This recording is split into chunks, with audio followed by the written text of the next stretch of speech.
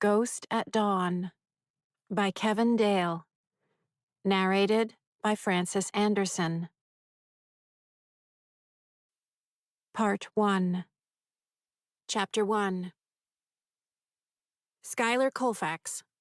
Tap. The kitchen phone had lived there, back when phones were imprisoned in rooms. Originally, it had been a beige rotary dial number made of hefty Bakelite.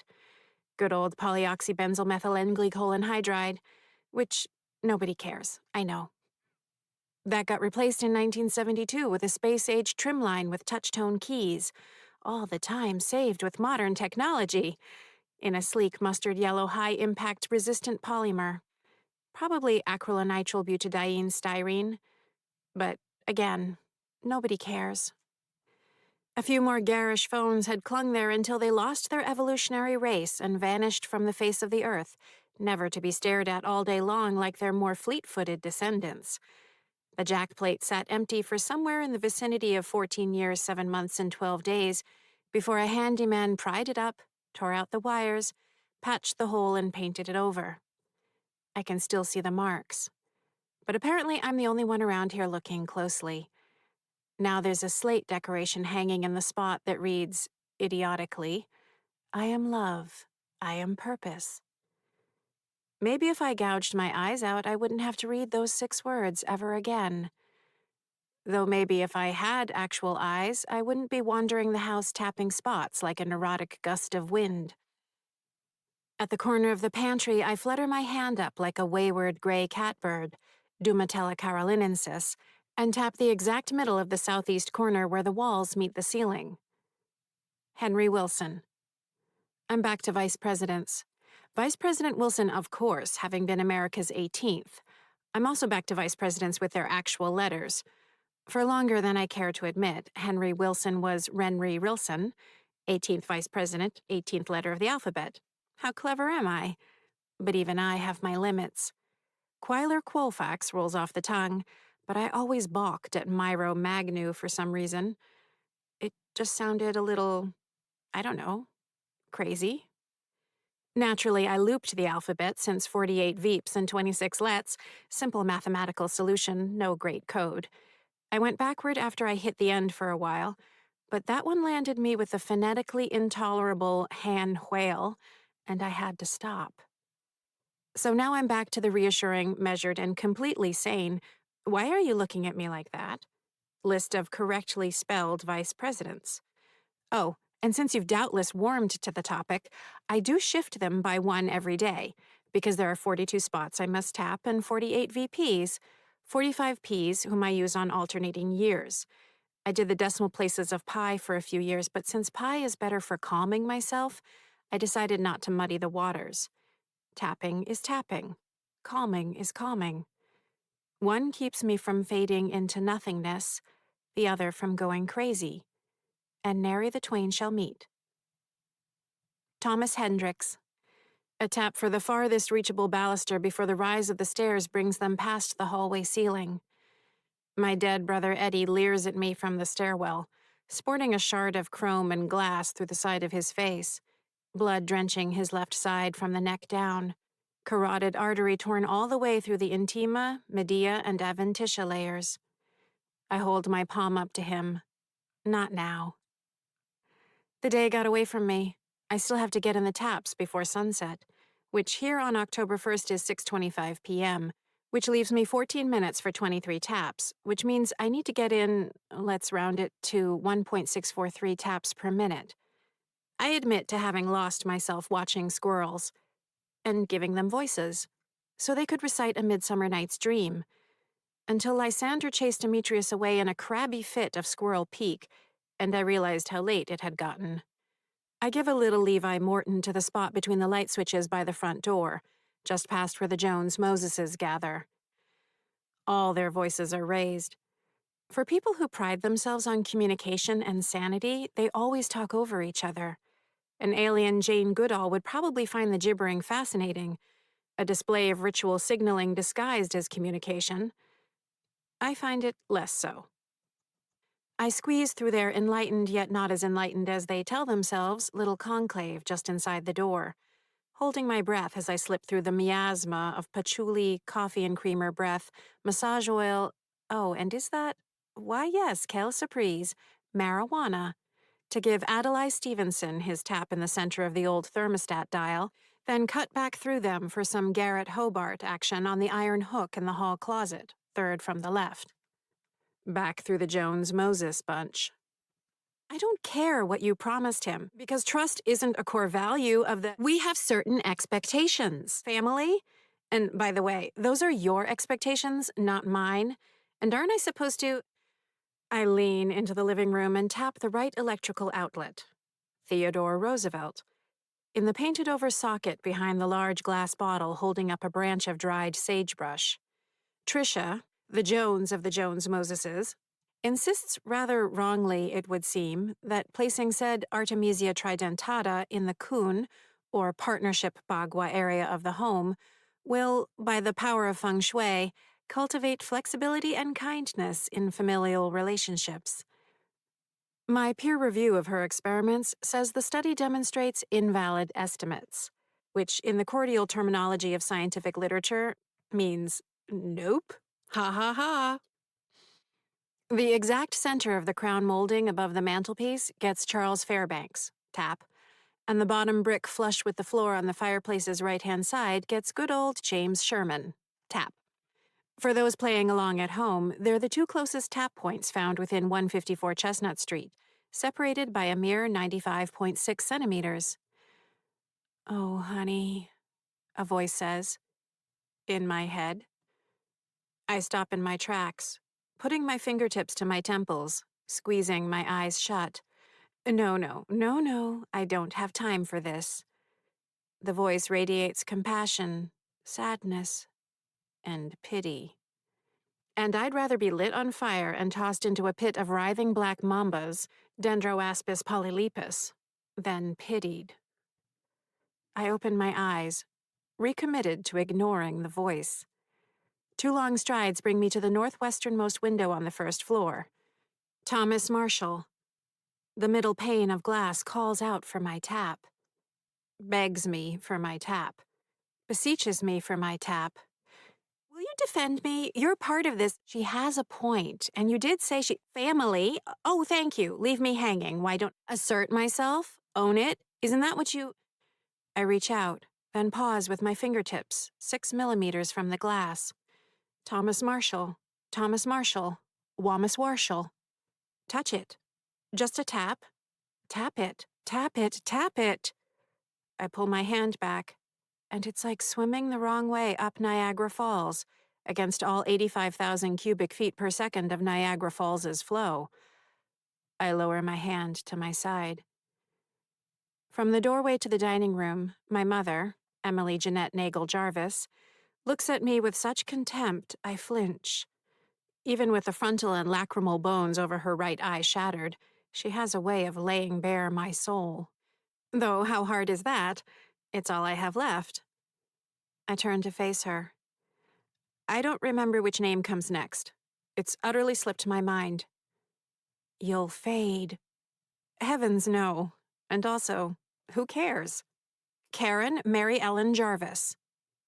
And just like that, I'm the girl in nursery school who had trouble not wetting her pants when she was anxious. And she was anxious a lot.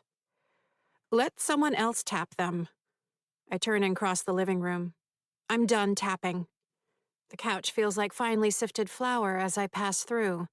The wall like brush bristles, splinters, tacks. Outside, the air smells of cool earth and the silvery green leaves of the bluebeard shrubs at the front of the house.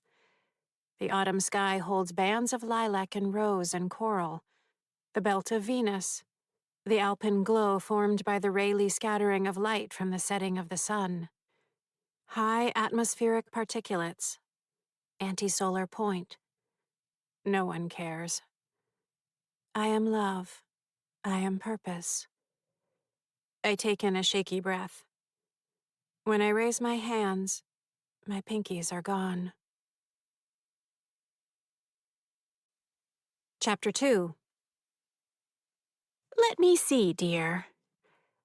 I hold up my hands. They don't hurt. but the feeling is odd, as if they'd fallen asleep toward the outer edges. The distal, intermediate, and proximal phalanges of the pinkies are gone, along, obviously, with the related hypothenar eminence, extrinsic flexors and extensors, and the limbrical and palmar interosseous muscles. They remind me of squirrel paws. I wonder what they'll look like tomorrow night. A finger per day gone. Will my hands vanish before my feet? Have my pinky toes already vanished? Mrs. Gracie looks my hands over, pursing her lips to one side, as though assessing a pot roast that might need another half-hour of cooking. Then she reaches out and takes what's left of my hands in hers and gives them a gentle shake. Well, at least you've got the other four. She pronounces four with 2 syllables, fower. 3, I say. Thumbs aren't fingers. She gives my hands a warm squeeze before letting them go. They are now. My favorite thing about Mrs. Gracie? She doesn't hand out pity. Because that's what I heard in the voice that said, "Oh, honey." Pity. People pity people whose lives are sad, whose afterlives are even sadder. A car passes, the headlights cutting the darkness. We're on the far side of the street, across from my house. A fire hydrant squats next to us. They used to be red. Now they're all yellow with red outlets and stem nuts, wearing tall yellow fiberglass markers. The new ones have absolutely nothing on the classic styling, the utility of not being knocked loose by a snowplow notwithstanding. These kinds of opinions are why I never had any friends. And I don't think you forgot, Mrs. Gracie says. You're too smart to forget. What's really going on? She reminds me of a classic fire hydrant. Her hair, colored somewhere between faded corn silk and weathered fence gray, worn in a confident permanent. Bronze-colored turtleneck poking up from beneath her beige sweater. Tan pants. Sensible shoes. All of the styles firmly from the decade prior to 1981. Comforting, as that particular decade spanned 92.4% of my life, if we're rounding. I want to fade, I say. Don't let yourself think that way. I can't help how I think. Understatement of a lifetime? More than a lifetime, in fact. No, maybe you can't. But that's your gift. The rest of us are just left guessing. Everything is a guess to me. Not true. Though I suppose I know how you feel. Patience only gets us so far. She straightens the hem of her sweater. Do you know what I miss? Bourbon. If she'd said cannibalism, I might have been less surprised. She sees my reaction and smiles. And a Virginia Slim. You never smoked. I did. Not a lot, but when I smoked with pleasure. And bourbon, I add. Those were the days. Arthur and I used to go up to the Black Lantern. Roast beef and gravy, green beans, wonderful biscuits, apple pie a la mode, and a bourbon and a smoke. How about that? It'd been Arthur Gracie's 4th heart attack that had done him in 13 years before I was born, so there's part of the answer to her question. Maybe without the bourbon and the cigarette. Crickets fill the night around us with their song. Mrs. Gracie turns to me. We can't give up. You can't give up. I don't know how I'd get on without you. You work out things the rest of us don't even notice. None of it does any good. We're all still here, she says. Exactly. We're all still here. But that's what matters. Without that, well, I hate to think about it. You're the one who's going to get us out of here. You can't let yourself fade. A fluttering shadow passes between us. A bat. Most likely Aptisicus fuscus, or the imaginatively named Big Brown Bat, swooping up a snack of a moth. With at least 356 known species of moths in Massachusetts, I won't hazard a guess. Darting around the streetlight overhead. What if we're wrong? I ask. She crosses one hand over the other, and her gaze follows the bright taillights of a car winding down Chestnut Street toward the center of town. "Then aren't we a couple of dummies?" she offers. She turns back to me. "Was it another vision?" "No, no vision," I say. "Oh, honey." "Voice?" "Oh, honey." "No, nothing," I lie. The first wriggling starts deep in my head, bringing my eyebrows together. Enter migraine, curse of the living and the dead. Why? I don't know. Questions have answers, don't they? Equations have terms and expressions comprising variables, coefficients, and constants. They give you answers. But I'm missing something. "You're sure?" Mrs. Gracie prompts. "I'm just tired." Another lie. I'm never tired. I never sleep. Even when I was alive, I barely slept, my overheated mare of a brain galloping and galloping all night long. "Maybe it's not too late," she says, "for finishing the tapping?" "Maybe. Sunset was only 97 minutes ago." I look at my hands. I could get the rest of them. "That's the spirit. We'll get through this. Figure it out." I sigh. "What do you think the chances are that heaven will have Virginia Slims and bourbon?" "It would have to, if it's really heaven."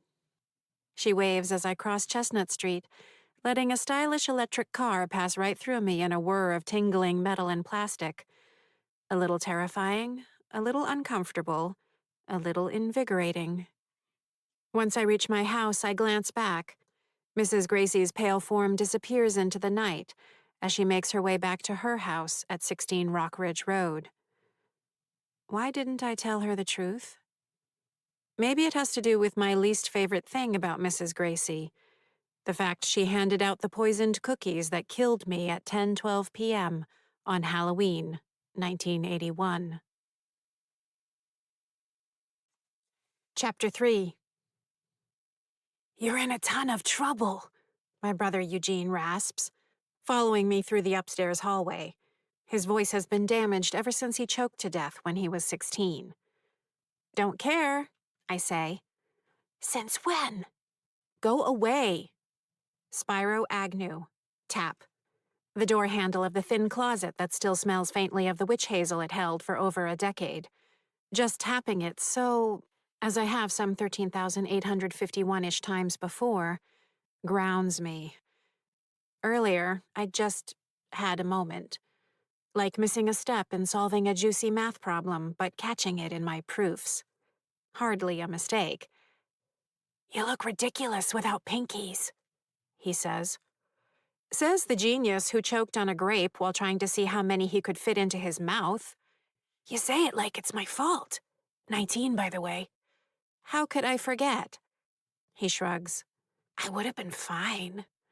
"I'm not doing this with you," I say. The master bedroom is Bajan Jewish chic, colorful earthenware pottery, a rainbow tallet tacked above the western window, things like that. My mother doesn't think much of it, I suppose preferring the culture-free utilitarian decor she'd favored. Her mother's dressing table, her grandmother's bureau, a bland print of bland sunflowers. The strike plate in the doorway gets Gerald Ford. Tap. See? Nothing sad about it. Just a tap. A regular keep everybody from vanishing tap. "I doubt any of that's going to help now," Eugene says. "Way after sunset." "Only 111 minutes. Calm down. Besides, I'm the one missing pinkies." "Until my fingers start disappearing because you're not tapping." "I see your problem," I say. "I'm serious." I turn on him. "Am I not tapping? Did you not just see me tap the doorway?" "I don't want to fade is all," he says. "Thank you for your concern."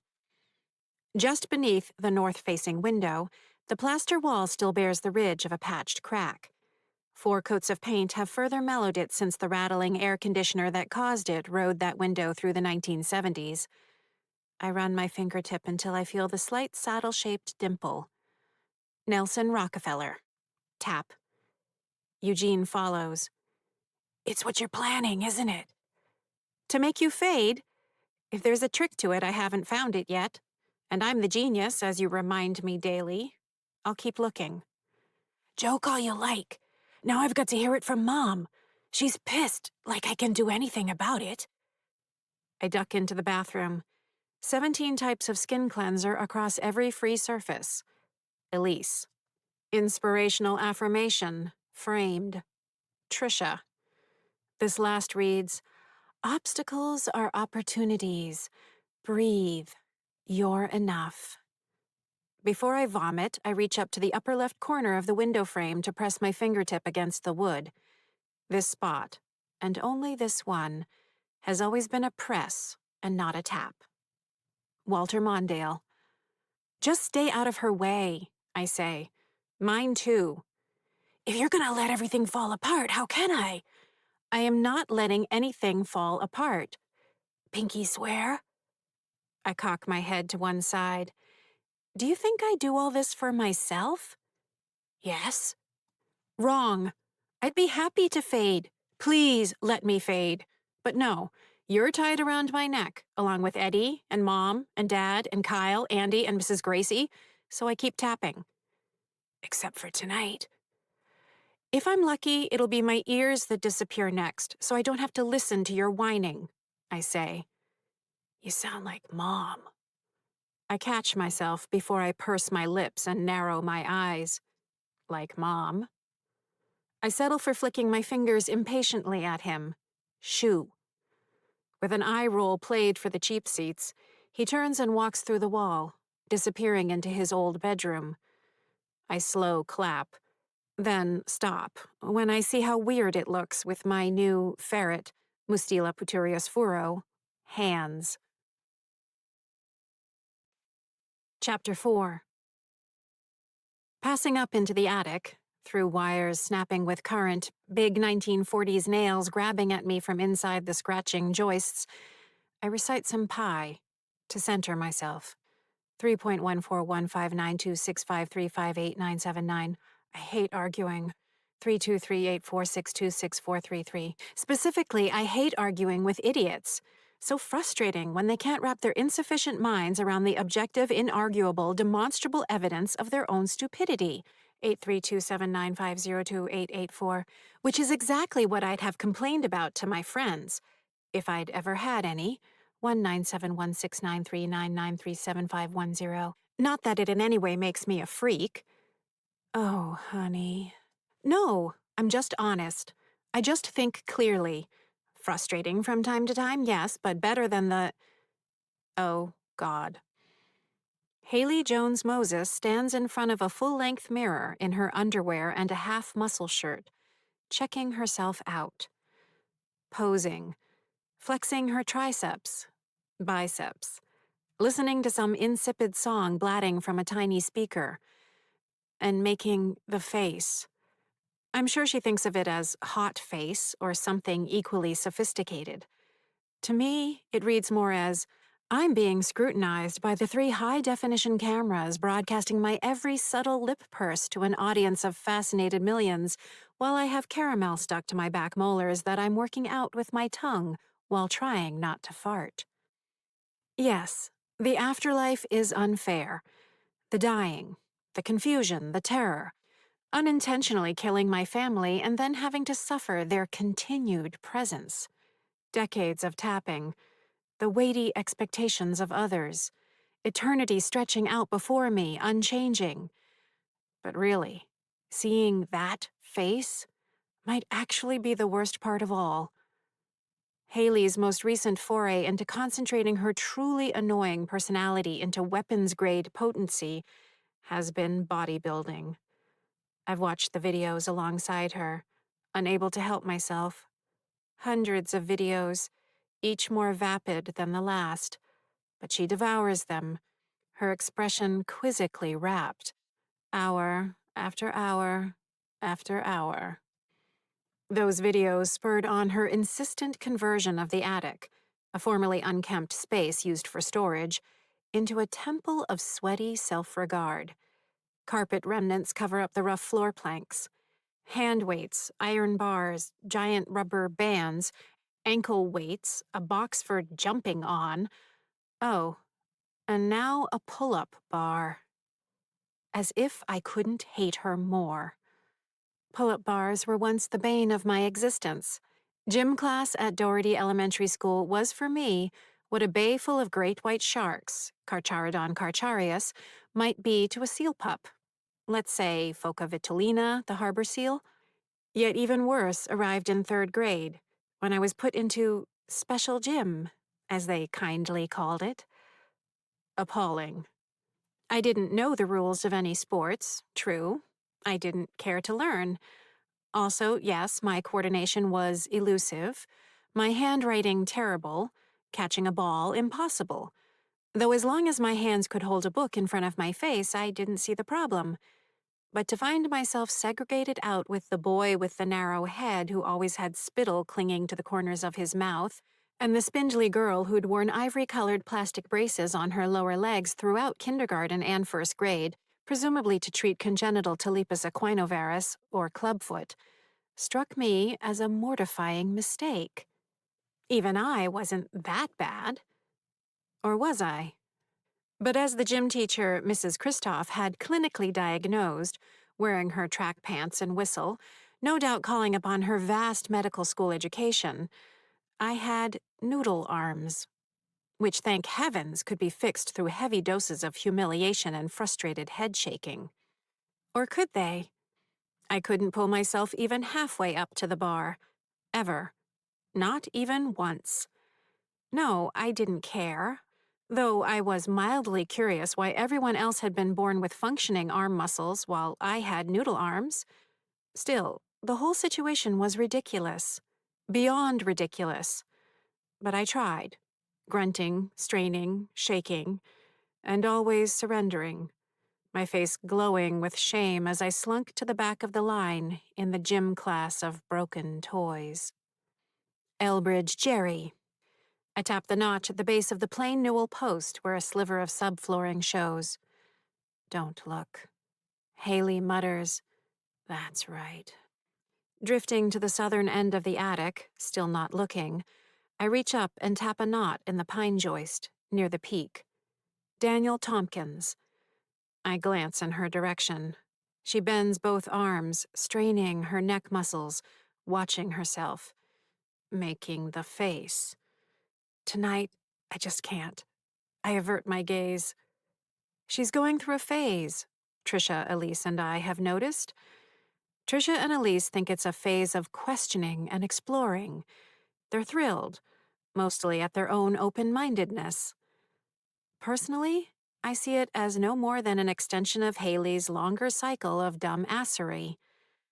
I've known Haley since she was a 3-year-old, eating pebbles in the backyard, exploring her nostrils knuckle-deep at 5, the Pablo Picasso of the skid mark at 7, malpracticing doll surgeon at 9, getting every flashcard wrong at 11, valiantly changing the spelling of her name from Hailey to Hayley, in keeping with a trend among her friends to, apparently, complicate every instance of documentation in their lives, staring at a simple algebraic equation as though it were a hieroglyph.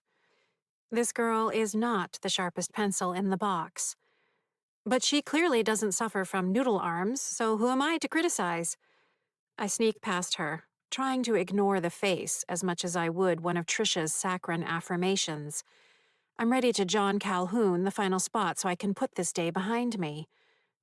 But I come up short. Because it's gone. I look left, right, up, down. What? Zeroing in on the pull-up bar, I see exactly what happened. And thank you, Haley. She took it down and put one end of the pull-up bar in its place. The final spot was, an old bottle cap someone had nailed onto the left-hand joist alongside the dormer window alcove. I'd always guessed it was from when the house had been built in the early 1940s. The cap is orange with faded blue print reading "It's a Lulu" above "imitation orange soda" around the edge. Smaller writing confirms contains water, sugar, citric acid, oil of orange, and U.S. certified color. Of course, Haley took it down. The way it sat there, drawing the eye, a perfect target for positioning one side of the pull-up bar. An inch higher? An inch lower? No. Why think outside the box? Why even think at all? I look around and spot the bottle cap lying face down on the floor next to a battered red toolbox, a rusted nail beside it. Which leaves me with a problem. Do I tap the cap? Or do I tap the spot where the cap used to be, even though the latter is now beneath the end of the pull-up bar? Or do I tap both? The thought chills me. Are there now 43 spots to tap each day? And will I have to keep track of where "It's a Lulu" ends up? Which will probably be the trash, though certainly not from Haley's hand. Still, there's no way Elise will let a stray anything linger for very long, unless it's a hair or a skin product. And if it ends up in the trash, what then? Not good. Not good at all. If it's not there, then how can I keep tapping? And if I can't keep tapping, how can I keep everything in check? Because if I can't, who can? Haley turns from the mirror, pursing her lips and shrugging her shoulders, rolling her neck like Sugar Ray Leonard having just finished a fight. I walk over to her, ignoring 30-odd years of self-control, and blurt, "You inconsiderate jock! You bovine idiot child! Your hair is stupid, and your arms are stupid, and your face is stupid, and what exactly am I supposed to tap now?" Haley freezes.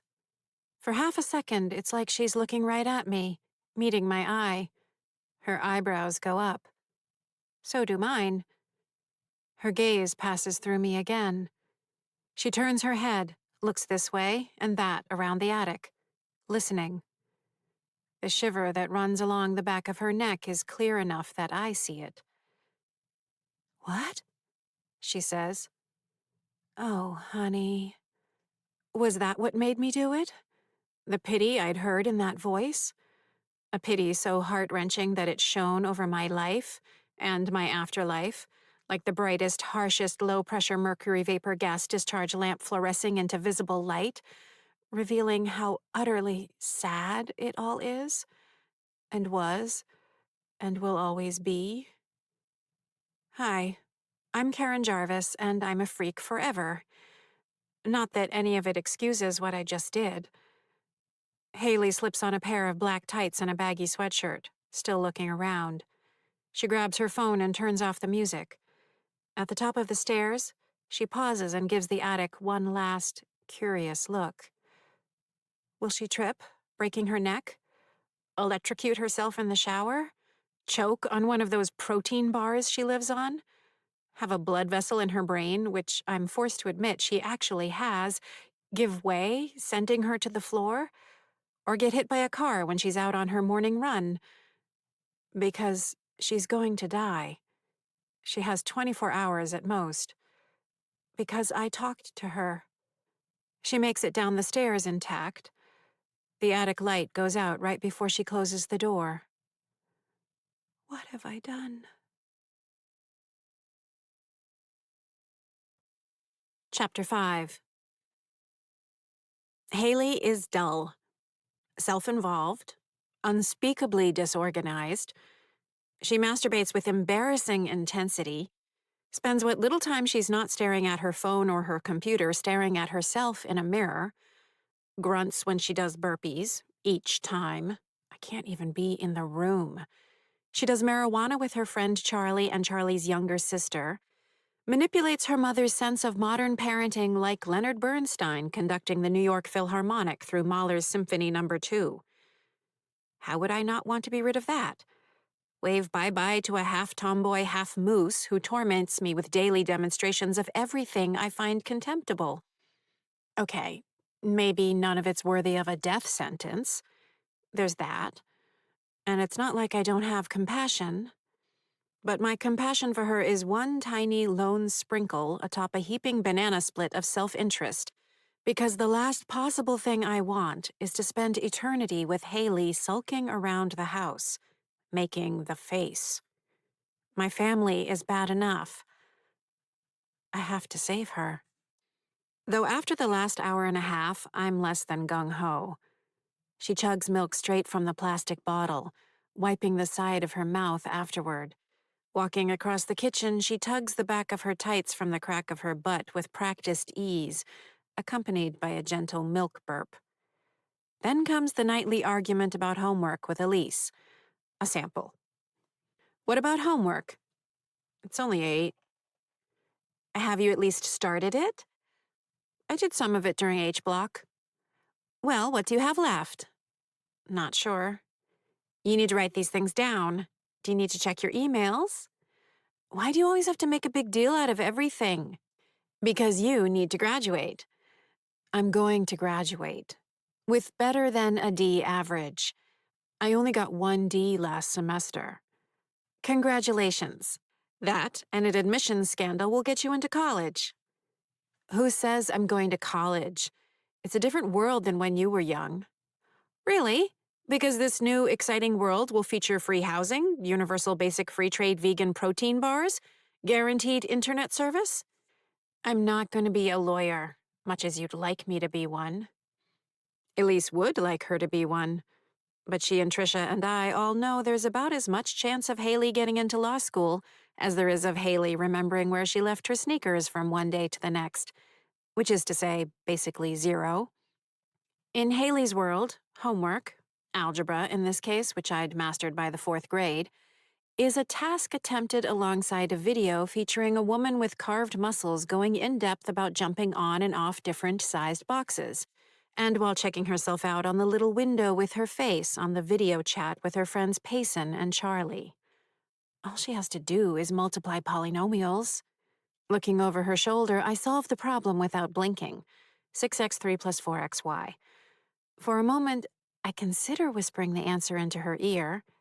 She's dead already, so why not go out on the crest of algebraic success? Do either of you remember how to do these ones with finding products and parentheses and stuff? She asks. Payson, whose look of late involves a beret with a long lock of hair corkscrewed down the side of their forehead, says, I've forgotten more math than you'll ever learn. What's the problem, my plum? Charlie grimaces, looking at his phone. Oh God, here we go. I know, right? Payson says.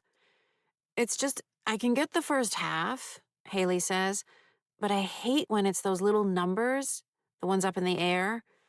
Exponents, Payson sighs. Yeah, exponents. I hate exponents. I have news for Haley. Exponents hate her more. Trust me. I've seen what she can do to a perfectly good exponent. And it's not that different from what 7-year-old Haley could do to a perfectly good pair of Fruit of the Loom. To their credit, Payson knows their way around algebra. Payson also knows their way around Haley, which means they have their work cut out for them. I avert my eyes. The room used to be Eugene's and Eddie's. There were 2 things I was jealous of the twins for when they were alive. The first was their bunk bed. The other was their stupidity. Not that they were morons, just that they were firmly in the subgenius category. Under the cover of said averageness, they were allowed to roam the world, having fun, going along to get along, playing with their friends, keeping teachers marginally satisfied, forgiven for their mistakes. Did they ever worry about their grades? If they did, they shrugged off any such worries along with the G.I. Joes, baseball gloves, plastic paratroopers with plastic parachutes, cheap walkie-talkies, and anything else they had at hand before they went to bed and drifted off without a care in the world. I love it when she tries to do math. Eddie leans against the wall across from Haley at her desk. Blood from his neck wound trickles down his front. The cuts, tears, and broken glass along the trapezius and rhomboid minor muscles behind his shoulder leave a crimson smear on the wall. It will fade a few minutes after he's moved on. No, you love it when I have to be near her when she's doing math, I say. Same difference, and it's better than watching Trisha and Elise play backgammon. Then I really want to die. Fair enough, I agree. The way Elise shakes the cup, and the way Trisha hums while she thinks, he says. He looks up at me. So why are you in here? Go bleed somewhere else. What's going on with you? His gaze flicks down to my meerkat, suricata suricata, pause. Haley treats Payson to her fragmented staccato of, oh, right. But kind of, yeah. But wait. No, that's what I meant. Payson devours attention, so puts up with it. I shrug. Just waiting for her to close the laptop, turn out the lights, and start touching herself. No, hold it. That's what you're doing here. I can't help it if she does all that in my room, he says. And I'm a growing boy. You're disgusting. Clearly. Mom's pissed at you, by the way. Just wait till Haley joins the family permanently. She'll get over it, I say. Mom? Our mom? He looks over Haley's shoulder and twists the side of his face that isn't torn up into a questioning frown. I don't think she's gonna answer this one. Too many little numbers up in the air. Your concern for the integrity of Haley's grasp of algebra is noted, I say. Now run along. You can't kick me out of my own room. It's Haley's room. You can tell by all the dirty socks and underwear all over the floor. Why didn't you finish tapping earlier? I was hoping you could finish for me, I say. You know, after all these years of watching me. If I could, I would. Or you'd mess it up on the first try. But don't worry, I'll do everything for everyone. Heroic, he says. Seriously, what's going on? You never make mistakes. I didn't make a mistake. Oh, yeah, that's right. That could never happen. His blood stains the thick pile of the carpet. While we're on the topic, please remind me why I've been bleeding all over the house for the past 3 decades. I'm so stupid, I keep forgetting. He leans forward and lets a long strand of bloody saliva curl from his lip, down his chin, and down to the floor.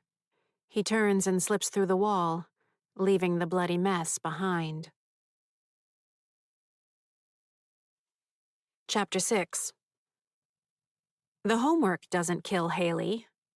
It's a closer call with Payson, whose patience exceeds that of Charlie, who didn't even muster a reason to excuse himself. Payson gamely sticks it out until they drag Haley stumbling and sputtering across the finish line of the final problem. They then claim exhaustion, blow Haley a kiss, and exit the video chat as though it were on fire. As the next 2 hours tick by, I am also lucky enough to eliminate the following causes of death.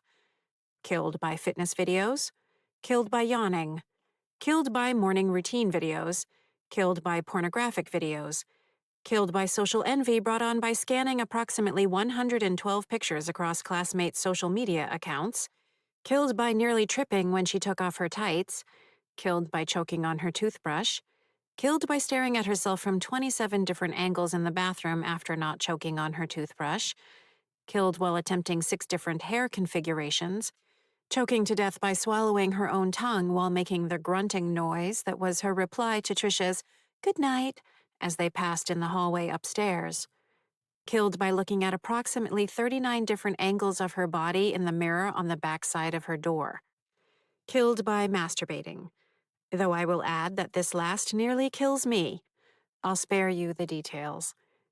By the time the Haley Horror Picture Show final credits roll across a routine of tossing, turning, pillow fixing, and blanket tugging, she's conspicuously not dead. Soon enough, she's gently breathing around her comforter in the dark room. How deadly can sleep be? I frown. Has all her posing in the mirror and on her laptop's camera caused a tear in the wall of her carotid or vertebral artery, even now accreting the blood clot that will break off and lead to a massive stroke? The room is dark. Its only illumination a few thin strips of light from the street lamps angling past the window shade. Her breathing, accompanied by a regular glottal hitch at the back of her palate every few breaths, continues. Still alive. Still annoying. Normally, I spend the nights in my old room, which is now Elise's home office. She keeps it nice, and thanks to the enormous percentage of time she devotes to hair and skincare, it smells lovely. I want to be there. Not here. hovering bedside over the half-gurgling, half-snoring Yeti that is Haley. What do I think I can do anyway? If she suddenly stops breathing, I can't perform cardiopulmonary resuscitation, even though I know how, thanks to the health class we were all forced to endure in 5th grade. I still shudder at the memory of the horrifying torso.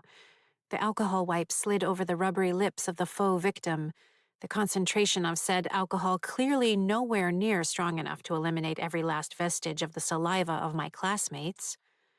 Were I to attempt the technique on Haley, my pinkyless hands would pass right through her pectoral muscles, rib cage, lungs, and heart, and out the bed beneath her. And putting my lips on hers? God, just no. Futile, and twice as horrifying. Passing into or through the living is sometimes unavoidable. It's a disconcerting sensation, a liquid warmth, a mild charge that I take to be bioelectricity, the fuzzy scrape of bone and marrow. Even when I was alive, I avoided hugs or contact of any kind, so you can imagine. If she starts gobbling her sheet while dreaming of eating a giant version of the gross fruit roll-ups she devoured as a 9-year-old, sneaking 3 or 4 for every one she was actually allowed to have, will I be able to shout her awake? I look around the room. Is there something I can knock off, shake, or rattle that will bring Trisha or Elise running if I noticed Haley choking, gasping, seizing, thrashing, or quietly turning blue? The answer is no, and not just by dint of my noodle arms. I can pass through things, but I can't move things. Or not much. The first year after I died, I made a careful study of interactions with physical matter. Some of my findings. A falling maple leaf would slow down as it passed through my upturned palm by what I approximated to be 6 to 9% of its velocity. A soap bubble, the sort you might see at a child's birthday party, say Haley's 4th birthday party, could be forcefully deflected by up to 17 degrees in its trajectory. However, a strong, pliant bubble could not be popped. A weak bubble at the very end of its lifespan, already trembling on the edge of losing its surface tension, could be popped, though only somewhere in the area of 41% earlier than it might otherwise pop. Dish soap foam in the kitchen sink could be wavered perceptively. Not quite the stuff of Hell House. Here's a sampling of things I cannot move at all. A paperclip, a dime, the paper fortune from the inside of a fortune cookie, a garbage bag tie, a pencil. You get the idea. Here is a complete list of things I have moved. A dust bunny, a column of ash left on one of Trisha's burned incense sticks, paper punch-out tabs from a hole punch, though only with regular 75 GSM, grams per square meter, paper, not something as heavy as colored construction paper, typically 120 to 130 GSM. My most impressive feat. A white marble that an hour of my coaxing displaced by 2.5 centimeters. All of which reminds me there's nothing I can do. I should be in my old bedroom, staring out the window at the stars like I used to when I couldn't sleep, which was almost every night. Instead, I'm stuck standing at Haley's bedside, waiting for her to die. Chapter 7. When the alarm on Haley's phone goes off at 5:30 a.m., she reaches over, shuts it off, and sits up, very much alive. She rolls her neck a few times like Rocky Balboa, stretching arms overhead, and then it's into her workout gear. Running tights, socks, sneakers, dark gray long-sleeve shirt, blue zip up top. The night was an ordeal. 17 times her breathing appeared to cease, until a ripping snore got things back in line. She got up to pee once, her Sasquatch footsteps a regular nighttime feature of the Jones-Moses household. I was treated to 11 nocturnal farts, an on-point commentary from the universe about what my afterlife has come to. She glances at her Instagram feed as she ties her running shoe. Then she's up, screwing earbuds into her ears and slipping her hair back into a ponytail, the end of which she then jams through the back of a Boston Red Sox baseball cap.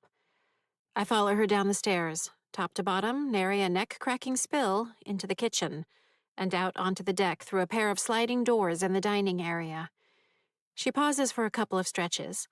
A light frost coats the grass, untouched by the sun's rays, which are confined at the moment to the tops of the maples, Acer saccharum, black oaks, Quercus velutina, and eastern larches, Larix laricina, lining Field Drive.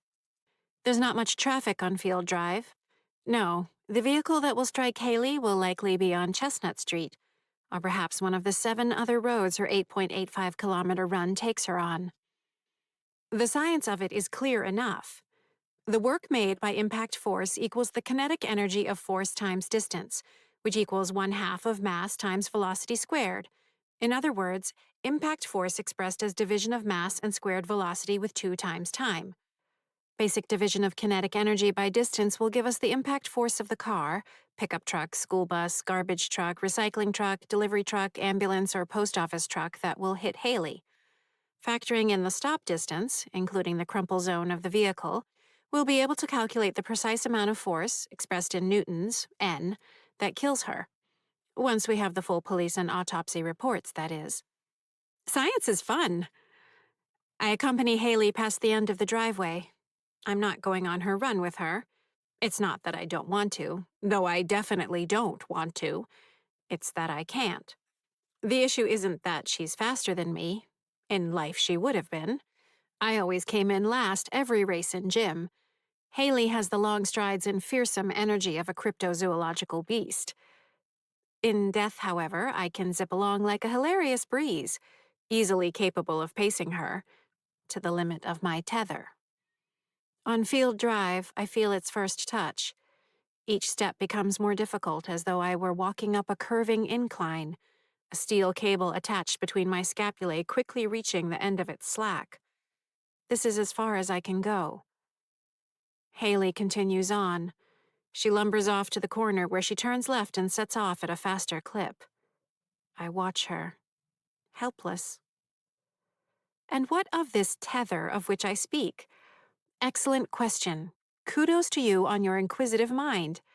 This particular law of afterlife physics might be described thusly. The spirit at rest remains at rest, forever bound to the spot of death within a radius that fluctuates diurnally. Boo-hoo. Which means I can only ever get so far away from the spot where I died. This spot, which I have dubbed my terminal anchor, represents the center point from which I can travel a limited distance in any direction. Though it doesn't describe a perfect circle, on average, during the daytime, that distance is 13.106 meters. Note, I restrict myself to the International System of Units, SI, more commonly known as the metric system, the beauty of which first became apparent to me in first grade. Diurnal in nature, the tether extends at the moment of sunset to a radius of 30.17 meters, while at sunrise it retracts back to the radius of 13.106 meters. Within these radii, movement is entirely unencumbered until the boundary is approached. There, resistance increases at an exponential rate until the limit is reached, which is where the boo-hoo comes in, because that's it. No farther. Stuck. Bound. Imprisoned. The length of the tether doesn't vary by any measurable degree regardless of time of year, weather, occupancy of the house, presence of the living, decades spent in the afterlife, phase of the lunar cycle, recitation of prayers, shouting of foul language, obscene gestures, presence of family members shouting foul language and making obscene gestures, solar flares, migration pattern of large waterfowl, shifting of the Earth's magnetic fields, continental drift, or other tectonic activity within the lithosphere, among other possibilities. Of the more plausible hypotheses I've developed, including those involving weak nuclear force, anomalies in quantum field theory, and multiple time dimensions, the elegance of my conclusion is inevitably marred by the inclusion of the unsightly statement, so probably when it involves ghosts, at which point the universe laughs at me yet again and suggests where I might stick my inductive reasoning and Bayesian inference. So, when Haley comes bounding up the sidewalk from the direction of town 35 minutes later, her final 100-yard sprint, and the thing she does where she leans over with hands on her knees, then straightens, interlacing her fingers over her head and affecting the casual look of an Olympian who just won the gold and is being applauded by a stadium full of spectators, doesn't make me want to throw up as usual. As I shadow her through her subsequent rush to get ready for school, I marvel at how anyone manages to stay alive for more than a few hours in the modern world, given the myriad potential death traps. Some examples: electricity, perfectly capable of killing a person anywhere throughout the house, especially in areas where there is a conductive source of water. Slippery flooring conveniently placed near other hard surfaces. Scissors, razors, and utensils capable of penetrating the epidermis and splitting arteries and veins wide enough to cause rapid and significant blood loss. Foodstuffs, all perfectly portioned to jam up the same passageway that also supplies the air that one must breathe. Steps, cords, sharp corners, heating systems producing invisible suffocating gases, gas lines carrying the potential for fire and massive explosion, etc. And yet Haley navigates this murder house with practiced ease. Along the way, she treats me to the 87 glances she gives herself, including in the various mirrors, the shower, her phone, her laptop, each time checking to make sure that she is. I don't even know what she's checking for. She looks the same as she did yesterday. She will look the same, well, I would say tomorrow, and technically I would be right, though she will bear whatever disfigurement her death brings. Maybe I can borrow her pinkies if she still has them. I'm going to a very dark place with this. Chapter 8. The stained brass plug at the end of the weird pipe that comes into the corner of the cellar next to the oil tank is the first tapping location. So I tap it. Millard Fillmore. Delicious satisfaction. The knuckle begging to be cracked, the itch crying to be scratched, the sleep seed enjoyably pried from the corner of the lacrimal carnacle. You're getting an early start? My dad stands by the stairs, beneath a dusty intersection of pipes that branch off to feed the radiators throughout the house. Behind him is the workshop area where he'd assembled a veritable, though anachronistic, armed forces of paper and wooden fighter planes and bombers over the years. He hadn't been averse to a good three-masted barkentine, replete with accurate masting and rigging, sprit topsail, sprit sail yard, spar scantlings, etc., spun from a collection of silk and linen thread, either. You scared me, I say. Sorry. How are your hands? I lift them. In the bright morning light coming in through the casement windows, the outer edges of my index fingers express a strange line down the phalanx, metacarpal, and carpal bones. The head of my ulna bulges knobbily. They don't really hurt. That's good. And I'm getting used to them. Streamlined. It's not like you to make a mistake, he says, not unkindly. I'm sorry, I say automatically, a gross feeling in my guts. I don't know what it was, or why. I just want to make sure you're all right, he says. I'm fine. Are you? I am. Seems a little early in the day to start tapping, he observes correctly. I thought, well, I don't know, maybe I can get in 2 circuits today. I turn my hands this way and that, then lower them. Maybe it will bring my pinkies back. There's a thought, he says. Definitely worth that old Jarvis try, I say, smiling as if I'm really, really, really okay with whatever happens. Dad slips his hands into his pockets of his tan chinos. Your mom is worried. Are you? I trust you to do the right thing. You're smart, kiddo. Manic enthusiasm still on my face, I say. Clearly not always. Don't beat yourself up. We all make mistakes. Yep. Smile, smile, smile. My cheeks heat up. I loathe blushing. I stand there awkwardly for a moment, and then with a little chagrined, oh, I tap the northernmost bolt on the steel plate that holds the lally column to the ceiling. Who is that today? Dad asks. William R. King, I say. Unlucky number 13. He did die after only 6 weeks. Historical drama, he says. I love it. That makes Breckenridge next, right? You are correct, sir, I announce in a game show host voice. The door, a narrow-paneled number, opens to the small storage pantry beneath the stairs.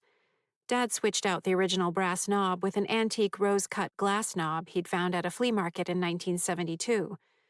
I'd been fascinated by it as a toddler. John C. Breckinridge. Tap. He joined the Confederacy, didn't he? Dad asks. Became Secretary of War.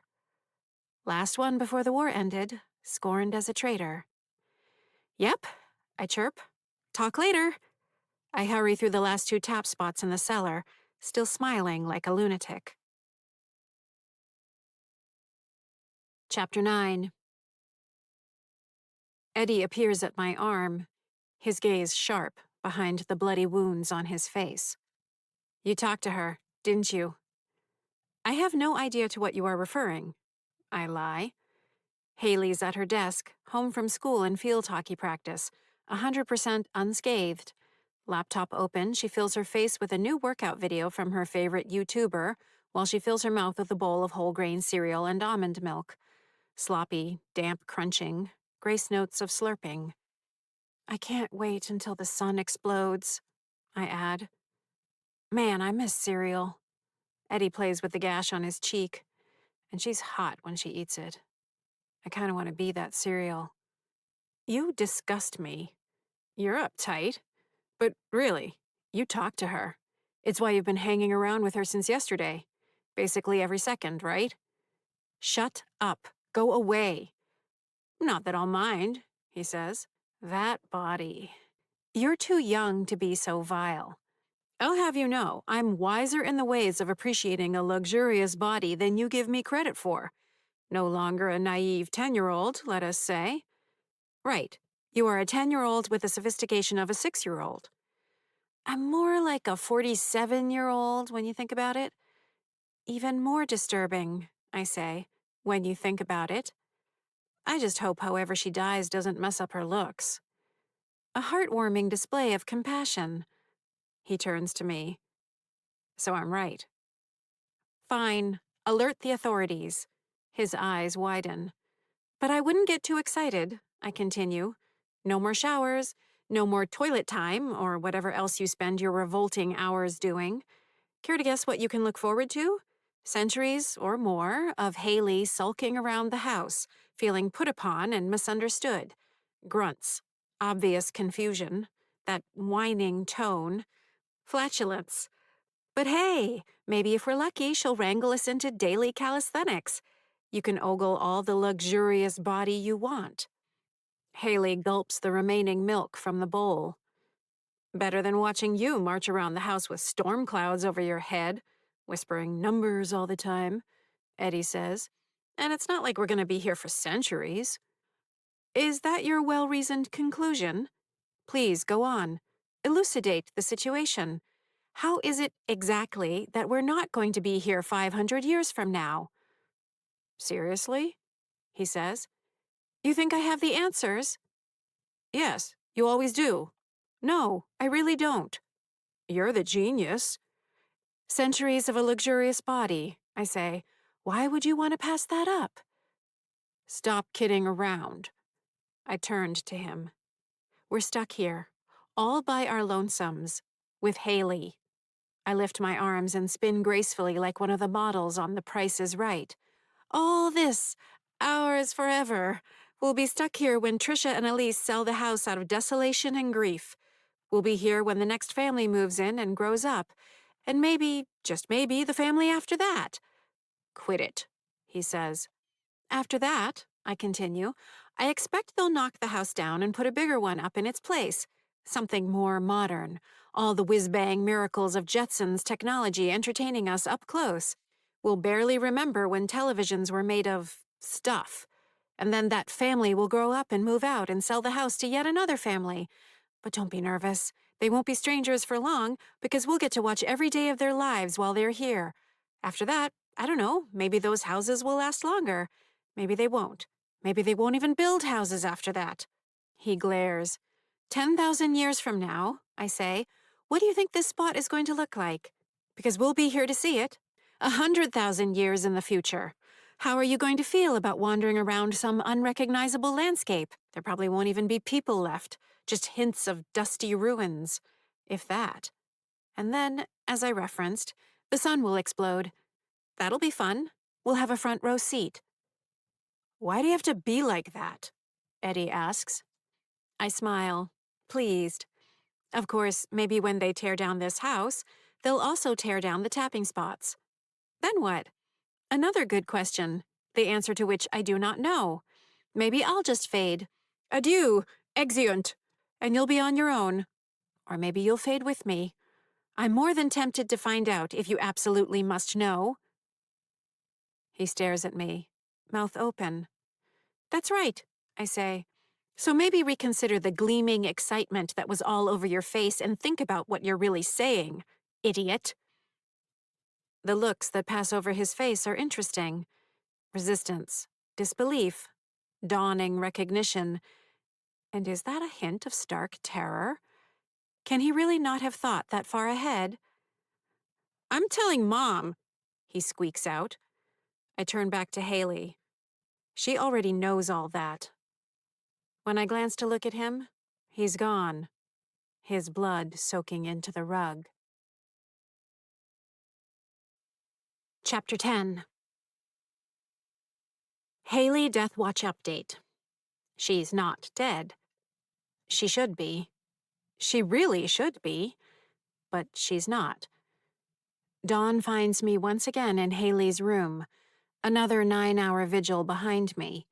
Haley stretches, still half asleep. Her gargantuan feet poke out from under the sheet and comforter, cross as though she were relaxing on a poolside lounger at a resort, then retreat back under the blankets. She burrows deeper. Still alive. I don't like it. Theories for consideration. 1.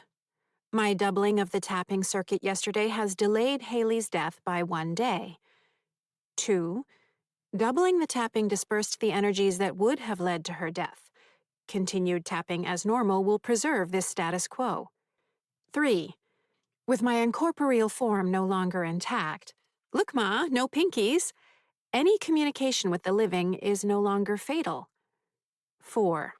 A gap of 114 minutes between the 19th and 20th tapping spots eliminates or delays fatality after contacting the living.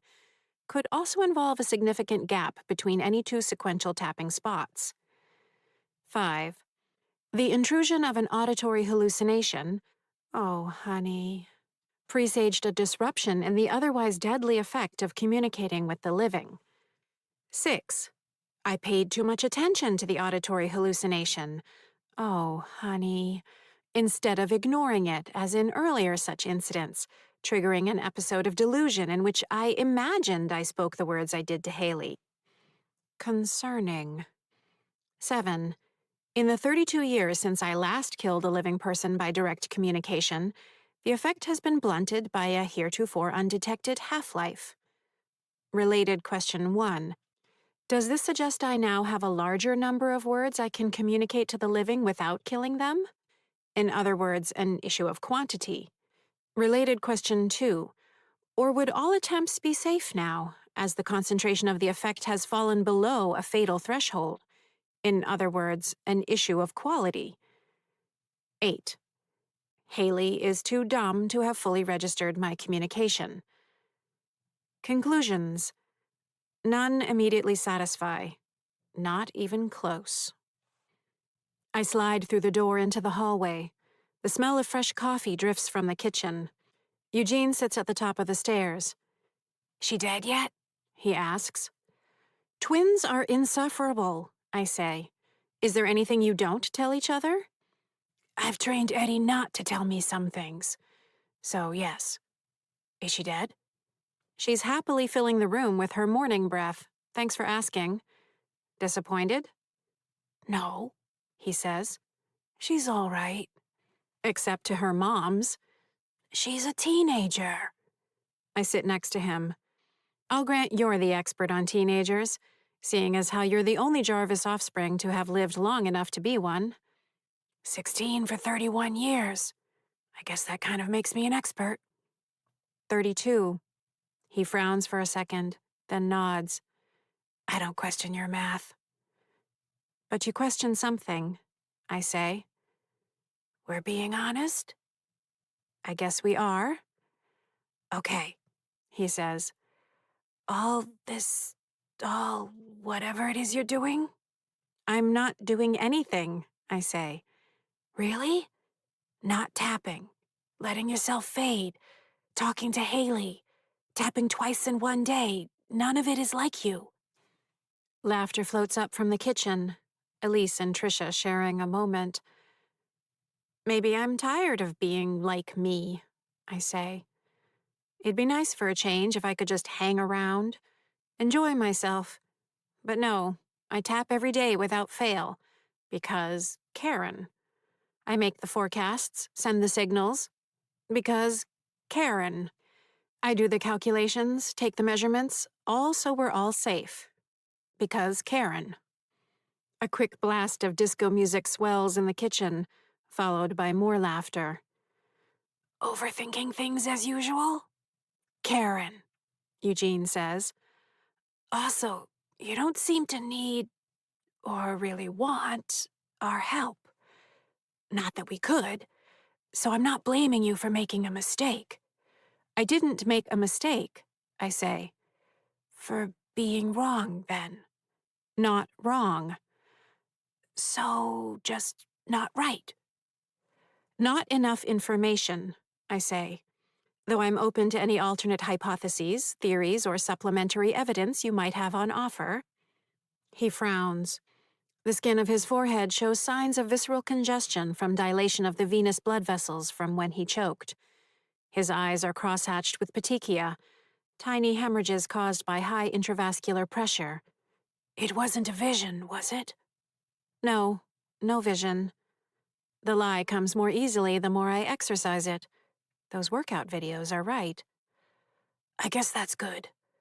What does Mrs. Gracie think? She thinks heaven has Virginia Slims and bourbon, I say. Apparently a pleasurable way to wipe out the taste of apple pie a la mode. About Haley. I don't know. You haven't told her? He rasps. I've been busy. Maybe she'll have some idea. Something to offer. I stand. Like her oatmeal cookies. I drift down the stairs. I didn't make you eat mine, he calls after me. I just never liked cookies with raisins in them. Made me think of plump bugs. Noted. I'd say relax and get back to your regular routine, he adds. So you made a mistake.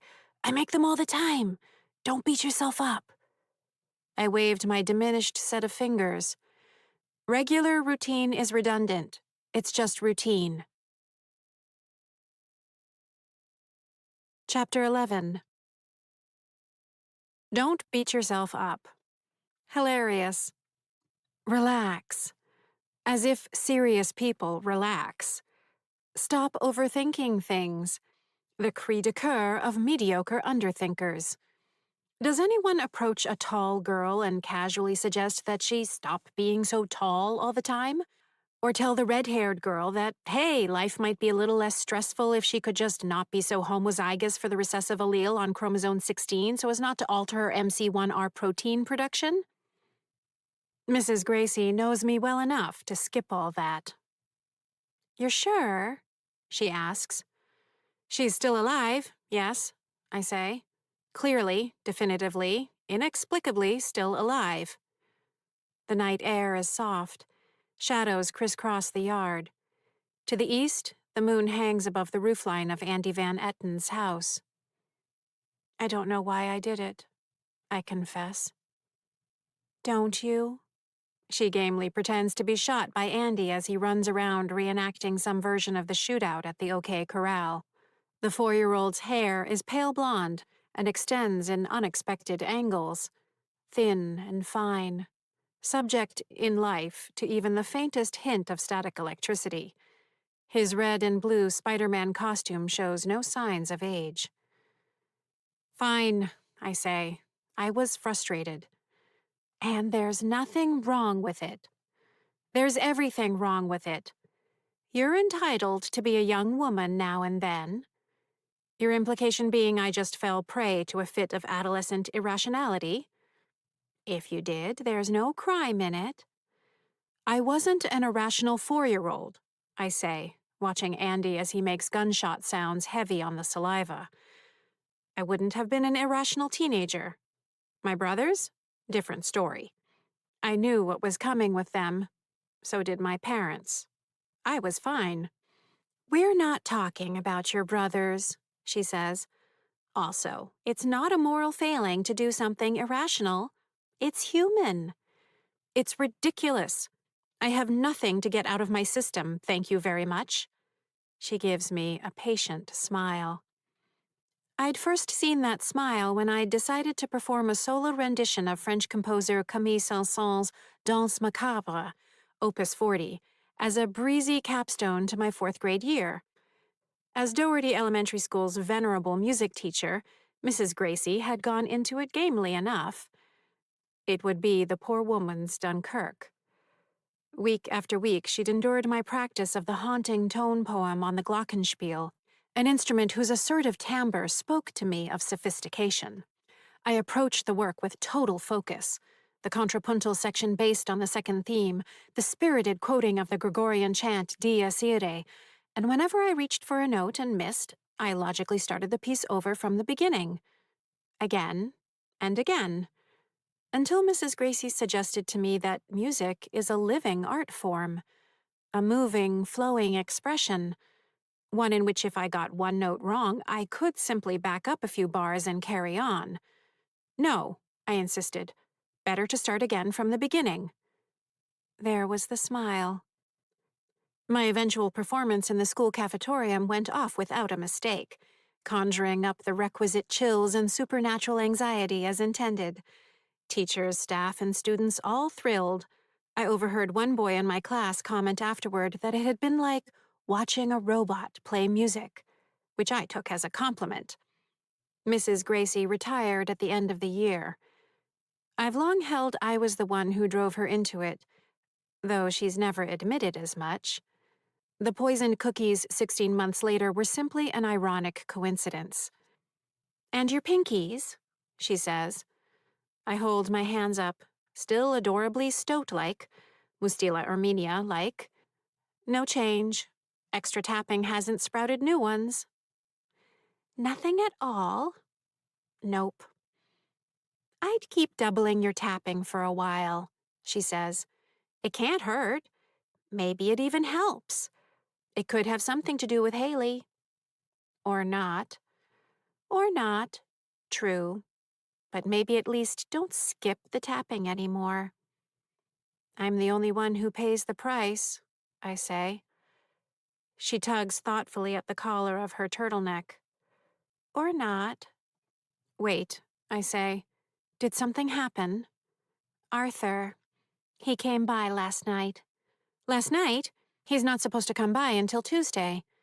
"He must have missed the forecast," she says. "But there was less than a 2% chance of a visit last night." The actual percentage I calculated was 1.633%. I always round up for the others. An error this notable hasn't happened since December 11th, 1994. "He caught me round the back," she says. "By the bird feeder.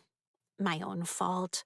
I've just been convinced there's a snag near the back of my old garden. A little zig. Like someone missed a stitch, but instead of fixing it properly, they just doubled back and kept going. Sometimes it's there, sometimes it's not. But last week I noticed it again, so I got it in my head that I'd better look at it at night." For decades, Mrs. Gracie has spent much of her days searching for a way out of the barriers, though her supposition that they're physical materials subject to wear and tear, or a missed stitch, isn't supported by the evidence. They're a force of some kind, not the waist of a skirt that's been stretched to the point of popping a thread. Still, her searches during the days give her something to do. "What did he do?" I ask. "He strangled me. It breaks my heart." Arthur Gracie died in the spring of 1957. He was not, in life, much of a strangler. "It's the Hollands' new baby," Mrs. Gracie says. "Little Harper, just a little bud of a life, barely unfolded. So beautiful." "Ah," I say, even though babies revolt me. Yes, it's joyous and miraculous and life-affirming that Nick and Erin Holland, both lawyers, have squeezed out their first child at the ages of 29 and 31, respectively. Yet, beautiful as she may be, their little cinnamon bun is regularly extruding fecal matter and semi-liquids at an alarming rate, when not busy squalling, gurgling, or sleeping, which is all a baby does, thereby eliminating any cause for interest. I never planned on having any. It's made him worse than ever, Mrs. Gracie says. Why would it? She's quiet for a long minute. Then she nods as if settling some internal debate. I never told you this, but Arthur and I had 2 daughters before the boys. They didn't live very long. Patricia was our first, born in September of 1938. Stillborn, which happened more often back then than it does now. She was a very beautiful girl, face so perfect. Little fingers and toes as lovely as though Michelangelo had carved them. The wind sighs through the leaves overhead. Behind us, Andy sits in the yard, fiddling with the grass, having moved the shootout down to toy size. Well, she continues, we were young, so we tried again. It's what you did. And by the spring of 1940, we welcomed Rose Kathleen Gracie. She came out cheerful and lively, a head of hair as blonde and fine as you'd ever seen. A bit like Andy's. Andy lies on his back, sweeping his arms and legs through the grass as though making a snow angel. But we only had her for 8 days, Mrs. Gracie says. Over the years, I've come to believe she just had the perfect little life.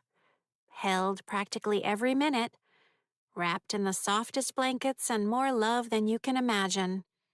Fed, snuggled, kissed. Arthur so gentle with her.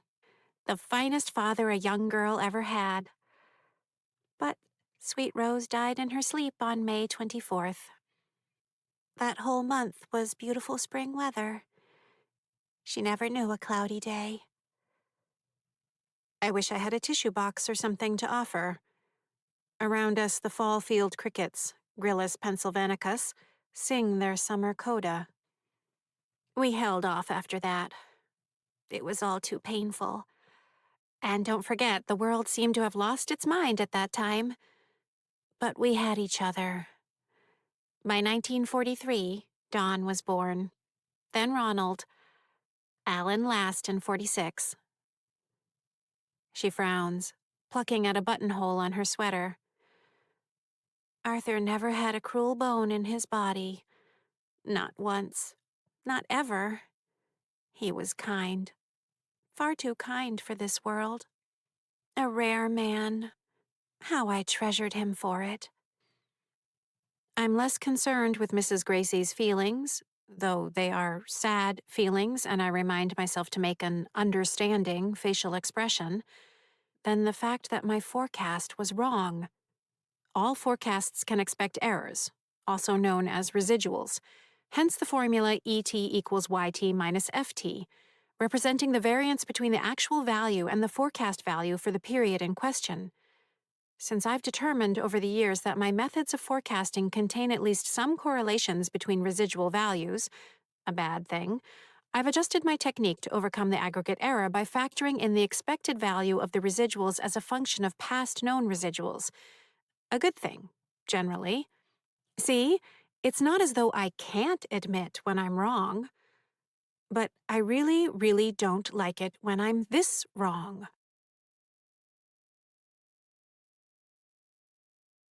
Chapter 12. Fun fact, if you're a ghost, you can still be killed. Yes, it's just as bad. You might think that starting off as dead might take the edge off the existential terror. While it might make it more ontologically palatable, I already grasp that the nature of being transcends the physical world. Having your head ripped off is still having your head ripped off. Ripped off.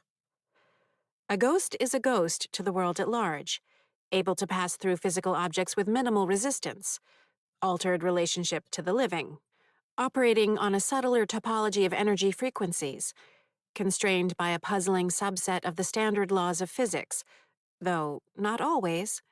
But to the ghost themselves, or to another ghost, or to the tormentor of a ghost, the perceived physics of ghosts resembles the standard laws of physics, meaning I can push my hand through a brick wall, but I can't push it through my own chest. Then it just feels like a chest ought to. Manually impenetrable, flesh over bone over lungs, etc. I imagine you have questions. See? I told you science is fun. Supplementary data points to your likely immediate questions. I can't touch Haley or anyone else living without passing into and through them, but I can touch my family, Mrs. Gracie, Andy, and Kyle O'Brien, the ghost of a 10-year-old who lives across an downfield drive from me. Not that I do. Not a touchy person, thank you. Mrs. Gracie, Andy, and Kyle have all been killed as ghosts on multiple occasions. Yes, by the aforementioned tormentors. Which is the reason for my making forecasts, to protect them against further killings. I have never been killed as a ghost, nor has my family. My tapping may offer protection against tormentors. Or my family and I are one another's tormentors. Except we haven't killed each other. Save for when I killed them and made them ghosts in the first place. That sounds worse than it is. It's still pretty bad. More on that later. The tormentors themselves fall under what I've dubbed Familia Castanea, because who among us doesn't love a worthy taxonomic ranking? Okay, if you insist. Domain, Mortimi, Death Realm. Kingdom, Spiritus, Spirit. Phylum, Umbri, Shadow. Class, Custos Carceris, Jailer. Order, Somnum Exterroriformis, Form of Nightmare. Family, Castanea. Chestnut, as in street. Genus, Tortorum, Tormentor. Species, Pupae, Scenics, Oculi. Puppet, Old Man, Eyes. Each of the three tormentors, Totorum pupae, Totorum scenics, and Totorum oculi, has a distinct appearance and pattern of behavior, though in general they all share primary characteristics, none of which are good. While the arrival on a given night of a particular tormentor appears to be random, careful observation has revealed a pattern, a subtle order within the noise. Every day, I gather the information from the night before through either direct communication or through a system of signaling I devised. From these daily reports, I estimate where in the cycle the tormentors are and generate a projection for the next week. No applause, please. And thank you. But because science is fun, I think we have time for a quick, inspiring digression. Without access to calculators, pen, or paper, I rely on the ancient technique of the memory palace, an imaginary location I concentrate on to fix data and from which I subsequently derive calculations. I use Doherty Elementary School. Starting from my kindergarten classroom, I utilize that and adjacent classrooms, moving up through the grades. Each grade contains 3 classrooms, and I assign each a value. Yes, no, maybe, expressed as 1, 2, 3. Each ghost companion is represented by a different vivid image: blue cats for Mrs. Gracie, yellow penguins for Andy, red alligators for Kyle, through which I log the value. I keep a rolling status of 7 days, each new day replacing the grade that keys to the day of the week. Based on the past 36 years of data, it took some time to refine my system, the accuracy rate for a 3-day forecast hovers around 86%, while my 5-day forecast stands closer to 74.5% accurate. I've also maintained a running record of how often one or more tormentors have appeared. Since graphs are the glockenspiel of data presentation, may I offer tormentor presence average graph. No tormentor, 26%. Single tormentor visit, 63%. Dual tormentor visit, 3%. Triple tormentor visit, 0.00076%, or 10 nights over the past 36 years. Knowns and unknowns of tormentors. While all members of Familia Castanea share primary characteristics, a significant number of unknowns, incomplete data, renders firm conclusions elusive. Knowns typically only appear between sundown and sunrise. Note, scary eyes, totorum oculi, has been seen from time to time in the late afternoon hours, engaged in an unknown activity to the south of Kyle O'Brien's house. Capable of killing ghosts. Note, since ghosts are already dead, death in this instance involves remaining in an insubstantial and unconscious state for anywhere from 6 to 36 hours. Don't always kill ghosts. Sometimes simply observe, frighten, or taunt. Unable or unwilling to penetrate the hiding spots, the only locations inaccessible to tormentors, one in each dwelling. Beneath kitchen sink, left-hand cabinet, Andy Van Etten. Small loft-like space above the attic bedroom, Kyle O'Brien. Narrow crawl space beneath sun porch added in 1971, Mrs. Gracie. Unerringly malevolent, though will sometimes attempt to deceive to the contrary. Unknowns.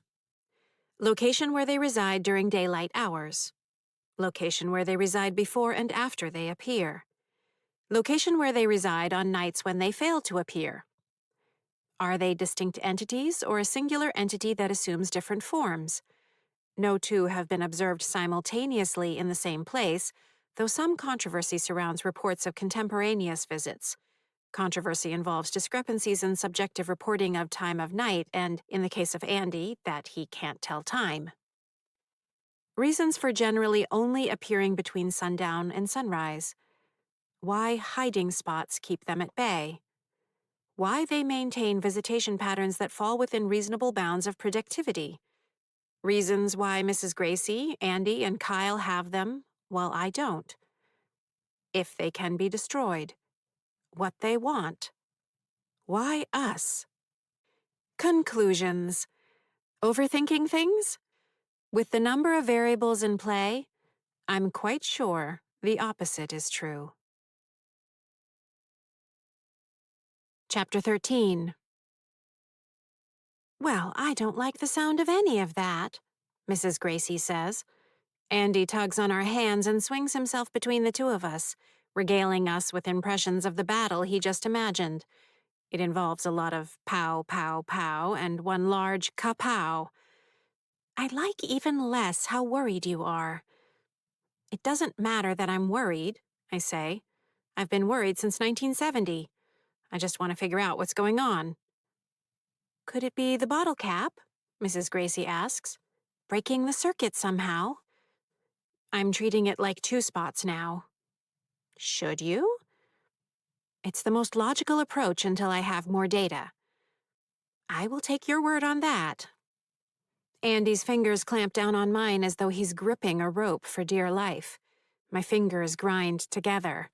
Ow, Andy, I scold. Flibber, flibber, flibber, he shouts. He tears free and races toward his house. You wouldn't think a 4-year-old could be that fast, but terror is a remarkably efficient accelerant. He crashes through the back wall right at the spot behind the kitchen, into his hiding spot. I look around the nighttime yard. Mrs. Gracie looks at me, flexing her thin fingers in pain. He's not supposed to be here tonight, I say. You'd better go inside, too. Maybe he's wrong. Maybe he's not. A few decades back, a maple leaf floating by Andy's shoulder was enough to send him darting back to his hiding spot. Since then, between the accuracy of my forecasts and his own refined sensitivities, I can count the number of false positives on one slender chipmunk, Tamia striatus, paw. The darkness alongside the house shifts as the wind tugs at the maple boughs overhead. I turn to Mrs. Gracie. Go. She doesn't need another word. Her top speed is somewhere in the vicinity of 17% of Andy's. She hurries through the small strip of shrubbery and white fencing that separates their yards, looking over her shoulder. I can just make her out as she awkwardly lowers herself beneath the sun porch to the crawl space. I don't linger. I may not have a dedicated tormentor, But the entity or entities dislike me intensely. I infuriate them. Maybe it's because they can't reach me. Maybe it's because I help the others steer clear of them. Maybe it's the shape of my head, I don't know. But the fact remains that if I'm nearby, let alone in one of my friends' houses or near their hiding spot, the entity or entities' fury will rise to a remarkable level, bringing about a storm of cruel homicidal mania that can last weeks. Scary Eyes, Totorum oculi, once killed Kyle 6 times over a span of 14 days after he'd spotted me staking out a corner of the yard for research purposes. In the last of those murders, Scary Eyes beat Kyle to death with his own torn-off leg. Not pretty. From the far edge of my yard, I scanned the night around Andy's house, more and more convinced he was wrong. The chance of Flibber appearing tonight is less than 6%. Not impossible, just not particularly likely. My calculations are on point. A quick review confirms the number. Andy probably picked up on the conversation Mrs. Gracie and I were having. Little pictures, big ears, yada yada. He got jumpy. He's 4, after all. Because there's no way my forecast could be so off 2 nights in a row. I'm no Haley. I know my way around math. For the first hour, nothing changes. Traffic on Chestnut Street grows less and less frequent. The lights go off at Andy's house. 74 minutes after that, Mrs. Gracie's house darkens. Nothing moves that I wouldn't expect to move. A little after 11 o'clock, a white and gray cat, Felis catus, hops onto the stone wall at the side of my yard, then glides along the top to the end and is off into the darkness. Shortly after that, something flies overhead, blotting out the stars. Likely a barred owl, Strix varia, or a great horned owl, Bubo virginianus. No Flibber, Totorum pupae. I should go back into my house. The light in Haley's room is still on. I can make a few more observations, watch over her sleep again. Instead, I stay semi-crouched and cross the street. The 30.17 meters of my tether won't let me get fully around to the back of Andy's house, but I can still manage a significant field of view. I pass by the bumper of the 11-year-old Buick parked in the driveway of Andy's house. I pause. The north side of the yard will afford me a better view, but the southerly end will also let me see over to Mrs. Gracie's. I weigh the pros and cons. I wouldn't go in there, unless you want him to tear your little friend apart every night for the next week. The raspy voice of the man comes from the direction of Mrs. Gracie's house. My heart nearly stops. A slender shape leans against the fence dividing the properties, half hidden in the blackness of the shrubbery. Dim starlight reveals patches of gray slacks and a sweater. Mr. Arthur Gracie, Totorum scenix, straightens. His gaunt face peers out at me from beneath the shadowed brim of his fedora, obsidian eyes taking me in. He holds a pipe in his left hand and points the stem at me. Making him mad is about the worst thing you can do. He's a maniac. The little monster even scares me, and I'm no dewy-eyed virgin. I stand. I don't want him torturing my friend. Does he hear the tremor in my voice? Because that's pretty much all I hear. Oh, you don't want that, he says. He clamps the pipe in his stained teeth. Well, I didn't want to go to Iwo Jima. Look how that worked out. You don't get it, do you? No one cares what you want. You're not Arthur Gracie, I say. I know you're not. That's the other thing. They all go on and on about what a little Einstein you are. But frankly, I don't buy it. He keeps me pinned with that awful gaze as he slips his hands into the pockets of his slacks, as if the two of us were just chatting about how the nights have been getting cooler. They love patting you on the head, seeing you leap up on your back feet, spin around doing the trick like one of those little circus dogs. But what do you really know? Not half as much as you think you do, sweetheart. You may be good at math. Hell, you might even be a little human calculator. But when I look at you, I don't see a genius. All I need to do is take a look at your house, your brothers, your mother, Dad. Stop it, I say. He gives me a smile, untouched by warmth. Which is how I knew you'd trip up eventually. So full of yourself. I've seen it a million times. Pampered Ivy League officers, school principals, stuck-up little rich kids. Think your shit doesn't stink and aren't afraid to let the rest of us know it.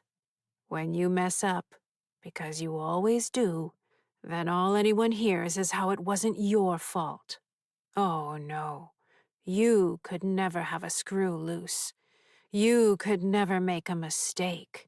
How you were actually right all along, as if you could make the rest of us play along. Pathetic. I don't know what you're talking about, I quaver. Yes, you do. I'll give you this much. It took longer than I thought. You dig in like an obsessed person. Tap, tap, tap. Every day. You didn't miss a one. Until you did. Which is all I've ever needed. That's my way in, kid.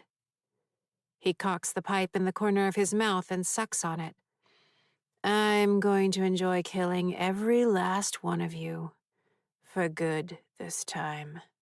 He stretches his arms, not a care in the world, his bony wrists extending past the cuffs of his sweater as he inhales the night air. Maybe I'll start with Eleanor. She seemed to like it last night. I take a step toward him, then another. Don't, I say. That might be how you talk to the other so-called adults around you, but mind yourself with me. Understand? I ball my fists. Leave her alone. Getting between a husband and his wife is another mistake you don't want to make. And you've already made one mistake too many. So do the math. That's what you're so good at, isn't it? He stares at me. Then, with a dismissive turn of his heel, saunters back in the direction of his house, blending with the shadows. I don't move. I don't look down. I'd held his gaze, held it as hard as I could. Not a clue in my expression. Poker face. Because I'd long ago committed the distances to memory, overlaying them against the features of my yard, the street, Andy's yard. Right now, my feet are beyond the end of the driveway, which means I'm farther from my house than I've been since October 31st, 1981. Chapter 14. No, I say, I'm not hearing voices. Oh, honey. Mom has me cornered in the entryway. So you didn't? You're not listening to what I'm telling you, I say. Something has changed. Something with the energy. The concern is clear on the side of her face that isn't bloodied and crushed.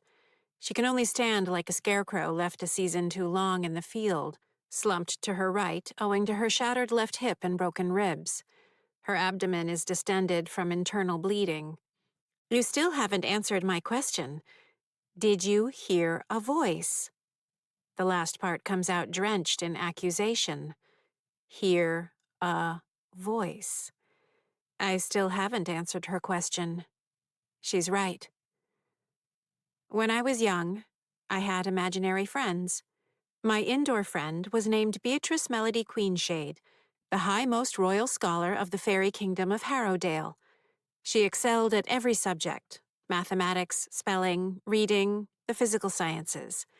She was also an expert at alchemy, light weaving, and shadow dancing, and she could speak with animals, having a talking silver mink, Neogale Vison, as her familiar. She, of course, recognized my many talents as an intellectual peer, and we got on fabulously. In fact, we got on so fabulously that there existed the enticing possibility that she might bring me over to Harrowdale to become her apprentice. My outside friend was great-great-aunt Bidulacii. She was a whirlwind of pine needles, twigs, and scraps of birch bark, who led me joyously through the woods that extended out behind Field Drive. She and I spent luxurious summer mornings hopping from stone to stone in the little brook that ran through the woods, scrambling up the brambled and pine needle-strewn drumlins, the small hills formed from glacial till during the Wisconsin glaciation, which had ended some 50,000 years ago. She loved that I knew that. Great-great-aunt Bidulacii encouraged my study of trees, wildlife, birds, salamanders, insects, snakes, and the underbrush. I showed her how I could shimmy up a slender pine, Pinus rigida, my hands coming away sticky with pitch after climbing through the sun-dappled aromatic branches in hopes of observing nesting blue jays, Cyanocida cristata, or black-capped chickadees, Poecile atricapillus. She, in turn, showed me those nameless delights that hinted at the magisterial splendor of the universe. The glinting ribbons of light were a braiding coil of water sluiced between two mossy stones in the brook, glimpses of iridescent color gathering in the high cirrus clouds on a chill November afternoon, the intricate filigree of frost that coats the carpet of oak leaves, and the way it begins to steam when the sunlight finally hits it.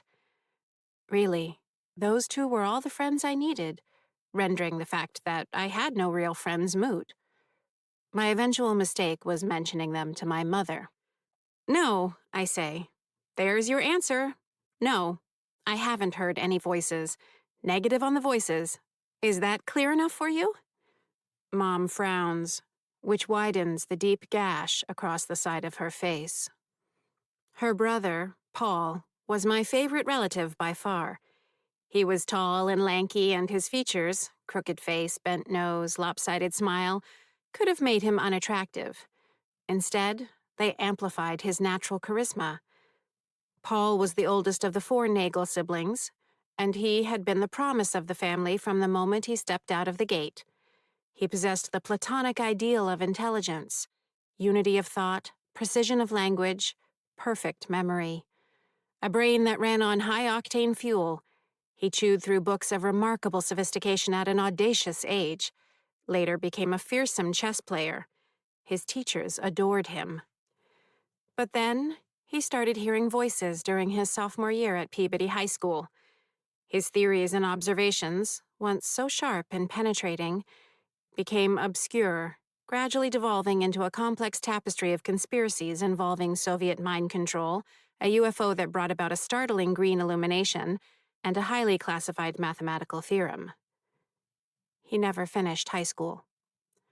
And more quickly than anyone thought possible, the one-time star of the Nagel siblings became the shameful secret of the family.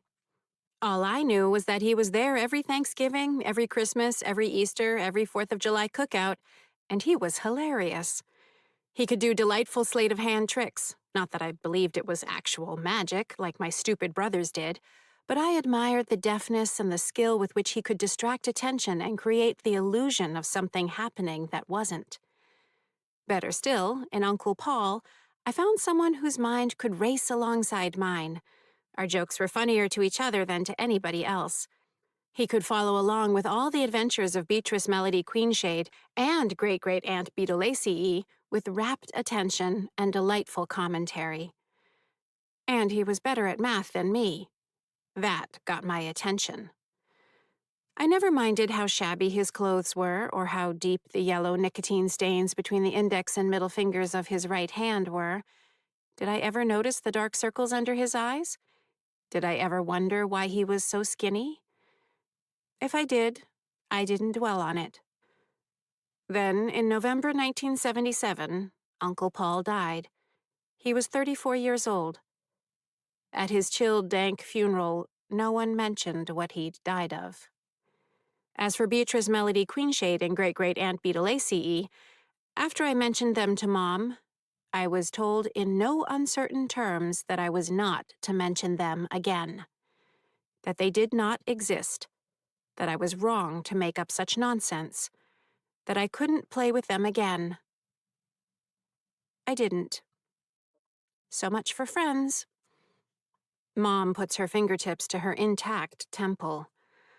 I have a right to be concerned. You just marched in here and told me that man threatened to kill us. He can't touch us.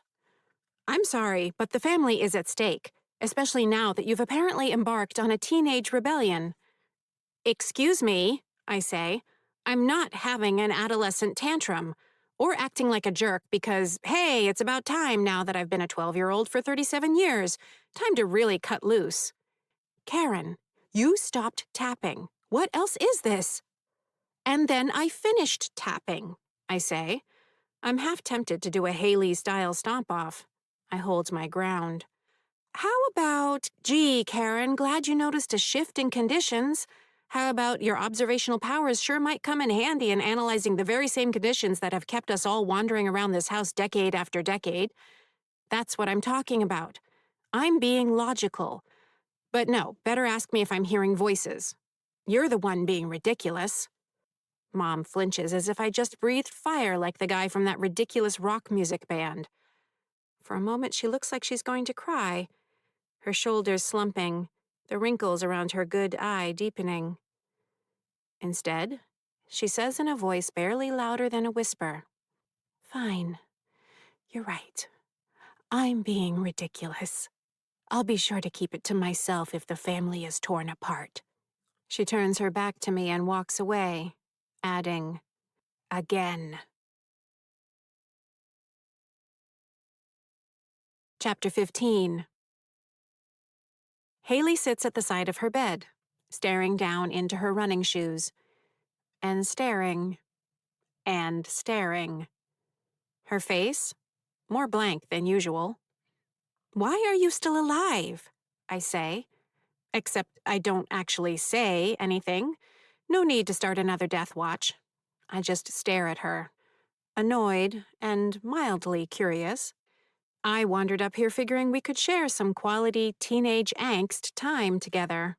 She's devastated because her mother's maybe suggested she can do better than a D average in Algebra 1, or that eating edible marijuana after field hockey practice isn't a worthy goal, or that she has to start doing her own laundry. We're so going through the same thing. Get this. My mom maybe suggested I need to pay more attention to obsessively tapping 43, thanks by the way, mysterious locations around the house in order to keep my family, whom I accidentally killed once already by reaching out to them from the afterlife, from fading into nothingness, while simultaneously stopping them from being murdered by a homicidal entity, or entities. See? Just a couple of adolescents grappling with normal adolescent things. Two misunderstood peas, pisum sativum, in a pod. Mind if I join you staring into your gargantuan malodorous sneakers? Move over. After a while, I look at her. When was the last time she stared for this long at something that wasn't either pixels or a mirror? Is she getting sick? Her skin is pale. The freckles that bloomed across her cheeks, forehead, and bridge of her nose over the summer have faded. But she doesn't look feverish or sweaty or like she's about to vomit. Then I notice the tears in her eyes. Weird. Haley's never been much of a crier. When she's upset, she usually throws things. If she's really sad, catatonia is more her speed. Like when her father, Leo, forgets to call her on her birthday. He's a sports announcer who spends a lot of his time on cocaine. The only time her eyes will tear up is when she's angry. She's one of those. You know the type. I'm not leaking water, salts, antibodies, and lysosomes from my lacrimal apparatus as part of a complex secretomotor episode. You're leaking water, salts, antibodies, and lysosomes from your lacrimal apparatus as part of a complex secretomotor episode. She hates it when it happens, because it's an uncontrollable and completely embarrassing physiological reaction. I feel your pain there, you adorable bipedal ape-like creature. She pushes her sneakers to the side and stands, then pads over to the mirror on the back of her bedroom door. Lips purse, self-scrutiny begins. Not the imaginary 100,000 Instagram followers kind. A more thoughtful visual interrogation. With a hideous snorting back of the nasal mucus fluid that came along with the tears, she wipes her eyes. Her gaze travels up and down her reflection. Having seen this a few times a day for years, I'm fairly confident in the inner conversation she's engaged in. Haley, my side triceps pose is looking sweet. Haley, yeah. Haley, but, maybe they don't look ripped enough? Haley, yeah.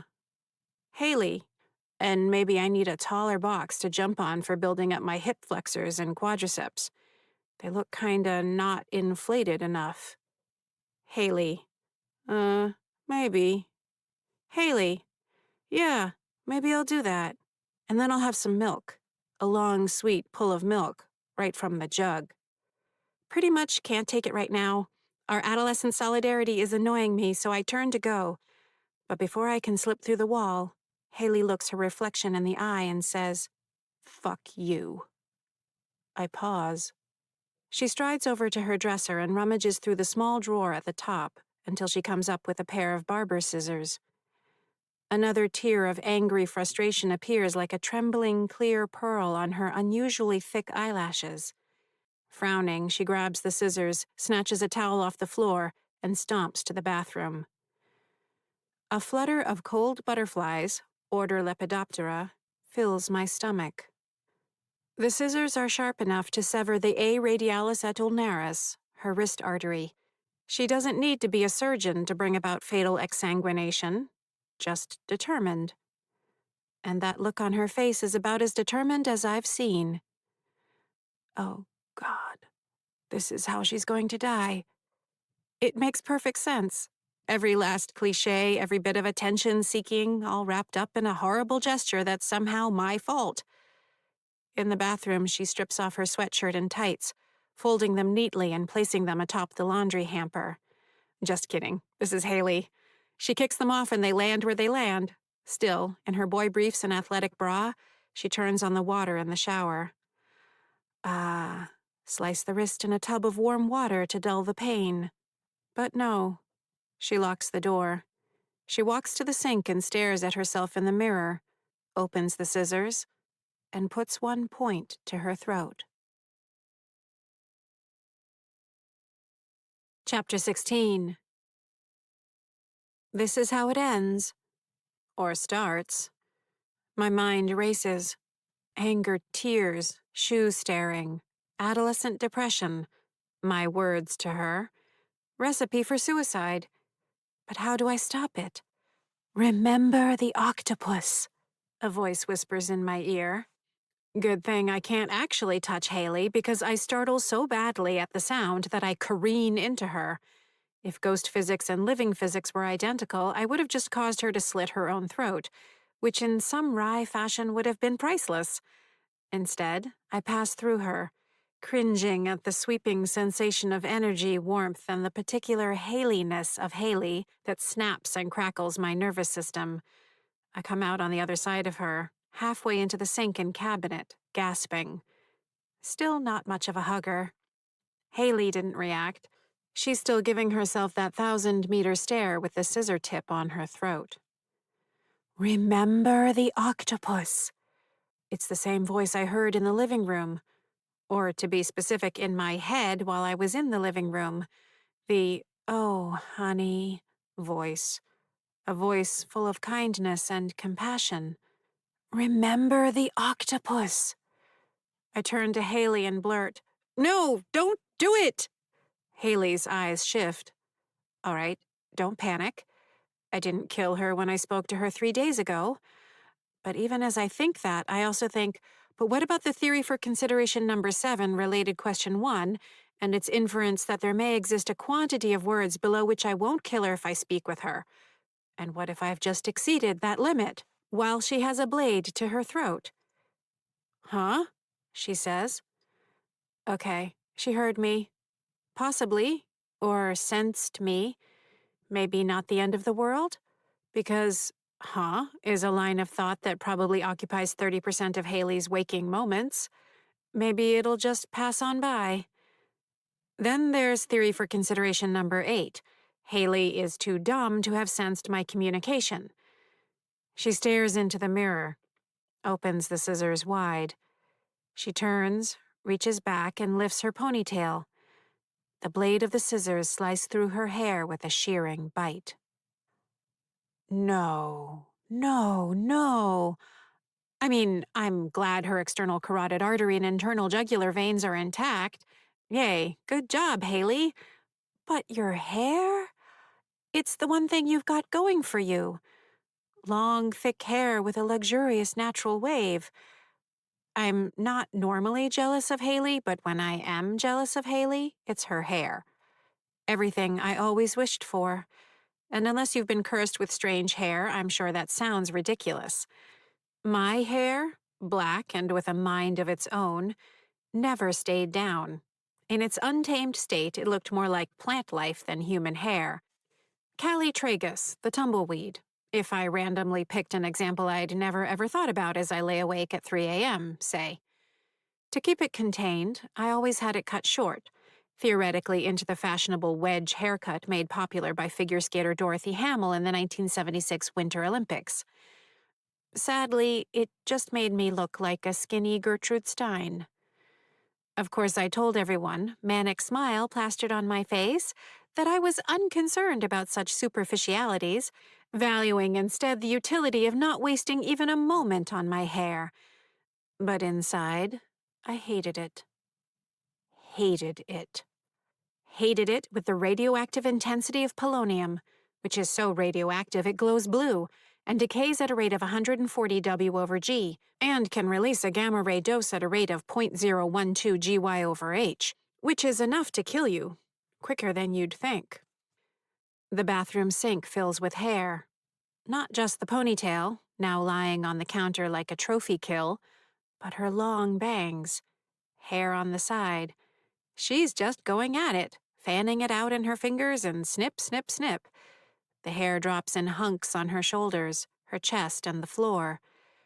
It's kind of like watching her attempt to solve a basic physics problem, except somehow more terrifying.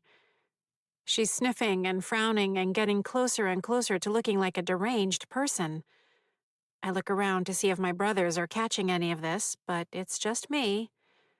Remember the octopus.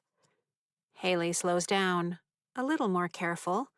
She leaves the front long in places, sort of like bangs, but bangs from the world's worst barber school. She evens out the sides, angling her head, using the mirror. If I had pinkies and could hold scissors, I could really help her out about now. By the time she finishes, a process involving the use of a narrow hair trimmer most definitely not designed for use on the head. Go, Haley. I've never seen anything quite like it. Okay, she didn't kill herself. That's nice. Data. More data is a good thing. And I suppose it's not actually the worst thing in the world. My combination of horror and curiosity transforms into a more critical appreciation. She's kept a long wave of hair in the front, while the back and sides are uniformly shorn. It's not a look that says, I don't care. It's a look that says, I care, weirdly. Even though Haley didn't kill herself, I'm convinced that Elise will now do the killing. She'll at least have a seizure of some kind. If you were a pie graph, who among us doesn't love pie graphs, Elise's thoughts on an annual basis, the slice that comprises hair, hair care, hair products, hairstyles, hair judgments, and the hair of everyone she sees in person or in the media, I would conservatively put that slice of the pie at least 56%. This is going to be bad. When Haley finishes cleaning up, flushing most of it down the toilet like she's disposing of several grams of heroin just as the police batter down the front door, she jams the large ponytail into a white plastic CVS bag she finds in the back of a drawer. With that, she takes off her underwear and gets into the shower to wash off the rest of the clippings that decorate her shoulders and cleavage. Remember the octopus. I turn and flee through the wall, though not as would normally be the case, because naked Haley is my cue to leave. Chapter 17. In the spring of my second grade year, I'd been led by my teacher, Mrs. Newey, to a strange part of Doherty Elementary School. Offices stood along a hallway connecting the main building to the section that held the library, my favorite part of the school, and the art room, where, while I enjoyed the smells of clay and finger paint, I never saw anything in the way of talent among my classmates. Mrs. Newey brought me instead to a narrow office tucked 3/4 of the way down the corridor, where I met Ms. Marchitelli. A striking woman. Not obese, but large all over. Wide face with a prominent nose and full lips. Big eyes decorated with eyeshadow and mascara looked out from behind enormous glasses in red plastic frames. Thick, curly hair, black, extended in a wild halo around her head. Her fingers bedecked with rings. Her wrists clanked with bracelets. She wore what appeared to be a suit coat and matching pants of purple leather. Her extremely ample bosom strained at the front of her black turtleneck sweater, cradling a cascade of necklaces. Red opened-toed shoes with platform heels completed the outfit. A thick fog of perfume hung about her. I remember putting my sleeve to my nose as she invited me to take a seat on the couch by the window after Mrs. Newey left. A number of toys covered the far end of the couch, next to a small cardboard treasure chest that held more toys. I didn't know what I was doing there, so I sat on the couch and looked at her expectantly. She smiled at me and told me to make myself comfortable, that she'd be with me in a moment. She turned back to some papers on her cluttered desk, making a note on a form on a clipboard, then swiped the tip of her index finger with its ruby-colored nail polish across her tongue before flipping through the pages underneath. Disgusting. I wanted to leave. The 14 pieces of jewelry on her hands and wrists knocked as she wrote something down. She glanced up at me. "You can play with any of those toys if you like," she said. I didn't want to play with toys. I wanted to keep doing math. But since Ms. Marchitelli was evidently a teacher, or something like a teacher, I looked the toys over and selected a blue octopus. One of the high-tech feats of the 1970s technology was toys made of a stable emulsion of polymer microparticles, in other words, latex rubber, and filled with gelled corn syrup. Pull them and they can stretch to nearly 4 times their length before returning to their original shape. Mildly interesting to watch and fairly satisfying to do, if only once or twice in a lifetime. This particular blue octopus was heavy and missing half of one of its arms. It also wasn't anywhere near an accurate representation of a bilaterally symmetric 8-limbed member of the order Octopoda. The proportions were all wrong. The prehensile appendages missing the infundibulum and acetabulum of the suckers, and the visceral hump sat in the incorrect location. I gamely tugged at the arms and mashed at the softball-sized volume alleged to be the head. "You like octopi?" Ms. Marchitelli asked. "Octopuses. The plural of octopus is octopuses." She smiled. "I stand corrected. It's a Latin third declension noun, not a second declension.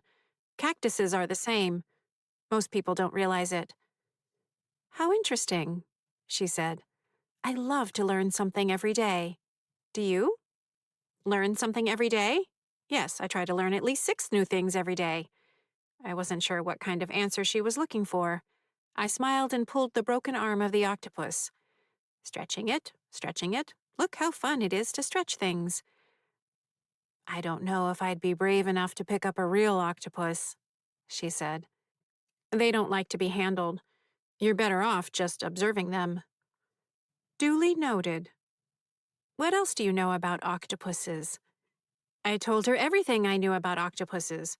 17 minutes later, I finally suggested I'd have to consult more resources to get her additional information. "That's fine," she said. "You obviously know a lot about them." It seemed a self-evident thing to say, given that I'd just told her everything I knew about octopuses, which was copious. "Do you like telling your friends about octopuses?" Ms. Marchitelli asked. I wondered what she was getting at. It wasn't like I had any particular octopus agenda I was intent on spreading throughout the second grade. While I found octopuses interesting, there were dozens and dozens of things I found just as interesting, or more interesting. And she'd been the one with the broken octopus toy in her office.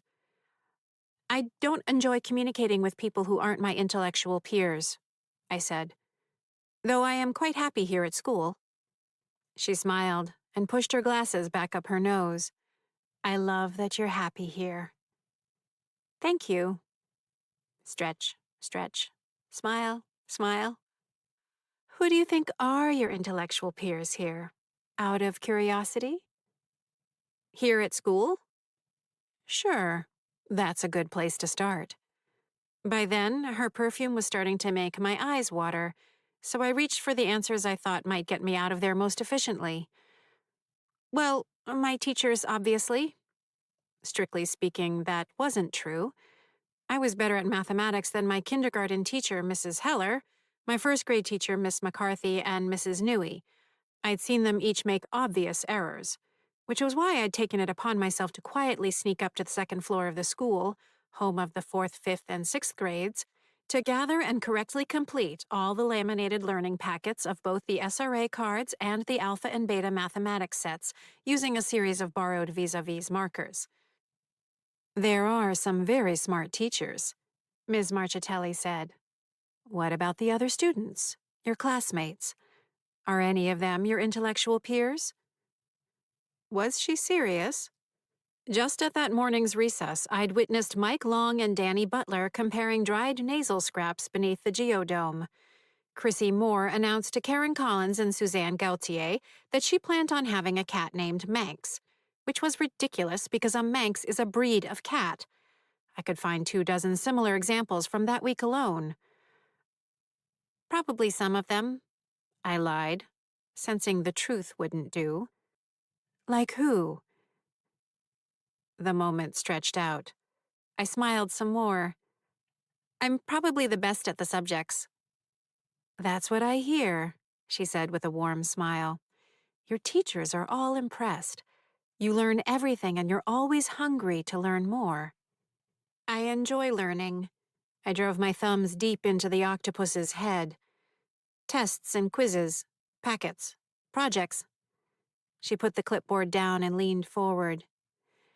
Then you, my new friend and octopus expert, are in luck. Because I have some tests that you and I are going to take down the hall that ask all kinds of questions. How does that sound?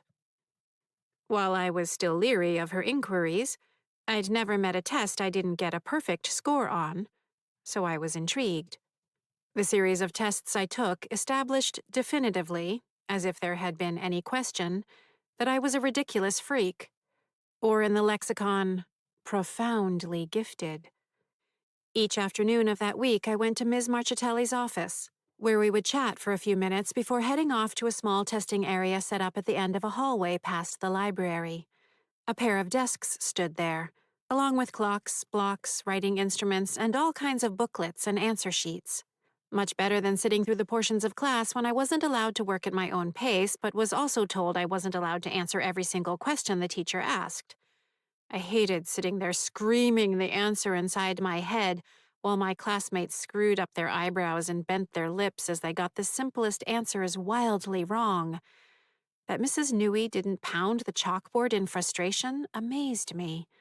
So the testing with Ms. Marchitelli was more than fine.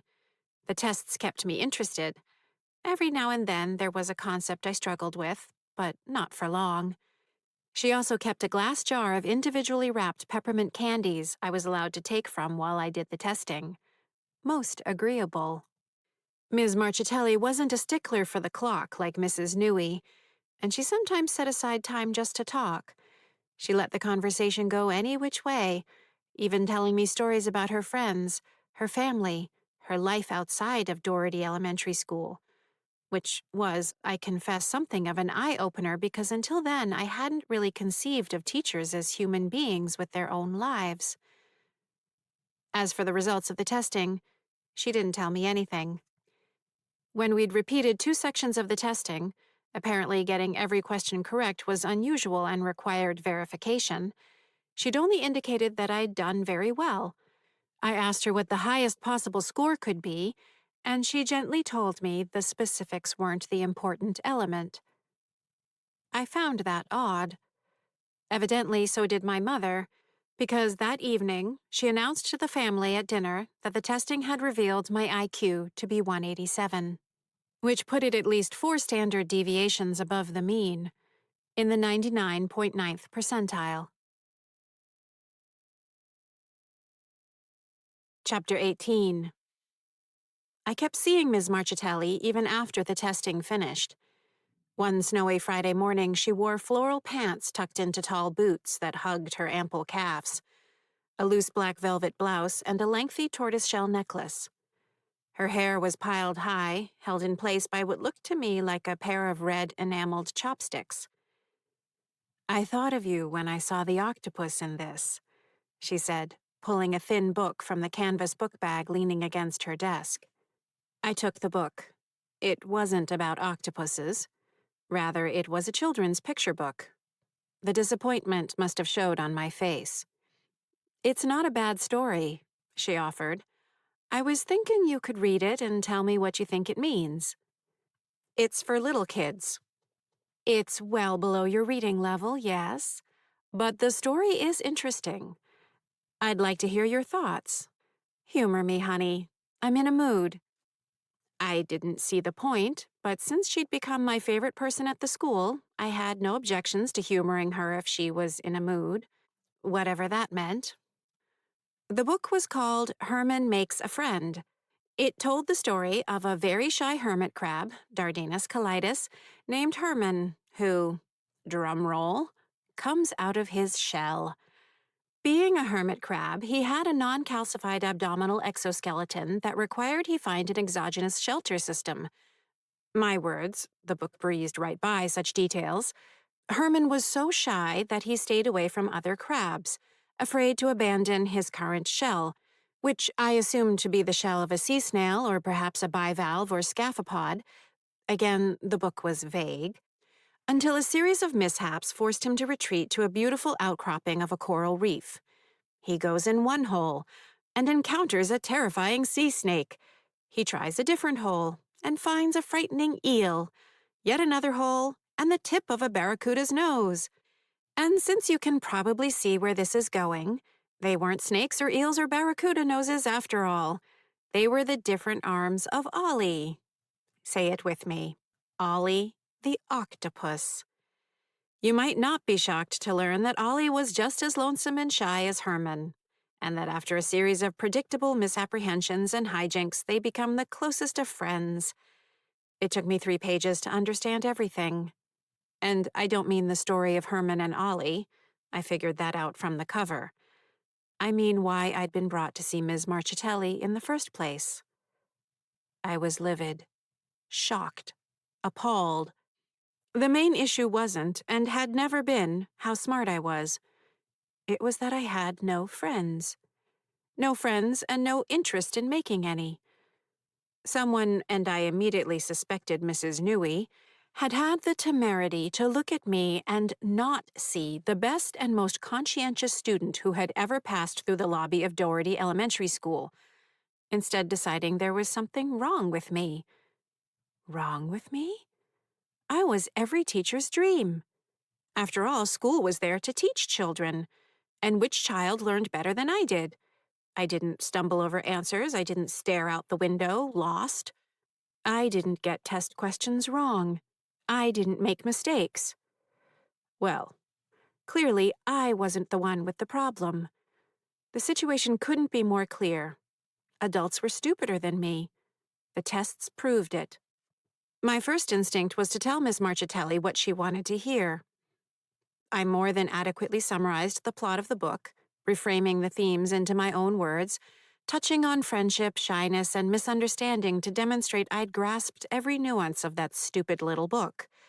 And I did it all with a smile. Ms. Marchitelli looked at me for a moment and asked, "Are you lonely?" Irrelevant topic. "No," I answered. "Who are your closest friends?" "I don't mind Kathleen Fields, and Ross Hughes is pretty good at math," I said. That's not really what I asked, honey. She leaned forward, the rings on her fingers standing out against the black of her blouse, her necklace dangling over the edge of her bosom. Are any of them your friends? They're friendly. Would either of them consider you a friend? She asked. I'm friendly to them. When Ross finished Math Packet 3A.2, I congratulated him. Which is a very nice thing to do, and that's part of being a friend. What else do you think is part of being a friend? All I could think about was how I wanted to challenge Mrs. Newey to a math competition, in the cafetorium, in front of the entire school. Total humiliation for her. But what I said was, as we saw in Herman Makes a Friend, friends are empathetic companions who cheer each other on once they get beyond their initial doubts about one another. That answer deserved a 100%, an A+. Check and mate, Ms. Marchitelli. She smiled and said, Okay, I like that, if that's a definition, and I think that's a very good definition. Who is your best friend? My mom. Your mom is your mom, and it's great to be close to your mom. I'm close to my mom even when we have our disagreements. But I'm talking about here at school. You, I said. You are my best friend at school. She put her hand to her heart. I'm flattered. And we do have a good relationship that means a lot to both of us. But what about someone your own age? What was the point of wasting my time with people who folded paper into little triangles to flick across a desktop, who pretended to give each other cooties, and who didn't know the first thing about arithmetic, who couldn't remember where they left their lunchbox? I'm too smart for them, I said. Chapter 19. And so began the most excruciating chapter of my school career. Ms. Marchitelli, Mrs. Newey, and seemingly all the pertinent players within the administrative structure, including the principal, Mrs. Bell, became intent on seeing me make a friend. I hated every second of it. Lunch groups, skipping sessions around the playground, circle discussions. Amy likes horses, and don't you like horses, Karen? I would play along because that's what they all wanted. I would discuss the taxonomic rank of Equus caballus, anatomy, colors, breeds, markings, sizes, behaviors, life stages, and locomotion, the differences in temperaments between hot blood, cold blood, and warm blood breeds. And then Amy would whisper something along the lines of, I like them when they have a white patch on their nose. After 3 weeks of this, the project ended in an uneasy draw. There are only so many times you can try to get a noble gas to participate in a chemical reaction before you realize their outermost valence shells are completely filled and won't easily gain or lose electrons. Am I right, Amy? Wait, don't answer. And you don't need to keep staring. Yes, you can go back to your friends. In the end, the school accepted me for who I was, and I got back to my studies with only mild scarring from the humiliation of it all. Had I made any friends? Let me put it this way. If I had lived to the end of my 6th grade year, there's no question I would have been voted smartest girl in a landslide. And if there'd been a category for biggest freak, that would have had Karen Jarvis written all over it. Alien among us? The trifecta would have been mine. But it wasn't all for nothing, because my relationship with Ms. Marchitelli deepened. We kept up a weekly meeting, one that would span the remainder of my tenure at Doherty Elementary School, where we would just gab like girlfriends. She told me stories of her boyfriend, Daniel, and his big family. I was fascinated by the idea that Daniel, and his big family, wanted her to marry him, but she didn't want to marry Daniel, and his big family. She eventually told Daniel, and his big family, that she wasn't ever going to marry him, them. At the end of my 3rd grade year, she moved to a new town, closer to the school. She told me how both she and her roommate Joyce liked Broadway musicals and Scotland. They decorated their apartment with tartan wall hangings. They drank Scottish tea. They would go on to visit Scotland during the summer vacation between my 4th and 5th grade years, and again the following summer. In turn, I kept her up to date on my plans to attend the private and academically superior Phillips Academy, Andover, after which I would matriculate at Harvard College and from there continue on to graduate work at either Massachusetts Institute of Technology or Stanford University in pursuit of a career in astronomy. I left open the possibility of going into medicine in spite of my dislike of getting shots and having blood drawn. Either was certainly within reach. Those talks were good times. Looking back on it now, one thing is clear. Ms. Marchitelli was my closest friend. Which makes it so strange that it took me this long to realize why the voice I'd heard, "Oh, honey," and "Remember the octopus," is so familiar. Because it's hers. Part 2. Chapter 20. Scary eyes. Affirmative. Reassuring, but also not at all reassuring. 4 hours. 8:36 p.m. arrival. 4 hours seems like too round a number, though I could have paid closer attention to the time myself, so I won't ask for clarification. I flash a thumbs up. No communication. I nod. With a shift of my wrist, I angle my hand from perpendicular to parallel. Inside or outside your house? Kyle positions his hand parallel. Outside. "What the serious actual fuck?" I say, quoting Haley's latest catch-all phrase. The 11th time in 37 years that all the three entities have appeared on the same night. It may not seem like much to go from 0.00076% to 0.00084%, but when my frequency jumps by close to 10%, that's statistically noteworthy. Almost certainly not a coincidence. Kyle's too far away to have read my lips, which is good, because foul language makes him tense. He stands in the south-facing window of the southeastern second-floor bedroom of his house down and across Field Drive. Pale face, red hair, blue and red pajamas. I fire my answer back. Understood.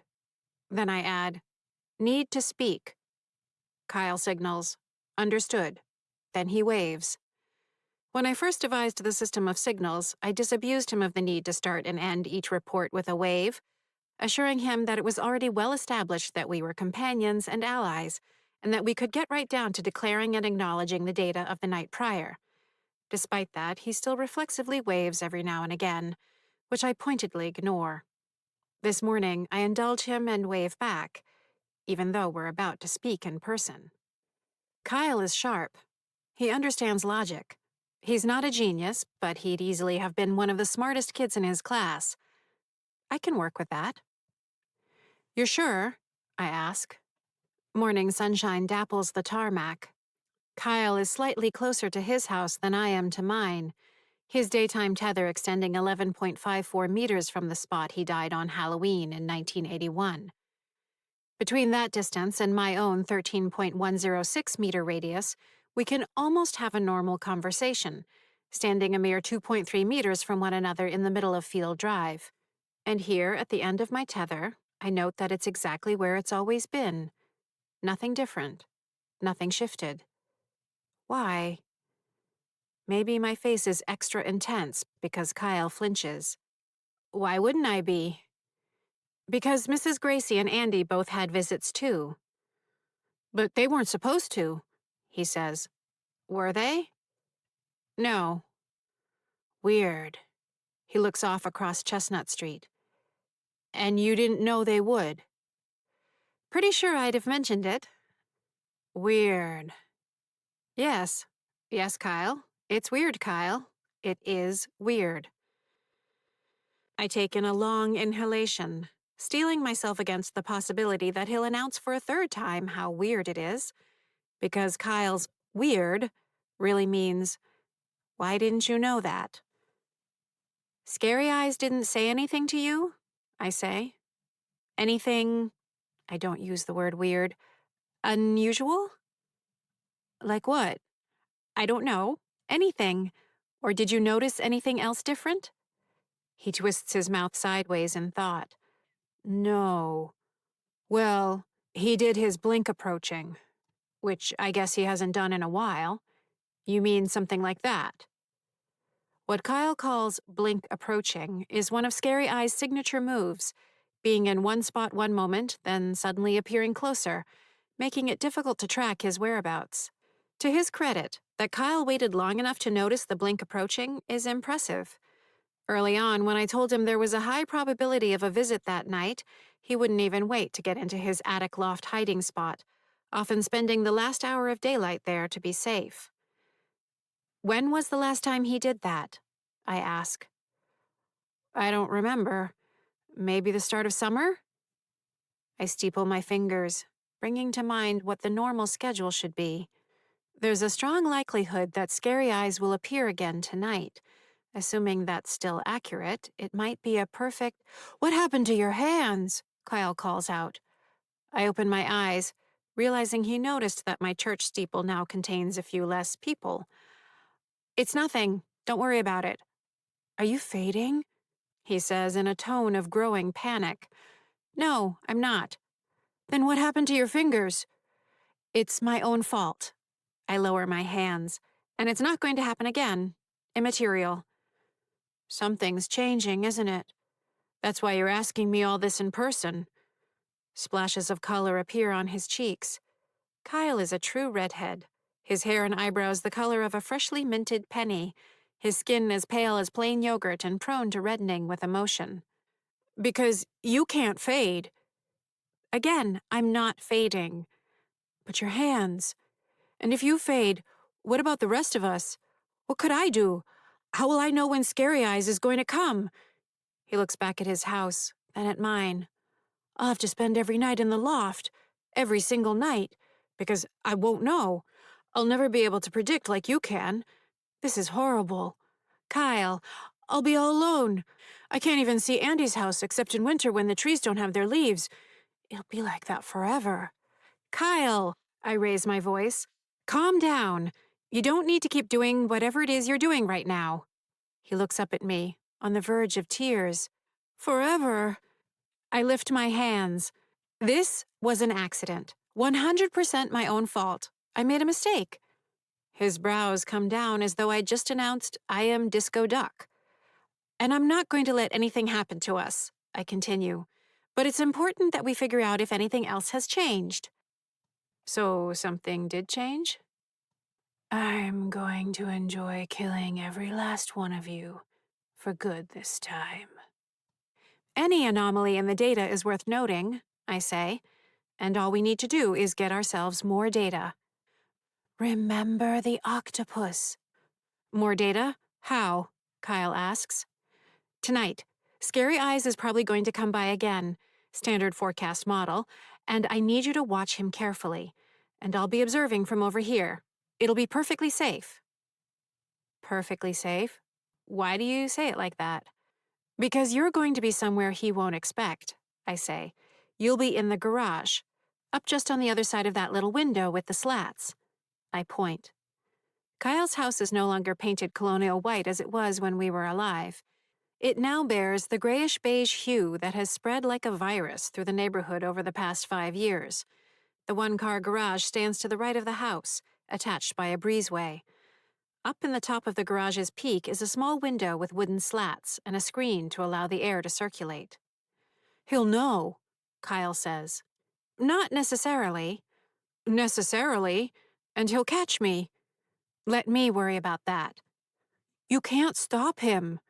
But I can distract him. That'll make it worse. He hates you, and he takes it out on me. You'll be fine, I say. How long will it take you to get from that spot in the garage back to your hiding spot? Kyle turns and regards his house. He puts his hands to the waist of his pajamas, looking over the house, running the numbers. He turns back to me. 15 seconds. Better make it 7, I say. 7? There's no way. You've got all day to practice. I point to the garage. Get it down to 7 seconds and there won't be a problem. 7 seconds, Kyle. He raises his eyebrows. 7, I repeat. Chapter 21. 7 seconds won't be enough time. But it gives Kyle something to spend the rest of the day focusing on. When sunset comes at 6:22 p.m., I lean into my tether as it lets go in a delicious rush from straining to freedom, or slightly more freedom, an additional 17.064 meters worth of freedom. The sensation isn't quite instantaneous, but rather a shift, a resistance falling away, a dam removed to allow my movement to pour forth. With that current of momentum, I glide out past the edge of my driveway and into the backyard of the house next door on Field Drive. This house, now occupied by a young couple with 2 boys ages 3 and 7, has a good-sized yard behind the stone wall. A soccer goal stands along one edge. Across from it, a fenced-in garden holds a fragrant patch of pumpkins, now maturing toward their harvest for my least favorite holiday. I settle myself down in the space between the garden and a row of trimmed shrubs. Directly across the street, Kyle's house stands in the colors of civil twilight, the period of natural light remaining in the sky until the sun reaches 6 degrees below the horizon. Shadows creep over my hiding spot as civil twilight, 6 degrees, gives way to nautical twilight, 12 degrees, astronomical twilight, 18 degrees, and eventually to night at 7:55 p.m. Patience comes easily to me. As easy as pie. 3.14592653587. Kyle's pale form is visible, for a time, in the window in the garage. Good. 932384626433383279. I'm sure he practiced his sprinting. Sorry, Kyle. Night deepens. Saturn and Jupiter appear, chasing each other across the ecliptic. At 9:49 p.m., Scary Eyes shows up. The most disconcerting of the entities.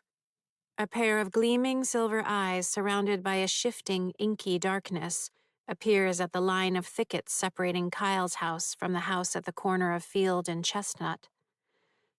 I don't move, don't shift, don't breathe. The vent window above the garage is lost to darkness. Kyle remains hidden. Don't move, Kyle. Let him get closer. Stick to the plan. Scary Eyes drifts onto Kyle's driveway. A scarecrow in tattered black silk. A trickle of fear runs down the back of my neck. The darkness of Scary Eyes devours the night itself, muting the gossamer sheen of starlight. Just another meter. When Scary Eyes reaches the first flagstone of the pathway, I lift my hand. The signal. Now! For a second, I'm convinced Kyle already ran off to his hiding spot, unable to contain his terror. Then his face appears, poking through the slats of the window. Hey, I'm here, Kyle yells. It doesn't quite come out like a Viking victory bellow, more like he's about to cry. Scary Eyes twists, the only entity to have more than one form. The strands of darkness retract, spinning like the vortex of a tornado. In a dizzying shift of motion and focus, the black strands coalesce into a figure of grotesque proportions. The head is large and round, nearly the size of a beach ball, with mottled skin and a long nose. Eyes of solid black glare out with a pronounced effect of menace. Bipedal, with 2 short arms and 2 short legs, the entity has elongated feet and fingers that end in narrow points. Completing the unsettling presentation are a white shirt bearing a jagged black stripe and a pair of black pants, their materials of unknown origin. It's hard not to scurry back into my own house, to dive beneath a bed and tremble. Several 100 million years of mammalian evolution react with precision when in the presence of a predator. But I push those instincts aside. You'd think it would be easier given that I'm already dead, but not exactly. And get ready to move. Was Scary Eyes caught off guard as I'd hoped? Or did he suspect something was off even from the edge of the yard? We're about to find out. Kyle darts back inside the window. 7 seconds won't be enough time. I stay hidden, cringing. It only takes 2 seconds before a black twisting rope of darkness extends from Scary Eyes, lightning quick. The tendril extends right into Kyle's house and pulls taut. A moment later, Kyle emerges, kicking, struggling, scrabbling for purchase as he's dragged through the wall and outside, then slammed to the ground with a bone-jarring grunt. Scary Eyes pulls him close.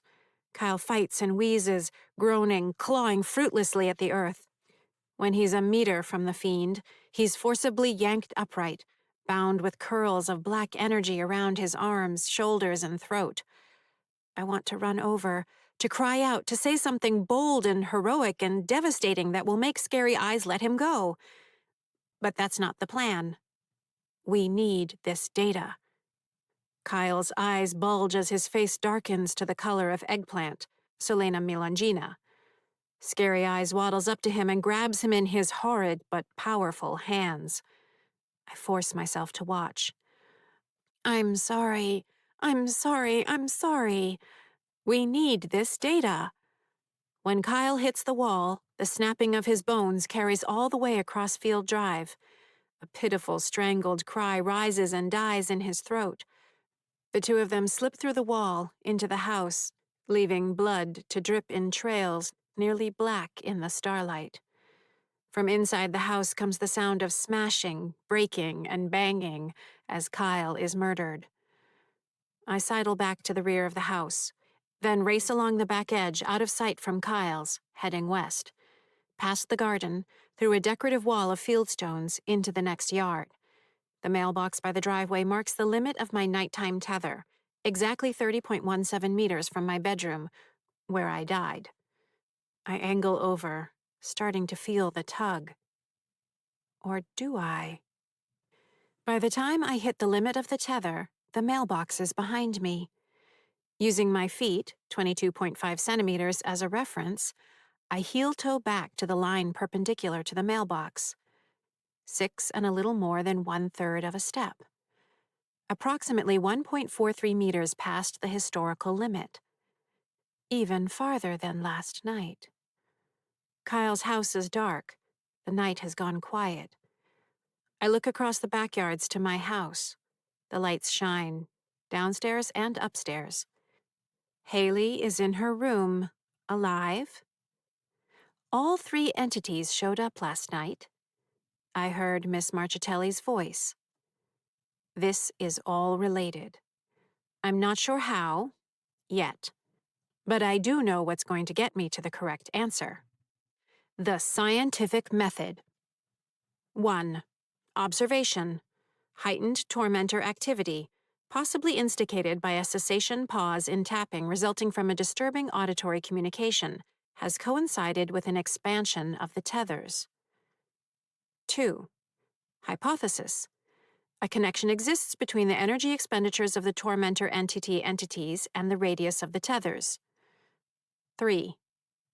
Prediction.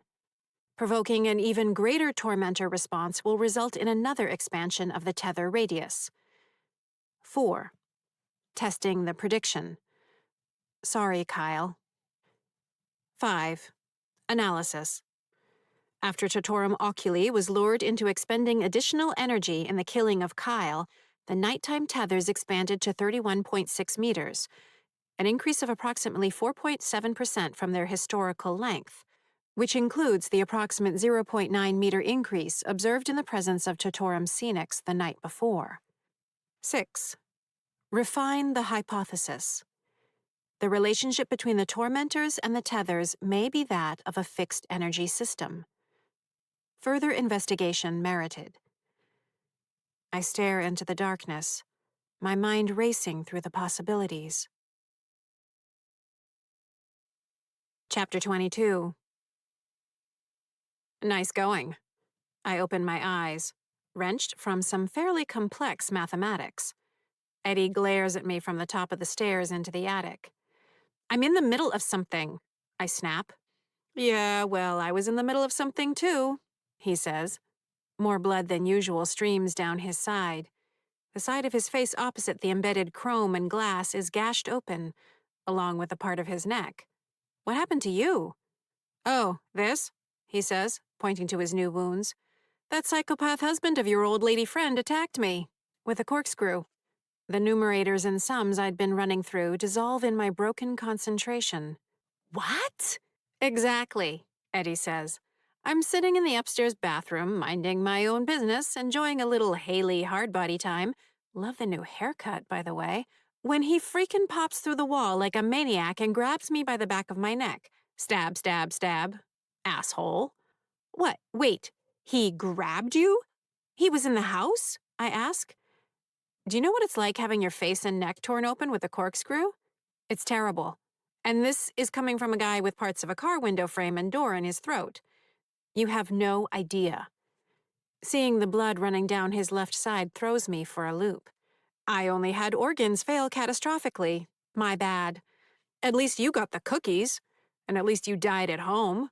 I was impaled and crushed in the car and then had to listen to Mom groaning with her face all smashed as she bled out next to me.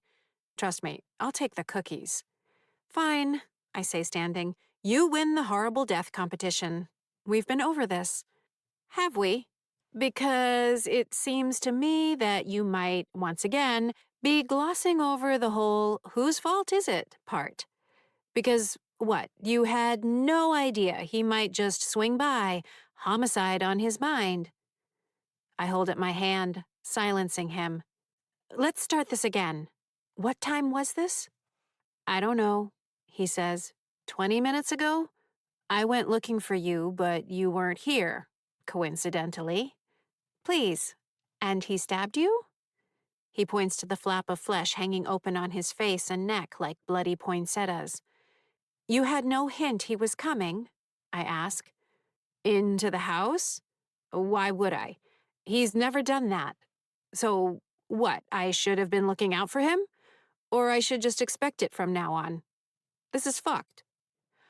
I don't mean in general. I mean, did you sense anything different right before he showed up?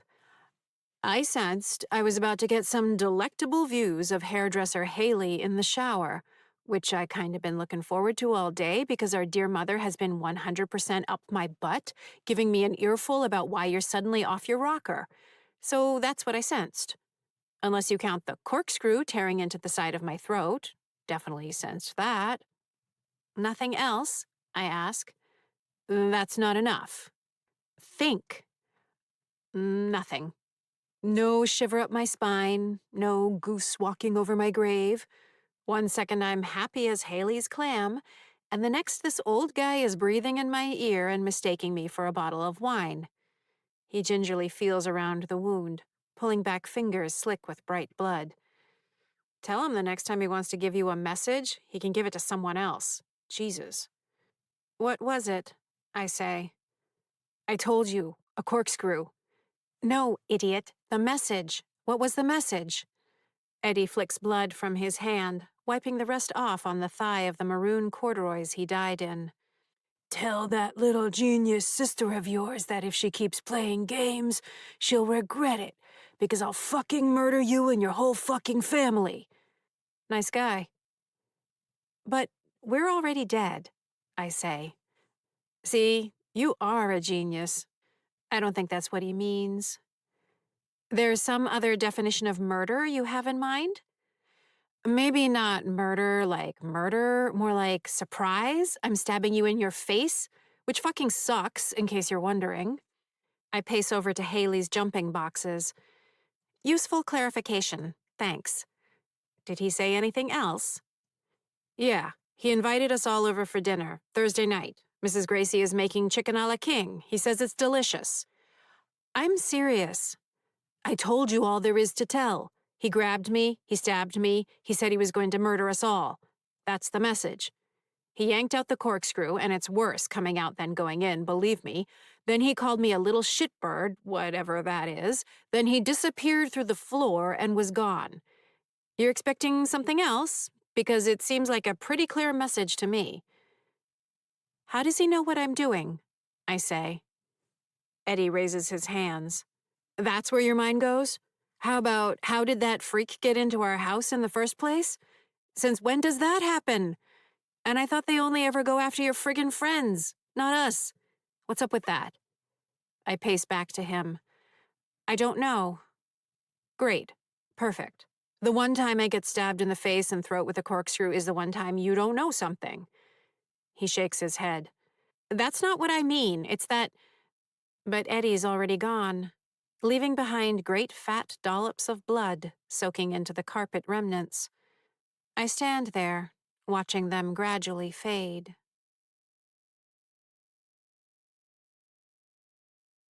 Chapter 23. I owe Kyle an apology. At the window of the guest bedroom, from which I signal him every morning, I wait. The window he signals me from stands empty. He could have reconstituted by now, though that would be on the quick side. 20 to 30 hours is the median range. What determines how long it takes for a ghost to take form again? Unknown. Where a ghost goes when they're killed? Unknown. Why they go anywhere when they're killed? Unknown. Why ghosts can be killed? Unknown. Why there are ghosts in the first place? Unknown. Could Kyle be back but sulking and not showing himself? No, Kyle wouldn't do that. Not Kyle's style. But I'll still apologize to him. Cheer him up with a hearty bravo for his contribution to science. Not that it will make it better. But Kyle's the kind of kid who knew how to smile and thank his grandma for the sweater, even when he'd been hoping for Stop Thief, the electronic detective board game he'd been praying for in 1979.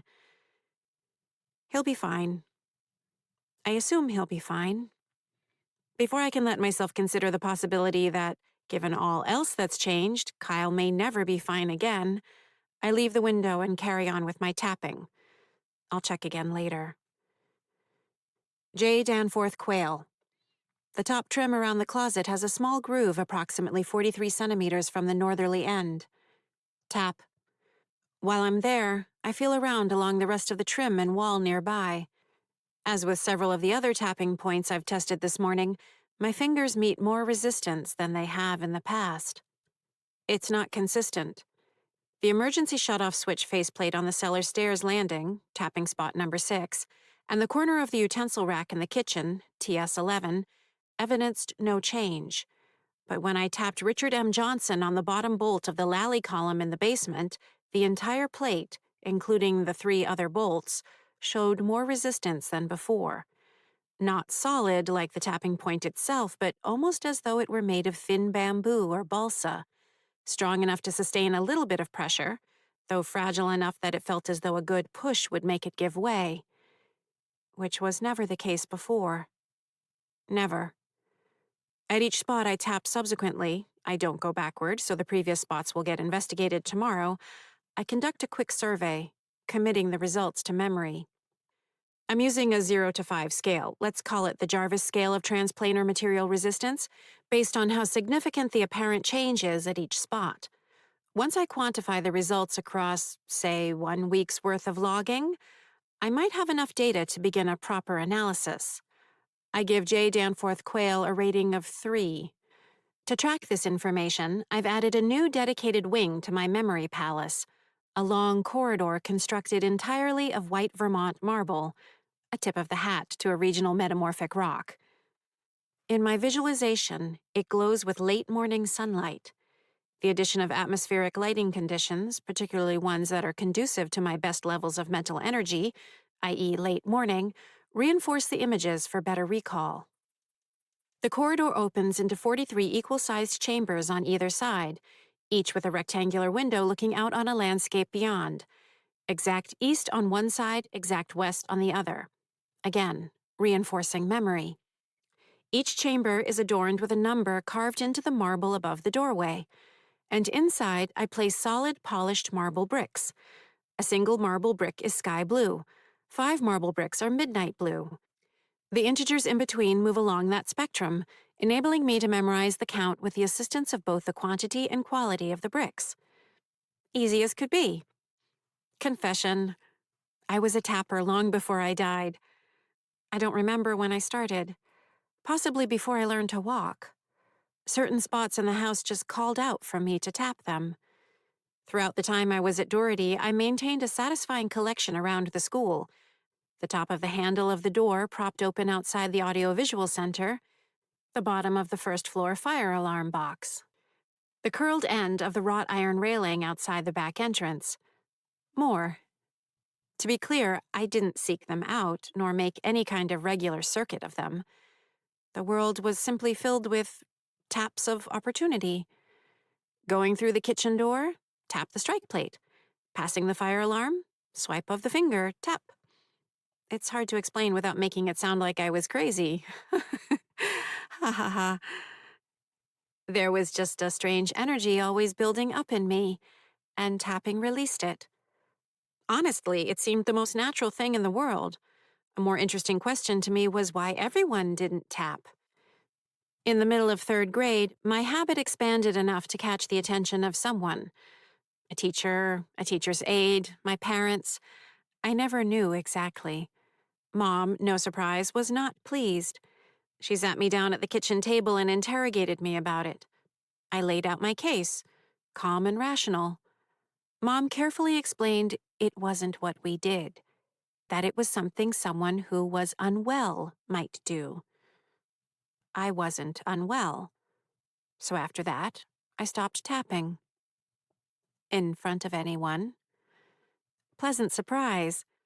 It turned out that surreptitious tapping was all the more delicious. Albert Gore. The stretch of ceiling between the two westerly windows is home to a barely discernible irregularity, about the size of a $quarter coin. Tap. I feel around the dimpled paint. My fingertips slip unevenly through the plaster to the slats above. Meeting resistance extending out by several centimeters, I give the spot a JSTMR rating of 4, aligning 4 azure marble bricks in the center of chamber TS38. At the doorway, I pause. No one's around. I lean out into the hallway. Haley's bedroom door is closed. She's off at school. Trisha and Elise left the house some 20 minutes ago, heading to work at the same time. Dad's in the cellar. Eddie and Mom both are pointedly not speaking to me, off somewhere on the first floor. Eugene is probably at the window in Elise's office, watching the traffic. I turn back into the guest bedroom. A pair of crows, Corvus brachyrhynchus, squabble somewhere along Field Drive. The silence in between their jagged coal squawks takes on a weighty quality. Don't, don't, don't. The mantra flows through my mind. Don't, don't, don't. Once you learn you can kill somebody by talking to them, you get pretty careful. Don't, don't, don't. My voice comes out in a whisper. Miss Marchitelli? Chapter 24. Plenty of people came by the house in those first weeks after I died. There was my wake and then my funeral. Distraught watches sat by my aunts and their kids, neighbors, teachers. When Miss Marchitelli came by a week after the funeral, which she'd also attended, I regarded her with a mix of relief and sadness that left me breathless. She'd brought a casserole dish filled with stuffed shells, wrapped with aluminum foil. Her eyes, behind thick magenta eyeglasses frames, were puffy beneath her eyeshadow. She held my mother's hands, expressing her disbelief once again, confessing not to have slept through the night since she'd heard the awful news. Mom wasn't quite sure what to make of Ms. Marchitelli's leather jacket decked out with belts and loops and buckles, or the matching pants stretched across her curvy hips. But when Ms. Marchitelli crushed her in a sniffling, perfume-drenched embrace, Mom allowed herself to be comforted for nearly a minute. That night, I had the first flash in my head of Ms. Marchitelli, an image so vivid it was like I was actually seeing into her life. Her crying, her legs curled beneath her on a couch, a tartan wrap around her shoulders, lots of smudged makeup and damp tissues, smeared lipstick and running mascara. I freaked out and pulled back, to find myself standing by the downstairs hall closet, where I'd been when the vision had pulled me away like some gravitational daydream. The next morning, I had a second vision of her, this time of her crying without any makeup on, the sight of which I'd never experienced in real life. In that moment, her grief was somehow more terrible, too intimate, too raw. I recoiled, coming back to myself in the kitchen, where Mom listlessly scrambled eggs. Visions and voices. That's not what we do. Remember Uncle Paul? So yes, I remained conscientious about keeping visions at bay. Although I may have found a loophole, visions? Not exactly per se. More like imaginings, a dramatization. A way for me to keep my memories of Ms. Marchitelli alive while not putting her in any danger. Fine. I've imagined the ongoing story of Ms. Marchitelli's life, in real time, every week since the casserole dish with stuffed shells. There. I said it. The Ms. Marchitelli of my imagination took some interesting turns in her life. She never did reconcile with Daniel, or most of his big family, in spite of his repeated entreaties for her to reciprocate his ardor. She was kind enough to him and in fact stayed in touch with his mother from that point onward, even bringing her plastic containers of homemade Italian anisette cookies when the elderly woman was a frail featherweight thing of no more than 90 pounds, whiling away her days in a retirement home. Ms. Marchitelli stayed in public education. She ended up taking a district-wide position for the better part of a decade. From there, she ascended to a statewide role coordinating special education throughout Massachusetts. Surprisingly, she never married or had children of her own. She continued to share her apartment, a small Scottish outpost by the looks of it, with her roommate, Joyce, who worked at the town offices. Sunday nights were reserved for Masterpiece Theater on PBS. Saturdays and Sundays for antiquing, for going to readings, for visiting museums in Boston and Cambridge, for driving up the coast of Maine. They had 3 cats, Penelope, Molly Bloom, and Samson. Joyce's niece, Cassidy, fed their cats when the 2 of them took their annual trip to the United Kingdom each summer. As time went on, they devoured television shows about prime ministers, police investigators, wealthy people and their servants, and cake baking. They became docents at a local museum of textile manufacturing. They drove a series of oddball cars after giving up on a short phase of Italian scooters. They volunteered to keep the trails through their town conservation lands clear. Neither of them dated. And yes, it only took me 9 more years to realize I'd turned them into lesbians. It wasn't anything I'd planned. It just happened. Even as I constructed this imagining of Ms. Marchitelli's life, month after month, year after year, decade after decade, I knew it was a little, shall we say, eccentric. I like to think of this hobby along the lines of the 19th century English boarding school owner and amateur mathematician William Shanks, who spent his free time calculating the digits of pi. Over time, he calculated pi to 707 decimal places, an unheard of feat in the century before calculators and computers. Fun, horrifying fact: he made a mistake after the first 527 digits, and the rest was incorrect. He died without ever realizing his error. Ms. Marchitelli's life story is my pi, though without the mistake. A private, obsessive creation that keeps the existential dread at bay. Another way to occupy my mind beyond tapping, making forecasts, reciting pi, or working my way through the complete plays of William Shakespeare with a company comprising the local fauna. Just a little something to help keep me sane. I know, right?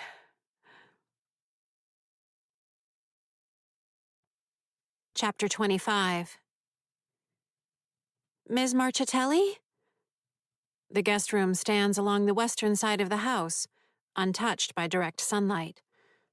This is harder than I imagined, hacking through the hedgerow of don'ts I've let grow for decades.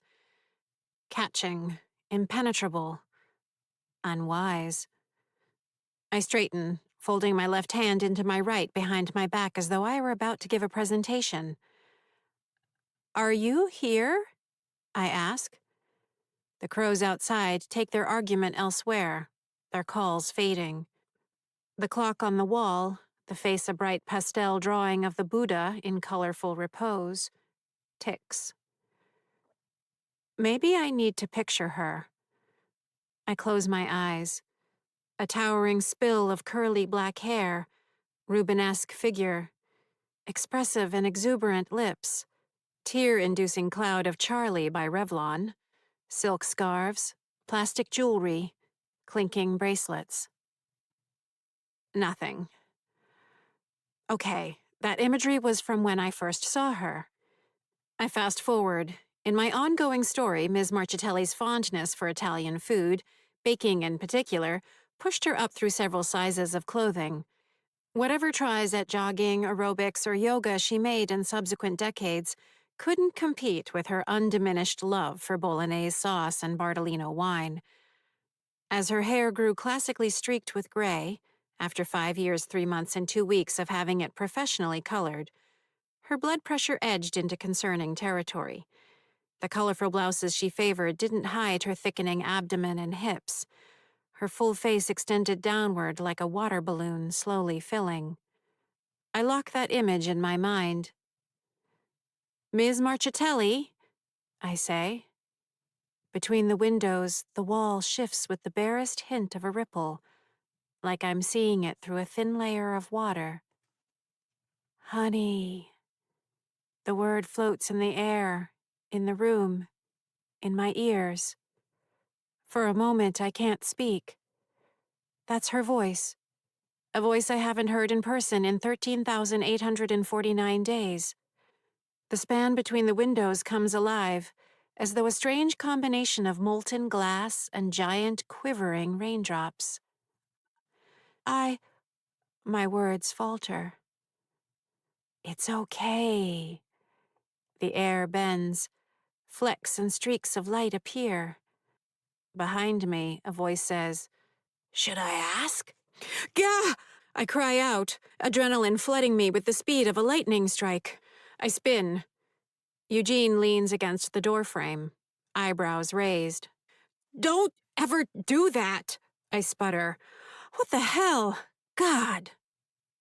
"If you're not used to ghosts by now, that's on you," he says. "Who are you talking to?" "I'm not talking to anybody. I'm tapping. I'd ask you to pitch in, but you're useless if you haven't noticed." "Nice. Thanks," he says. "Remind me to not keep defending you to Mom and Eddie." I stay facing him, but all my attention is on the spot where I'd seen Miss Marchitelli? Had I seen Miss Marchitelli? I'd heard her. I'd definitely heard her. But now there's nothing. The air looks fine. The wall looks stupid and boring just like it always does. And my brother caught me talking to myself. Or to my imagination. Or to Miss Marchitelli. "I don't need defending," I say. "And never sneak up on me when I'm tapping." "You weren't tapping." I was taking a moment to myself between taps. Crime of the century. "Are you okay?" he says. "Seriously." Just standing in an empty room talking to a vision? How's that not okay? I storm past him into the hallway. "Move." "What about Eddie's face?" he says, following. Consistent with the entry and exit of a corkscrew. What about it? "He showed it to me." He would. I barely slow at the door to the attic, leaning down to tap Richard Cheney along the underside exact center. I mash my hand to the spot, not lingering for a detailed investigation with Eugene hovering over my shoulder. Maybe it's more solid than before. I'm too annoyed to get specific. I give it a JSTMR score of 3. Arbitrary. I straighten and take a breath. No, it's more of a 4. "I suppose I'm not allowed to have an opinion on that," Eugene says, "sneaking up on you and all. But I definitely have an opinion on that." "You can have any opinion you like. I pass through the door and head up into the attic. "A corkscrew-jabbing old man," Eugene says, trailing me. "In our house." "I'm working on it." "Should I be reassured?" "You should be somewhere else," I say. "I'm busy." "Eddie told Mom." "Why not? He's been doing that since he was 2. "She hasn't said anything to you?" he asks. Coming to the top, I reach over and tap the base of the balustrade, right in the notch that reveals an irregular rectangle of subflooring. Joseph R. Biden. Solid, along with several centimeters on either side of it. Remarkable. JSTMR 5. The strongest I've felt in any TS in the house. "I'm thankfully receiving the classic Nagel-Jarvis silent treatment," I say. "Sorry. Dad?" I haven't gotten into it with him. "You should. He can talk to her. Keep her from giving you icy stares and pointed silence for the next month." I can live with pointed silence. I crave pointed silence. Better than another lecture from another family member telling me what I should be doing, because I'm clearly not doing enough. Near the peak of the unfinished ceiling on the southern end of the attic, I reach up and give a little Michael Pence action to the prominent pine knot in the joist. Tap. Run my fingers around its circumference quickly. Jesus, it's coming in at a 5. Maybe more. Do I need to recalibrate the scale? "Come on," Eugene says. He looks out the window, then turns and glides his foot through one of Haley's workout boxes in an unconvincing karate kick. "I'm on your side." Then maybe you should go talk to Mom. Work your Eugene magic on her. Simple problem, right? "I never said any of this is simple." Didn't you? I turn to him, hands on my hips. Because that's what I keep hearing from everyone. "Karen, what's wrong? Karen, why did you whatever? Karen, I just got stabbed in the face. Karen, when are you going to fix everything?" Eugene flinches. I press on. "It'd be nice if, for once, I could be the one sitting up in the bleachers commenting on everything, critiquing everything, a professional audience member, a passenger on the bus, grading the driver, a visitor to the world, a tourist. Entertain me, amuse me. But whatever you do, don't count on me to make a decision or lift a finger or weigh the options or be responsible for anything other than a lazy opinion. So go on. Go smooth things over with Mom. How about that's your problem now? I'll be here with my feet up and my mouth running." "Solved it yet?" I pretend to look at my watch on my wrist. "What's taking you so long? I'd just solved it if it were me." He stares at me. "God, I would have solved it by now." I continue. "Why aren't you solving it? Well, Eugene, should I be reassured? Should I?" "Why are you being such an asshole?" "I don't think that's going to get us there. What's with the attitude? Time is ticking." He shakes his head and passes down through the floor, out of sight. He never could handle conflict. After waiting 5 minutes to make sure he's not coming back, I turn to the empty attic. "Ms. Marchitelli?" I say. Nothing. I go through the process again, remembering, visualizing, reaching out. "Ms. Marchitelli?" Nothing. And still more nothing. 20 minutes later, nothing is firmly established. Just me, standing by myself in the attic, squeaking Ms. Marchitelli's name. Nothing. Chapter 26. Need to speak. Kyle's signal from the window the next morning is abrupt. No report on scary eyes, no mention of anything else. Ugh. "Understood," I signal back. I get it. He's upset. Of course he's upset. He had his bones broken, his skull shattered, who knows what else once Scary Eyes dragged him back through the walls. I'd be upset. He turns from the window. No wave. I glide down from the second floor, passing outside the walls as I do, so I can avoid my family. most of whom are either not speaking to me or speaking too much to me. Angry in both cases. At least Kyle isn't going to give me the silent treatment. Fine. I deserve to hear it from him. I could have told him. I should have told him. Ethically speaking. Practically speaking, Kyle's a blurter. Most of what goes through his mind comes past his lips. Points for honesty. If he'd lived, it would have made for a life largely, or even entirely, free of guilt. But the plan needed to work. And Kyle needed to die. I'm a terrible ectoplasmic remnant of a human being. Ectoplasm. The supposed ectenic force manifested by spiritualists and mediums. Doesn't exist. I'm using humor to prepare myself for Kyle's anger and disappointment. I'm sorry. I messed up. Kyle stares at me, his mouth a tight line. I begin. What? His red eyebrows reach for each other. I should have practiced harder. I could have made it if I'd done it a few dozen more times. He was just so fast. That's okay. I mean, sure, you did your best, I say. It was a great try, and you almost had it. Should we try again? His eyebrows haven't lost interest in one another. We don't need to. His face relaxes as though I'd said, let's forget the guillotine. No need for that bloody mess again. We don't? Take 2 steps back. What? 2 steps. Backward. Kyle takes the steps. Now what? I take 2 steps toward him. He looks at my feet. I don't get it, he says. I'm going to take 4 steps backward, I say. Then I want you to take 4 steps toward me, but wait for 5 seconds. I step back. Now, he says after a silent count of 5. Yep. But I'll only be able to 4 steps. But the edge, 4.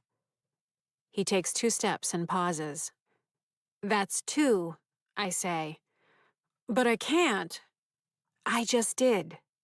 He glances at the asphalt and its black squiggles of repairs, then at my feet, then at his. He takes 2 more steps. Are we? He says. Not yet we're not, I say. Though we could be. If I take 2 more steps toward you, we'll be 4.01% closer than we've ever been during the daytime. But I think it's better if we keep our regular distance. He looks back and forth between our feet. How? Undetermined. Did you make this happen? Was it our test? Probably not. Is it all the way round, in every direction? He asks. This is why I like Kyle. He thinks. Neither Mrs. Gracie nor Andy would make that leap without prodding. That's what we need to find out, I say. Today, but discreetly. And tonight. In fact, we're going to need to make twice daily measurements from here out. Is it going to keep changing? If it does, we'll record it. This is amazing. Let's not get too excited yet, I say. The data is what matters. Percentage increases in the radii. Right. Percentage. Radii, he says. What else? Oh, not much. A homicidal elderly man stabbed my brother in the face and is threatening to kill the rest of my family. Haley is still breathing and whining after I spoke to her in violation of every rule of the afterlife. I'm hearing an old counselor's voice and seeing visual distortions, or maybe just going crazy like my uncle who killed himself. And naturally, everyone is blaming me for all of it. I could tell him. I really should tell him. Let's just focus on this, I say cheerfully.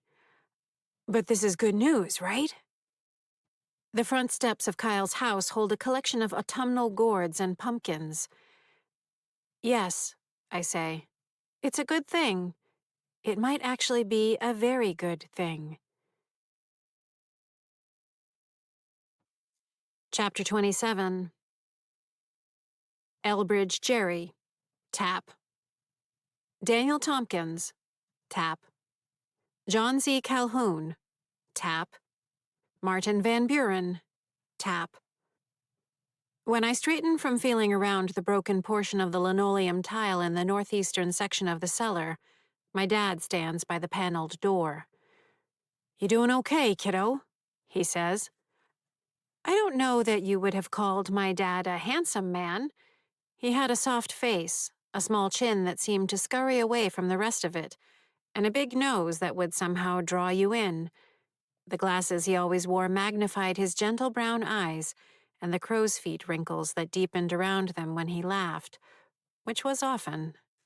I thought he looked perfect. While Mom charted out every twist and turn of my ever-brightening future, Dad kept me grounded. He was the one who asked me how I felt, the one who wanted to make me smile. Oh, Mom wanted to make me smile. I had impressed her friends. I had impressed my teachers. I had impressed her. Smile! Dad just wanted me to smile because he loved me. "Keeping busy," I say. "Your fingers?" Holding steady. I lift my hands. Nothing's grown back yet, so there goes that theory. No fun in learning lessons the hard way, is there? He rests his hands on the thighs of his olive green khakis.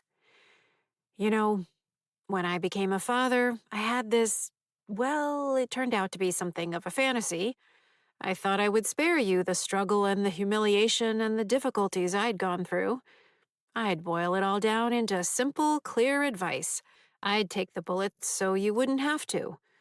Let you learn all the tricky lessons the easy way. I look at the floor. The other tapping spots call me. I have to go by him. Have to. What a horrible way to think. But he'll head back to his old workshop area before I do, like always. "It was a nice idea," he continues, "until I realized it didn't work. All I wanted to do was sit you down and say, 'Here's the path through life. This way, not that way. Try this.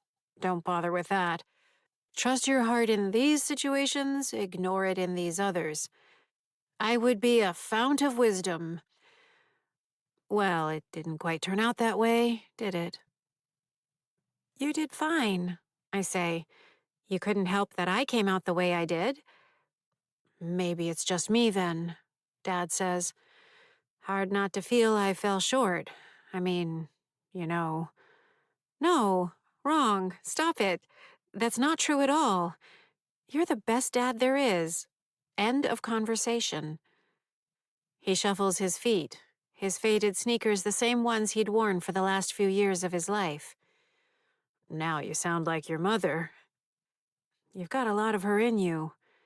I never understood why the two of you aren't thick as thieves. Both so alike, but sometimes... Phew." He balls his hands into fists and points the knuckles at each other, bouncing them back and forth as if they can't quite touch. "Like the same ends of strong magnets." "Poles," I correct. "Yes, poles. And now that I've thoroughly debunked my own effectiveness in offering advice, can I offer you a piece?" "I still want your advice." "Don't forget who you are." "I know who I am," I say. "It's normal for people to go through phases. We try on different costumes, different outlooks, different attitudes. It's part of growing." "I'm not going through some unruly teenage drama," I say. I wouldn't. "But you're questioning things, and you're frustrated. Whether you want to call it an unruly teenage phase is up to you." "I'm not going through whatever you want to call it." "Maybe you're not," he says.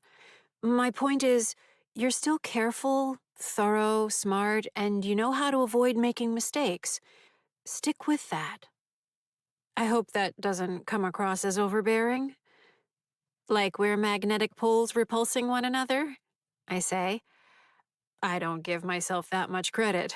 I'm more like a pile of steel filings, helpless around the strong females in my life. Not that I would have it any other way. I cross over to where he stands and give him a hug, resting my face on his shoulder for a moment. "You're a ferromagnetic metal to me. A what?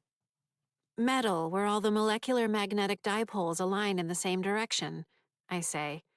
Cobalt, iron, or nickel, for instance. Helpless, I tell you. He ruffles my hair. I take it that's better? It's the best. The scent of his flannel work shirt grounds me. I pat him on the arm. I have to get my tapping in. Sally forth, my dear. I let him go and touch the nail head at the bottom of the newel post. Richard M. Johnson. I'm not going through an unruly teenage phase. This is different. Chapter 28. I thought he was bluffing, Mrs. Gracie says. Just finding another way to be cruel. We stand by the white outdoor patio table by the side of Andy's house. Andy runs up and crashes into my legs, pressing his face against the side of my thigh to blow a raspberry onto it, then races off to dive back into his fort in the bushes. No sign or forecast of flibber tonight, so this is the game. I mostly ignore it, rhythmically dropping my hand down to pat him on the head at the conclusion of every sloppy eruption of hilarious faux flatulence. My hand still has 3 fingers and a thumb, even though I'm more than 12 hours past the skipped tap. He wasn't, I say. Just ask my brother's face. Arthur could have killed him. This was the message, yes. Something is making him stronger. She clasps her thin fingers together, pursing her lips. I don't know how you can stay so calm about it. Getting upset won't help me think any more clearly, I say. Andy slams into me again, shaking his head back and forth as he spits all over my leg. Pat on the head, run along. But what if the tethers have been keeping Arthur and the others away, and now they've found a way in?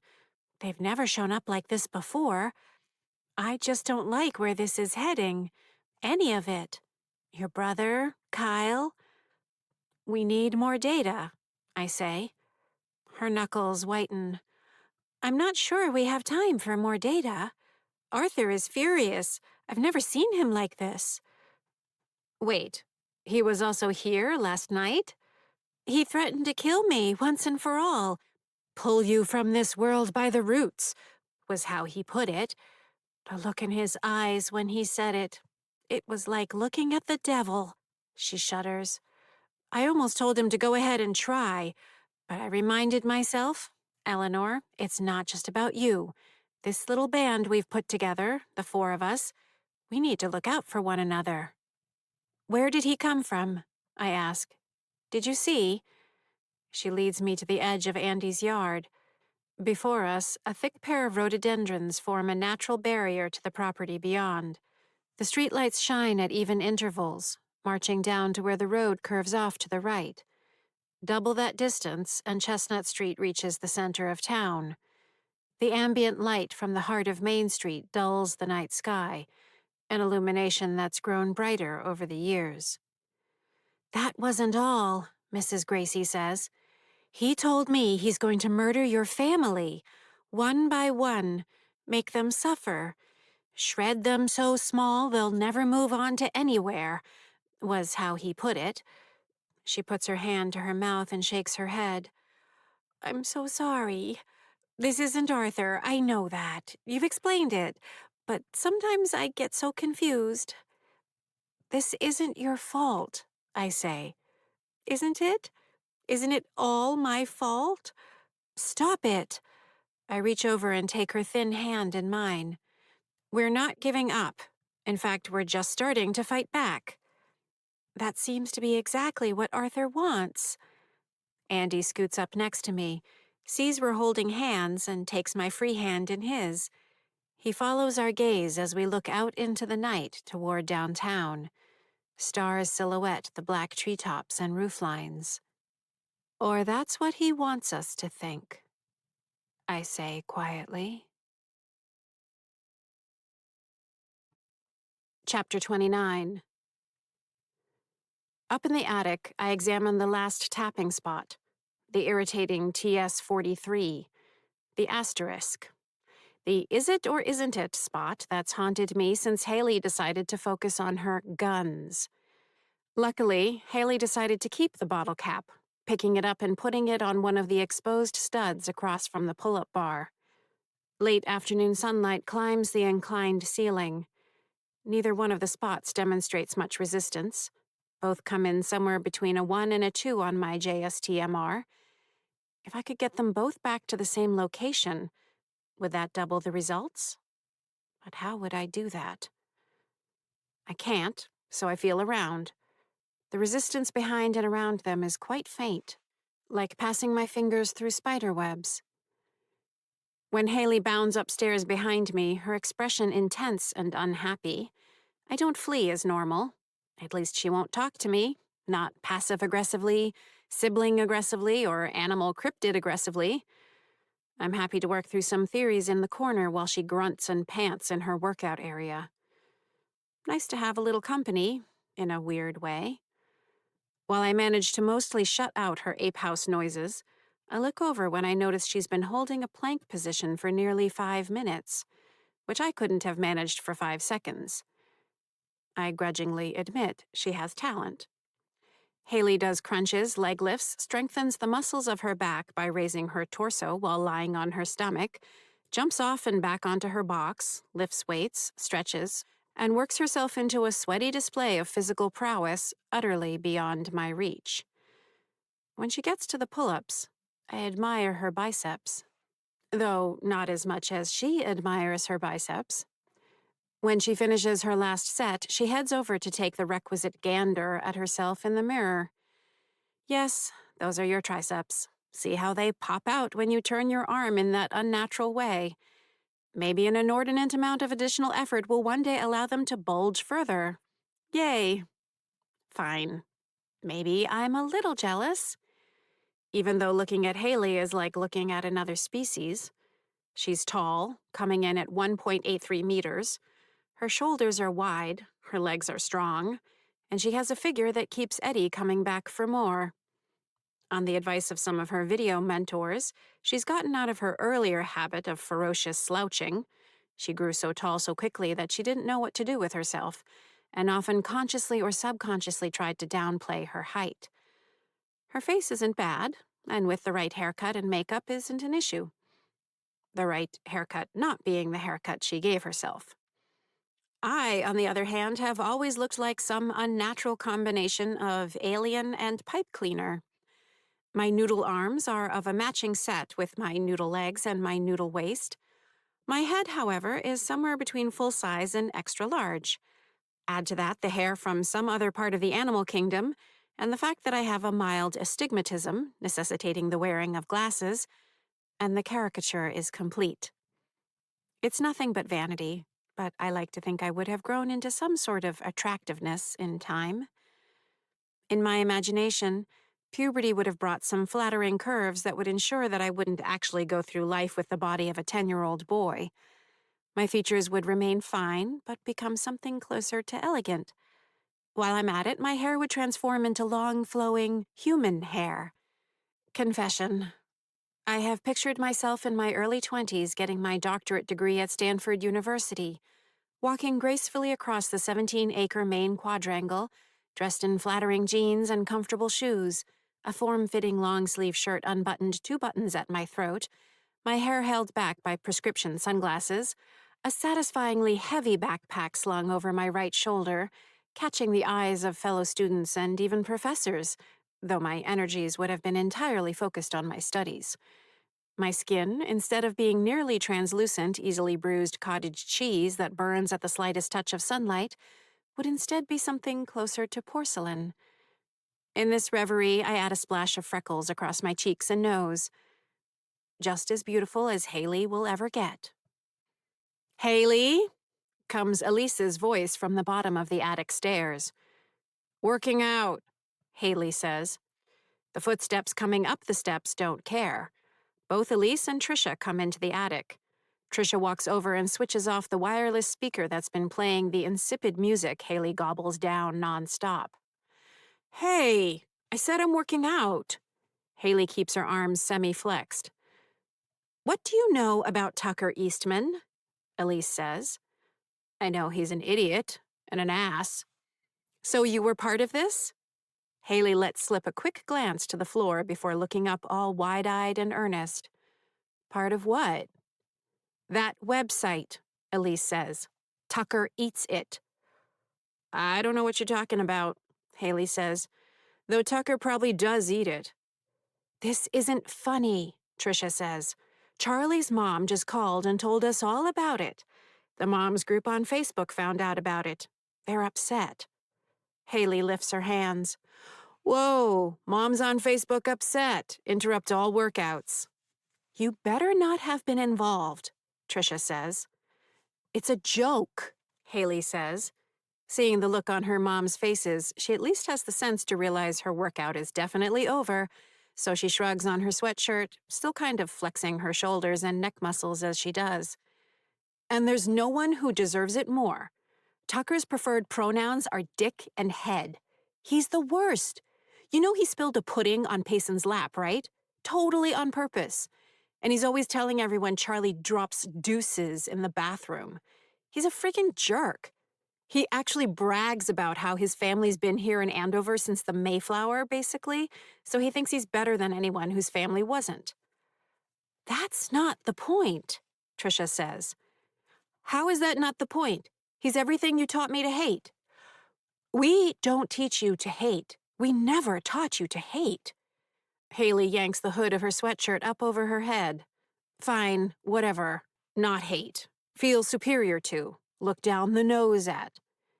See for what they are, Tricia says, and have some compassion for their ignorance. Like he showed Payson compassion by ruining their skirt? That's for the school to deal with, Elise adds. Not like this. You realize there are legal implications for putting together something like this and making it public?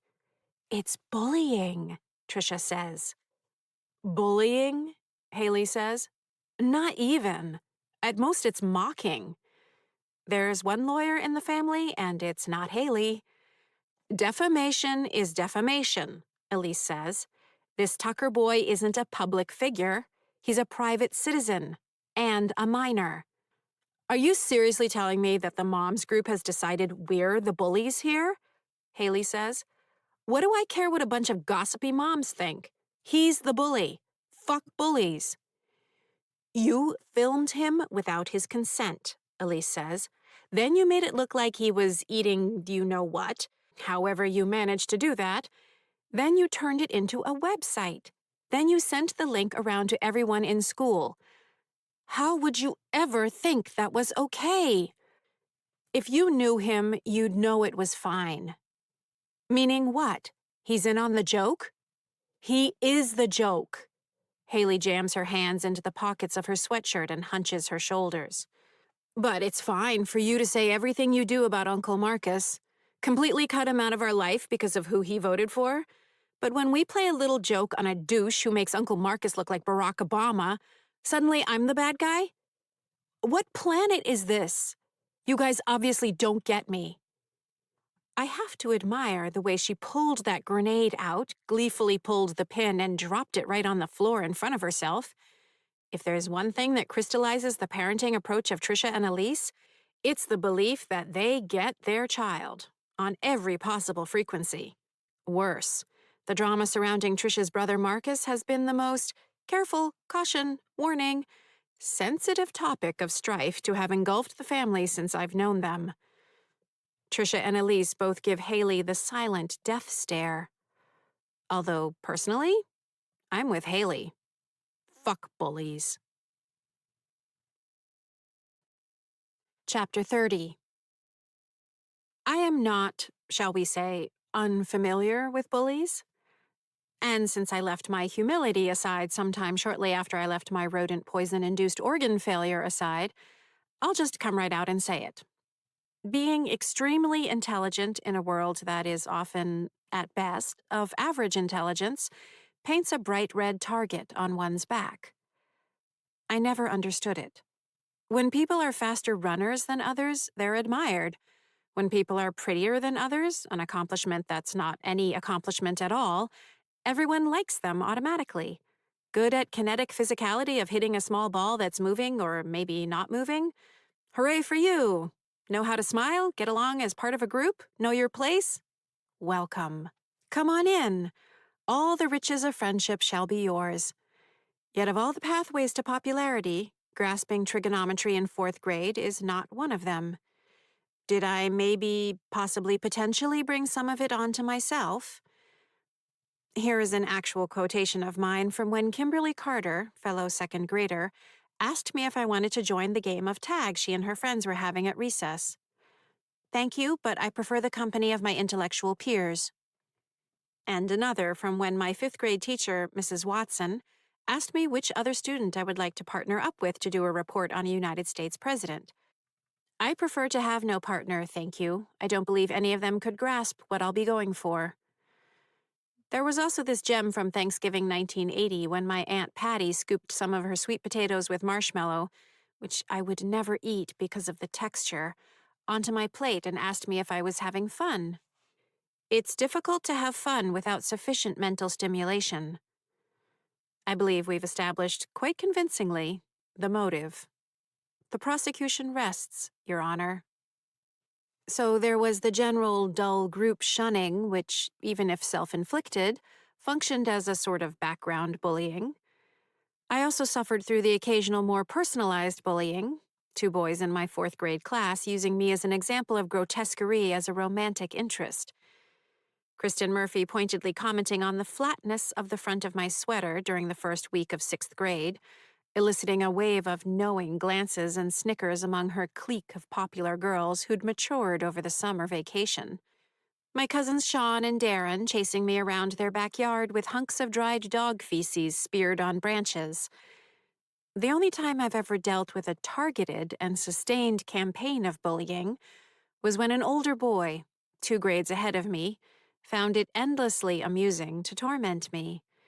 His antics ranged from infantile, spitballs projected from a straw to the back of my head, to personal, when I began wearing prescription eyeglasses and stepped onto the school bus for the first time with them.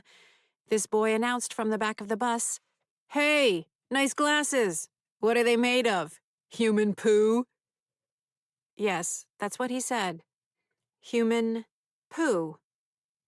Inane. Yet I heard, or imagined I heard, the phrase, human poo, whispered in my proximity for much of the next week or two, which at the very least left me questioning whether I'd made the optimal frame choice. There were further incidents with him involving puddles, snowballs, and wadded chewing gum on chairs. Imagine my delight in 3rd grade when he took my pencil box and tossed each and every pencil up into the exposed orange-painted metal brackets that lined the ceiling of my classroom, then handed me back the empty box with an apologetic, "Whoops." Or the next month when he took several sand dollars, the skeletons of the flat burrowing sea urchins, Echinarachnius parma, I'd brought in for show and tell, and then claimed to have no knowledge of the crime. The sand dollar incident culminated in a phone call from my mother to his mother, followed by an exchange of the stolen shells wherein he claimed to have misapprehended an offer on my part for him to borrow the shells for the night. I did manage to land him in Principal Bell's office. After several incidents involving him dumping my books down the stairs at school, nudging the pile out from my arm with the toe of his shoe or his knee, I told him in no uncertain terms that he wasn't going to dump my books again and that he was going to leave me alone for good. Then, I simply worked out the proper timing, positioning myself several days later on the main stairs beyond the lobby with an enticing collection of notebook, binder, and 3 library books under my noodle arm while I waited for him to appear behind me. Moments later, the books took flight, fluttering out in an avalanche of worksheets as he whispered a smirking, "Careful," and passed me by. Only to find Mrs. Bell staring up at him from the bottom of the stairs, where I'd calculated she'd be at that exact moment. Even then, I'd been good at forecasting. In her office, he was forced to sign the book, a record of misbehavior that formed the basis of various punishments, theoretically up to and including expulsion, which had been my hope in that case. He then offered me a foot-scuffling, eye-contact-avoiding, humiliating apology, diluted to the minimum viable degree worthy of satisfying Mrs. Bell. I was not at all satisfied, and silently wished death upon him. Why Tim Lane chose me as his target of persecution, I didn't know then, and don't know now. The saving grace of all of this was that because he was 2 grades ahead of me, he moved from Doherty Elementary to East Junior High after the spring of 1979, gifting me all of 5th grade and the beginning of 6th grade, until I died, free from his infuriating and ridiculous bullying. Chapter 31. This isn't how we handle things, Trisha says. Not cool. So we should what? Haley says. Hide? Try to stay out of his way? No. You're the ones who taught me that we don't have to accept that things are just going to be the way they are and we can only hope for the best. No, we have to take action. Get into good trouble. Trisha and Elise exchange a look. Nice try, Elise offers. This isn't about civil disobedience. And you're not getting out of this that easily. There's a line and you crossed it. You know you crossed it.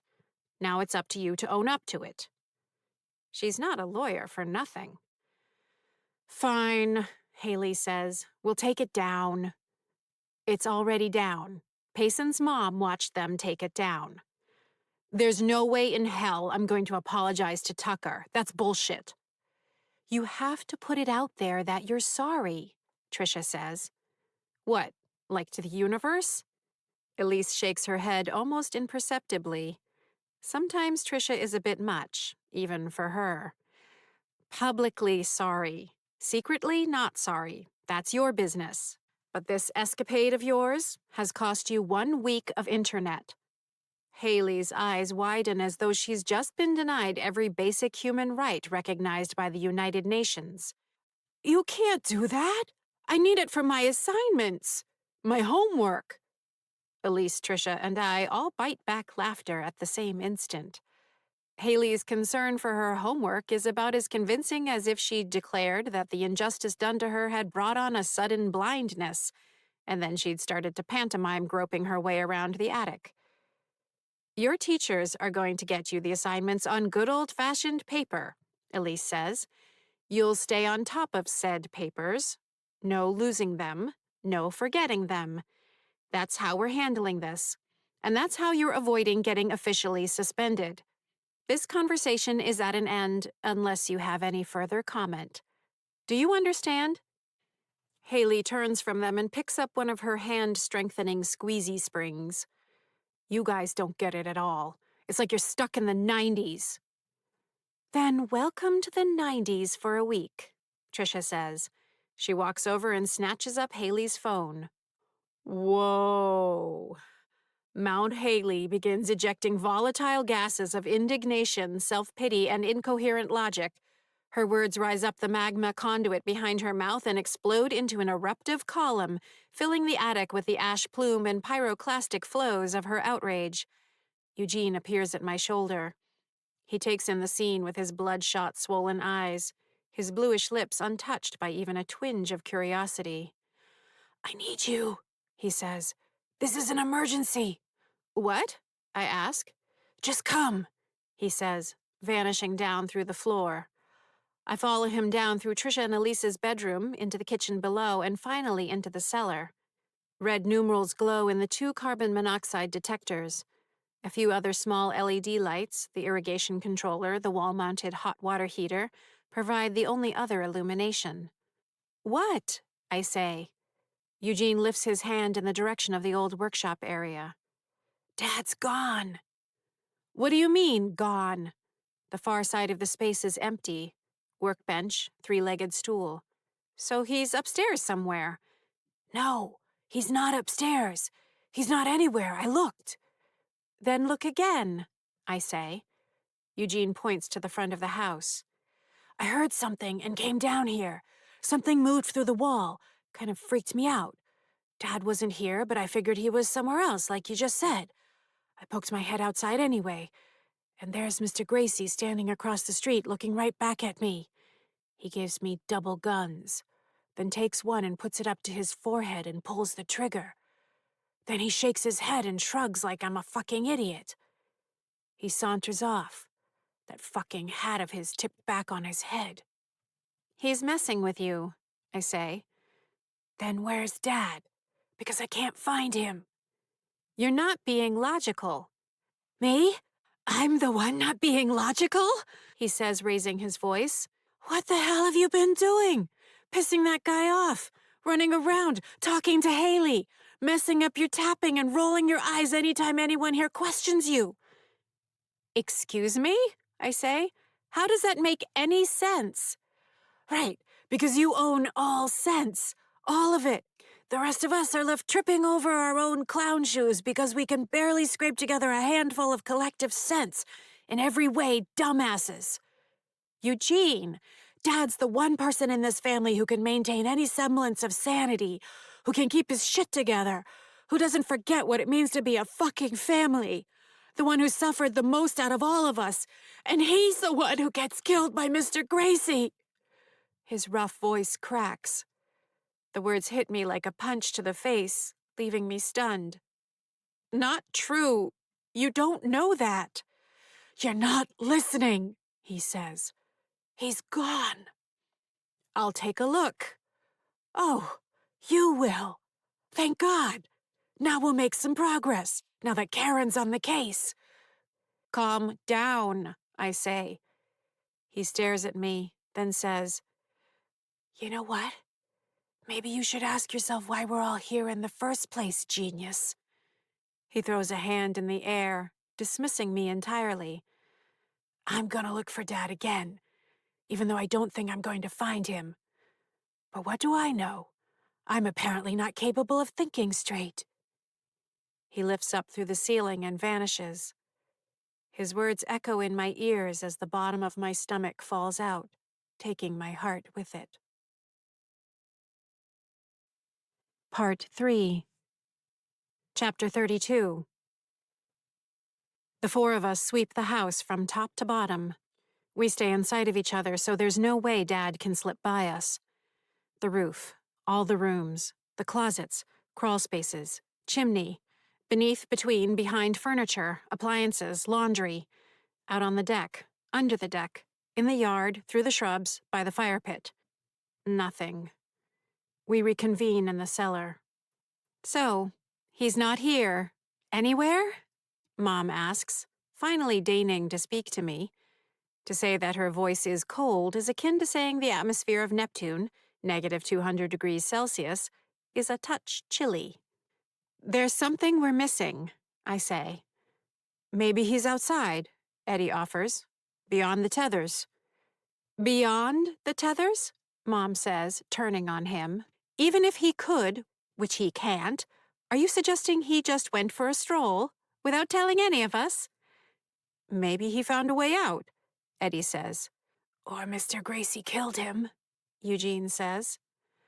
I knew this would happen, Mom says. Eddie stands on a taped-up cardboard box labeled Great Aunt Mariah's Tea Service to look out the window. Maybe he didn't want to tell us until I don't know, he was sure. Your father wouldn't just leave. I search the corner where Dad usually hangs out, feeling around for any strange energies in the walls, especially where the cracks in the corner are streaked with efflorescence, the crystalline deposits of salt that form where water seeps in. There's something strange in the way the concrete grabs at my hands. I think what Mom's saying, Eugene begins. I know what she's saying, and I know why she's saying it, I say. I need to concentrate. Your concentration hasn't helped so far, has it? She says. Look what you've done. Eugene and Eddie both glance at her in surprise. Have you even tapped today? She continues. Or am I not allowed to ask? I did my tapping, I say, just like I do every day. She puts one hand to her forehead, covering up her bloody head wounds. None of you listen. Understood. I'm an unpleasant, overbearing, selfish monster. I couldn't possibly recognize the one thing that would bring on more catastrophic trauma for the family. Fine, silly me. I'll just leave it in your capable hands and wait in my sewing room for Mr. Gracie to come and kill me. It's about time. Have fun, kids.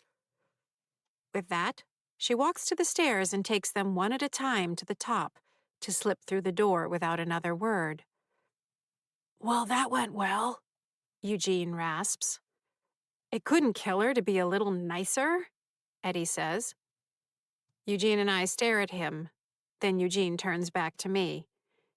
You really did all your tapping today? There's no connection between tapping or not tapping and Dad disappearing, I say. She says defensively, Eddie says. Thank you for your psychoanalysis, Dr. Jarvis, I say. Thank you for your psychoanalysis, Dr. Jarvis, he mimics. Eugene steps between us, holding up his hands. Arguing isn't going to help us find Dad. My question about the tapping isn't an insult to your intelligence. Maybe there's an actual connection. I mean, things have actually changed since you had your little brain fart. All kinds of things. I'm going to go out on a limb here and say there's something to it. I keep feeling around in the walls. I've been thinking somewhat along the same lines, I say. Nice, Eddie says to Eugene. She's almost giving you credit for a good idea. Maybe I'll even have a smart idea all on my own one day, Eugene says. Yes, message received, I say. Could we just stay focused? Or must we indulge in another one of your little twin talk routines? Maybe you should apologize, Eddie says. Maybe that will do something.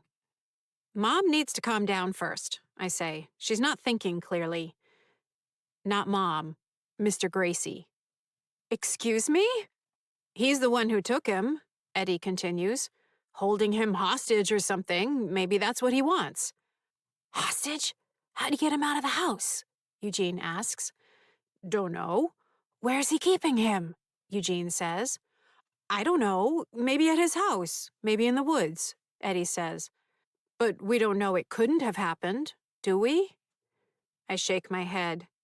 Do you seriously think he's going to send over a note made from the cutout headlines of newspapers and magazines demanding we fork over, what, money? Our heartfelt apology? The steak and potatoes and green beans he's been missing? That doesn't make any sense. It might not be that ridiculous, Eugene says. Mr. Gracie couldn't just sweep in and abduct Dad. He swept in and stabbed me in the throat, Eddie says. What's the difference? You're still here, Eugene says. Oh, good. Another genius sibling, Eddie replies. How about we stay focused? I say. Yes, Mom. Okay, maybe, Eugene says. We should at least explore the possibility. Fine, I say. I agree. Eddie rolls his eye. So Mr. Teenager says it and you agree. Of course. Does it matter whose idea it is? I ask. Let's just see what we can come up with, Eugene says. As awful as it is, or even if Mr. Gracie did manage to, kill him, it's still better than the other possibility. What other possibility? I say. Eugene looks at me for a moment and can't quite hide the ripple of sadness that moves across his swollen face. That he made himself disappear. Willed himself gone. Again. Chapter 33. The 10 Worst Days of My Life by Karen Mary Ellen Jarvis. You might, logically, expect the day I died, October 31st, 1981, to be the worst day of my life. It's the 3rd worst day of my life. Countdowns are often considered enjoyable to many people, so here is a countdown of the 10 worst days of my life. Note: I include the afterlife under the general umbrella term, my life, while there exist clear distinctions in virtually every regard pertaining to the phenomena of life and afterlife. As this exercise focuses on the subjective experience of consciousness and awareness, My list ignores the demarcation. 10. September 9th, 1974. Having achieved some mastery over both my anxiety and my bladder, I was quite surprised when, after I bade farewell to my dad at the door to Doherty Elementary School and successfully entered my kindergarten classroom on my first day at school, I was confronted with a sudden confusion about where I should put my lunchbox. A wave of panic engulfed me. The unpleasant tingling of the fight-or-flight state of physiological hyperarousal radiated through my limbs. When the kindly Mrs. Sanders called my name while I was in that state, I released a small amount of urine, probably no more than 3 millimeters, into my underpants. Luckily, I was wearing a maroon corduroy dress and white tights that hid the stain from view. Even so, the shame, which took longer to evaporate than the urine itself, undercut a significant portion of the self-confidence I'd entered school with, a self-confidence I'd focused on building up through the entirety of that summer. 9. May 14th, 1979. In Mrs. McDonald's 4th grade class, I'd made the daring decision to give my talk on the Yanomami, a tribe indigenous to the Amazon rainforest along the borders of Venezuela and Brazil, without the help of notes. With 3 poster boards featuring maps, pictures, and illustrations carefully lined up behind me, I embarked on what I expected to be for my class a pleasing blend of cinematic narrative arc, hard sociology, and scientific insight.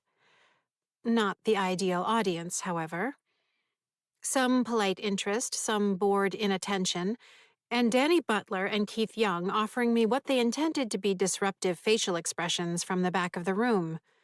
Unfortunately, in the lead-up to the presentation, I'd played with 2 different drafts, one more rigorous and scientific, the other lighter in tone with an eye toward entertainment. As a result of a momentary distraction, Danny Butler inserted a pair of rolled-up flashcards into his nostrils. I accidentally mixed lines from my first draft into my second draft. Realizing what I'd done, I attempted to jump back into the breezy public broadcasting tone I'd settled on, which proved problematic. All my thoughts derailed. I tried to fall back to the more fact-based version, only to realize with growing horror that it too was slipping cruelly away. I froze. The longer the silence stretched out, the more eyes of my classmates lifted from whatever bored focal point they'd rested on to pin me at the front of the classroom. The more gazes landed on me, the more my cheeks flushed scarlet. As goes the curse well known to anyone who blushes easily, the more I felt the blush, the more it intensified in a deepening feedback cycle. After 43 seconds of excruciating silence, Mrs. McDonnell attempted to salvage the moment by thanking me for such a lively presentation and coaxing the class into an uncomfortable round of applause. I collected my 3 poster boards and returned to my desk, for the first time wishing I was in fact a ghost. 8. January 4th, 1976. Over the Christmas vacation leading into 1976, I fell in love with a pair of futuristic-looking winter boots. They were insulated, went halfway up my calf, and were possessed of a thick blue shape, reminiscent of the boots in which the Apollo astronauts had trod the anorthositic dust and rock of the highlands of the moon. That they were designed for boys did not stop me from appreciating their aesthetic and utilitarian grace. My classmates disagreed. So on Monday, January 4th, 1976, I strode through the snow and slush during my first grade recess, expecting admiration and heartfelt compliments, only to realize I'd made a catastrophic error in judgment. The laughter was bad enough, indicative as it was of social undesirability, the force of my outgroup status bracing. Worse was when Tim Lane approached me, expressing curiosity about the materials of the boots. I foolishly lifted one foot to show him, at which point he yanked it off my foot and tossed it beneath the geodome in the center of the playground. I was forced to hop to retrieve it. soaking my sock through while I marinated in humiliation. As I struggled to wrench the boot back over my wet sock, tears welled in my eyes, and I briefly considered throwing myself face first down into the snow and sobbing. 7. April 17th, 1974. Although my mother disliked pets, my father had prevailed upon her to retain the black cat he'd owned as a bachelor, Alfred. Curiously, Alfred was female. Given that Alfred was an outdoor cat, my mother acquiesced. Her feelings changed when Alfred began depositing various species of wildlife at the back door, tributes of her feline prowess. At one point, Alfred gave birth to her sole litter of kittens. To my mom's disgust, Alfred dragged in a young rabbit she'd caught and proceeded to tear it up for distribution to her offspring. A+ behavior for mother cat.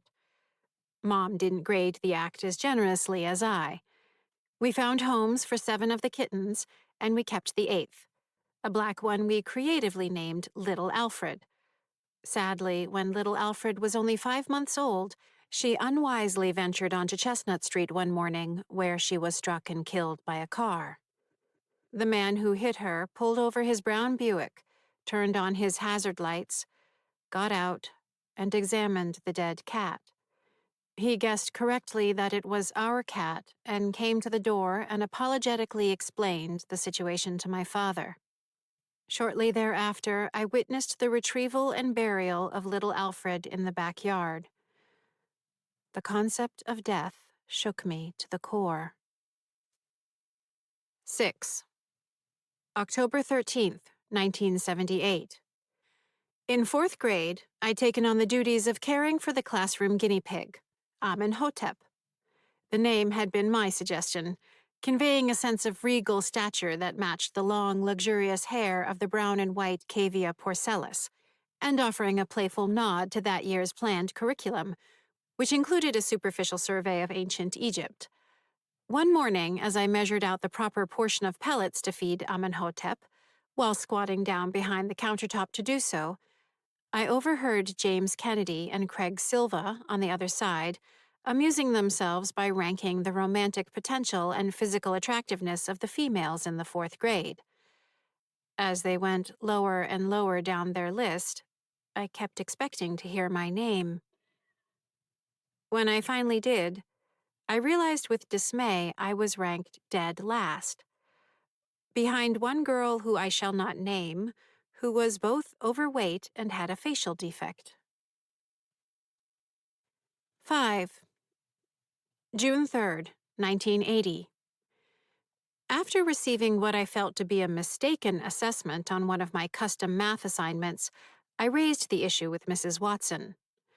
The problem in question was F equals, open bracket, the set of -2 and 0, the set of 0 and 1, the set of 2 and 3, and the set of 3 and 4, close bracket. Convinced I was correct, and even more convinced that my grasp of inverse functions exceeded Mrs. Watson's, I was insistent on the matter. As I had already made my way through the entire elementary school math curriculum by 3rd grade, the administrators had coordinated with Mr. Beaumont, the head of the math department at East Junior High, a mere stone's throw away from Doherty, to design an individualized advanced program for me. When Mrs. Watson reiterated that I'd gotten the wrong answer, I raised the issue with Principal Bell, requesting that she summon Mr. Beaumont to confirm I was correct.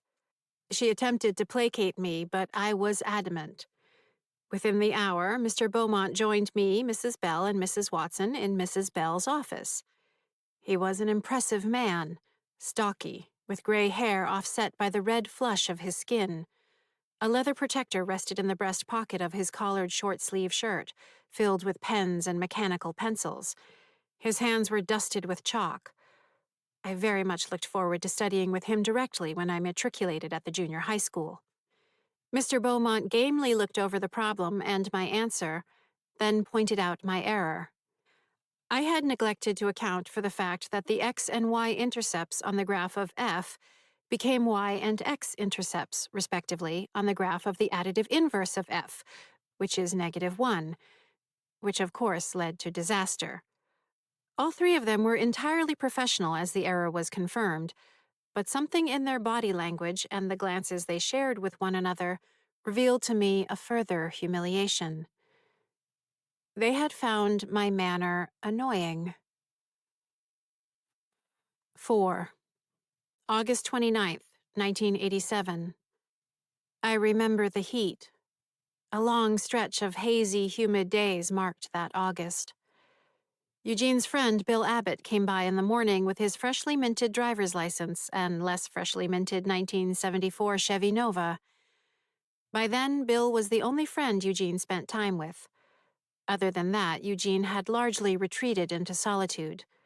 Lots of time in either his room or the living room, his head nestled in a big pair of headphones, listening to the rock band The Who's album Quadrophenia over and over again, as though it had some kind of talismanic hold on him. But with Bill, he seemed to be returning to the high-spirited Eugene of the pre-tragedy era. Mostly they just did stupid things, inventing imaginary sports, climbing up on the roof of the house to smoke cigars while wearing my grandfather's old hats when Dad was at work, and occasionally getting into more serious mayhem with stolen alcohol or marijuana joints. This day, driven inside by the heat, they set about amusing themselves trying to write and record a song. Inspired by 10,000 listenings of Quadrophenia, Eugene was learning to play the red Fender Stratocaster electric guitar that Dad had bought for him for his birthday the year before. He could play okay, and Bill had a nice voice. Their moody, primitive song was enjoyable. I spent most of that morning in their company, at times almost forgetting I was a ghost. They took a break around 11, sitting at the kitchen table with the patio doors open, the screens letting in the heavy, warm air. Eugene grabbed a bunch of green grapes from the refrigerator and brought them to the table. Thus was born the grape contest. Eugene suggested it, daring Bill to stuff as many grapes into his mouth as he could. Bill was game and soon had 14 grapes in his mouth. Eugene was convinced he could top that. The two of them looked ridiculous, and the hilarity only grew. As Eugene approached Bill's score of 14, I got caught up in the moment, silently cheering him on. When he reached 16, I joined Bill in egging him further on, actually saying out loud, "Do it! You can do it!" He got a 17th grape into his mouth. I didn't realize what I'd done. The two of them, refreshed, limber, and full of grapes, returned to their songwriting. They actually played the song, Subside in the Mind, for my dad when he arrived home for lunch. He appeared to enjoy it and offered to go out and pick up a pizza, inviting Bill to stay for lunch. A typical summer day, one out of hundreds. Later in the afternoon, Bill left for a dentist appointment. Dad was off at the hardware store. Eugene puttered around the house in a pair of shorts and a t-shirt, a Red Sox baseball cap backward on his head when he sat down with the remaining bunch of grapes. I wasn't really watching or even paying attention when it happened. Apparently, Eugene thought he might surpass his earlier grape record. Once he had 19 grapes in his mouth, one of the back grapes slid down and caught in his throat. The other grapes prevented dislodgement. Eugene leapt to his feet in panic, hands at his throat, spilling grapes, but not enough. He searched desperately for help that wouldn't come, staying on his feet for another 71 seconds, at which point he collapsed to the floor just inside the front hallway. By that point, Mom and Eddie were screaming for me, but I was just as helpless as they were. Dad found Eugene's body when he returned from the hardware store 49 minutes later. 3. October 31st, 1981. Not surprisingly, my own death ranks high on the list of worst days. I've always resented that it was on Halloween, a holiday I approached with joy and flair. That year, I gave quite a bit of thought, some might argue too much thought, to my costume. Looking back, I'll admit to a competitive urge to outdo the efforts of my peers. I strove for multiple levels of meaning, authentic details, and a grab bag of relevant witticisms and explanations. No reason Halloween couldn't be both entertaining and informative, I reasoned. The wild thrill of the night itself invigorated. The crisp autumn air, the clear view of Mars, Saturn, and Jupiter shining brightly above the trees, the whisper and crunch of leaves skimming the sidewalks. The temperature was right. The smells of the evening were right. My entire future extending out ahead of me was right. 1981 was the first year in which I would lead Eddie and Eugene throughout the neighborhood, unaccompanied by either of our parents. I felt I could have taken on that responsibility several years earlier, but for some reason the age of 12 appeared to be the psychological threshold Mom and Dad needed me to reach before they embraced the notion. I'd devised the most efficient route through the neighborhood, designed to maximize our gains within the 90 minutes we were allotted.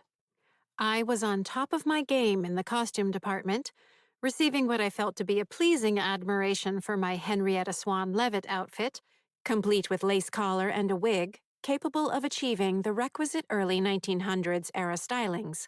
Leavitt, who lost her hearing right after college, worked at the Harvard College Observatory at the turn of the 20th century, identifying over 2,400 variable stars and finding the connection between a star's brightness and its distance from Earth, which of course allowed Edwin Hubble to later determine that the universe is expanding.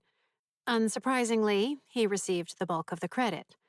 My quips about the period luminosity relation for Cepheid variables were met with bemused smiles. I believed most of the adults handing out candy tamped down their exuberance in deference to Eddie and Eugene, whose costumes were of a more primitive sort, and feelings more sensitive. My planning paid off, keeping us roughly on schedule in spite of Eddie's incessant dawdling. As we snaked our way efficiently through the neighborhood, our bags growing heavier with candy bars, bite-sized packets, boxes, and wrapped confections, I felt I was coming into the role I was meant for. Responsible, effervescent, logical, and capable. I also felt that as far as the twins were concerned, I was achieving a satisfying blend of firm yet not overbearing. I remember quite clearly chatting with Mrs. Gracie as she handed out one homemade cookie to each of us. The only unusual thing I noticed was that she had a lock of hair flying loose, giving her a somewhat disheveled look, which was unlike her. Still, it seemed a small thing at the time, and we finished off our route with precision, arriving back at our own home with less than a minute to spare. Mom and Dad thanked me for doing such a terrific job. I believe I saw a trace of deepening respect in their eyes, knowing they could rely on me to help watch over and manage the boys. Not quite as a co-parent necessarily, but maybe as something more than just an older sister. The next part of my plan for the evening involved directing a careful redistribution of the take based on our particular preferences. Eddie disliked coconut, so the almond joys and mounds went to me in exchange for an equitable number of peanut M&M packs, which I didn't care for. And so on. It was made difficult by the twins' increasing blood sugar levels, but in the end, I think I achieved both a decent balance of treats and a worthwhile lecture on the inherent flaws found in laissez-faire capitalism and state socialism as theories of distributive economics. As a result of the arrangement, I ended up with all three of Mrs. Gracie's cookies. I made the unfortunate calculation that their being homemade, at close to optimal texture and flavor, I should eat all three, then and there. I didn't notice any problem at first. The taste was disappointing, though not alarming. Tetramethylene disulfotetramine, the main organic compound in the rat poison, is both odorless and tasteless. As to why 3 cookies killed me, sola dosis facit venenum, as Paracelsus said. The dose makes the poison. Recall my condition of noodle arms. You may extend that to noodle legs, noodle hips, and noodle chest. Noodle everything except my large head. My pediatrician had persisted in prattling on that I could use more meat on the bone at every checkup, ever. As I'd already made the decision to pursue a life of the intellect, I was less than concerned about his opinions. So yes, I was underweight for my height. In the 9th percentile, if I recall. By the time the tetramethylene disulfotetramine began attacking my central nervous system, I was already in my pajamas, getting ready for bed. Admission. I convinced myself it was nothing, even though I disliked the feeling coursing through me. The tingling in my fingers and toes, cramps in my intestines, a drying of the nose and mouth. Tetramethylene disulfotetramine has a profound effect on the mucous membranes. Worse still is the poison's effect on the autonomic nervous system, which regulates breathing and the electrical impulses of the heart. By the time I brushed my teeth and used the toilet, something was definitely wrong. But you know me, and being wrong. So I convinced myself I'd just had too many sweets, that the excitement of the evening had taken more out of me than I'd anticipated, that the chill air had triggered my allergies, that my hormones were changing as I neared puberty. One after another, I clamped on to these rationalizations for how I felt. I forced myself to go to bed with a smile. It was 96 minutes later when I realized I'd made a calamitous error. But before I could do much more than crawl to the edge of my mattress through the unexpected, copious vomit, calling weakly for Mom and Dad, my heart went into a fatal arrhythmia. And I died. 2. January 14th, 1982. The problem started with the 2 packages Mom kept ignoring in her closet. I first noticed them sometime toward the beginning of December during my tentative explorations early in my afterlife, when I was just getting the hang of things. To say it was a confusing time would be an understatement. My emergence into the afterlife wasn't seamless.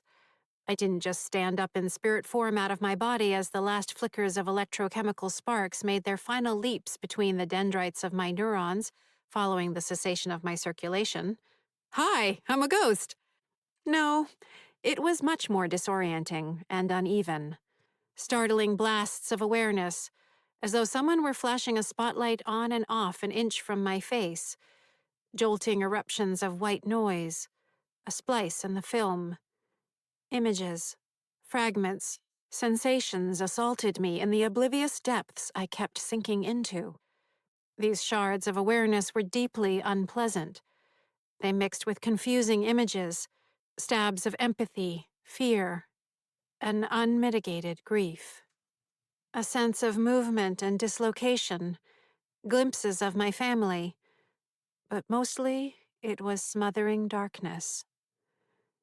Imagine a swimmer caught in a riptide, during a gale, desperation and exhaustion, panic and resignation, sometimes above the water, sometimes below, battered by forces both unforgiving and malign.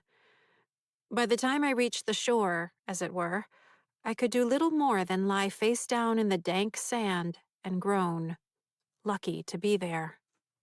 It was well past Halloween before I had any stable reintegrated awareness, a sense of self.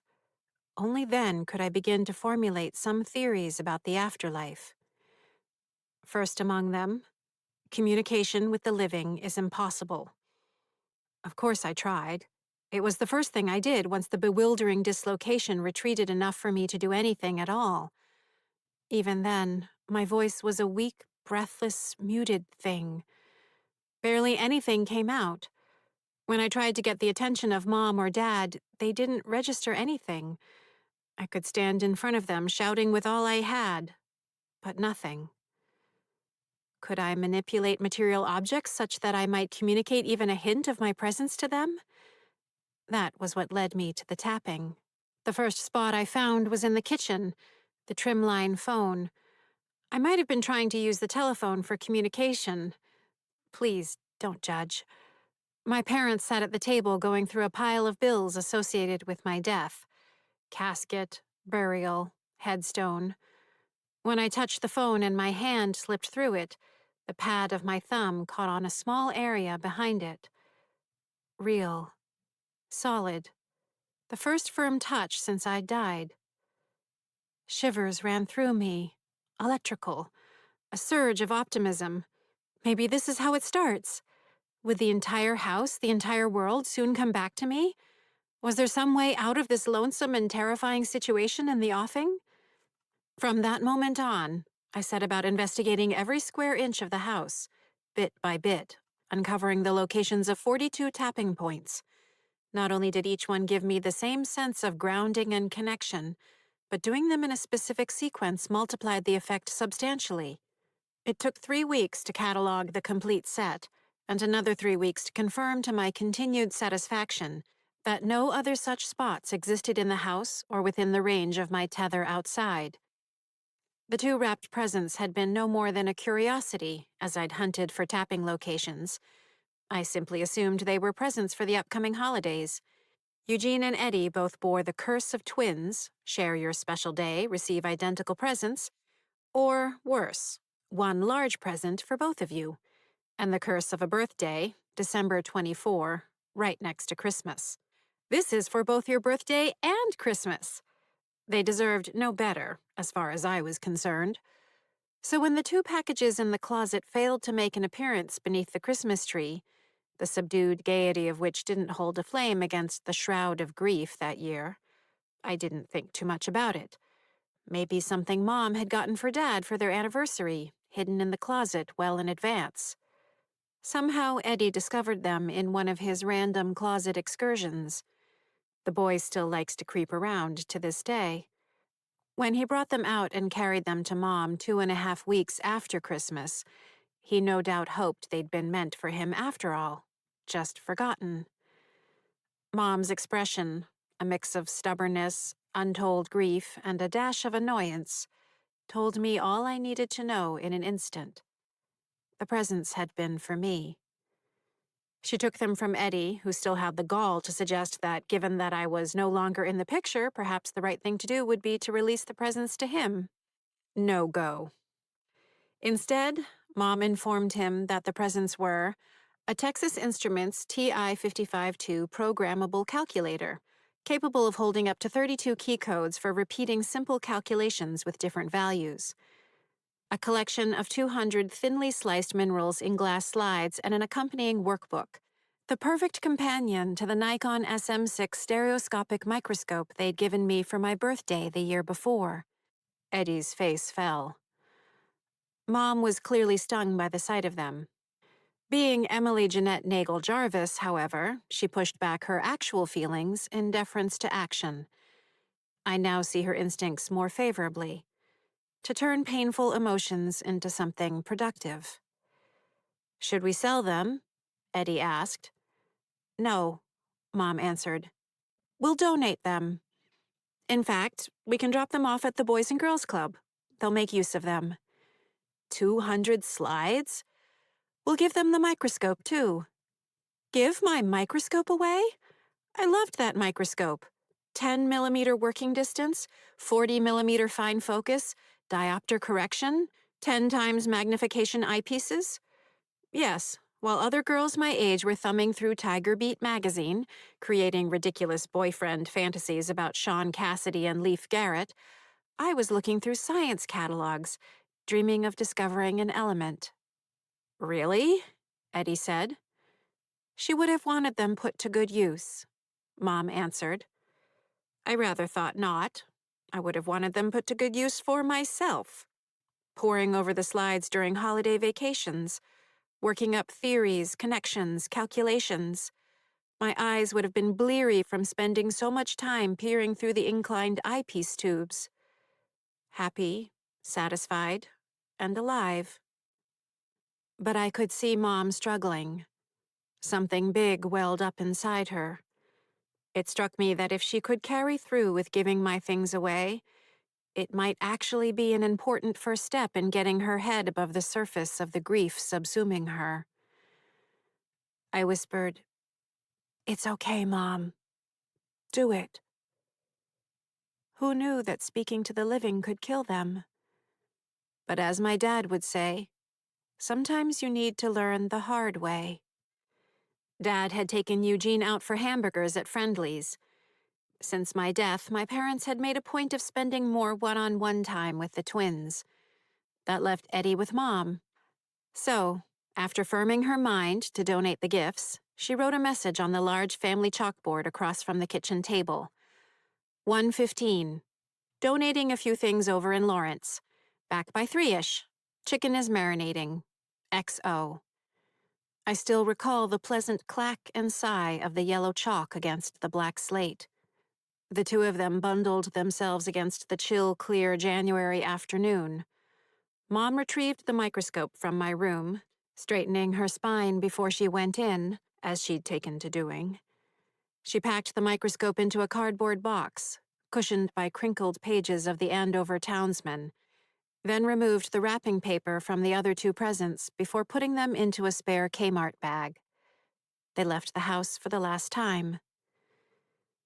Mom's 1978 champagne gold Chevrolet Chevette was T-boned at the intersection of Broadway and Canal Street in Lawrence at 1:42 p.m. The driver of the auto parts delivery truck had been running late, and as he claimed afterward, had dropped a cigarette down by his feet, which distracted him from noticing that he no longer had the green light as he headed northbound through the intersection. Eddie died at the scene. The Lawrence Fire Department had to pry them out of the wreck using the so-called jaws of life. Mom died 29 minutes later in the emergency room at Lawrence General Hospital. At 4:11 p.m., Chief Walter McCormick of the Andover Police Department, notified of the situation by the Lawrence Police Department, approached the front door of our house, removed his hat to tuck it beneath his arm, and rang the doorbell. 1. September 25th, 1987. My dad returned from the sporting goods department of the Salem, New Hampshire Kmart and went straight to his favorite corner by the workbench in the cellar. When I saw what he was about to do, I shouted for him not to call someone, to reconsider. Instead, he blew most of his head off above the ethmoid cranial bone with the shotgun he had just purchased. Chapter 34. Outside, I pause. Panic wants to lift me away on a great tide. My instinct is to run around the yard calling for my dad. My instinct, oh God, is to wet my pants. Everything is my fault. It's all been my fault since the day I died. Take a breath. Take a breath. Breathe. The waning moon hangs overhead. Farther out into the black expanse of the solar system, Mars peers through the hemlocks on Field Drive, gleaming like a distant mountaintop awash in the colors of sunset. Mars, half the size of Earth, diameter of 6,794 kilometers, slightly less from pole to pole due to being an oblate spheroid, home of Olympus Mons, the highest mountain in the solar system. At 27 kilometers, it's nearly 3 times taller than Mount Everest. Okay, I can move again. The stars get me around the yard. I name them whenever the panic touches the brim again. Vega, Deneb, Altair, Alpheratz. Dad? I call out. Dad? A pair of cars pass each other on Chestnut Street. Someone's back door closes. Leaves rattle. Behind it all, the silence of the glittering night sky. A universe of wonder with no great concern for my particular problems. I spin in a circle, peering into the darkness. The only thing I want is to feel Dad's presence. And I don't. Where are you? Dad was the one who read me stories, before I could read them myself around age 3. He was the one who sat up with me when I couldn't sleep, which was always. I remember the smell of his shirt, the solid warmth of his chest and shoulder, the movement of the rocking chair during those long nights when he tried to soothe his peculiar, sleepless toddler. I remember the calm rumble of his voice trying to coax me to sleep. Where are you? The strength of his hands as he helped me learn to walk. The safety of his hand wrapped around mine as he led me through the doorway of nursery school. And the terror that gripped me when I realized he was leaving me. It was like the sun going out. Tears and clinging and nearly wetting myself. Yet he comforted me. explaining over and over how safe I would be, how much fun I would have, how brave I was. He was the one who guided me, his frightened and overthinking little fledgling, out into the world. Eventually, I could even do it without crying, though I don't think I ever stopped clenching. Not for my whole life. "Oh, Dad." I dropped to my knees, my face in my hands. The sound that comes out of me isn't a word, but if it were, it would be a word that means, how much more do I have to lose? "Karen?" The voice is warm and weathered. I suck in a breath, trying to stem the tide of sobbing. "Dad? Karen? Where is he?" I stagger to my feet. Left, right, I turn in a circle, searching. Nothing. "Dad?" I call. Aromas hit me, tangible and pungent. Wood glue, the sweet bite of freshly sawn pine. Laundry detergent and Old Spice deodorant lingering on an old flannel. I gasp. The smells bring back the past with such force it's like I just slipped back through the time stream to the 1970s. More than that, an unmistakable wave of dadness surrounds me. "Don't leave us, please," I beg. Leave? Deep vertigo takes me. The yard tilts as I'm yanked into the most vivid daydream I've ever had.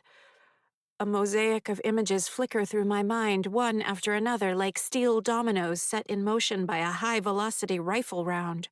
Hands, one of which holds a narrow paintbrush dripping with varnish. A framed picture of me from the start of 6th grade. Typewritten pages held together with a rusting paperclip. The title, The Interplanetary Medium and Heliospheric Current Sheet, by Karen Mary Ellen Jarvis.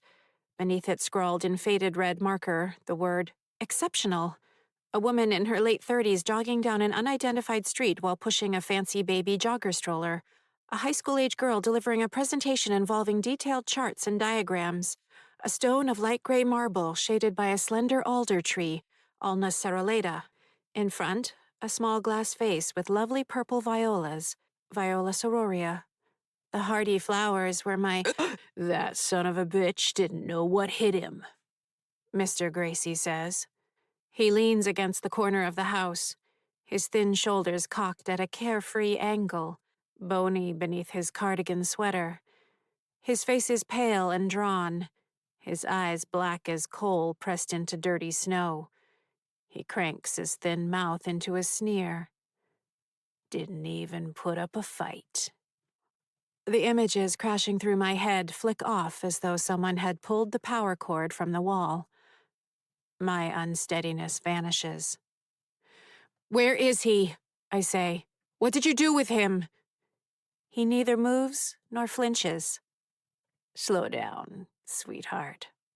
What did you do to my dad?" "Relax. He didn't feel a thing." It's funny. He was quicker than I thought. I said to myself, well, look at that. Not a stumble, not a bump into a wall. If I hadn't known better, I'd have sworn that sad sack father of yours still had eyeballs. Funniest damn thing I ever saw.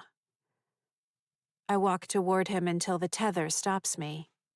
One of Mr. Gracie's sweater sleeves is threadbare at the cuff, speckled with what looks to be dirt. His fingers are soiled. With his sallow cheeks and sunken eyes, he gives off the impression of a man just recently crawled from a grave. He sucks his teeth, eyes glittering darkly. "Cowards always run. Trust me on that. Not that I'm surprised. Nothing more chicken shit than giving yourself a haircut with a shotgun. You know what I mean? Not a good day for the ones who had to clean that up. No offense, kiddo." "You're lying," I say. "Maybe I'll even tell you where I buried his body one of these years," he says. "What's left of it." "He didn't do anything to you." "So what?" he says. "I've been shot at, and I never did anything to deserve it. Had two buddies of mine blown apart by a Japanese grenade, right where they stood smoking. They do anything to that little rat fucker who wasted them? No, they didn't. But here's the thing. I give as good as I get. Which is exactly what I reminded myself when I roasted 4 of those bastards with a flamethrower as they crouched in one of their hidey holes. Probably a good lesson to keep in mind. I'm going to find him, I say. He laughs, his thin shoulders shaking in mirth. You're not gonna find him. And trust me, you don't want to. He's even more of a mess than before. Then why not just kill me? I'm right here. I'm saving you for last, he says. Because I can. Because I want to see you try to tap and calculate your way out of this. Do your math. Your little genius act. But you're going to find out what happens when you come up against someone who lives in the real world, not a book. And I'm going to enjoy the hell out of it. Maybe I'll finish off that brother of yours next. The one with the mouth. This time I won't be so gentle. He mimes putting a corkscrew into his own throat. Leave him alone, I plead. Leave us all alone. Then the dope smoker with the puffy eyes. I'll save your mom for after. She's a looker, even though she's got a stick up her ass. But that kind's always wilder than they let on. You know what I mean? He gives me a vile wink. I won't let you, I say. Oh, you won't. The laughter returns. Calculations aren't gonna save you. Neither is tapping. Double it up. Triple it up. Won't make a Hershey squirt a difference. I've got all the opening I need. Your family isn't gonna know what hit them. Einstein. With that, he straightens. Almost before I register what's happening, he fades into the night, his center disappearing first like a jammed film strip melting away in the glare of the projector's light. I stand my ground. The night deepens. One by one, the last kitchen and bedroom lights throughout the neighborhood wink out, leaving only the streetlights to hold back the darkness. I'm sure Mr. Gracie is watching, so I turn and walk back to my house, shoulders hunched. No measurements, no investigation. Not yet. When I confronted him, I registered that the tether had contracted, somewhere in the area of 4.67% of its radius. Interesting. Very interesting. Chapter 35. I sweep my hands through the corners of the workshop area in the cellar, searching for anomalies. Don't you think it's weird how Dad spent pretty much all his time down here? Eddie says, seated on the 4th stair from the bottom. Thanks for the heart attack, I say. Don't do that. Appear suddenly like a ghost? Yes, don't do it. I turn back to my work. Seriously, I think it's the last place he'd want to be. The earth beyond the concrete feels strange, like passing my hand through a brownie grown so stale that it crumbles at the slightest touch. I meet points of acute sensation, puzzled as to the discrepancy. You've got it wrong, I say. That's exactly why he was always here. Enlighten, please? He stayed here because it's the last place any of us wanted to be. How does that make sense? He asks. He was ashamed. No, he wasn't. He was. Is that why you're down here? He says. Hilarious. He was also self-conscious about not being able to get around as well as the rest of us, I say, because he didn't have any eyes left. I turn to him. Why do you have to be that way? I don't know why I have to be this way. He smiles weakly. I might be a little messed up. Welcome to the Jarvis family. I turn back to the wall, searching. If you want to help, just let me concentrate. Go do something else. He sits silently. The concrete feels uneven in spots. I don't blame you, Eddie says after a while. I'd have killed everyone a lot quicker than you. Right. No, really. I tried. You what? I say, looking up. To see if it would work. Talking to someone, basically right after you told me to never ever do it. He cracks his knuckles. The sound of nitrogen bubbles bursting in his synovial fluid filling the cellar. A disgusting habit, though certainly not his most disgusting habit. Right after me and Mom's funeral, when everyone came over to the house, all that food, the whole place smelled like ham, perfume, coffee, and breath.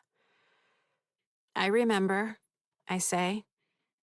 It had seemed impossible that one house could contain so much grief and leave the walls standing. Cousin Sean was following Eugene around, wearing that brown church suit that rode his ankles like floods, Eddie continues. They were up in our room.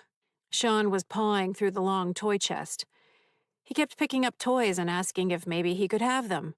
You know, since there were now half as many kids in the house. 1/3 as many, I correct.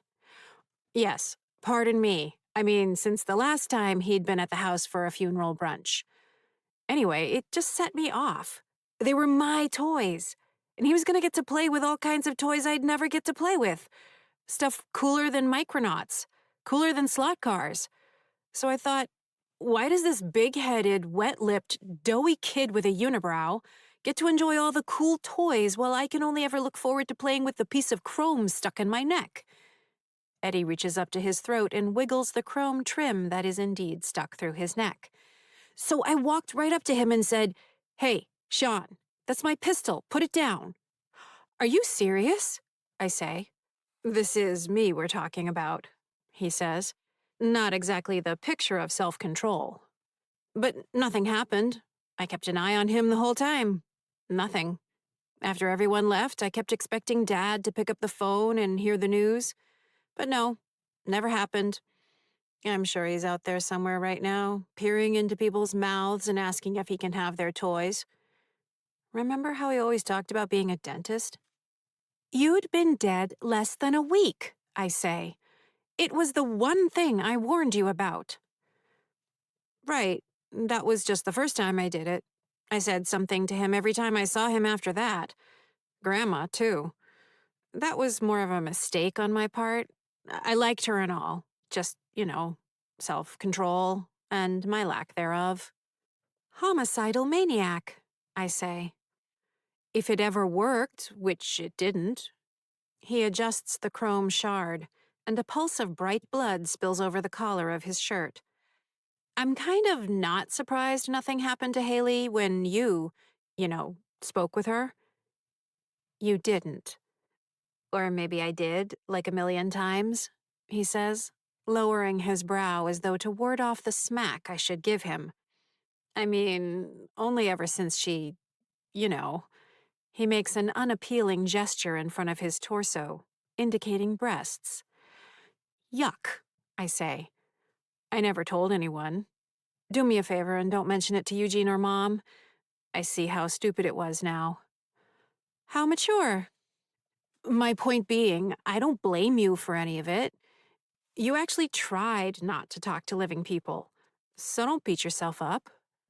He gets up off the steps and wanders over to the utilities area, passing his hand in and out of the lally column. You don't think Dad's in hell or anything, do you? Dad isn't in hell. He did kill himself. Suicide is a one-way ticket to hell, according to the church. Since when are you Catholic, Mr. I make the boobs gesture. First of all, I'm not. Secondly, healthy interest in romance and procreation, totally normal. Third, Well, what if the rules are just the rules? I mean, we know rules, right? We're all stuck here because of rules. You haven't ever thought about it? No, I say. I'm not a ridiculous person. He doesn't say anything, just waves his hand up and down through the column.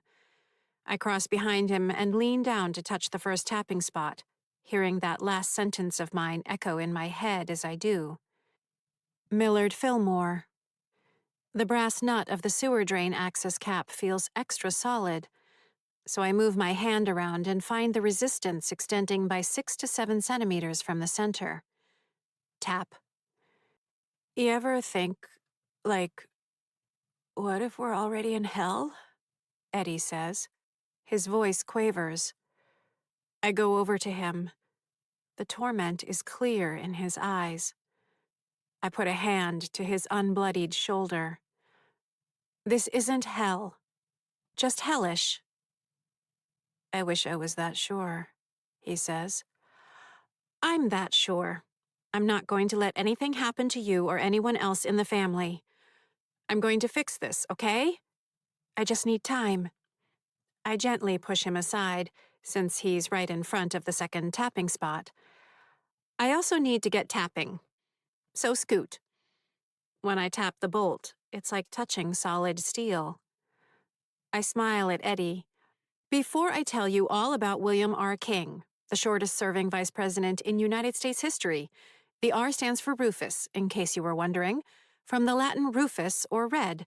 Anywho, King died of tuberculosis 45 days after taking the oath of office in Havana, Cuba, which incidentally made him the only vice president to be sworn in on foreign soil.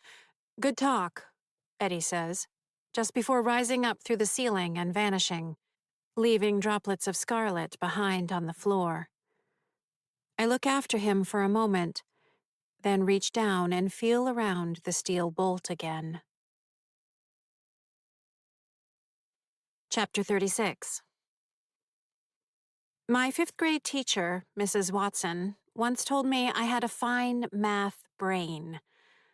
I'd smiled and accepted the compliment, though given that I was deep into trigonometry, I thought it fairly obvious, while privately disputing her assertion. I had a fine brain. The better your brain is, the better you are at math. So really, the better you are at math, the better you are as a person. Self-evident. As the great Russian mathematician Sofia Kovalevskaya said, it is impossible to be a mathematician without being a poet in soul. Math is a place where I hear the satisfying click of opening a little logic gate that allows me to proceed to the next step. Levels of connectivity and association ascending through multiple levels of intuition, mapping reality into elegant, useful cartography. Except when it doesn't. A week's worth of searching for Dad. No sign of him. A week's worth of measuring the tethers. Minor fluctuations, nothing of the magnitude of last week. A week's worth of cataloging the tapping spots, shifting results on the JSTMR. Reasons unknown. No discernible pattern. What I'm feeling as the late afternoon sunlight filters through the attic windows is akin to what I imagine a mountain lion, Puma concolor, feels when the ungulate, large mammal with hooves, it's been stalking, gets away. An alignment exists in the data, but it's leaping just out of reach. I keep returning to the most telling stretch of solid mathematical ground, which is, the door to the attic opens, yanking my concentration up from the scent I'm following. Oh, good. Haley. Just the help I need. Maybe she can help me work through the subtleties of the transpose arising from the commutative properties of the scalars I'm analyzing as I assess possible theories involving matrix complexity and the variables.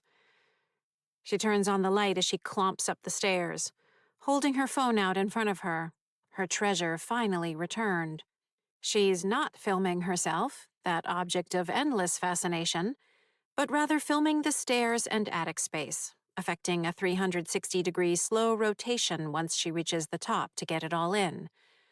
Putting the phone down on the music stand she uses for the express purpose of filming herself working out, she faces the camera and says, It's October 14th, and around 4:30. She glances at her computer watch.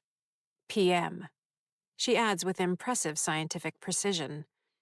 Hoping to avoid the IQ-damping field radiating from her, I slip through the floor to find someplace else to concentrate.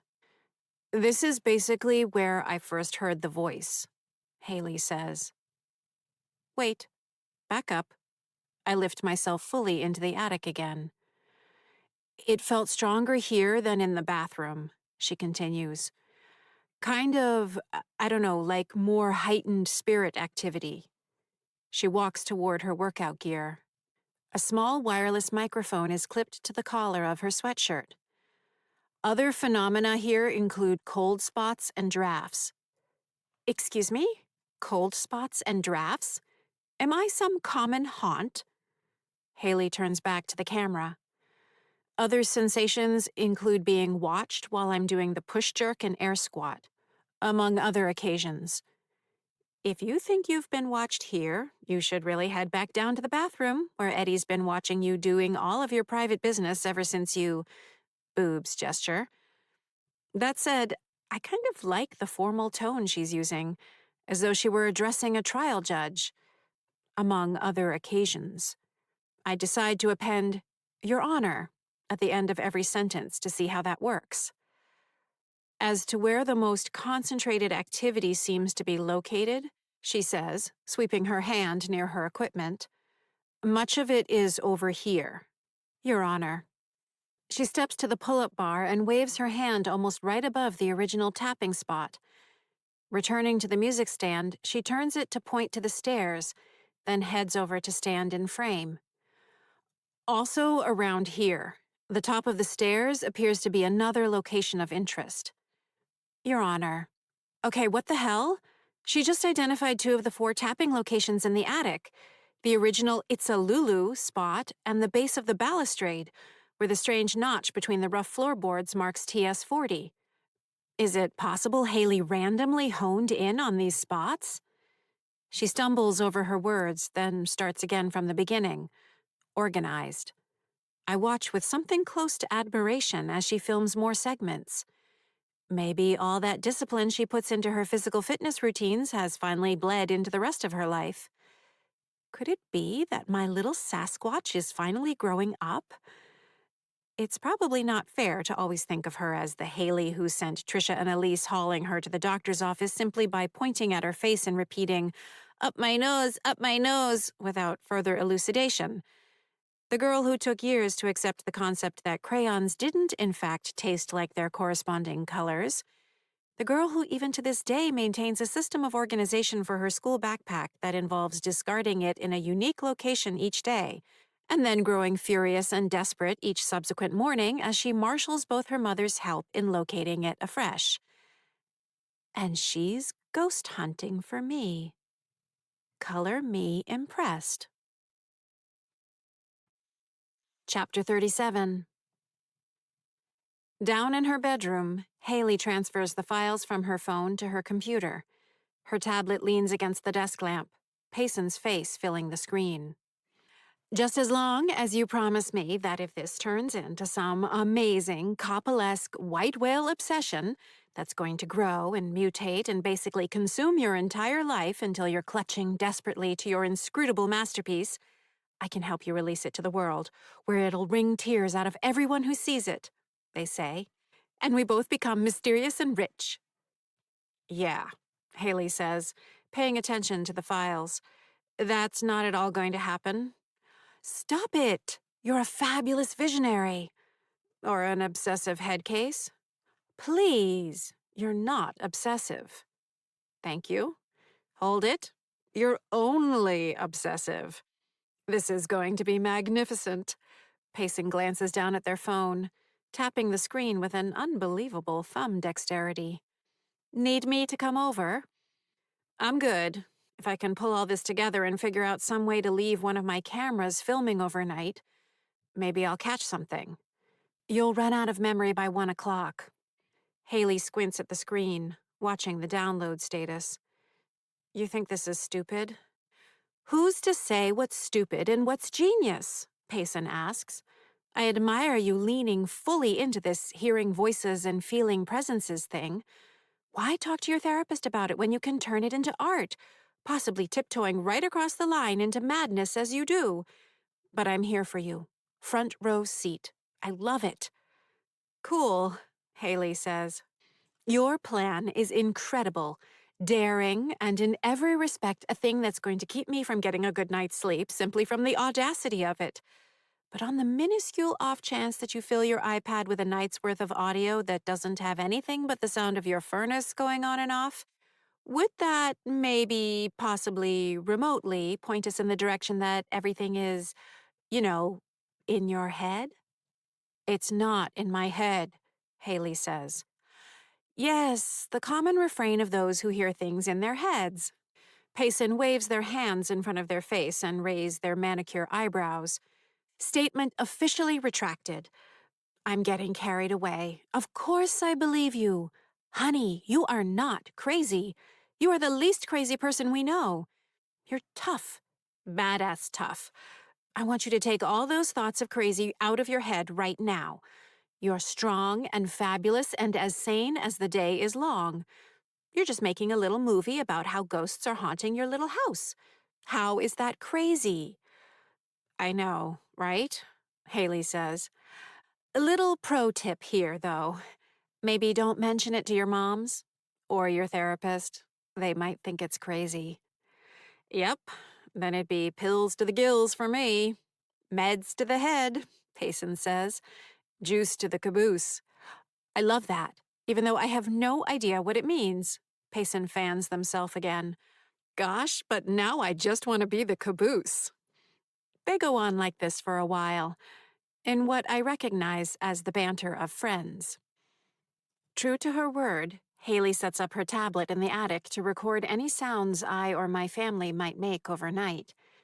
As she leans over the device, the glow of the screen illuminating her face in the darkness, I consider just speaking to her. It hasn't killed her yet, and it might be easier than struggling to generate an electronic pop or click she'll fail to decode. At least someone's looking for a ghost, Eugene says. Jesus, how long have you been there? I ask, annoyed. Long enough to wonder if you were about to start talking to her again. Haley snaps her fingers 3 times, testing that the tablet is recording properly. I'm sorry, I say. Do you mean Haley? This Haley right here? The one who's still alive? Who's setting up her thing to do whatever right in front of us? Is that the Haley you're referring to? You know who's not right here in front of us? Dad. He's gone. I give a little laugh. Those two things have nothing to do with one another. Unless there's some kind of connection. A family connection. So you could talk to Haley all day long every day and she's not gonna die. Ask Eddie if you don't believe me. He already told me about how he talked to her, I say. Exactly. But that's him, not you. When you do it, someone dies. And maybe when you talk to Haley, one of us dies. Ridiculous. We're already dead. Then maybe there's something worse than being dead. Maybe your decision to talk to Haley is what made Dad disappear, sent him to someplace worse than dead. If there's some logic to what you're saying, I'm missing it. Sorry, I say. It was almost a week in between. No connection. And your scientific method has concluded that the time for reaction is what exactly? Not almost a week. All I know is that everything was fine, and then you decided to talk to Haley, and now Dad's gone. Haley gets up from her setup and heads to the stairs. Eugene and I step out of her way. And you were about to talk to her, weren't you? Eugene says. I'll answer for you. Yes, you were, because you're such a genius. But what if a week from now, Mom's gone, or I'm gone? Do you think I want to burn in hell or whatever fucking happens next? And what if Dad comes back changed? What if I come back changed? You're messing around with stuff you shouldn't. You have no idea what I was about to do, I say. Or not do. Doesn't take a genius to realize you're hiding something, he says. Maybe you're hiding it from yourself. That'd be just like you. No offense. You're not being fair. He throws his arms in the air. Look around, big sister. What does fair have to do with any of this? Just don't talk to Haley again. And while we're at it, maybe don't talk to me for a while either. He slips through the floor at the same moment the attic goes dark, as Haley closes the door at the bottom of the stairs. Chapter 38. In the story I created of her life, Linda Marchitelli spent the better part of a decade quietly working on a novel inspired by her work with a profoundly gifted girl in the public school system, who might have died tragically young, possibly on Halloween. In 2006, Ms. Marchitelli went into a severe depression when one of her nieces, Maddie, 23 years old, lost her life in a plane crash en route back from volunteer work she'd been doing in Turkey. While still maintaining a facade of jubilant engagement with life and food, Ms. Marchitelli suffered long private moments of agonizing grief. Instead of working on her novel about her work with a profoundly gifted girl in the public school system who might have died tragically young, possibly on Halloween, she would open her laptop computer and simply stare at the words she'd written years earlier. Her hands, swollen and not as nimble as they'd once been, placed on her thighs, not moving. Of course, I rooted for her. And when Joyce finally pushed her into seeing someone about her feelings, I felt confident she'd be able to start a new chapter in her life. In many ways, she did. With the help of pharmaceuticals, she tamed the black dog of depression. Even more promising, the hours she spent in talk therapy allowed her to come to grips with the unseen but powerful emotions driving her appetites. Touchingly, she spent many sessions discussing me. I'd been such a promising student, a meaningful chapter in her own career. So much promise, tragically cut short. It turns out Ms. Marchitelli had developed something akin to a maternal connection with me, emotionally. It was tied in with her own upbringing and the conflicts that arose from her own private struggles with identity. Coupled with the decision not to have children of her own, she unwittingly wrapped me into the loftier themes of her own life and self-image. Confession. I found it all rather flattering. She kept me in her thoughts. Halloween was always difficult after I'd died. Her thoughts often returned to the morning of November 2nd, 1981, when she'd arrived at Doherty Elementary School to learn in a staff meeting in the school's lobby that I was one of the victims, along with Kyle, from the school. Even decades later, the memory of the moment remained clear and potent. The look on Principal Bell's face as she broke the news, the gasps of teachers and staff, the slant of the early morning light on the brick wall hung with art projects. Mostly, she remembered the numb feeling in her legs and shoulders, and she went back to her office down the hall from the library to gather a few things so she could coordinate with the teachers on how to handle the grief and dismay of the student body. Stepping into her office, purposeful but trembling, she cast her gaze on the small couch perpendicular to her always cluttered desk, the spot where I'd always sat for our satisfying hours of conversation over the years. She put her face in her hands, replete with rings and maroon-painted nails, and broke down into uncontrollable sobs that she tried valiantly to stifle so as not to disturb anyone else in the shocked state they were already in. It's all the little details that bring a story to life. At the end of this September, just a few weeks back, the story took a dark turn. I don't know why I did it. Logic, I suppose. Realism. Honesty. Respecting the truth within the story. And the truth is that no one lives forever. In the end, you have to let everything go, no matter how much you love it. The thought of time had been on my mind a lot over the summer, how everything in a given moment seems so solid and real, yet most moments end up as no more than wisps of dream, slivers of memory, until it's all gone. So Ms. Marchitelli suffered a stroke. I didn't go for the dramatic, She wasn't in the midst of a heartfelt speech to the state legislature, or reacting to the latest political outrage of the day, or even making a final glorious batch of biscotti while finishing off a glass of dark wine. No, I underplayed it. She and Joyce had taken up the habit of an early morning walk, 6:30 a.m. For the prior few weeks, however, Ms. Marchitelli's posterior tibial tendinitis, I paint with a fine brush, flared up again, requiring her to wear a brace on her right foot and ankle, which prohibited her from taking the walk. Joyce left the house on her own, leaving Ms. Marchitelli lightly sleeping.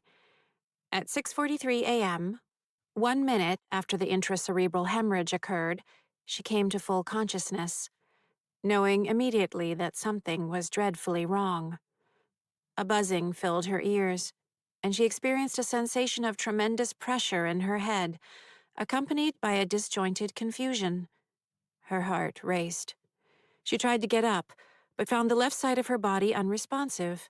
Her struggles attracted the attention of her 2 cats, but they were of no use. In her panic, she managed to tumble off the side of the bed to the floor, where Joyce found her when she returned from her walk at 7:17 a.m. The situation was more dire than either of them feared. There were, of course, frantic phone calls, an ambulance ride, acute medical intervention to relieve the bleed in her brain. Yet in the hospital over the next week, she suffered 2 subsequent minor strokes, followed by a disastrous one. Joyce made the heart-wrenching decision to end life support after it was clear that Ms. Marchitelli would never recover consciousness again. When she died, she didn't die alone. Joyce held her hand the entire time, brushing the hair from her forehead. 2 of Ms. Marchitelli's siblings and 4 of her nieces and nephews were in the room, along with 2 of her closest friends. It took less than an hour after the doctors disconnected the life support. After an overcast and drizzling early afternoon, the sun poked out from beneath the clouds and filled the hospital room with liquid light for the last dozen beats of her heart, each weaker and more distant from the one preceding it, until even that stopped.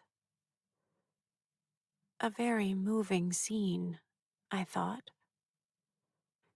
At that moment, I'd shaken myself out of the dreamlike state I'd slipped into, ready to finish my tapping. The sun had indeed slipped beneath the restless skies and lit the tremulous drips falling from branch and gutter, turning them into shimmering gold beyond the west-facing windows in the kitchen. It took me a few moments to come back from the scene I'd imagined. Something about the tightness of my chest felt cathartic after the rush of emotions I'd felt, picturing that beautiful and terrible scene. From somewhere in the house, an argument. Something about marijuana. Just another normal day at the Jones-Moses home. Schuyler Colfax. Henry Wilson. William A. Wheeler. Chester A. Arthur. Until, suddenly, it wasn't a normal day at all. Because as I stood in the living room a few minutes later, just having tapped James S. Sherman, my mind flooded with memories of the hours Ms. Marchitelli and I spent together in her office. All that she'd become, all that I'd become, reeling from the intensity of the loss I just imagined. And I heard a voice. Her voice. "Oh, honey," which made me, for the first time in almost 4 decades, fail to get in all my tapping before sunset. I stand in the dark attic, Eugene's words echoing in my ears. "Doesn't take a genius to realize you're hiding something. Maybe you're hiding it from yourself." Am I hiding something from myself? Oh, honey. I don't think I was hiding anything from myself. But now, I'm starting to wonder if I haven't been stupidly, idiotically, foolishly, laughably, senselessly, brainlessly, pointlessly, unthinkingly, disastrously, grievously, heartbreakingly, shockingly, crushingly, ruinously, woefully, and tragically wrong about everything I've understood the afterlife to be.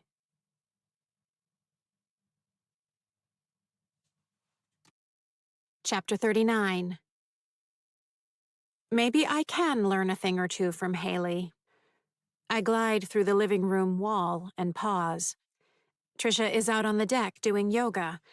Everyone else is getting ready for the day, including our intrepid ghost hunter, Haley Jones Moses. She of math deficiency, which she never lets stop her. She of the eternally lost backpack. She of you're only obsessive. The Haley of the doubts and the marijuana and the selfies and the leaping, heaving, curling, planking routines.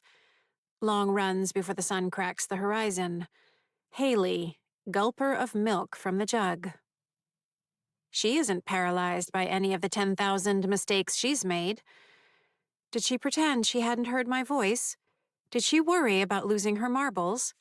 Did she imagine one wrong move would send her careening off the road into the yawning abyss of utter failure? Did she torture herself, an indecisive, gargantuan, ripped Hamlet? No.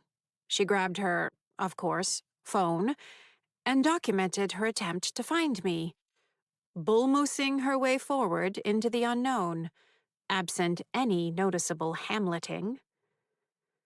So, if she can do it, I can do it. Remember the octopus. Of course I remember the octopus, a toy. A broken, stretchy toy I hadn't really enjoyed deforming as I talked with Ms. Marchitelli. I remember the story of Ollie and Herman the Hermit Crab, a book that happened to be there when we had our weekly talk. Our weekly talk not about how the school might better accommodate my curriculum to my genius-level learning needs. Our talk because I was obviously a friendless, nervous wreck. Until it turned into a friendship. A real friendship. My only real friendship. Miss Marchitelli? I whisper. I step nearer to the spot where I'd first heard her voice, facing the far window. Ms. Marchitelli? Nothing. Not a shiver. Not a warm feeling. No sense of her presence. I think again of Ms. Marchitelli's death, the gut-clenching grief, the time-slowing clarity of her final breaths, the receding ripples of her pulse. The story I think I made up, the story I'm starting to wonder if I made up, and then I sense her. How? I don't know, but the room suddenly holds the essence of her personality, how she occupied space, the energy that emanated from her, the texture of her clothes, the smell of her hair, the comforting jingle of exuberant costume jewelry clacking against painted fingernails. It's unmistakable. She's here. Here. Honey. The word floats in the air, half in my ears, half in the room. I suddenly can't speak. That's her voice. Not a hallucination. Not my mind turning against me. Her actual voice. In the space before me, the middle of the living room, she appears. She's not solid like one of the Jones-Moses family, nor is she like my family. She's something less precise, but somehow more real. The boundary around her seems to pull at the fabric of the room itself, stretching to reveal somewhere else. Linda Marchitelli stands in the center of the distortion. She flickers in and out, luminous like a quasar, a scattershot reception on some undreamed-of device. I feel a tug, as though everything around her, including myself, is being pulled inward toward her. She watches me. It's her, both as I remember from the 1970s and as I imagined her in subsequent decades, even as the 71-year-old woman whom I'd pictured in her deathbed. She's all these forms, simultaneously. One more than the others one moment, another the next. I can't quite make sense of what I'm seeing. But on a more profound level, I understand perfectly. I I begin. My words fail. It's okay, she says. I want to justify everything, where I made the errors in logic, how everything that fell apart wasn't really my fault. I want to turn it around, to weave it into yet another display of genius. Aren't I clever for having figured out the totally understandable error on my part? Can't you see the big smile on my face, how eager I am to show how in control I am? Because that's what I do. I impress. Aren't you impressed? Instead, I say, I was wrong. Please help me. Honey, it's okay, she says. Her face shifts. Younger, older, much younger, much older. Her eyes remain kind. No, it's not, I whisper. I shake my head, my voice too gummed up to continue. I don't have much time, she says. Her voice thins out, a strange amalgam of vocal cords and wind sliding through pine boughs. The morning sunlight coming in through the windows deepens. You need to find your... She flickers and breaks apart, then coalesces again. There's no time. It sees me. I can't stay. Just remember the octopus. You can figure this out. I believe in you. I've always believed in you, honey. The energy in the middle of the room simultaneously contracts and expands, the light around Ms. Marchitelli condensing down to a bright molten glass, alive with the colors of stars, more real, more solid than anything around it. I'm engulfed in a wave of familiar vitality. I spent so many years with her in her office, every Friday afternoon, half a dozen other drop-ins during the week, that I can't mistake the feeling of her presence. It's an embrace, a communion, brimming over with love and hope and sadness, grief and memory, a connection that never broke, no matter how much time passed. Friendship. Love.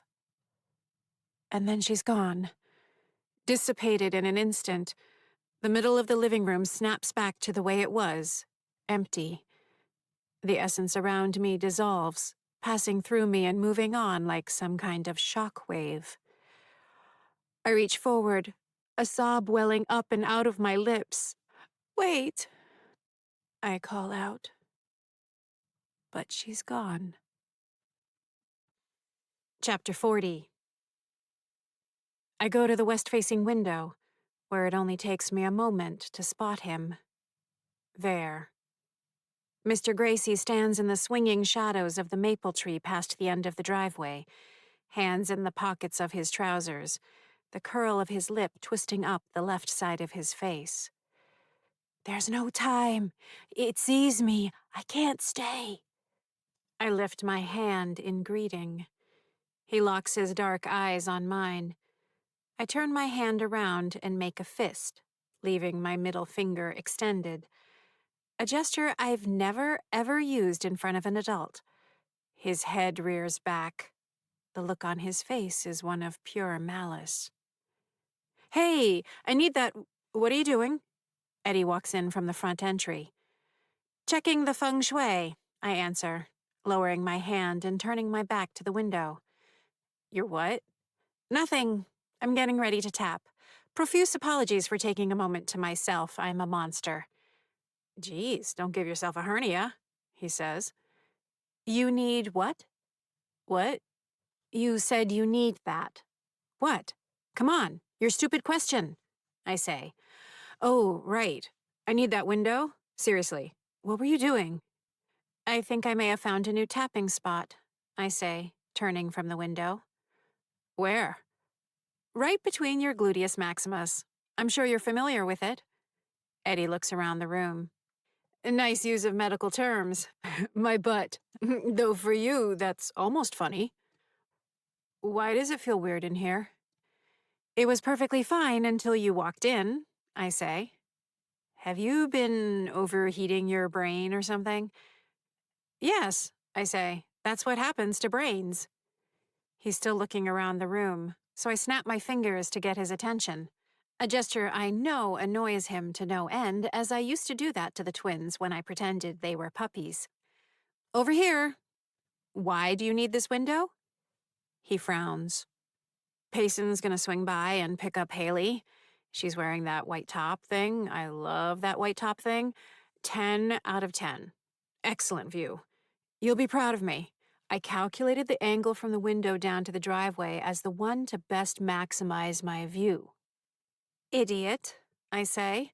You can hover right in front of her anytime you want, including while she's putting on that white top thing or any other thing. Superficial reading of the situation, he says. Number 1, just did. Number 2, there's a certain thing that happens right when she's getting into a car that I like. Keeps things spicy. He walks over. I try to keep him away from the window, blocking him.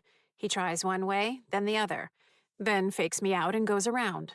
Come on, he says. I'm a growing boy and excuse me. Why is that psychopath staring at the house? Why is he out in the daytime? Ignore him, I say. Ignore him, Eddie says. He can't do anything. Because he didn't stab me in the throat and Dad is down in the basement minding his own business. I must be reading into the situation. He can't touch us in the daytime, I say. He's just sending a message. His messages suck, Eddie says, flicking a finger through the wound in his throat. And what's his message this time? Doesn't matter. No? He holds up his right hand, fingers and thumb spread wide. I can give you 5 good reasons why it probably matters. He curls down his pinky. Which you can't. Excuse me? I say. Well, in case you haven't already thought about this with that large, overheating brain of yours, doesn't it strike you as telling that you started out with 5 fingers and now you have 4? You're getting better at math, I say, applauding. He nods his head, acknowledging the applause. And for my encore, there were 5 of us in the family, and now there are 4. Have you thought of that? Unrelated, I say. Ridiculous to even suggest a connection between my fingers and the family. As though on cue, Mom steps in from the dining area, pointing to the western wall. What is he doing out there? Apparently, we're stupid to bring it up, Eddie says. Just ignore him. Ignore him, Mom says. He can't touch us during the daytime, I say. Says the person who said he couldn't touch us at all, Eddie says. Mom turns to me. This has gone far enough. You're not thinking this through. And of all the people in this family, you're the last person I expected to have to worry about regarding that particular flaw. You're acting like everything is fine. It's not. Your brother told me what happened with that man.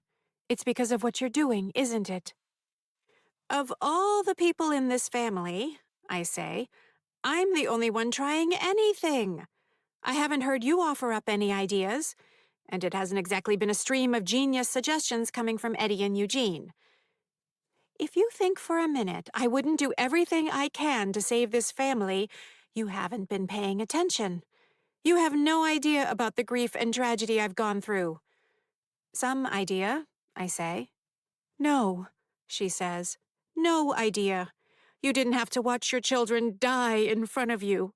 You may be a genius, but you don't know what it means to be a mother. You don't even know what it means to be an adult. Tapping forever isn't the answer, I say.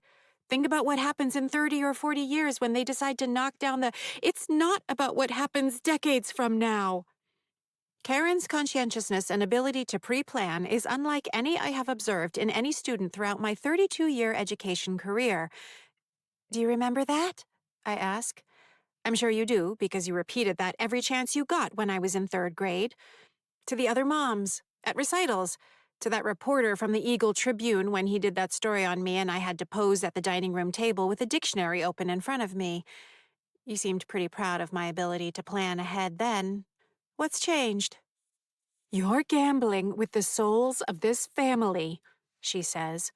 She walks past me and goes to the window. Trust me, I'm not the only worried mother in this house. Did you seriously just compare me to Haley? I ask. Even Eddie looks surprised. There are matters of the heart you can't understand until you live them, Mom says. Things about family and relationships that have nothing to do with your intelligence. Haley is an idiot, I say. At least she talks to her mothers, Mom says. I don't know what's happened to you. You used to be so good. It used to make you so happy to make us happy. When you made me proud. Now all I get from you is this.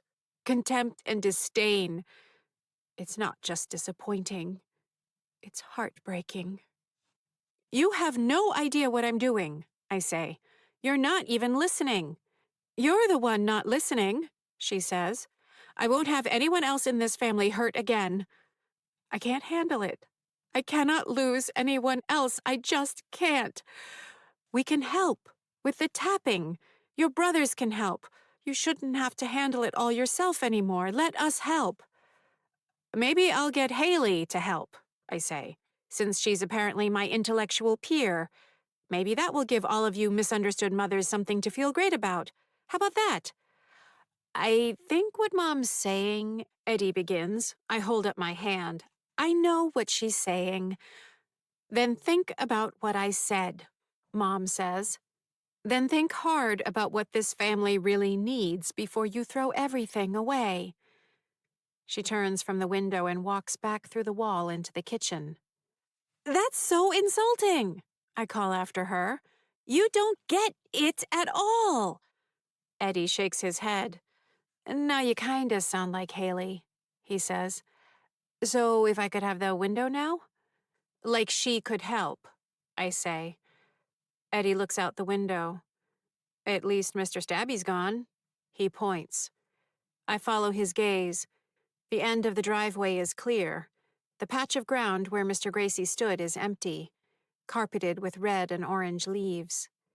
Payson's car pulls into the driveway, exhaust condensing from the tailpipe. Chapter 41. I'm not the only daughter in the house looking to be alone. The door to the attic opens. The light comes on and Haley stomps up the stairs wearing her annoyed, determined face. I prepare to take my leave. Freudian stupid bullshit, she mutters. Mom troubles? Yep, me too. Look at us, a couple of misunderstood freaks. I'm tempted to say it out loud. I don't think it would kill her. And maybe I've just about had it with everything anyway. She lifts and moves and clunks down a pair of weights. Whether to clear space for her calisthenics or just to make noise, I can't tell. She goes to switch on the little speaker that plays her irritating music. The light doesn't come on. No sound. Haley growls a sigh of frustration, then yanks her black pullover sweatshirt over her head. It gets caught. Something tears. Fuck, she says, muffled. Once she slows and gets it off, she twists it around to inspect the collar. It's an old sweatshirt. A seam along the left shoulder has sprung, newly freed threads stretching from one side to the other. She throws it down the stairs. Fuck. Maybe she should have taken it off less like a gorilla and more like a human? Though the thought is spectacularly unkind of me, given my own struggles with collar openings and my head girth. She starts in with the rolling of neck and shrugging of shoulders that is the prelude to burpees. Why can't anything ever fucking work out for me? She goes over to the water-purifying filter jug on the card table past the weights. Picking it up, she frowns. It's barely 1/4 full, which, if she paused to think about it, which she doesn't, is more than sufficient to provide her with a full 236-milliliter glass to drink. Just pour it. You'll see. She sighs, then pours it.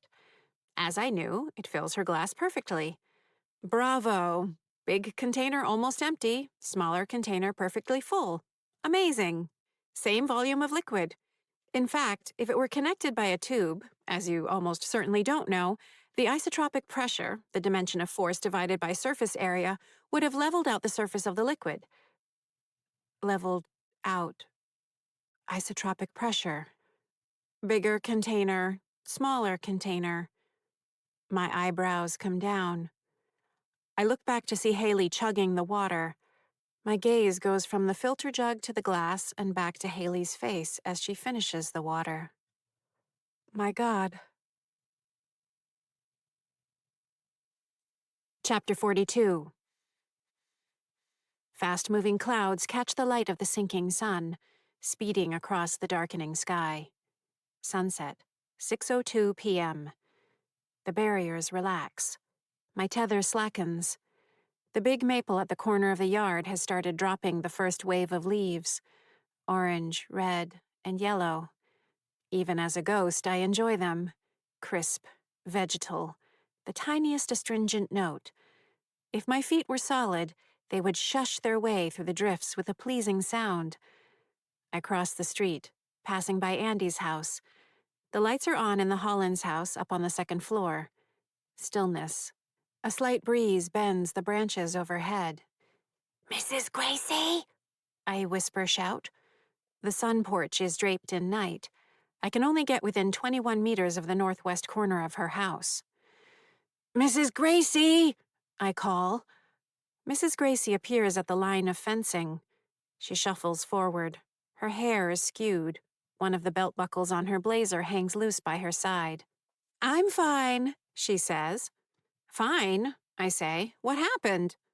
"Arthur," she says.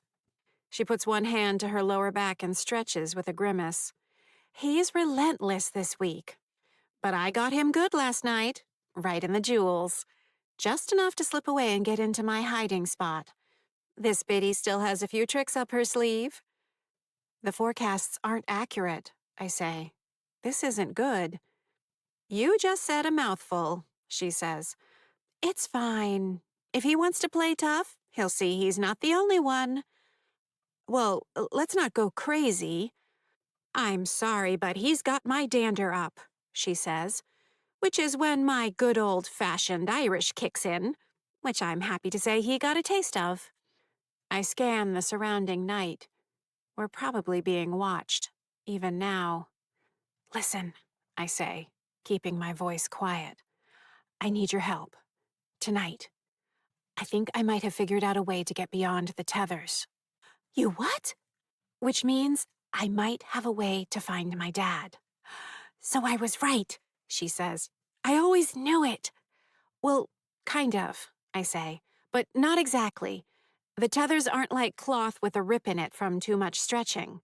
I think of Haley's sweatshirt crumpled at the bottom of the attic stairs, a seam in the collar popped. Nothing we can unstitch or pry apart. I think it's something different, and I think I might be able to find a way through it. "Then what is it?" she asks. "Let me take a look first, get a little data. But to do that, I need a distraction." "Anything," she says. "It means being outside your hiding spot for a little while." "I'm a tough old broad. It's about time I pulled my weight." She glances around the yard. "He'll think twice." "Maybe," I add. "But you don't have to. I want to make sure you're all right with this." "Well, if I'm going to go down, better to go down fighting," she says. "It shouldn't always be on you. I'm the one who landed us all here in the first place." "Mrs. Gracie, we've been through this," I say. "You didn't mean to kill us. It was an accident." She waves my words away. "Now, you just stop it. With your talk of my intentions and accidents, cognitive decline is more like it, which still makes it my fault. And now look what Arthur's doing to us and to your family. No, it's past time for me to do something about it. Just point me where you need me. This old gal is raring to go." "You're sure?" I ask. "Do you have wax in your ears, dear?" She smiles. Chapter 43. I linger for a while at the stone bench by the bird feeder. My dad built the bench during the year my mom was pregnant with me. It's curved, 1.6 meters in length. Stone and mortar, though the stone is weathered and discolored now, decorated rather beautifully with emerald green clumps of pincushion moss, Leucobrium glaucum, along the back. interspersed among lovely patches of grayish and umber crustose lichen. Countless family photographs were taken on the bench, most often with me wedged between Eugene and Eddie, squinting unhappily into the sunshine. In the moonlight, a slug, Duroceras levy, moves along one of the rocks of the seat of the bench, leaving a silvery mucus trail. I can relate. Not that I generate hydroscopic mucus as a means of protection and mobility, obviously, but I feel a kinship to their vulnerability. No shell, no speed. At least I have brains, most of the time. We'll see if this is one of those times. I edge forward toward the back corner of my yard. I can glimpse Auntie's house from here, where Mrs. Gracie remains after the two of us made a show of going inside. Once we were in, I slid down through the floor into the cellar, then made my way back across the street below ground, coming up near the stone bench. Another 10 minutes of waiting quietly, and I feel confident I'm not being watched. I push forward into the barrier. When the first resistance of the tether brushes me, I slow. As always, the resistance increases in a logarithmic fashion. Forward progress impeded exponentially. So each decimeter of progress sees not just a linear increase in strength, like an incline going from 2% to 3% to 4%, but a logarithmic increase, said incline going from 4% to 8% to 16% to 32%, until, despite your visual senses saying differently, the possibility of moving forward is akin to the possibility of walking vertically up a wall. The physics of the afterlife on vivid display. However, if the barrier isn't a physical feature, one related to a tear or weak spot in a barrier, but instead is related to the distributed volume of a changing energy system, then what?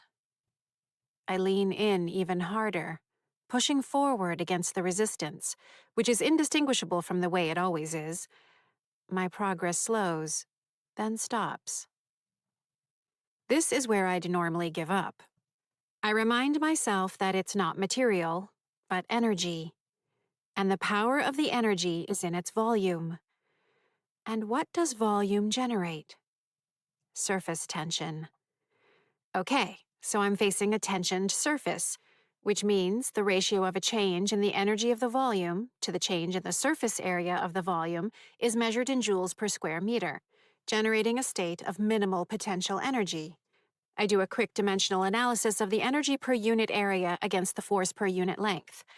If the surface tension and inward force are equal, it's going to be balanced by the surface tension forces on either side. Which means that if I decrease the angle of contact, the surface tension will also decrease. Visualizing the contact angle and balance of forces between the volume of the barrier and the medium outside of it, I calculate the contact point of the vertical and horizontal forces and reach. The resistance stretches around my hand, but as I minimize the angle of contact, my fingers slip through until the forces cancel each other out. As I push farther in, the pressure difference alters the curvature, shifting the capillary pressure sustained across the interplay between the volume and the area outside of it, until my hand slips through. I shimmy sideways, minimizing my surface area as much as possible. The powerful surface tension gives way.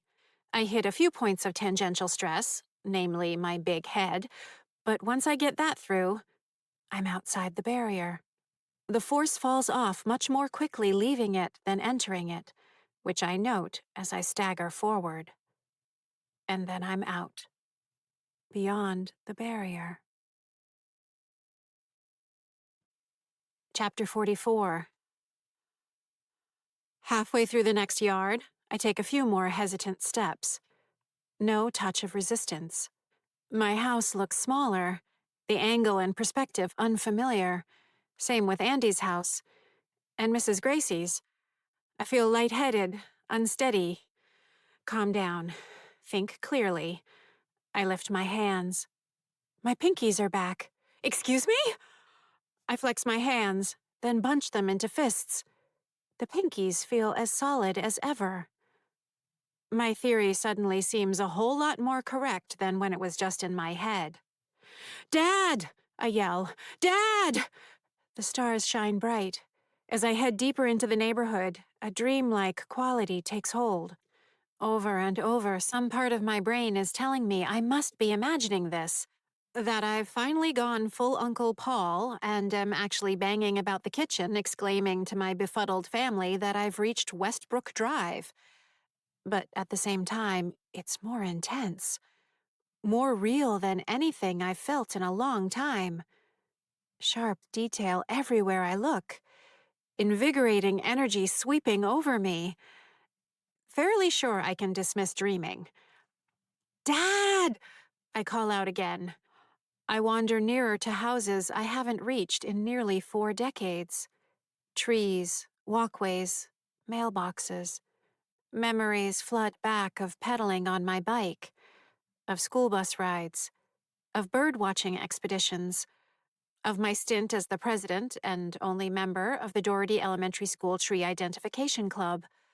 Although 3 other students had put their names on the mimeographed sign-up sheet, none of them had shown up at my driveway on that sunny Saturday morning for the inaugural meeting, or any subsequent meetings. Still, I'd managed to catalog 23 species of trees and major shrubs between my house and school. Several times, I think I see someone by the edge of a house or passing through bushes, but each time it turns out to be a trick of night, shadows, and breeze. I worry I'll come across Dad sprawled on the ground, or parts of him, the truth of what Mr. Gracie did turning out to be much worse than he'd implied. Maybe just leaving enough of him to allow for a wisecrack about why it took me so long to find him. But nothing. No sign of Dad. No answer to my calls. I stick mostly to Chestnut Street, assuming he'd have done the same. To where, though? Maybe he wanted to cover as much ground as possible. Was he trying to lure Mr. Gracie away? Drag the threat to our family out of range in hopes that he might... what? Prevent Mr. Gracie from getting back? Where Chestnut Street bends to the right, I stop. Check my pinkies. They're still there. Welcome back. I look in the direction of my house, now just under 1 kilometer away from me. Streetlights pool between the darkness. I turn the other way, where the street curves and rises slightly. Hints of orange sodium lights silhouette the tree line in that direction, no doubt from the downtown area some 2.36 kilometers south. A curious chill passes through me. I lift my gaze by another 10 degrees to a shimmer in the night sky. Shifting patterns of faint gold pulsate, varying in intensity. For a moment, I'm deeply confused. It looks similar to the aurora borealis, the northern lights, except I'm most assuredly facing southwest. And instead of wide arcs, curtains, or coronas, the rays reach upward within a relatively narrow band. Natural phenomena? Artificial? Some kind of signal from my dad? And now look what Arthur's doing to us and to your family. Mrs. Gracie's words come back to me. I look away from the strange glow in the sky, turning back toward the neighborhood. Arthur Gracie. Maybe I'll finish off that brother of yours next. The one with the mouth. The way his eyes glittered when he'd said it. Your family isn't gonna know what hit them, Einstein. I weigh my options, looking back and forth between the illumination and my house. Mr. Gracie might not even know I'm gone yet. Then again, he might have been watching me all along. I race back up Chestnut Street as fast as I can. Chapter 45. I blast through the wall of the kitchen. Eugene stands by the head of the table in the dining area. "Mr. Gracie," I say, "have you seen him?" "Jesus, how about knocking first?" he says. "Have you?" "Why would I? Is he hanging around outside again?" "Where's Mom and Eddie?" "I don't know," he says. "Mom's probably upstairs. Eddie, who knows, peeping somewhere, bleeding somewhere. What'd you do?" I didn't do anything, I say, but he's coming for us. Now we're in a fucking horror movie? The caller's inside the house? He shakes his head. Whatever's going on sucks. Go get Mom. I'll find Eddie. Everyone should stick together. I fly through the rooms of the house looking for Eddie. He's not with Haley, who's in her room moping in front of her homework. Trisha and Elise are listening to a podcast while sorting through bills at the kitchen table. He's not with them either. My increasingly frantic searching brings me to the cellar, where I find him in the dark by the workbench. Thank God, I say, looking around. No sign of Mr. Gracie. Why are you down here? Why do you care why I'm down here? We've got a problem. Wow, you really are a genius, he says. We should all get upstairs. I'm worried about Mr. Gracie. He's coming for one of us, isn't he? Maybe, I say. Probably. So we need to be careful. Not hang around by ourselves. What we need to do is kill him, he says, before he kills us. Bonus points if we can do it using a corkscrew. Though I'll settle for electrocuting him, luring him into a power line, poisoning him. There's got to be a way. We may not need to, I say. What does that mean? I consider for a moment telling him I got outside the barrier, but decide against it. Eugene could handle it, probably. Eddie can't. He'll swear up and down, left and right, that he won't try to get out. At the first moment I'm out of sight, he'll try to squeeze through the barrier himself, causing who knows how much trouble in the process. I can't risk it. I may be onto something, but it means being a lot more careful than we've been up till now. Still rather kill him, Eddie says. I pace. At least everyone is fine. And now look at what Arthur's doing to us and your family. Us. I freeze. Get with Eugene and Mom, I say. Stick together. Before he can protest, I lift up and leave through the cellar wall. The moon hangs above the tree line, the living wrapped in their pixel dreams, blue light glowing in windows up and down the street. Mrs. Gracie's house is dark. Faint starlight traces the edges of the roof, glints off the windows. The figure sitting on the back steps to the sun porch doesn't move much as I watch from the corner of the yard. He looks to be paring his fingernails, whistling a tune as he does, something from the 1940s. His face is a pale pen and ink sketch, tight mouth, wrinkles, eagle eyebrows, black eyes. He was a quiet, gentle librarian, to hear Mrs. Gracie tell it. I'm sorry, but I don't see it. I step up to the end of the driveway. Where is she? He keeps his attention fixed on his fingernails. His skin has the bloodless pallor of a corpse. I was wondering when you were gonna come out and start squeaking at me. The corner of his mouth pulls back and relaxes again. He sucks his teeth. Where is she? I repeat. No, don't you worry your pretty big head about her. She's exactly where she deserves to be. Meaning what? Meaning, don't you worry, he says. She's my friend. Look around, kid. You don't have a friend. She is. Sure. Because nothing says friendship like a handful of poison cookies. Isn't that what they say? He slides what looks to be a jackknife back into the pocket of his trousers and lifts his face to me. I fucking killed her while you were gone. Just been waiting for you to sneak out. You getting away like that gave me exactly what I've been waiting for. Years I've been waiting. Took you long enough. But now it's open season. On all of you. Look how excited our friend is. He points to Andy's house. Flibber hops up and down just outside the wall of the kitchen, his grotesque, mismatched anatomy moving in and out of the shadows. He gestures wildly, spinning, twirling, slamming his hands against the house, poking and punching his arms. He mimes yanking Andy out and pummeling him, lifting up the imaginary child and body slamming him into the ground, kicking, suffocating, strangling. Now that's going to be a mess, Mr. Gracie says. But I understand the satisfaction, believe me. Finally watching that last spark wink out of Eleanor's bulging eyes as I wrung the life out of her was better than just about anything.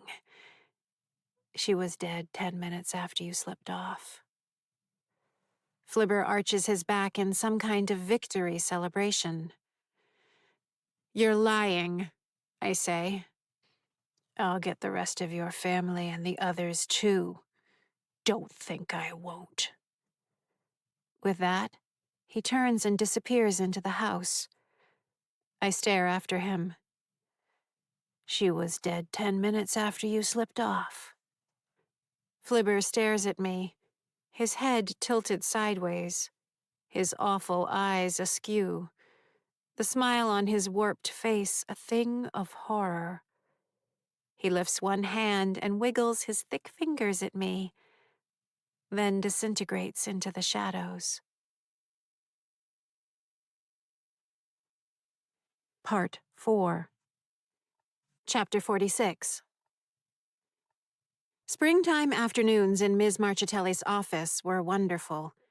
Languid sunshine broken up by the swaying leaves of the chestnut, Castanea dentata, that stood proud in the middle of the school lawn. Window open, letting in air heavy with the aroma of warm soil, flowers in bloom, fresh-cut grass. The open window also served to diffuse Ms. Marchitelli's eye-watering perfume, at my request. What if you're using the wrong variables? She asked. The topic at hand was my assertion that it was perfectly logical I did not have any friends. It wasn't the first time we'd had that particular discussion, though it was the first time she'd put forth this particular counter-argument. Intriguing. A battle on my turf. Questionable. Especially since she was using the term imprecisely. In mathematics, variable refers to a quantity in a calculation able to assume different numerical values, expressed as a symbol, usually a letter. She was obviously confusing variable with numerical constants, parameters, or coefficients. Which variables do you suggest are incorrect? I asked. Snippy of me. I'd only recently begun to grasp that many, if not most, adults made obvious and obtuse errors in mathematics, a most unexpected development. You're the mathematician, she replied, rather ingeniously. I avoided the obvious targets of her thrust, though I could have easily rattled them off. Friendships can be meaningful. Learning to reciprocate expressions of interest is a useful skill. It can be fun to share observations with a friend. Eating lunch while engaging in social discourse with other children might feel better than eating lunch alone. Physical exercise outside of the nonsensical confines of organized sporting games is possible with a friend. Well-suited activities might include hide and seek, exploring the woods, jumping rope, or roller skating. Establishing friendships early might bear fruit at higher grades, when the exchange of home telephone numbers might aid in obtaining reminders of what assignments are due and when. Laughable. I thought for a moment, searching for an answer involving deeper syntheses of ideas, a recent skill I'd pursued, seeing how it achieved maximum impressiveness. Friendship can help you think outside of yourself, and showing such concern for someone else can enrich your life. Bullseye. I like that, she said. Excellent. Now that's a variable worth considering. Thank you. And how would you express that as a variable? Again, I didn't think she had a firm grasp of the mathematical principle. Did she expect me to choose a lowercase italicized letter at random? Or was she asking me to weight the concept as a numerical value? And if so, upon what relative scale was the weighting to be done? And how would we then correct for what would obviously be a subjective value assignment? It made no sense. If you had to factor that in, she continued, how would that change your equation? Arbitrarily. Not if you're the one devising the formula. I think that puts you in charge of what's in it and how much value the different pieces have. Don't you? I gave a short laugh. That's not how math works. She pushed some of her curly mane of black hair behind her ear, which held a giant hoop earring that matched the purple of her thick glasses frames. Can't friendship be about more than rules of math? Can't it also be fun? Sharing things? Companionship? But those aren't math, I said. Checkmate. What I'm saying, she said, is that you might not be thinking carefully enough about the value that friendship brings.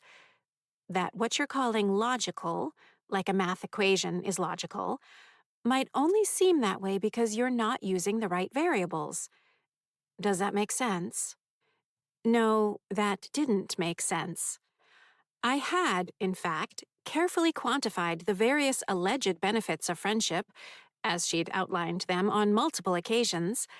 On one side were time, focus, energy, achievement, and the joys of intellectual stimulation.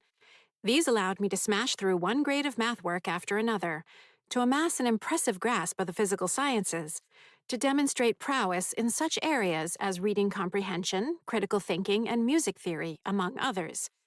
On the other side stood such vague social constructs as popularity, cliques, seating arrangements in the cafetorium and on the school bus, and other ridiculous performative displays of social membership. Eating lunch with others? Skipping rope? Please. My assessment? Not even close. Nor did I believe it to be a particular concern of my parents that I befriend children of my own age group. Their affection for me, as far as I could tell, was neither enhanced nor diminished by my participation in friendship activities of any kind. My dad would sometimes tentatively inquire whether I ever felt lonely. My assurances that I was not met with no pushback. My mother's obvious satisfaction at my worthwhile achievements spoke volumes. What more could I need? Maybe you should think about it, Ms. Marchitelli prompted me. Well, I can refactor the variables. Could I derive a formula that would satisfy her goal? It might be a stimulating, though whimsical challenge. Though I doubt that would change things. She sat back in her chair, took the glasses from her nose, and let them rest on the notable expanse of her bust, that day clad in a black turtleneck beneath a gold and purple embroidered vest. She fixed me with a look I'd not seen before. I grew concerned. Was it disappointment? Frustration? Was there just a flash of pity? My blood ran cold, the warmth of the spring afternoon losing its magic. Her look vanished, replaced once more by her normal, positive energy. Maybe just think about what I said, honey. Chapter 47. 23 minutes until sunrise. Trisha pads to the guest bedroom upstairs, where she meditates every morning. Jealousy ripples through me. Wouldn't it be nice to roll out of bed, yawn, and go sit on a cushion for a while? No one dead, no one being hunted. I turn and pass through the wall to the outside. The eastern horizon fills in shadows against the growing indigo of twilight. I sweep my gaze around the yard, the streets. Mr. Gracie is certainly watching, but I'm not going to give him the satisfaction of being covert. Let him try to figure out what I'm doing.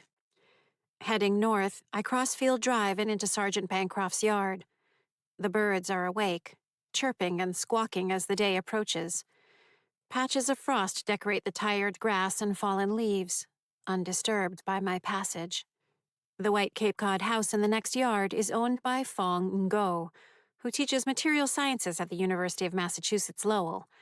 A bachelor since he bought the house in 1999, he's recently started dating an attractive divorcee he met in, of all places, a ballroom dancing class his sister Mai dragged him to last year. I don't expect to be able to reach the middle of Dr. Ngo's house, which I've traditionally been able to get into as far as the living room on the north side. If my calculations are correct, I'll feel the first brush of the tethers as I near the back steps. But nothing holds me back. I reach Dr. Ngo's fire pit, plastic Adirondack lawn chairs, prayer flags, croquet rack. I shouldn't be able to get this far without sensing the tug of the tether. His cat, Lucky, black with a white patch under the chin, watches the yard from the back steps. As I near, the cat glides down the stairs, eyeing the shrubs by the back. A few more steps forward bring me to the covered grill beside the deck. Not even a slight tremor of resistance. None of the quivering pull. As I near the western window of Dr. Ngo's living room, there it is, the first sense of weight. Another step and I meet the full force. 31.95 meters. By my calculations, I should have reached the limit somewhere in the range of 2.98 meters back from where I stand, a retraction of 9.28%, to account for Mrs. Gracie's absence, assuming it to be the same as the shift when Dad vanished. That's the math. Those are the numbers. I look around Dr. Ngo's yard. What if you're using the wrong variables? I think back to Haley chugging water, and then my experience passing through the barrier. The barriers aren't a linear material phenomenon, not a fence, not a chain. They're volumetric, distributed volume in a changing energy system. And the volume V of a sphere is 4/3 times pi times the radius cubed. Wrong variables. Volume. So the 9.28% decrease in the radius of the tethers after Dad vanished in terms of volume? I close my eyes and concentrate. Hell, you might even be a little human calculator. Mr. Gracie was nearly right about that. I run the numbers.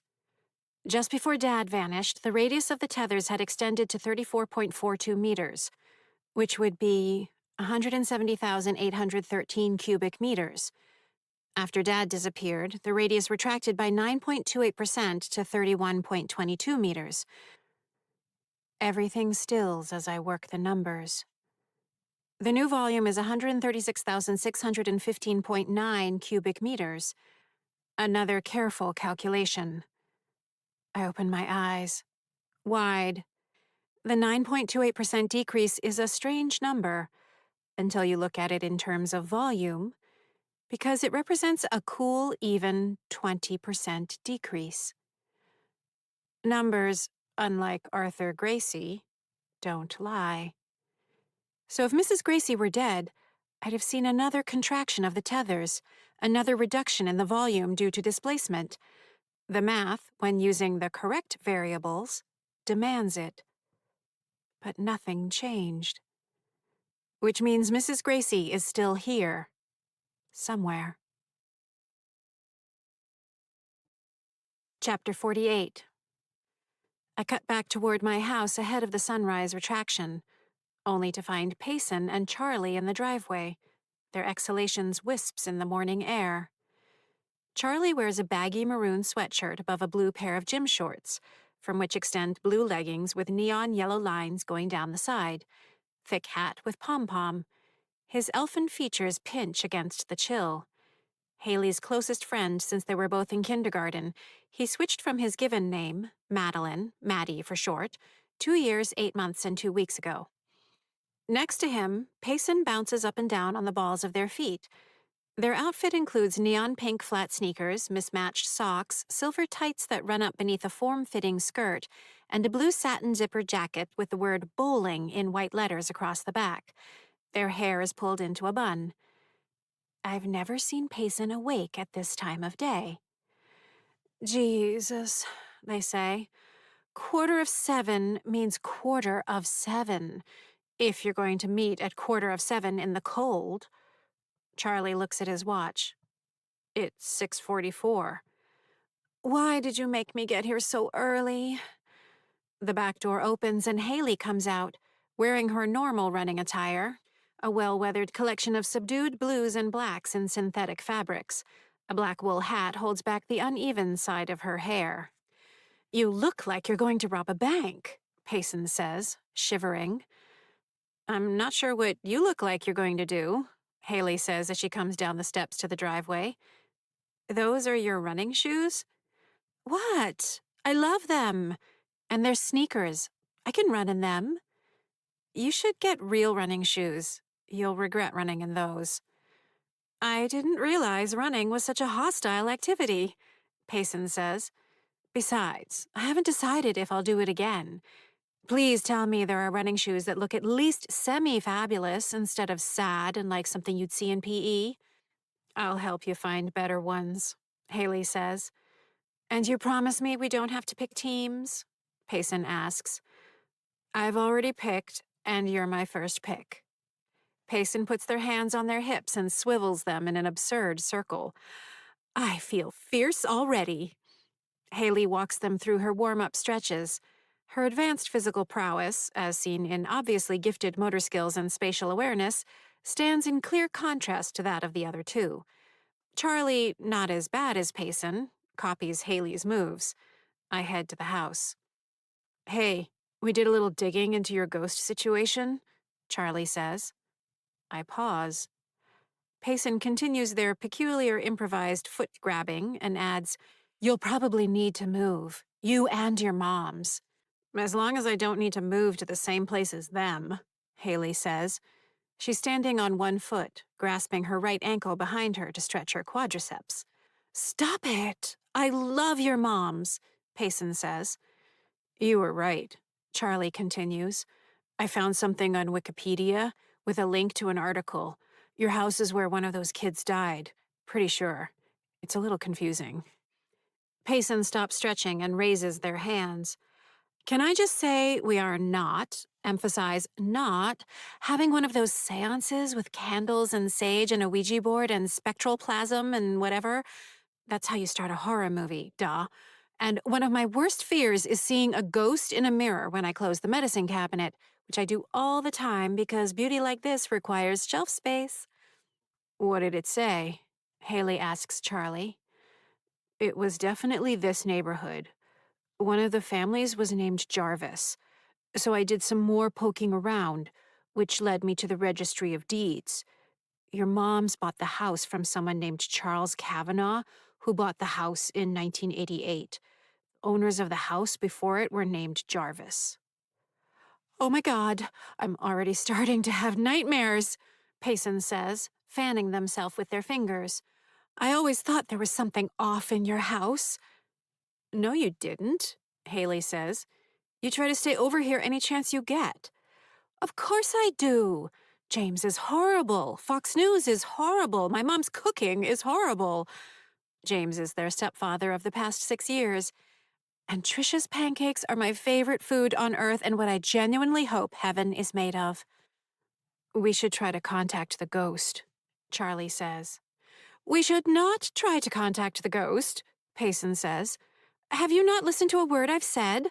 Don't bother them and they won't bother you, or chase your very best friends around with hatchets, or burst through their windows at night, or hide under the bed staring up with those horrifying eyes when someone is trying to sleep. I cannot be losing sleep over this." Haley puts her hands on her hips and stares up at the house. "Don't worry, I'll keep your sleep my top priority."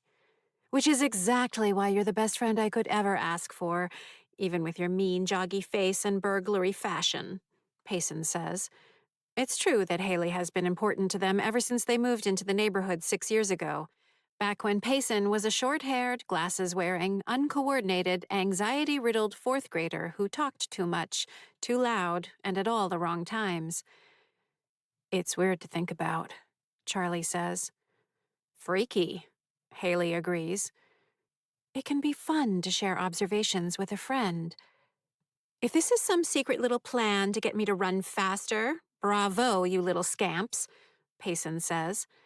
The three of them set off into the crisp October air, running abreast down Field Drive. Friendships can be meaningful. Chapter 49. Of course, Eddie loiters at the edge of the deck. Haley, running tights, stretching. "What's up with Payson's sneakers and skirt?" he asks. "I kind of liked it," I say. "Well, they have a nicer figure than you, I'll give them that." "Thanks. Where's Eugene?" "Trying to grow more belly button lint to stare into?" "I need to talk to the both of you," I say. "Can't I just wait for Haley to get back? Her post-run stretch is better than the pre-run stretch, and both make for a delightful appetizer to the post-run shower." "Ew, and no, come." He follows me into the house. We pass by Elise on her way into the kitchen, her laptop computer tucked under her arm, her hair pulled back in a loose ponytail. Eugene is in Trisha's office, staring out the window. He glances at us and then back out the window. "This can't be good," he whispers. "Don't worry," Eddie says. "I'm guessing it's yet another no fun allowed conversation. You'll love it." "I need your help," I say. "Killing Mr. Gracie?" Eddie asks. "Please say yes." "Not quite," I say. "At least, not yet." "I'm heartened by your use of the word yet. So we are killing him?" "Like he's not gonna fight back?" Eugene says. Eddie frowns. "Thank you, Eeyore, for that valuable perspective. Way to rally the troops." "I know. You could challenge him to a grape-eating contest, and when— Guys," I interject. "Please, enough. What we need to do is find Mrs. Gracie." "Why do we need to find her?" Eugene asks. "Because she's missing," I say. "He killed her too." "He says so," I say, "but I know he's lying. She's still around. I just don't know where." "I bet he killed her," Eddie says. "If you actually need something useful done, why bring him into it?" Eugene says, cocking his thumb at Eddie. "Probably because she needs more than moping in her arsenal of tools," Eddie says. "Why do we care where Mrs. Gracie is?" I recall the weird images that filled my mind when I thought of Dad. His voice, the scent of wood shavings, a stone shaded by a slender tree. I picture the strange colors hanging in the night sky. "Because if we find her, that might tell us something about where Dad is." "Got it. So what do you need?" Eugene says. "I need you two to run interference for me tonight. You both need to get out there and distract Mr. Gracie." "Together?" Eugene says. "I'm not doing it alone," Eddie says. "As far apart as you can get. Different directions, and not where I'm going." "Which is where?" "Mrs. Gracie's house." "You can't reach there." "Let me worry about reaching there," I say. "Just do your part." Eddie holds up a finger. "Little flaw in your plan? Won't that give him the perfect opportunity to kill one or both of us? Or Mom while no one's here? He's a homicidal maniac, let's not forget." "We need to be fast," I say. "Easy to say. I'm the one who got stabbed in the throat already," Eddie says. "Then stay inside. Watch Haley go to the bathroom. Eugene and I will take care of this." Number one, there's nothing wrong with appreciating bodily functions. Number two, get it? I'm the least afraid of any of us. "You're the one complaining about getting stabbed with a corkscrew," Eugene says. "Because it hurt? And what if he's graduated to a hatchet? Or a machete? Or a shotgun? It's already bad enough that I spend my afterlife bleeding from my throat. And we all know what a shotgun can do." Eugene shakes his head, looking up to the ceiling. "You're quick," I say. "All I need is time. So distract him. Taunt him. Keep out of his reach. I don't know who could be better qualified." They exchange a look, falling back into the creepy twin communication I'm deeply grateful not to be a part of. Eugene looks at me. "What if he catches you?" "I'll take that as a yes," I say. "Wait until an hour after sunset. Don't say anything to Mom." "She didn't answer the question," Eddie notes. "He's not going to catch me," I say. "He's not smart enough." Chapter 50. The last tangerine and lilac washes fade from the western sky.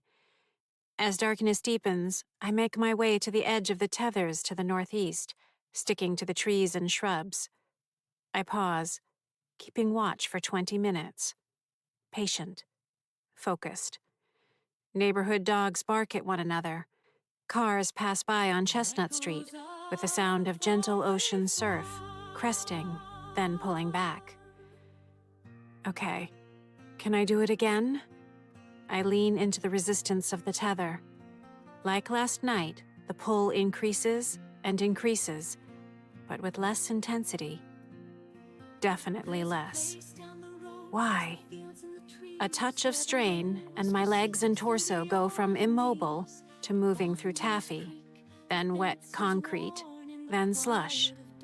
Over the course of just under 2 meters, it's like I'm walking through knee-deep water. Then I'm out. Sprinting across the street, I leap into yards I've never wandered. I navigate past a small deck and a pile of quartered firewood stacked beneath a blue tarpaulin, 2 faded Adirondack chairs, a standalone basketball hoop, a tetherball pole, and a plastic playhouse with a slide extending from one end. A stretch of ornamental holly marks the property boundary. Continuing eastward, I cross another yard, keeping low until I reach Rock Ridge Road. A small residential street, it sees little in the way of traffic, even during the day. The street comes to an end 2 houses to the north, across from which had once been the empty fields of the small college there. Several new buildings, academic halls or dormitories, I can't tell, stand there now, lit by sodium lamps. My heart sinks. The vast green field had once been dominated by a towering elm, Ulmus americana, tree. I spent precious afternoons there with Dad, flying kites made from kits or ones I designed myself. The science and aeronautics were fun, but having it just the 2 of us was the real magic. Being away from Mom's relentless, intense attention. None of the incessant boy energy of the twins. Leaving all that behind allowed us both to relax as we savored the atmospheric conditions, thermal drafts, and wind patterns, calling out the various bird species whose airspace we now shared. Dad reveled in the crafty aspect of the kite construction, how the materials and arrangement allowed the kite to withstand and leverage the physics of an open field on Earth. For half a moment, the buildings disappear, and I once again see a sun-drenched, windy field, shared by a father and his daughter. And then I'm standing on Rock Ridge Road, facing Mrs. Gracie's house in October. The last time I stood here had been less than 3 hours and 45 minutes before I died. My knees begin to shake. Unexpected? I ignore the psychosomatic waves of dizziness that threaten to unscrew my head and send me to the pavement. It's not 1981, not Halloween. The twins aren't stepping all over my heels, their faces sweating in spite of the cool air behind the injection-molded plastic masks held onto their faces by cloth-wound elastic strings and tiny aluminum T-shaped bobbins. It's almost 40 years later. It's a Wednesday night. Most of what I see before me, the leaves, the grass, the trees, have recycled hundreds, if not thousands of times ever since, while the Earth itself has whirled around the sun, spiraling its way along with the rest of the solar system through the local interstellar cloud, dragged through the interstellar medium as part of the Orion arm of the galaxy. Nothing ever really stays the same. This isn't even remotely the same as October 31st, 1981. Do you hear me, knees? Chapter 51. The short, level driveway extends to a detached single-car garage. A flagstone walkway parallels the house from the driveway, making a short right-hand turn to the front steps. I avoid the path, and it's all too near memory of the rustle of candy in our bags. This had always been my favorite stop on the Halloween circuit. The tasteful autumnal wreath of multicolored Indian corn, the cast-iron statue of a black cat with an arched back, and the best treats, always. Caramel apples mounted on popsicle sticks, fresh-baked cupcakes topped with orange, white, and black frosting, homemade brownies, each with a bat-shaped cookie somehow glazed to the top, rich oatmeal cookies dressed with orange and black sprinkles, still holding the warmth of the oven. I pass through the mist of nostalgia with slightly more difficulty than I do the front door, but then I'm inside the entryway. Gone is the oval-shaped braided rug of farmhouse green, subdued brown and pumpkin orange. No delicate bench at the side wall. No brick-red painting of a rooster silhouette. Across the entryway, a trio of rolled-up yoga mats and cylindrical foam rollers have replaced the antique grandfather clock. The brown and gold patterned wallpaper is gone, and the walls a clean bone white. And the smell is different. Mrs. Gracie's house always smelled like an old-fashioned coffee percolator, hints of dried flowers, perfume from the big band era, cedar trunks, and mothballs. With the Hollands and their infant, it mostly smells of apple juice and the contents of a hard plastic diaper bin. Sneakers lie askew near the door. An empty cardboard box with inflated packing material stands at the bottom of the steps. 2 paint cans and tools by the cellar door. I don't linger. Erin Holland sits in the kitchen, talking with a woman of near her own age on her computer. Her sister, perhaps? She's a small, fine-boned woman, and she's complaining about how Tiffany, other sister maybe, brags about her own child hitting her milestones more rapidly than is believable. The kitchen door looks out toward Andy's yard. I can just make out the top of my house across the way. Turning back, I pass the newish double oven with brushed steeled surfaces. A vision comes to me in rich instamatic colors.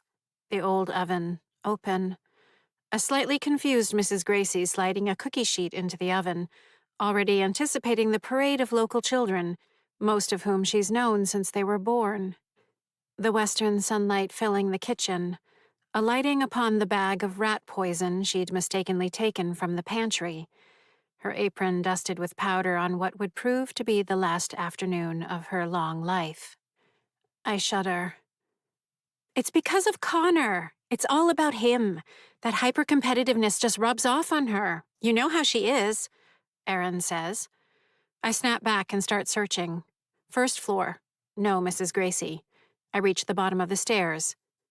Hon, she threw up again, comes a voice from the second floor. Okay, hold on, Erin Holland says from the kitchen. Babies. Maybe I'll check the cellar first. What exactly am I expecting to find down here? A freshly lit Virginia Slim cigarette burning in the corner of an ashtray next to a glass of bourbon? Mrs. Gracie hog-tied and gagged in the corner next to my dad, likewise bound? A vision of light and scent manifesting to give me a clear answer to all my questions? Or maybe Mr. Gracie's waiting for me, leaning against the wall, that homicidal glint in his eyes as the trap closes in around me. Just inside the door is a small landing lined with shelves, stairs extending down to the right. Unlike our cellar, this one is of an older design, with a floor of packed earth and walls of fieldstone and mortar extending up to a small set of casement windows. Skis, snowboards, and storage bins occupy the length of one wall. A dank, earthy smell fills the air. One corner is home to a time-worn sump pump. Mrs. Gracie told me not too long ago that she likes to spend time in the cellar when she's wistful, as it's the one part of the house that's changed the least over the decades. The late afternoon light coming through the dusty windows could make her feel as though she'd just come down to change the laundry around, still in the full flower of her teaching career, John F. Kennedy in the White House. Arthur still at work at the Memorial Hall Library. Not old, not trapped, not dead.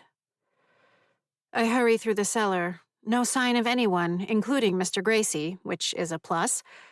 Though what if he can sense I'm gone? As careful as I was in getting out and over here, if he's even marginally sophisticated enough to grasp the volumetric nature of the boundaries, then any change in volume caused by my absence would be a neon sign announcing my move. Satisfied the cellar is empty, I turn to the stairs, bumping into one of the support posts holding up a ceiling beam. What? I lean back, then forward into it again. There it is, a little nodule of solidity. I lift my hand to a spot at forehead height and find a roughly circular patch with a 2-centimeter radius that feels exactly like a tapping spot. Which is odd because Mrs. Gracie searched for years, as did Kyle and Andy, for any signs of tapping spots in their houses. All came up with nothing. No tapping spots. Zero. How could Mrs. Gracie have not found this? I mean, I'd understand if it was one of the trickier spots, some unobtrusive location high up in a ceiling corner, a wooden stud behind a plaster wall, somewhere on the underside of one of the 400-odd stones lining the cellar walls. But this is face height on one of only 3 posts, basically one of the first places I'd have checked. She seriously never found this in 37 years? True, this is a woman who mistook rat poison for baking powder. Even in death, some degree of her cognitive decline remained. And by her own declaration, she was also an oak-headed, stubborn Irish woman. Okay, so she missed the spot initially, decided there were no tapping spots down here, and there you have it. Like the rest of us, she generally avoids passing through solids when it's just as easy to avoid them. I reach out again. Yep, it's solid as can be. So there was one tapping spot in her house, and she missed it. One. Why would there be just one? Without even trying, I find 4 more tapping spots within the next 3 minutes. The bottom of the banister, corner of the western window, top stone nearest the stairs, faucet handle behind the concrete laundry sink. All completely obvious places for tapping points. What the hell? Could she not feel them? Did she not look hard enough? Did she not understand what I was talking about? None of this makes any sense.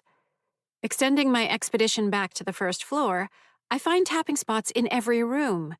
Nick Holland, sporting gray sweatpants, a dark blue t-shirt, and a backward baseball cap, paces the kitchen, baby Harper on his shoulder in a giraffe-patterned onesie. I scour the top floor, more tapping spots practically sprouting beneath my hands. Infuriating. At Mrs. Gracie's old bedroom, now decorated in the same utilitarian lifestyle activity aesthetic as the rest of the house, I hesitate. This is where she died. She'd told me the story only once. The way she'd been awakened at 4:10 a.m. on November 1st, 1981, by her doorbell. She hadn't slept particularly well, her slumber disturbed by the sounds of sirens 1 and 2 streets over. In her robe and slippers, she made her way downstairs, wondering if the neighborhood were being evacuated due to a gas leak. Captain John Higgins of the police department, whom she'd had as a student back in the 1950s, greeted her with another officer. Their cruiser sat at the curb, lights tastefully off. They explained the situation, but she'd only been able to keep up with fragments of it. Some children had gotten very sick. There was concern that it might have to do with her cookies. Might she show them where she'd made the cookies? When the lights came on in the kitchen, the pre-dawn darkness pressing against the windows, she sensed the tension and discomfort of Captain Higgins and the other officer, followed by the horrifying discovery of her mistake among the ingredients she'd pushed neatly to the side of the counter next to the refrigerator. The look that had passed between the 2 men was one of the worst moments of her life. Her legs and hands knew before her mind that the sirens she'd heard earlier were her fault. She'd started shaking, like a scarecrow at the approach of a summer storm. Captain Higgins explained that he was very sorry to have to ask her to do this, but would she mind getting dressed and getting her purse so he could drive her down to the police station to ask her more questions about what happened? She, of course, agreed. This was Eleanor Gracie, devoted wife of 42 years, beloved music teacher to 3 generations of Andover children, a woman whose heart was as tender and kind as it was possible for a human heart to be. She climbed the stairs back to her bedroom, that kind human heart racing. She wished more than ever that Arthur had been there to tell her that everything would be okay. She hurriedly dressed in slacks, a turtleneck, and a jacket, her fingers seemingly having forgotten how to accomplish half of it. The dizziness she felt climbing the stairs grew worse, making it difficult for her to slip her house keys into her green purse. She couldn't quite work the latch. Turning to go, she knocked over a tin of bobby pins. When she leaned over to pick them up, the massive coronary about to end her life wrapped its cold, unyielding stone fingers around her fluttering heart and squeezed it like a ripe plum. When she hit the floor, she had just a moment to wonder how exactly a mountain had landed on her back. Then she died. Well, she's not here now. Glancing upward, I think about how miserable Mr. Gracie is. I rise through the plaster ceiling into the small attic overhead. Keeping Eleanor bound as a prisoner directly above the spot where she died would be fitting. The space is small and unfinished, a crawl space stinking of mouse droppings, old insulation, and the ancient crystallized resins of the beams, joists, and slats. At its peak, it would barely be high enough for me to crouch in.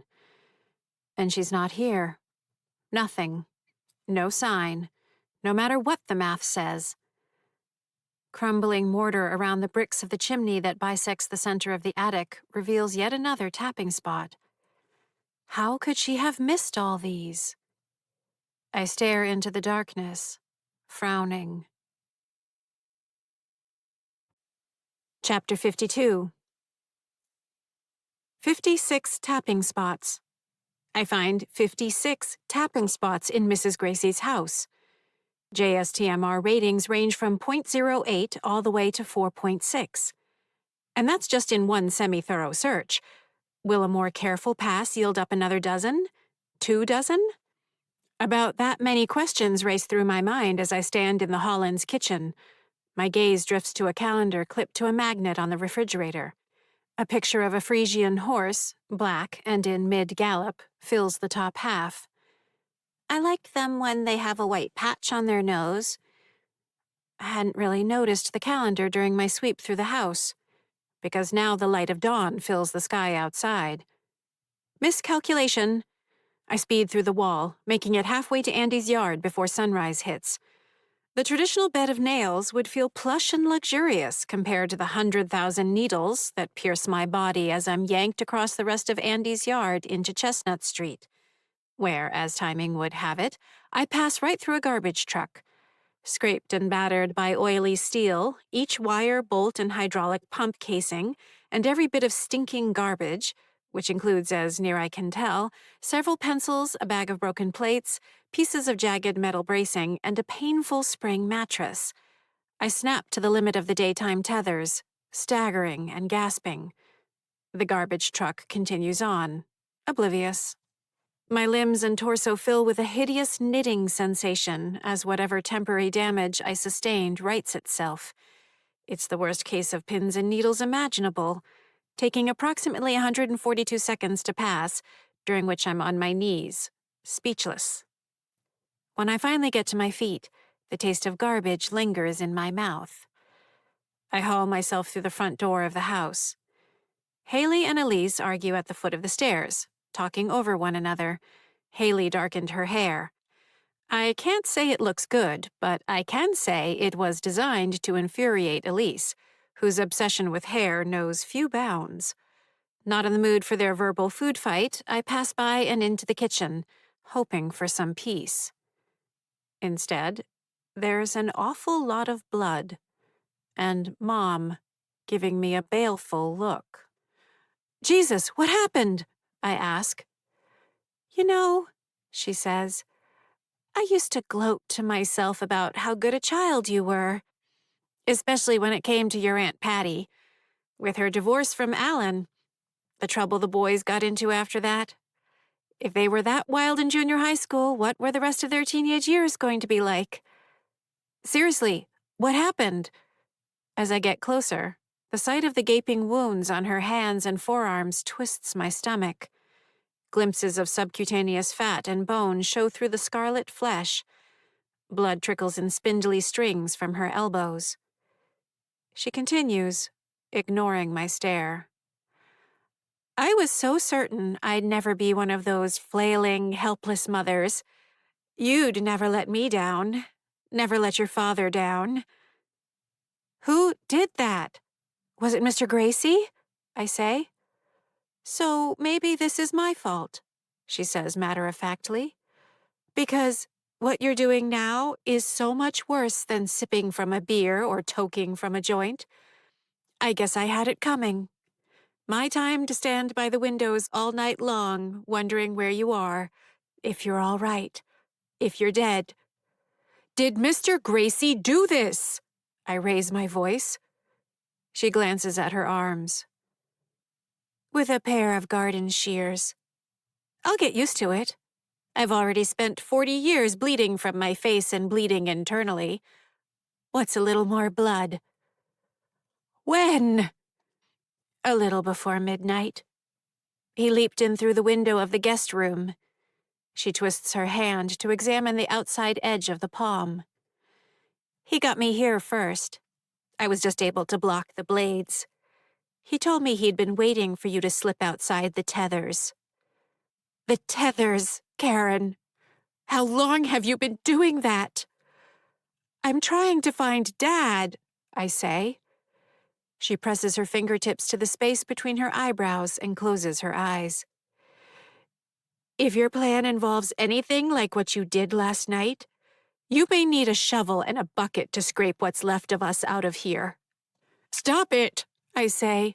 You're not making any sense. Really? Someone in this room needs to take an honest look in the mirror.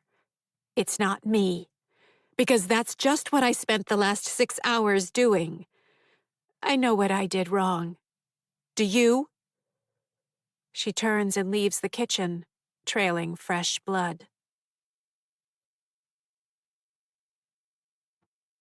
Chapter 53. I waylay Eddie in the living room. What the hell? I shout. I told you to keep him distracted. What do you think we spent all night doing? He shouts back. We patrolled the yard. We also took passes through different floors so we weren't away for too long.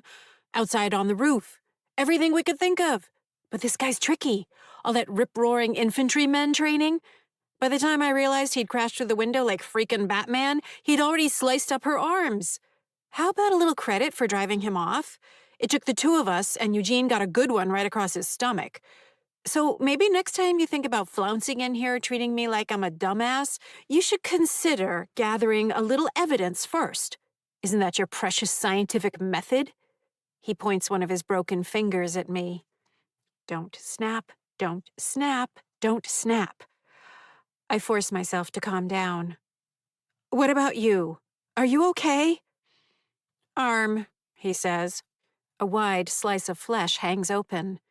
He also got the tip of one blade in my eye. I can't see great out of it. Let me look. The wound on his arm is bad, but I can barely hold back a gasp at the condition of his eye. It's sliced open, the sclera split from the corner to the edge of the cornea, revealing a layer of the choroid and the vitreous body of the posterior chamber. Ah! Yikes! He didn't expect us to fight as hard as we did, Eddie says. We didn't let up. All hands and feet. Even Mom went wildcat. Though I don't know how many times that trick will work. All he needs is a better weapon and catching one of us alone. That's what I'd do if I were him, and he's sneakier and shadier than I am. So we stick together. All the time.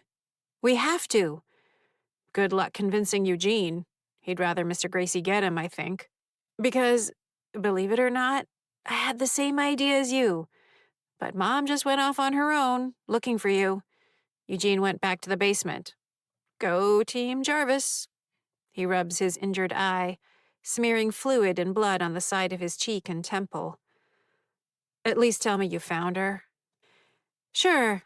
We spent all night having a tea party. It was delightful. Great. So it was for nothing.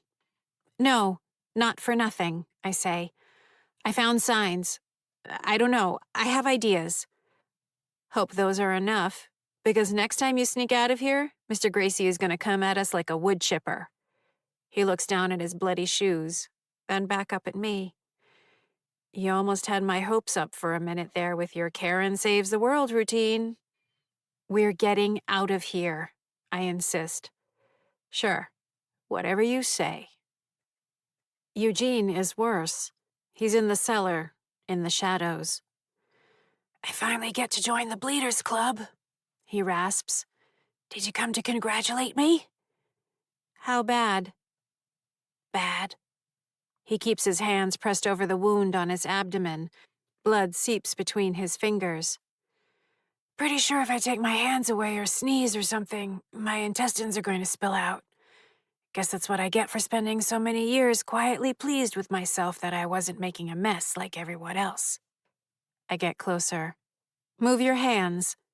Because you're a trained medical professional. I can name every muscle and bone in the body, all of the major elements of the vascular system. Can you? Fine. Proceed, doctor. The clear view down through the neurovasculature of the anterior abdominal wall to the sheathing of the viscera is indeed bad. Don't do any jumping jacks. There go my afternoon plans. He leans over and stares tentatively at the wound. Are they going to fall out? I don't see how your intestines could get through that hole. Please never use that sentence again, he says.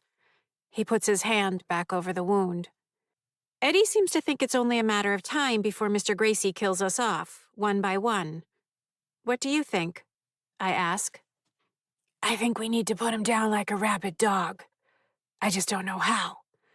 He can use weapons. If you've noticed, our hands slide through things, he said. Most things. And he's just getting stronger, Eugene continues. He never used to be able to get into our yard. He never used to show up in the daytime.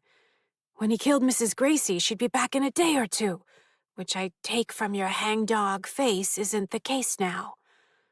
Look at everything he's doing. This isn't going to go well. We're all screwed. We're not screwed, I say, my distaste for foul language overridden in the heat of the moment. I'm telling you, we're going to find a way out. Maybe you will. Everything's always different for you. The rest of us are stuck in the amazing Karen's shadow our whole life. Our whole afterlife, too. Why would anything be fair now? He glares at me. So if you'll excuse me, I need to not be with you for a while. I'll go bleed somewhere else. Hope my guts don't fall out, thank you very much. He turns and glides up through the ceiling. Your guts aren't going to fall out, I call after him. Chapter 54. Go Team Jarvis. Eddie's right about that. Nothing leaps out at me in the guest bedroom. No residual energy disruption from Mr. Gracie's assault. The two tapping spots are solid as ever. I pass through the wall into Haley's bedroom, figuring a wider search is the logical next step. Haley, to her credit, keeps her room in an even more disastrous state than when it was the twins' room. Running shoes, workout shoes, box jumping shoes, school shoes burrowed into every nook. Fitness shorts, tank tops, running bras roosting on any available surface. Hats, bandanas, sunglasses, empty yogurt container, banana peel, protein bar wrappers. Her laptop computer is open, the colorful lines of a squiggly screensaver pattern rotating in the middle.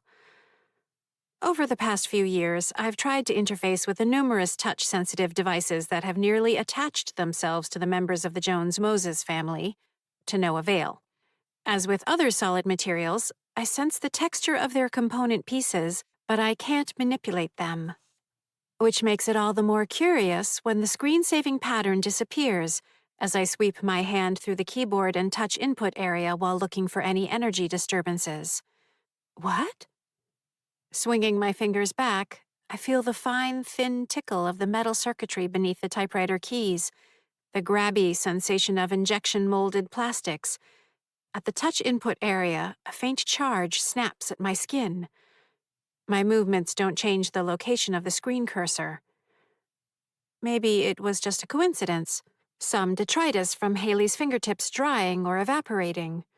The laptop itself short-circuiting because of Haley's less-than-stellar care. I'm about to turn away when I notice what's on the screen. 4 children dead, 14 others sickened in Halloween tragedy. It's a headline from the front page of the Lawrence Eagle Tribune, with a dateline of November 1st, 1981. The article looks to have been scanned into an archive. Beneath the large type headline is a black and white photograph showing a dark street with an ambulance parked outside of a house.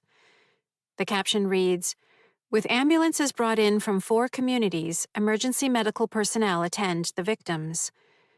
The resolution and contrast are poor, but it's clearly Chestnut Street.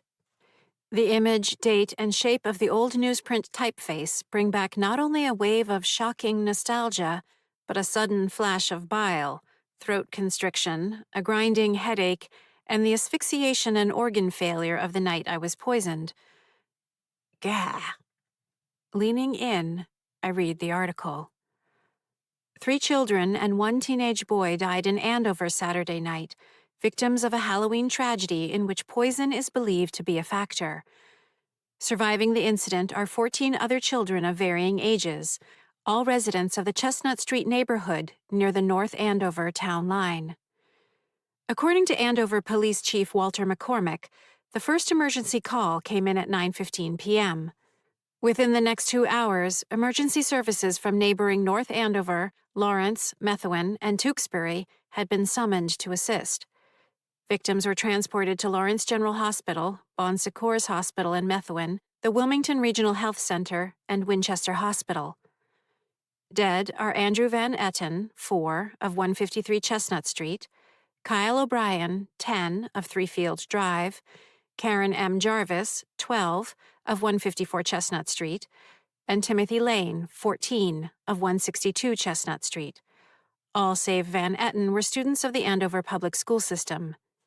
Chief McCormick, in a statement, indicated that the poisonings appeared to have originated at the house of Eleanor Gracie, 79, of 16 Rockridge Road, Andover, and that the poisonings were likely accidental. Gracie has been taken into custody while evidence continues to be gathered. Gracie, a 4-time winner of the Andover School District's Teacher of the Year Award, taught music for 43 years at Doherty Elementary School. As of Sunday morning, the other victims are listed in fair to good condition, many suffering from intestinal discomfort and throat injuries. A second photograph shows a gurney being lifted into the back of an ambulance, the caption reading, "Survivor, Ross Dolan, 7, being loaded into an ambulance." I reread the article. 4 dead. 4. Mrs. Gracie taken into custody. Even before I sit down to do the math, I see the elegance, the balance, the precision, and my mistake. "Oh my God," I whisper. Chapter 55. Kyle meets me 2 hours after sunset in the middle of Field Drive. "Any sign of scary eyes?" I ask. He straightens, half a second away from sprinting back to his hiding spot. "You said he's not coming tonight." "Forecast is out the window," I say. "The window? Out what? Isn't that terrible? Is it even safe to be outside? We should get inside." He turns and starts back into his house. I reach out and grab the shoulder of his pajama tops. Wait. Not panic time, though close." He stops, but his features pinch up. "Why would the forecast suddenly stop working?" "I have to talk to you about Mrs. Gracie," I say. "Is she okay?" I let go of his shoulder. "Hilarious story there, Kyle. Turns out everything about her existence has been a lie from the start." What?" he stammers. "Better to just let me get this out," I say. "So just listen. Mrs. Gracie's ghost was never here at all." He stares at me, uncomprehending. "Remember how I used to spend all that time wondering why you, Andy, and Mrs. Gracie all had tormentors, but I didn't?" I plunge ahead. "Have to admit, I decided that it was because I was too smart. No offense. So you almost have to admire the insidious logic used against me for almost the past 38 years, because I fell for it. So smart, so without a friend, so full of the overwhelming need for validation from adults. People pleaser, teacher's pet." "Teacher's pet?" he whispers. I don't get it. "I do. The genius was in how she encouraged all my worst traits all along. How do you ever think of such things? Tapping spots. You really are a genius. A warning system for tormentors? How in the world did you ever get so smart? You care about us all so much. What would we do without you? Well, it worked its magic. Turns out, Kyle, hang on to your hat. That's how you torment Karen Mary Ellen Jarvis, child prodigy. She's not a ghost? He asks, his features pulling closer. Bingo, I say. Give this lad a prize. Mrs. Gracie and Mr. Gracie are and have always been one and the same. 2 for the price of 1. A custom curriculum for the afterlife. My advanced placement tormentors. Fitting, right? Kyle stares at me, mouth open. Her little obsession, you remember that? I ask, looking for a way out, the little seam she thought she felt in her backyard. Yeah. She was out there doing something. I missed it the whole time. Never even thought about it. Just figured it was guilt or wishful thinking. A harmless obsession. But I've managed to interrupt whatever it is she's doing, which I think I have an idea about now. There are lights in the sky, colors, and they have something to do with what's happened to us. Kyle shakes his head. I don't get any of this. I'm not sure I do entirely, I say. Not yet. But I'm going to figure it out. But we need to change things up. How we communicate in the daytime. Not from the windows anymore. We need to do it from the rooftops. I'm scared of heights, Kyle says. Kyle, think about what you just said. You can't fall off. I know, it's just that I really don't like heights. You'll get over it, I say. We need better angles and sight lines. We need to be able to see what's going on in the daytime. If we extend vertically by another 10 meters, we increase our vantage to approximately 130 degrees, thereby increasing the distance we see by another 34 meters. I can walk you through the calculations. Calculations? Or just trust me, I say. We need to see what's going on in the daytime, whether Mrs. Gracie or Scary Eyes or anyone else is at the edge doing anything. It's important. He's not happy about it, but he'll do it. You sure it needs to be on the rooftop? He asks. It might give us some information, true. It will also allow for a clear line of sight between Kyle's rooftop and the yard of 162 Chestnut Street, where I'm convinced Tim Lane resides, just as trapped as we are. Great, I say. We'll start tomorrow. Make sure to take a good look around when you're up there. I could tell him about Tim Lane. Maybe I should tell him about Tim Lane. But I don't tell him about Tim Lane. Because right now, that's the most important variable in my plan. The one thing I can't let Mr. Gracie know I'm aware of. The secret so critical I can't trust Kyle with it. Not yet. Too risky. So getting Kyle up onto his rooftop once a day is my insurance policy. It might be the signal the despised Tim Lane will see. Even if something happens to me. Chapter 56. Seriously, we have to kill him. Eddie dogs my steps as I tap. The middle of the metal grate of the air vent in Elise's office. Tap. Harry S. Truman. Stop playing with that, I say. It's disgusting. Eddie looks up from the flap of skin and the white fatty layer exposed beneath, the wound from his most recent confrontation with Mr. Gracie. It's disgusting, true. Also fascinating. I kind of want to peel it right off the bone. Like pulling up the worst sunburn ever. That's the bone, right there. That's fascia, not bone. Also, gross. Don't pick. Do I bother you? He makes the wound open and close, as though speaking the syllables. Moist squishing pumps blood out with each closing. Very much so, yes, I say. It's not like it's gonna get infected and kill me. May as well have some fun with it. He flaps quickly, generating a wet paradiddle. But we really should kill him. We just have to get good at utensils, like him. A rope around his wrinkly neck or an electric cord. Screwdriver through the back of his skull. Rig up a sledgehammer to nail him right in the nuts, then smother him with a pillow. Work with me here. The recessed lighting fixture by the window. Tap. Alban Barkley. You've watched too many cartoons, I say. None of that will work. We haven't tried. We've tried 1,000 times. No, we haven't. We've never tried to kill him. We've tried 1,000 times to manipulate physical objects, I say. Sledgehammer? You can't even make a dust bunny hop half an inch. You're not thinking straight. If you were the one getting stabbed all the time by this freak, maybe you'd be thinking a little harder. I'm not interested in spending the rest of eternity as a pincushion. I'm working on it. Are you? He asks. You're tapping. Same as you've done every day for the last 36 years? 37. Yay, math! So what do we do? He has a weakness. A weakness for cutlery. What weakness? Working on it. How's that helpful? I turn to him. You seem to think the afterlife is like one big Looney Tunes cartoon. All we have to do is find a 5-ton Acme weight, hang it from a rope, lure Mr. Gracie underneath, and flatten him like a pancake. Or maybe we can trick him into running off a cliff where his legs will spin around in circles right before he makes a penny whistle sound and then splats to the ground. I tap my temple with my index finger. There! Now I'm thinking. Why didn't we take care of him decades ago?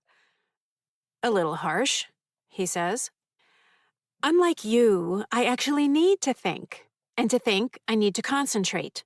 And to concentrate, I don't need you clomping around a foot in back of me spouting off every stupid idea that pops into your head. Seriously, it's like having Daffy Duck sitting on my shoulder. I flick my fingers at him. Go. Leave. I don't take Daffy Duck as an insult, he says. He grabs the loose flap of skin hanging from his forearm and treats me to another series of squelching noises. Of course you don't, I say. He turns and slips through the wall. Lyndon B. Johnson. The steel of the metal latch at the bathroom window feels solid along its length, but the edges of its base crumble like dried frosting. I press my fingers, hard.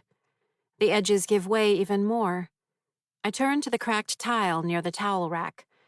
It should feel solid, like the ceramic that it is. Instead, it feels more like a stale cracker. Weird. Looking back the way I came, I don't think I noticed anything different in the other tapping spots, though with Eddie yammering in my ear the whole time, I wasn't paying full attention. I'm tempted to go back and check, but tapping only works in one delicious, satisfying order. I don't go back. Ever. It would feel like a wrinkle on a crisp piece of paper, a short circuit in a wire, a wrongness powerful enough to make my teeth ache and skin crawl. I feel around the latch again. Definitely smaller. Decayed. Can I assign a percentage to the amount of degradation? Crude estimate, somewhere in the range of 12 to 14%. Such gross imprecision would have bothered me in the past, rendered me unable to move on until I devised a system that could accurately generate a more definitive representation. I would have refused to speak to anyone until I worked it out, then checked, rechecked, triple-checked. No mistakes allowed. Now I'm just going to call it 12 to 14%. This must be what it feels like to be Eddie. The painted-over tack hole in the doorframe for Haley's room offers a similar amount of corruption. By the warped floorboard on the other side of the room, Gerald R. Ford, I pause, glancing out the window. The afternoon sunlight is nearly level with the ground, the days growing shorter each day. The shift is more pronounced day to day at this point, just past the equinox, than in high summer or winter, due to the Earth's 23.5-degree tilt and its elliptical orbit around the sun. That daily shift in length of daylight is hard to notice, unless you know what to look for, unless you know what causes it. Shifting a little every day.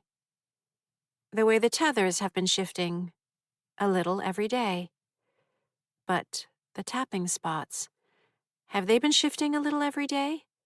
Going from solid to not quite as solid? Decay in an energy system.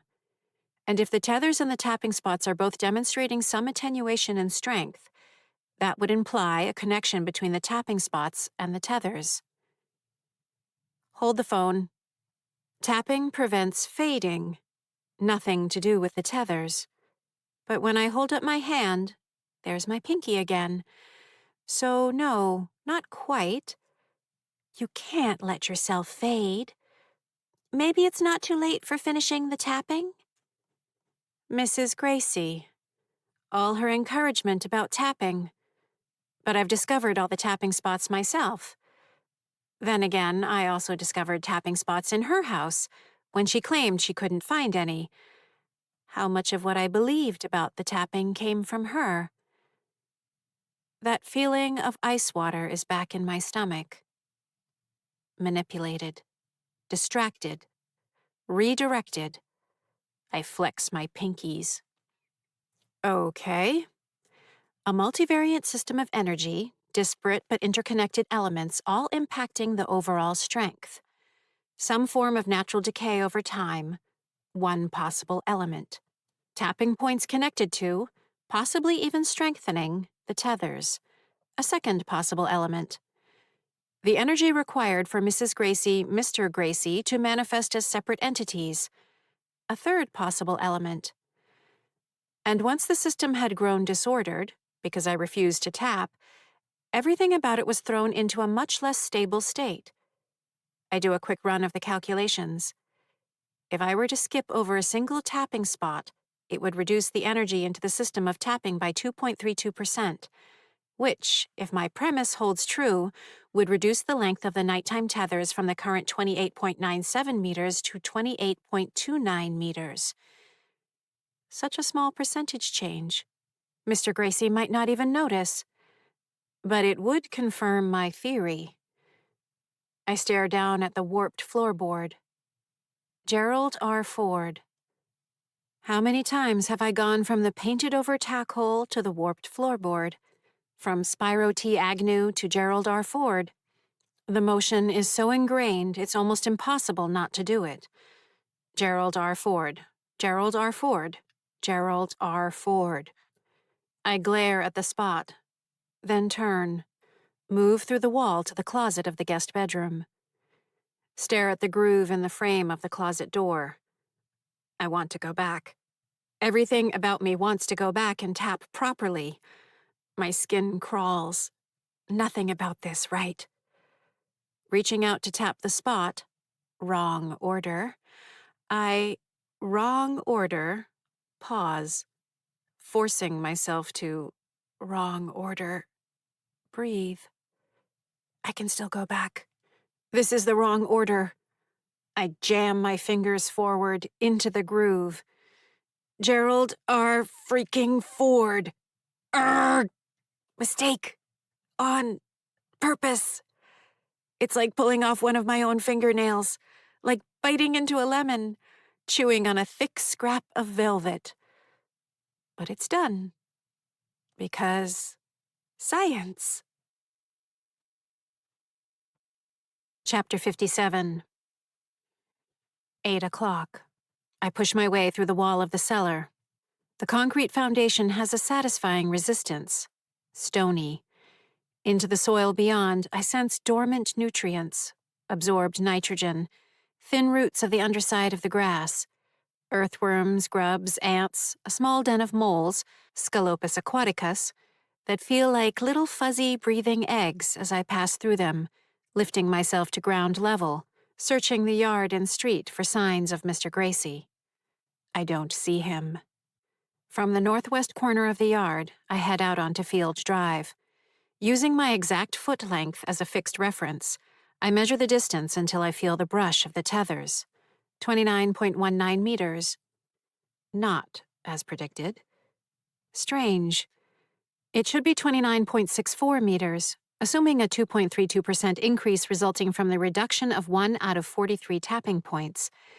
This is closer to 0.789%, or about 1/4 as much as predicted. I reconfirm the measurement in 3 other locations, the last of which brings me next to Andy's house.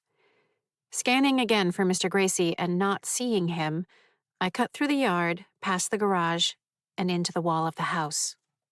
Andy? James Lee reclines in the living room, television remote in his hand, watching the news. His wife Terry scrolls through her social media feeds at the dining table, relating various tidbits to James, who mostly grunts in response. They're a nice couple, retired. He of the local water treatment plant, she of the United States Postal Service. Terry collects blue glass bottles. James listens to bebop jazz on a vintage record player. They winter in Florida. Andy? I call again. I leave the Lees and head down the hallway to Andy's old room. He spends much of his time there wedged in the canyon formed by the wall and the edge of the queen-sized guest bed. He'll sit cross-legged, pretending to play with toys, mostly fire trucks and Hot Wheels. Hey, where are you? I say. The guest room is dark and empty. From the window, Mrs. Gracie's house is visible to the left. I turn back, sweeping through the other bedroom, the bathroom, and back into the kitchen. You have to see this dog, Terry says. But do I? James replies. Cupcake pajamas. James sighs, but acquiesces, groaning as he gets up from his recliner. I go over to the kitchen sink. The window above it looks out on the backyard. I crouch. Andy? Kevan? The voice comes from the other side of the cabinet door beneath the sink, where Andy hides. He pronounces my name, Kevan. What are you doing in there? I ask. Tonight is safe. Hiding. But tonight is safe, I repeat. An unironic silence greets me. Nobody came by tonight, did they? I ask. Rule number 1, never mention Flibber by name, as the very word carries an intrinsic horror for Andy. He did, he says. He's very naughty, bad. He scared me. The forecast predicted basically a 0 chance of Flibber visiting Andy tonight. Again, the forecast is off. You're sure? I prompt. You have 3 more days until he comes back, and 3 whole days is a long, long time. More silence. You want me to check the house? I say, knowing the answer. The whole house? Uh-huh. If I don't handle this exactly right, he'll refuse to come out at all, remaining underneath the sink, curled up, thin arms around his shins, wearing his Spider-Man costume, his mouth turned down. Okay, I say. I'll check now. The entire house, even you know where. We also don't speak of the basement. And I'll double check, and I'll triple check, and then I'll come back and tell you what I found. And I'll make sure there's no one here but us. I swing through all the spots I missed earlier, including the neat basement and its washer, dryer, and laundry table and the long bench where Terry maintains an elaborate crafting station. Empty. No Flibber. Crawl space and attic. Nothing. At the southern end of the house, I lift up through the joists, slats, and shingles to look around the rooftop. Still no Flibber. I give the yard and neighborhood a thorough 360. All clear. Back in the kitchen, I tell Andy. I checked everywhere, from the tippy top of the roof all the way down to everywhere else. He's gone. It took nearly 3 years to get Andy to trust me, and then another 2 before he would trust me enough not to require an hour-long session of explanation, coaxing, and reassurance. You really sure? He asks. Really, really sure. Really, really, really sure? Really, really, really sure. This is our routine. When he finally comes out from beneath the sink, he sprints at me and locks his arms around my leg. I ruffle his hair. He speaks right into my leg, muffling his voice. He's bad. He needs a spanking. He should never, never, never, ever come here again and should only stay with the other bad people, not us. How many more nights does this sweet little boy have to spend terrified, hugging his own shins next to extra bottles of Dawn dish soap, garbage bags, sponges, and yellow rubber gloves? How many more mornings will he need to look across the street for my signal to see if he has to start being terrified, even in the daytime, of what's going to come that night? Fury wells up inside me. Chapter 58. How fast does energy leave the system? The question circles my mind faster and faster, charged particles driven to high speed in an accelerator. I'm on the roof of my house. Dawn sketches in the tops of trees, rooftops, and utility poles. I have to figure this out. Angles, motion, energy. In 6 minutes and 27 seconds, the tethers will shrink back to somewhere in the neighborhood of 10.8 meters, accounting for a 0.65% decrease. Fluctuations in the daytime tether radius are generally smaller than the nighttime radius shifts, reasons unknown. When I check tonight, after skipping the same tapping spot again, will the increase have doubled? Will it reach the full 2.32% increase predicted? How long does it take? Is it a factor of time? Ratio? Some exponential curve? Angles, motion, energy. There's so much I still don't know. Why do the tethers shrink and expand in the first place? Why do the tormentors mostly restrict themselves to appearing at night, when the tethers are at their longest? Is there a connection between the energy required to restrict the tethers and the energy required by the tormentors to approach? Higher expenditure of energy for manifestation leading to less energy available to the tethers? Yet Mrs. Gracie appeared during the daytime. If my theory is true, that cost energy. Angles, motion, energy. My glance flicks to the southeast where the strange aurora-like illumination danced in a small arc of the sky. A V-shaped formation of geese, Branta canadensis, crosses the sky in that direction, their undersides brushed with gold.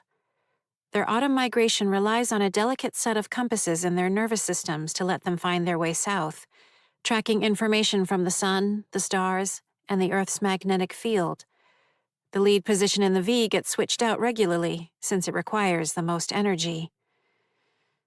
Angles, motion, energy. My numbers don't add up. If the system has been weakening, I can understand why Mr. and Mrs. Gracie would need to reduce the required expenditure of energy for maintaining the illusion of her being a ghost to keep the boundaries intact. But then how did Dad's disappearance produce such a level of displacement, retracting the tethers as far as it did? That would imply more energy in the system.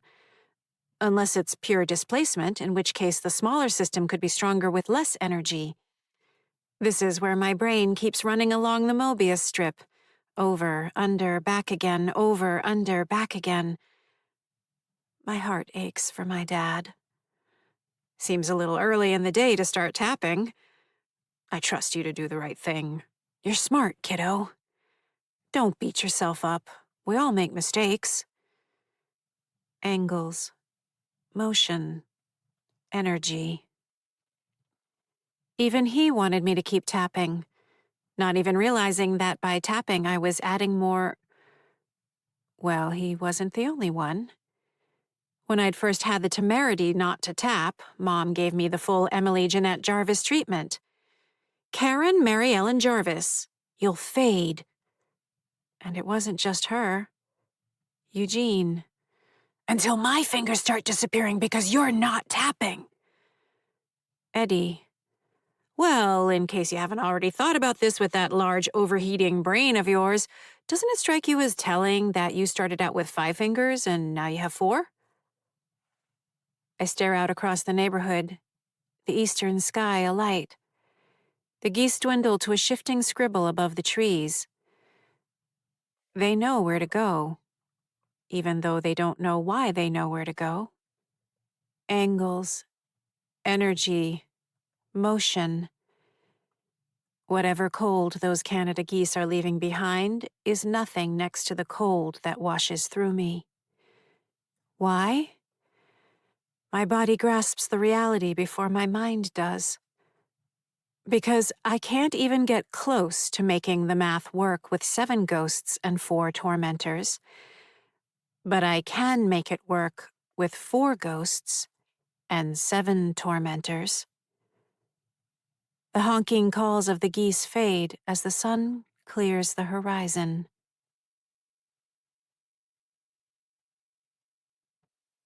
Part 5. Chapter 59. I just hope you're right, Eugene says.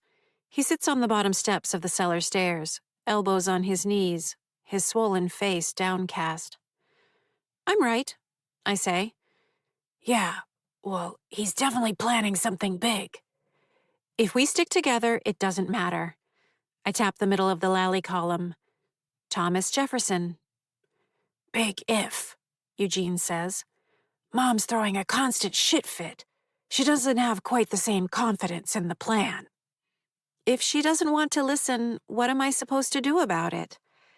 You know how she gets. About as well as anyone, yes. I tap the bottom of the doorknob plate on the paneled door. John Adams. And I know you pretty well, too. Since when do you hang out down here all the time? It's weird, right? He says. I used to be scared to come down here. Remember when Eddie flung himself down the stairs and broke his wrist? He told me at the time it was because he'd seen a ghost. Ironic.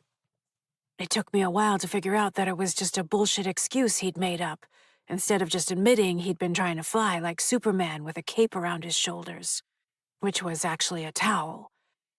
And then with everything with Dad, I don't know, I just didn't want to be here. This is where I feel Dad the most. It's hard, I say. Yep. The linoleum floor tile next to the broken one gets a tap. Aaron Burr.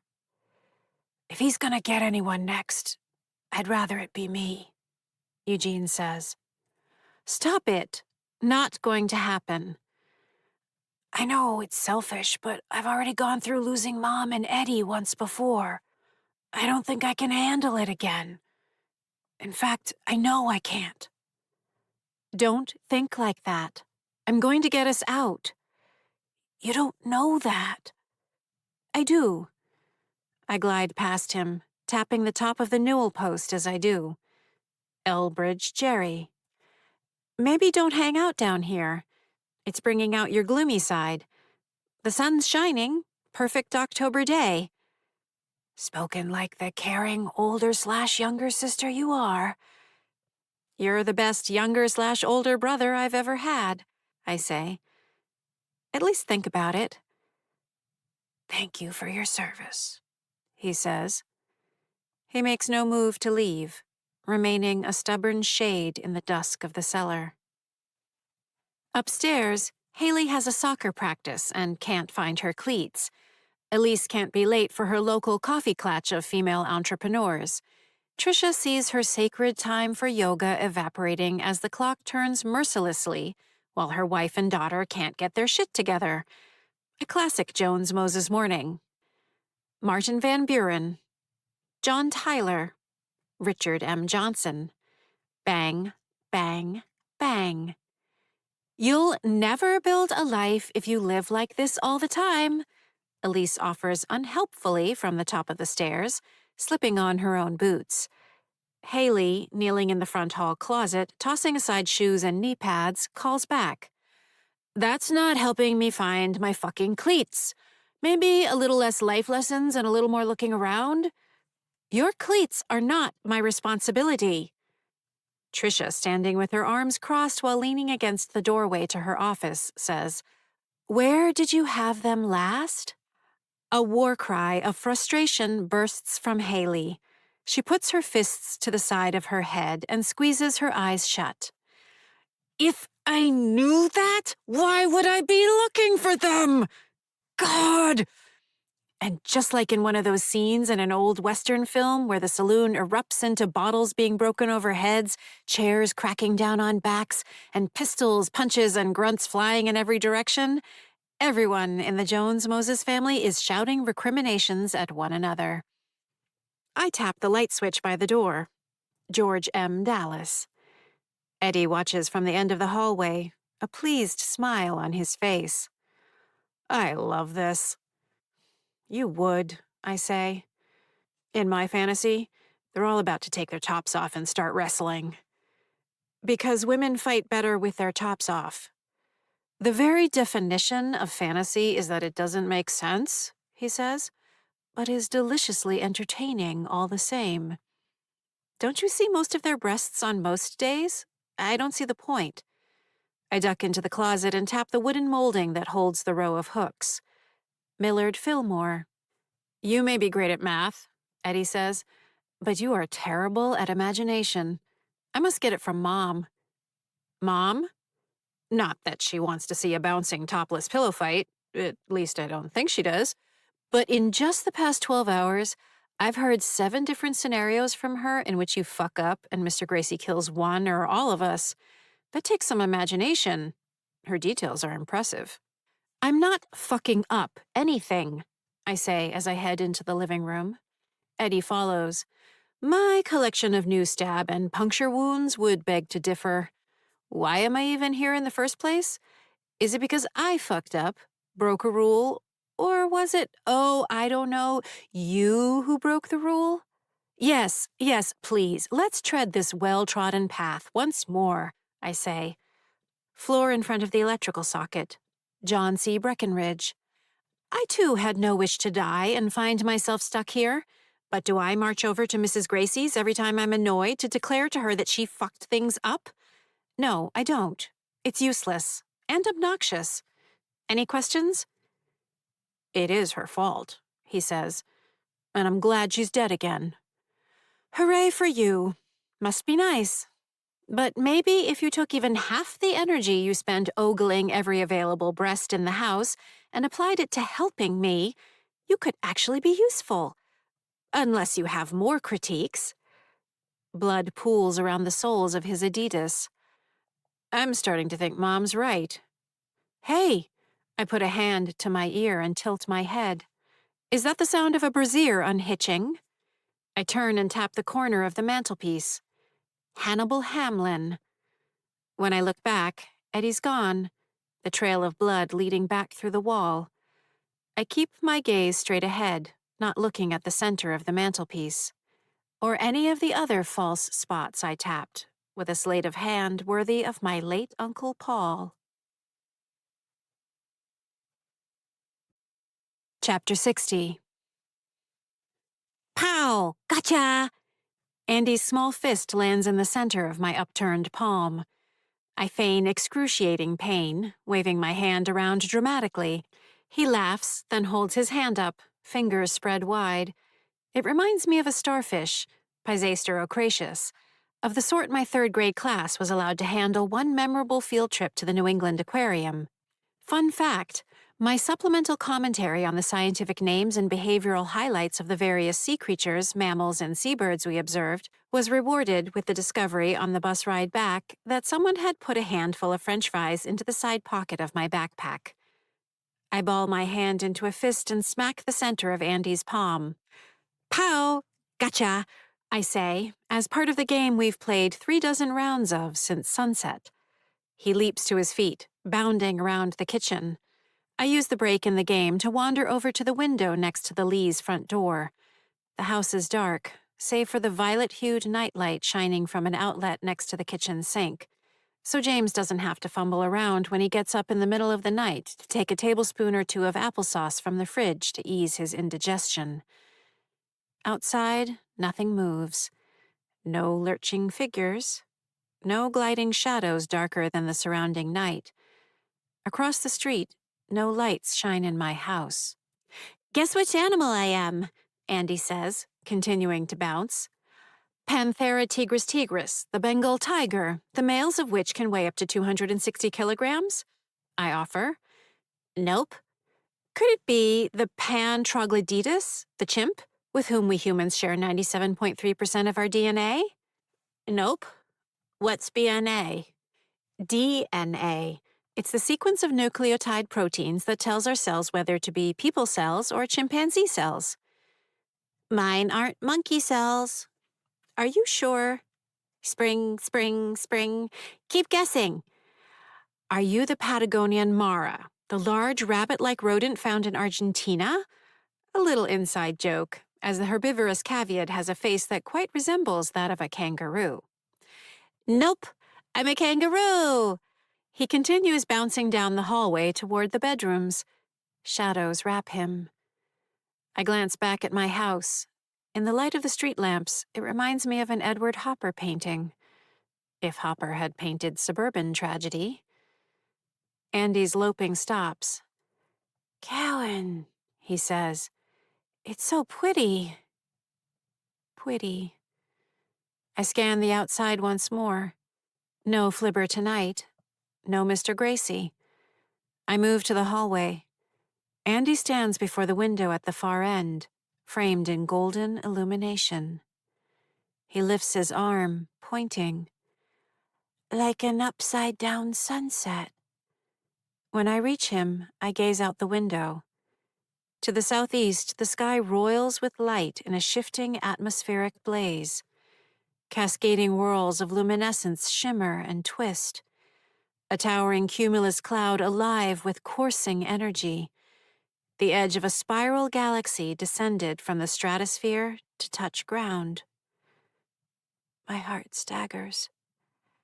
The crisp essence of it fills me with the same sharpness, the piquant nostalgia and remembrance I'd felt on my escape outside the barrier, except raised by several orders of magnitude. Numinous. Those fleeting moments when the grandeur of the universe hinted at its true nature. This is what they pointed to.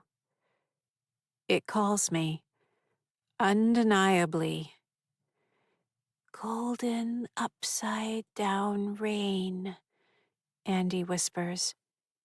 His face shines with the living colors, sharp sparks in miniature reflecting in his eyes. He grabs my hand. Is that what it is? Not exactly, I say. Outside, Andy sticks to the shrubs at the side of his house, keeping me in sight. I push my way through the limit of my tether, through the barrier, finding it significantly longer and weaker than before. Reaching the other side is no more difficult than cresting a hilltop in a strong wind. Exactly what I predicted from not having tapped a single true tapping spot during the day. And Mr. Gracie, in the guise of Eddie, Eugene, and my mom, was so busy tormenting me that he didn't even notice. So without that energy, the system weakened. Has he figured out what I did? Does he even suspect? I'm guessing not. I'm guessing he thinks the energy in the system is continuing to sputter and diminish for reasons unknown. Additional guess. Now I know why Mrs. Gracie spent so much time searching for a way out. She was in some fashion reinforcing the barriers in such a way as to obscure the glare. Keeping us trapped wasn't just a matter of maintaining the strength of the tethers, but also of hiding the lights from us. Once I'm on the other side of the barriers, I take a careful survey of the illumination in the sky. Each edge of fallen leaf and blade of grass before me looks like it has been dabbed with fine lines of gold. My shadow stretches back like black velvet. I estimate the astronomical arc to be in the rough area of 14 degrees, originating beyond the trees, houses, and topography to the southeast. I suddenly recall one of the images out of the flood that accompanied Dad's voice when I searched for him, collapsing in despair. A stone of light gray marble, shaded by a slender alder tree, Alnus serralata.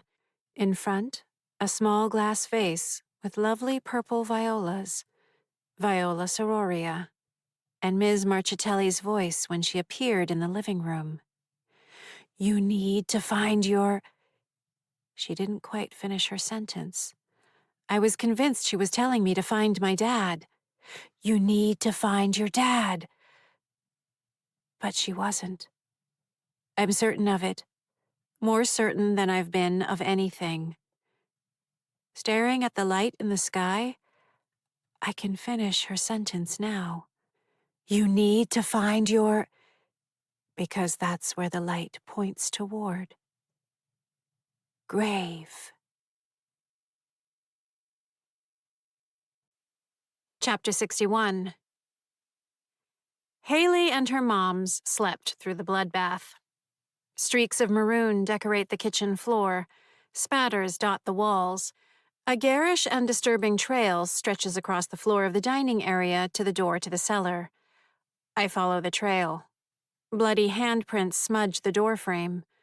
On the landing, I'm assaulted by the sharp, warm scent of blood. Faint illumination from the streetlights falls in through 2 casement windows. Electronic lights glow in the corners. The electric water heater, blinking green buttons on the cable box, carbon monoxide detectors. Mom sits at the bottom step, hunched over. She clasps her face in her hands. Eddie stands off to her right, pale and shaking. Fresh blood falls in thick dollops from a ghastly set of wounds on his forearms, the backs of his hands, and a cleft in his side that looks like someone swung a cleaver at him with all their strength. Viscera, his abdominal wall, the curve of a rib, and what looks to be a portion of his liver are shockingly visible when he turns to me. "What happened to sticking together?" he spits at me. "You promised." "I was only over at Andy's. Where's Eugene?" "Over at Andy's isn't sticking together. Reading him a bedtime story isn't sticking together. How do you not get that?" "Where's Eugene?" I repeat. Mom takes one hand from her face, leaving a row of thin crescents where she'd been digging her fingernails into the skin by her temples, and extends her index finger in a gesture worthy of one of the fates of Greek mythology, full of portent and doom, to the corner where Dad shot himself. Eugene, my older/younger brother, who, though he'd shared the womb with his fraternal twin Eddie, came out diametrically opposite, gifted with a concern for others, an aching empathy, a smooth, understanding sense of humor, the sibling forced into being an only child by the agonizing blade of tragedy, lies slumped in the corner. A horrific mural of blood arcs in great smears behind him. I leap down the stairs toward him. "If you're wondering where his..." Eddie begins, only to swing toward the window, bracing himself as a spattering jet of blood and regurgitation heaves past his lips. He groans and flings away a long strand of dangling bile. Eugene's limbs are splayed like those of a discarded G.I. Joe. For a moment, confused, I look around for the shotgun he'd used to blow his own head off. Getting closer, I see his head hasn't been obliterated, but rather separated from his body. His collarbones, sternum, and ribs have been cracked open with jagged efficiency. Tatters of skin and the t-shirt he died in hang damp by his side. His eyes stare dully out from where his head nestles deep within his chest cavity. It's a nice touch. Well played. It's actually not hard to add a convincing quiver to my voice as I whisper, "I'm sorry. I'm so sorry. Sorry." Shame kindles in my chest. Am I apologizing to my family or to myself? For years of missing what was right in front of my face. For misjudging everything. For tapping and tapping and tapping, never once realizing I was keeping energy in the system. For being so attached to not making a single mistake that I made the biggest mistake imaginable. Right there in front of me, the whole time. "I'm sorry," I say again. "None of this needed to happen," Mom says. "You did this." "Mom, stop it," Eddie says. "It's already bad enough." She swings her head to him. "Now you're on her side." "Why are we picking sides?" Eddie shrugs his arms, pummeling the floor with fresh blood.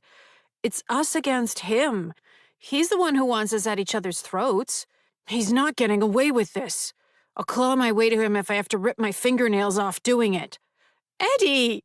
Mom snaps. Eddie's right, I say. Arguing isn't helping. Excuse me for overreacting to yet another dead child. This one murdered and mutilated, she says. How hysterical of me. You're both right. Let's just all live in our own goddamn worlds. Stop doing what we don't feel like doing. Ignore everything that matters. We're not ignoring anything, I say. We have to kill Mr. Gracie. Mom puts her head back in her hands. You didn't see him. The three of us couldn't hold him back. The four of us wouldn't have done any better. He's done killing us, I say. It's too late, she says. I don't care how late it is, Eddie says. I'm gonna rip his fucking head off. We make a trap for him. No, I say. Better than a trap. He's expecting that. Our plan is something he can't even grasp. It's already starting to work. Mom sobs, great wordless heaves of grief. Eddie watches her, then looks back at me. Who? Remember Tim Lane, I say. Rode the bus with us, lived just a few houses up the street. And there it is. The smallest pause, a flicker in his eyes that slips out before he can catch it. What about him? Eddie asks. He died on Halloween, when I did, I say. And he's been trapped ever since, just like us. Since when? I just told you. We've got a plan, and Mr. Gracie doesn't have a clue. He doesn't even know we've made contact. He's not getting away this time. We know what he's hiding, how he's hiding it, and how to take him out. How? Eddie says. Impossible, Mom says. She staggers to her feet, shaking her head. Listen to yourself. He's cutting us down one after another. My family is ruined. My daughter is losing her mind, just like my brother did. The one thing that worried me more than anything is happening at the worst possible time. This is all nonsense.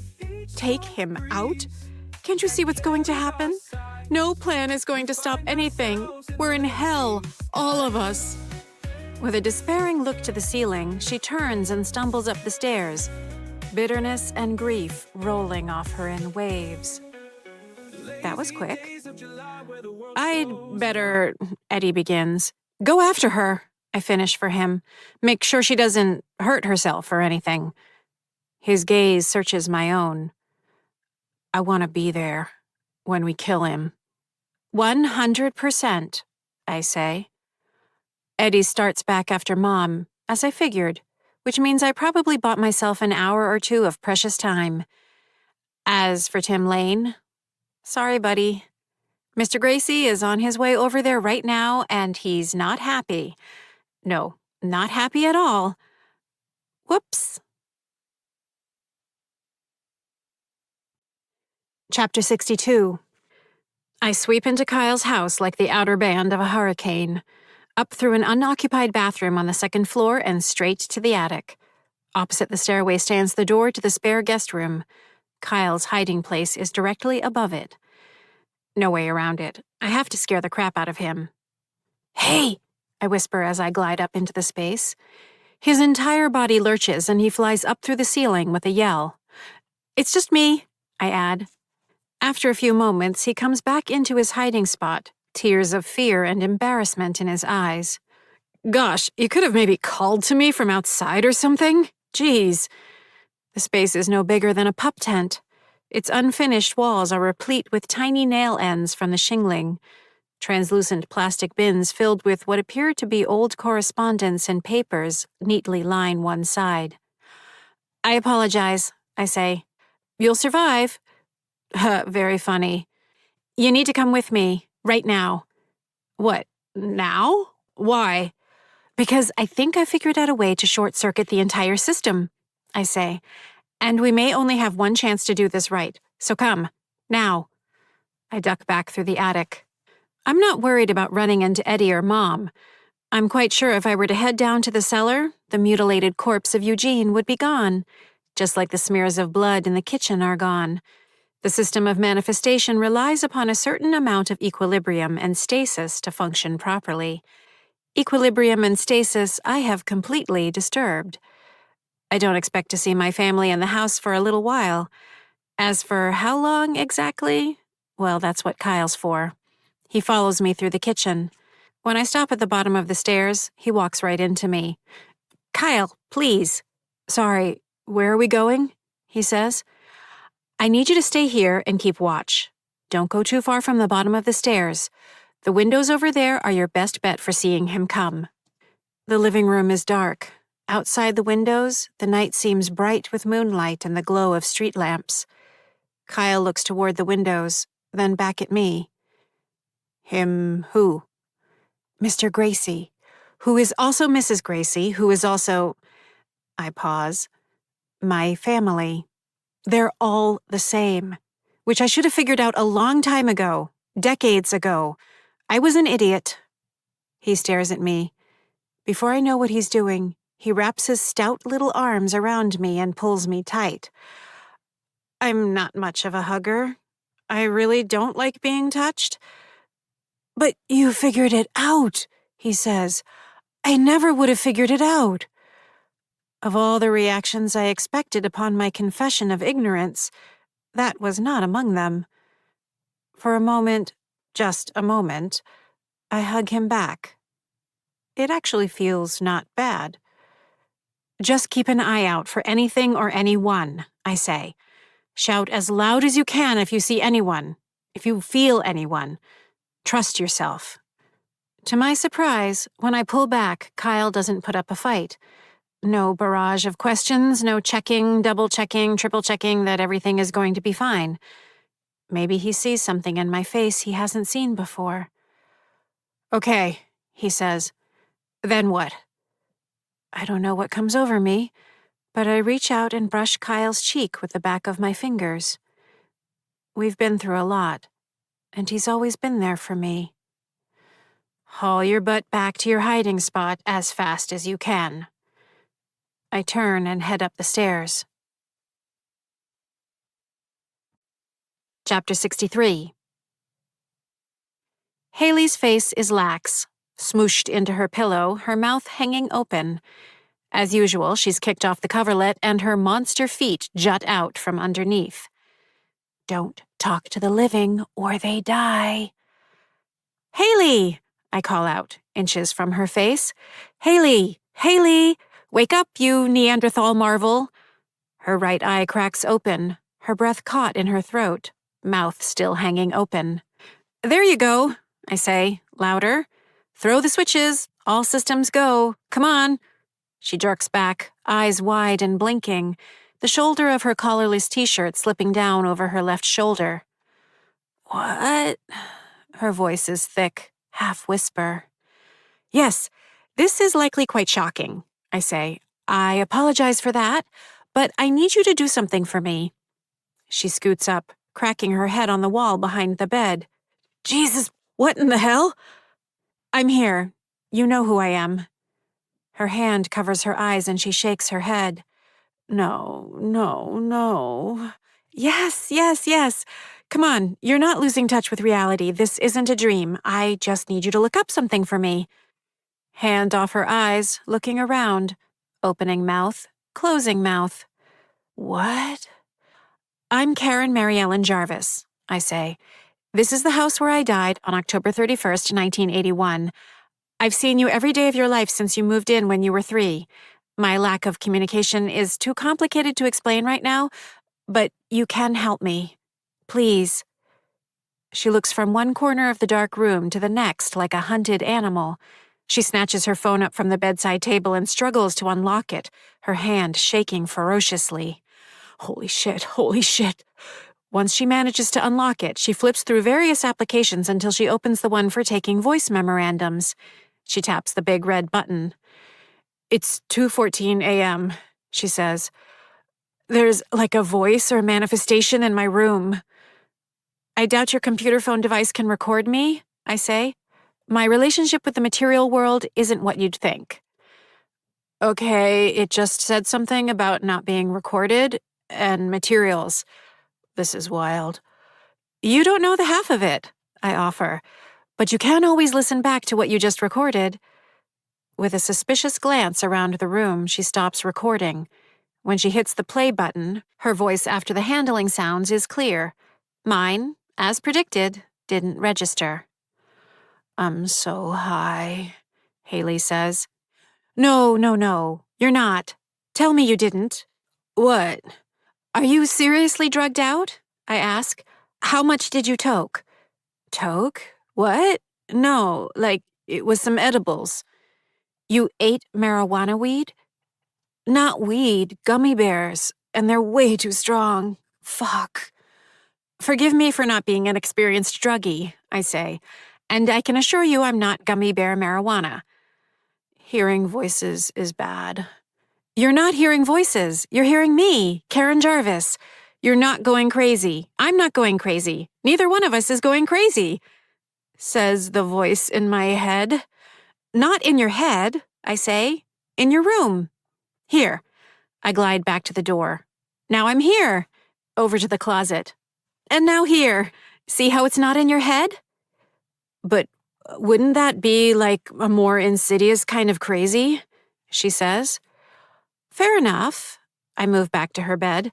But it's not. So we can go round and round and round on this until the sun comes up, but I really don't have the time. Here's a thought. Maybe the best way to prove you're 100% sane is to run with me on this. Help me find a few answers. I won't bug you anymore after that. And when it all goes down like I say, you won't have to scratch your head wondering.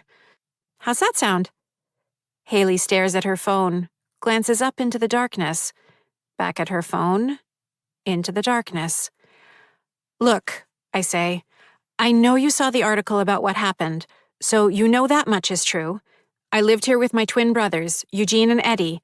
My mother's name was Emily Jeanette Jarvis. She died with my brother Eddie in a car accident in January 1982 in Lawrence. Eugene died here on August 29, 1987. My father committed suicide in the cellar less than a month later. You can look all that up. Jesus, she says. How haunted is this place? Worse than you think, but not in the way you think. Long story. They were all able to move on to their graves. I wasn't, which is why I'm stuck here. I think I can finally get away if you can help me find out where my grave is. Please. That's what I need you to look up for me. Everything depends on it. I'm literally begging, please. She's obviously having trouble keeping up with everything I just dumped on her. The expression on her face is the same as when she's doing her homework. Here's all you need to do, I press on. There's almost certainly a family plot in one of the nearby cemeteries, one to the southeast of here. Look up the obituary of my brother and Mom. That's probably the quickest one to find. Like, right now? Maybe after your next workout, I was thinking. How would that be? I move in closer and raise my voice. Of course I mean now! Why do you think I woke you up in the middle of the night? You don't have to be a dick about it, she says. Oh my God. Fine, I sputter. You're right, I won't be such a dick about it. It would be extremely helpful if you could tap the following into your search box. It won't take long, and I say this in no way, shape, or form as a dick. I'm dreaming, she says. Not dreaming, but if you are dreaming, why not play along? I think the use of the verbal construct play along will help. One of her fitness icons, Lady Crossrip, uses the phrase often enough I've learned to recognize her videos from the other room. Play along, please. Haley shakes her head. When that fails to wake her out of the situation, she lifts her phone. Fine. Go for it. Go for it. Another bit of Lady Crossrip's lexicon. Apparently, I'm about to send a wave along a heavy rope, flip over an enormous tire, jump on a box. Fine. Try Jarvis family plot, Andover, Massachusetts, I say, going for it. She stares into the darkness beyond her phone. Come on, Haley. Play along. Help me find the saddest patch of ground in town. The moment drags out. Finally, she shudders, then bends over her phone, typing. First 3 words. Pause. Andover, Massachusetts, I prompt. She nods and finishes, then hits the search button. I stand partway through her mattress and frame, sheets and blankets, so I can see the awfulness as it pops up. The first result is for Jarvis Realty in Boxford, Massachusetts. Several results touch on the phrase family plot Andover, Massachusetts in relation to several local cemeteries, along with soft focus imagery of sunlit graveyards. Did I spell it right? Haley asks, concluding as I have that the search didn't reveal what I'm after. It's spelled right, yes. She flinches, hearing my voice right next to her. Calm down. I wanted to see, too, I say. Not cool. You scared the shit out of me. I'm a ghost. Type in my name and 1981 and cemetery. Haley pauses with her thumbs above the screen. So, you're telling me you've been here the whole time? Yes. Search, please. But you never, haunted us? Or tried to talk to us until last week? For your own good, I say. I'm not a dick. But aren't ghosts pretty much permanent dicks? Your point being, it just seems weird you'd be here the whole time but never reach out or anything. Well, then I'm weird. Probably the weirdest ghost you're likely to meet, I say. But I really don't have time for a long discussion about proper ghosting technique. Go on. Karen Jarvis, 1981, cemetery. Please, play along. Dig deep. That last one is from a different insipid YouTube coach she's obsessed with. This is so creepy, she mutters as she types the information in. The results link to a dozen articles about my death and the incident. Local papers, Boston papers, the New York Times, a short video from the Today Show, another of a ghost hunting show from what looks like the late 1990s or early 2000s. The second result down highlights my name in a snippet, along with the word cemetery. That one, I say. Second one down. Click it. When she taps on it, a scanned article appears. My obituary. Karen Mary Ellen Jarvis, 12, died at her home Saturday after an evening of trick-or-treating. Born in Lawrence, Massachusetts in 1969, she was raised by her beloved parents, James and Emily Jarvis. She was a student at Doherty Elementary School, where she excelled at academics, earning the admiration and affection of teachers, administrators, and fellow students.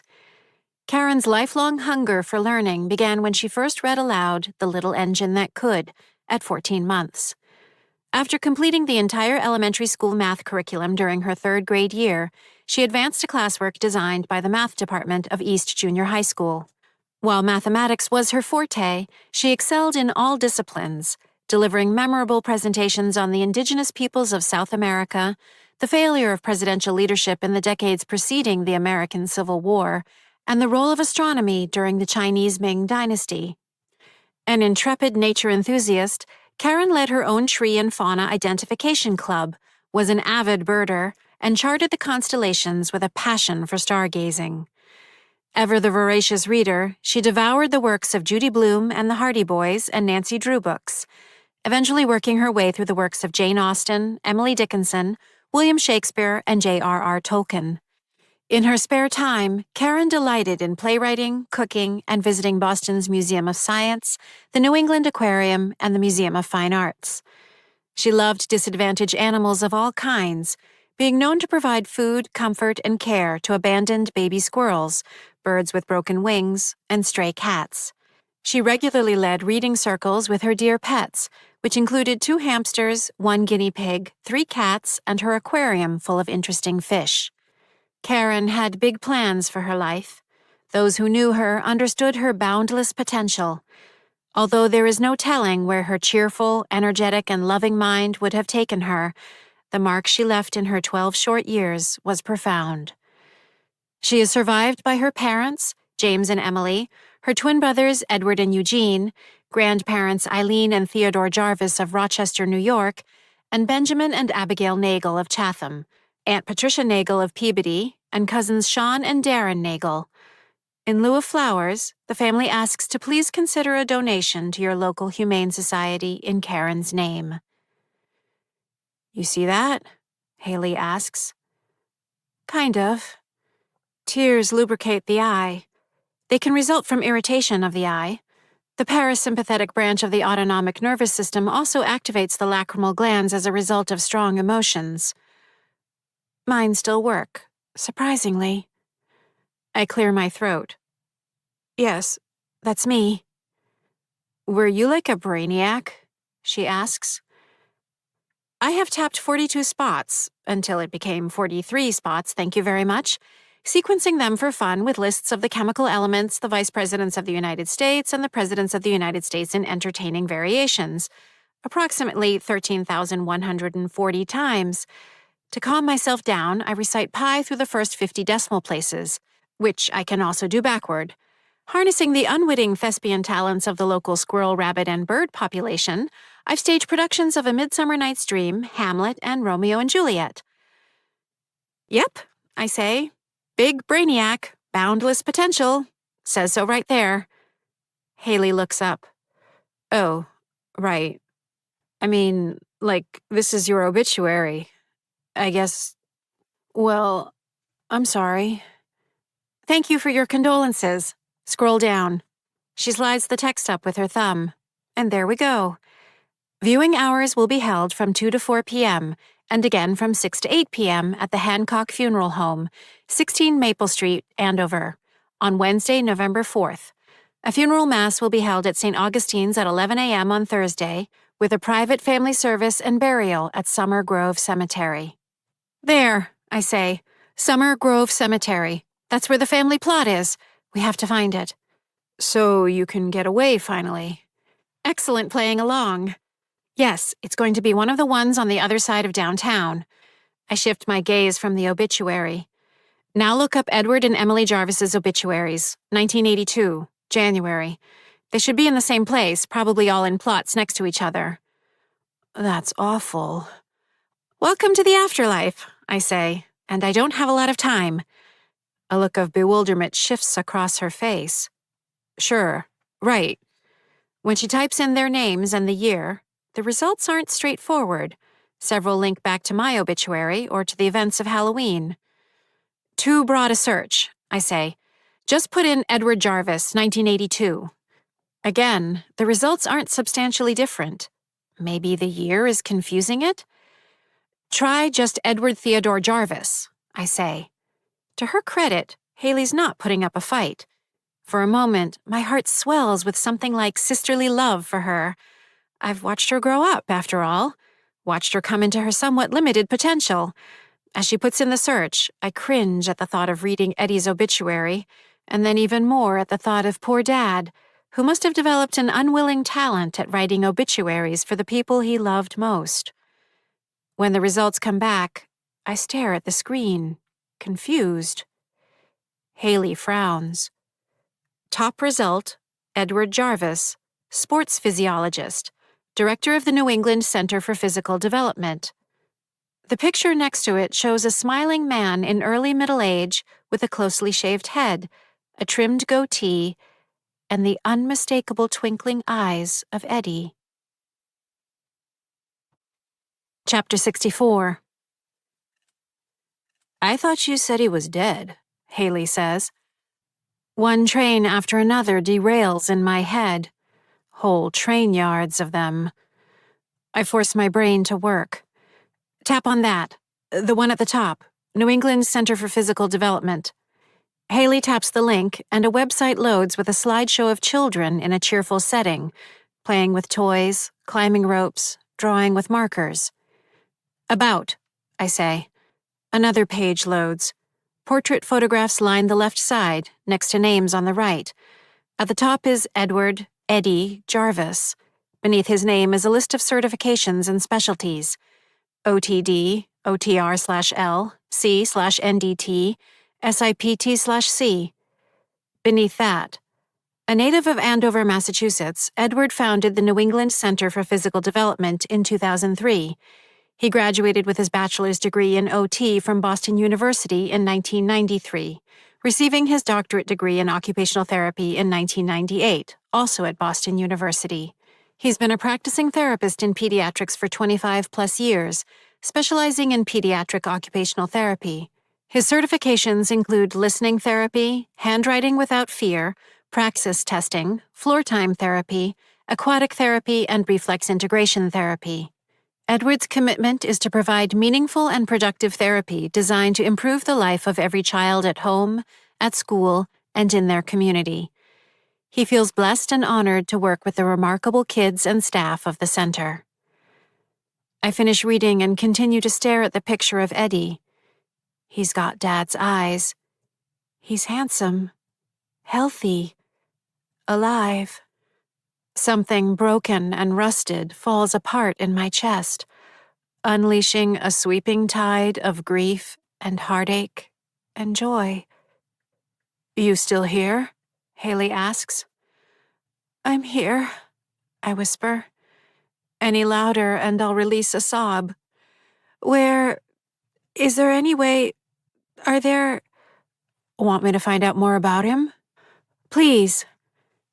Haley is a champ of many things.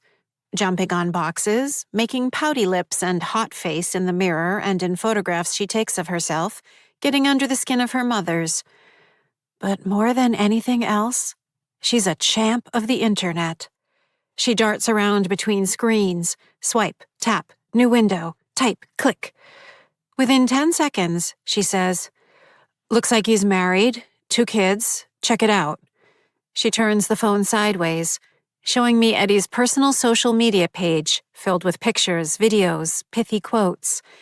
There's Eddie, his arm around the shoulders of an attractive woman with brown skin and long black hair, whose smile matches the dazzle of Eddie's own. Between them are 2 young girls, 2 or 3 years apart in age, both beautiful. Haley flips through the pictures of them on a beach in the tropics, skiing on a mountain slope, hiking a mountain trail, hanging from a wire between trees somewhere in New England. "Wait," I say. A triptych of pictures. My 6th grade school picture, a photograph from 5th grade standing in front of my presentation on failed presidential leadership, me with Eddie and Eugene in front of the house in what looks to be the summer of 1978.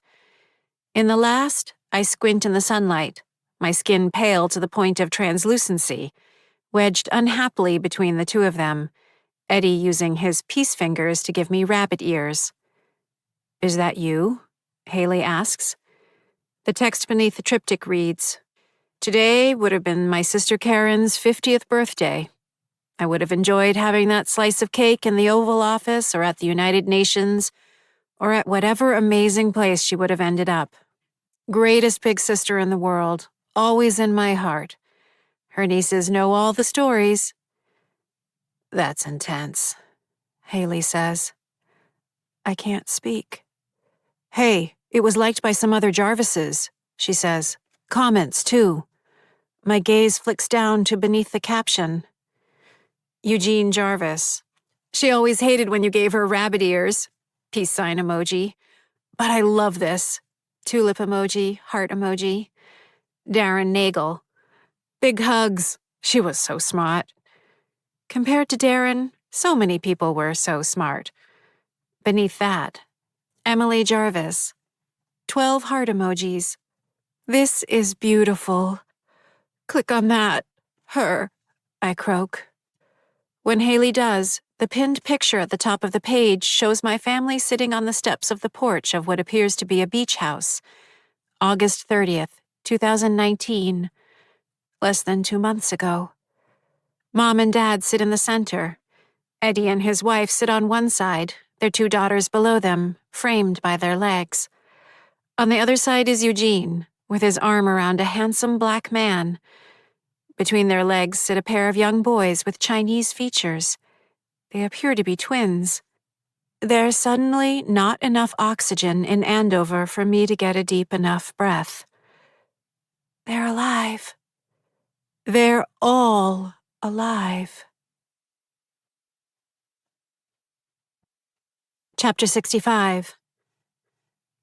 The revelations leave me dizzy.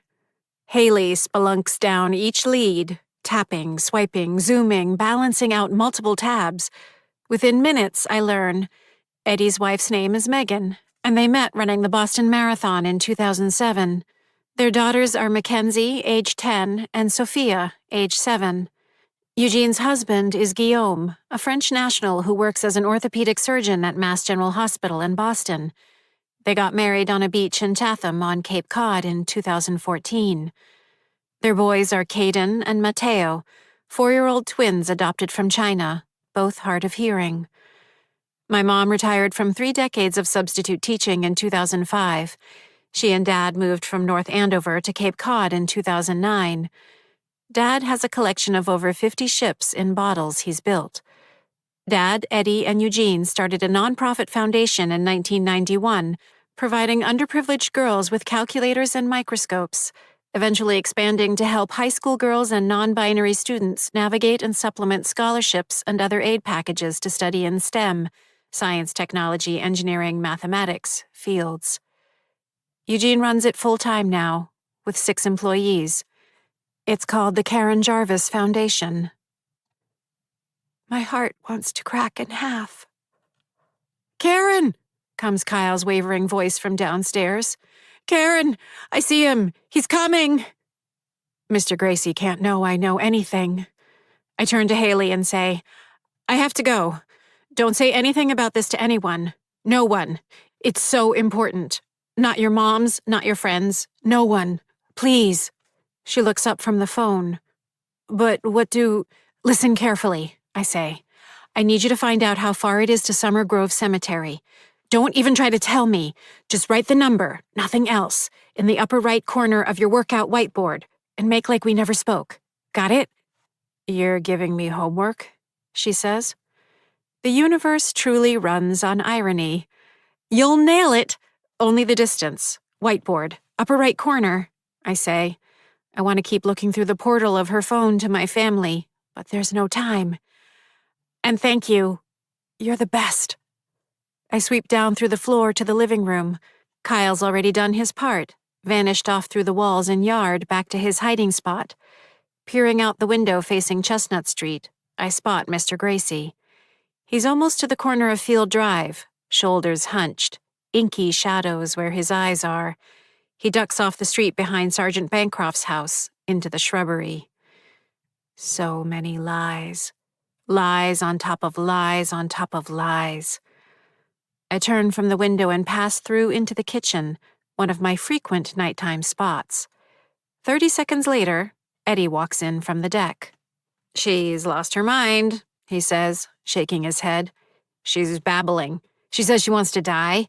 That's why she's out there. She wants Mr. Gracie to come and kill her. You need to talk to her." "I'm the last person she'll listen to," I say. I tap spot 8, where the phone used to hang, which still holds the small imperfection no one else notices, just above the slate that reads, "I am love. I am purpose." I never killed my family. They've been alive the whole time, and I could have reached out to them, as easily as making a phone call. "You've got to talk to her," Eddie says. "She's going on and on about how she can't take anymore. She wants out." I was never going to fade. "Seriously," Eddie says. He stares at me. Blood patters to the kitchen floor. "She sounds crazy." I was never going to go crazy. "She'll get over it," I say, turning and slipping out of the kitchen, leaving this shifting fiend to his lies. Chapter 66. Come morning, gray skies are low, close. When the rain begins pattering on the fallen leaves, the air fills with the scent of petrichor, the aerosolization of various oils that accumulate atop soil and release to create the smell of a rainstorm. I don't move inside, remaining at the stone bench at the edge of the yard. Rain passes through me like thread-sized ribbons, each drop leaving a little tingle behind. I lean forward, elbows on my knees, hanging my head. The sad ghost crushed by her brother's second demise, riven with guilt, mourning, and defeated. It's a bravura performance on my part, and exclusively for the benefit of Eddie as he watches me from the kitchen window. Angles, arcs, distances, volumes, strengths.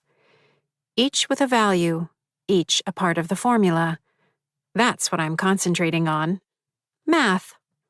When I wandered the perimeter of the tethers, I didn't find them where I expected them to be. Instead, they only extended by 0.43 meters from where they'd been yesterday, before I cut the juice to them by reducing my tapping again. Even when I factor in a small degree of systemic decay and the reduction of the entity manifestation, I still can't make the math work. With the reduction in my tapping, I'd have expected something closer to a full 2 meters. Consideration number 1.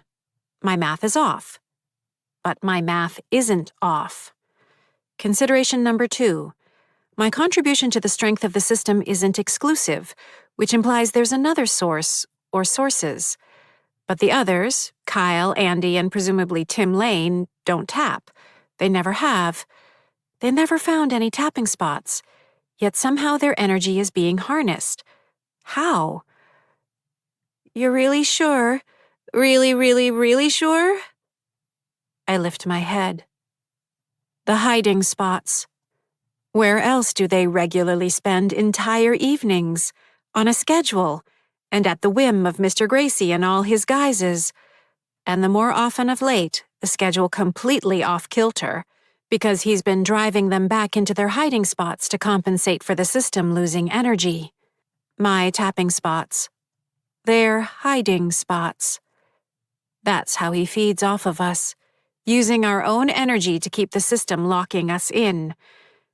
I stare at Andy's house across the street. Then I look to Kyle's house. And I have it. How I can get us all out of here. Chapter 67. Eddie follows me as I tap along the second floor. She asked me if I'd remembered to do my homework, he says. All cheerful. Fucking weird. I'm hitting most of the actual tapping spots with him so close, not willing to risk his catching on. I dodge the proper spots when I can, when he's not quite on my heel.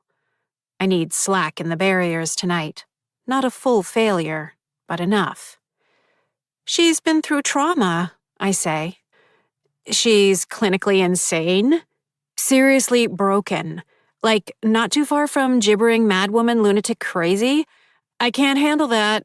You should hear her. She was talking about the baby food I used to eat. You ate 6 jars of mushed sweet potato you got from under the cabinet, I remind him. A well-worn family story. Who needs to be reminded of stuff like that? Isn't there a statute of limitations on stupid shit you do as a kid? Statute of limitations, not statue. Thank you, he says. I'm sure I'll ace my SATs now. I tap the patched wall crack beneath the window in the master bedroom, keeping my fingertip 4 inches below the correct spot, shielding my inaccuracy with my back to Eddie. I don't slow, making the circuit in the bathroom and closet, then out into the hallway. Maybe you shouldn't leave her by herself, I suggest. Maybe you should hang out with her? She can tell you how we should try to dress more formally for dinner. I told you, she'd be worse off with me. She blames me for everything. You didn't hear the sounds she made when Mr. Maniac was shoving Eugene's head down into his chest cavity, like a wounded animal. I don't know which was worse. I'm still hearing them, now that I mention it. I pause just inside Elisa's office. They're not really dead, you know. What? Eddie says. We figured out where they really are. Whoa. Who? Dad, Eugene, I say. Back up. What do you mean you found out where they really are? The whole thing is some kind of trick, I say. An illusion. He took them. Impossible. I was there. Look up the meaning of illusion. What's weird is that they aren't the same. They're, I don't know, older. They look different. So we think he took them, but somehow something shifted because now they're different. When you say we, you aren't talking about Tim Lane again, are you? He asks. I turn and tap the side of the air vent grate. Yeah, he's smarter than you'd think. He found something out in the woods behind his house, some kind of break in the barriers. Mr. Gracie doesn't even know about it. Looking into Haley's room, I glance at the whiteboard where she logs her workouts. In her blocky printing, a notation in the upper right corner reads, SGC 3.2, CCPA. I don't look at it for more than half a second. Summer Grove Cemetery, 3.2 miles. That's clear enough, but what about those letters? It takes me a moment, but then I have it. The first C is clearly for Chestnut Street. She's giving me directions. Chestnut to a street name with a C, to a street name with a P, to a street with an A. Impressively clever and thorough. Thank you, Haley. Turning back to face Eddie, who's still in the hallway outside Haley's room, I reach up and tap 6 inches away from the painted-over tack hole. Seriously, does he think we're idiots? I ask. Chapter 68. The full moon hangs in the east, its reflected light shining down the length of Field Drive in near-perfect alignment.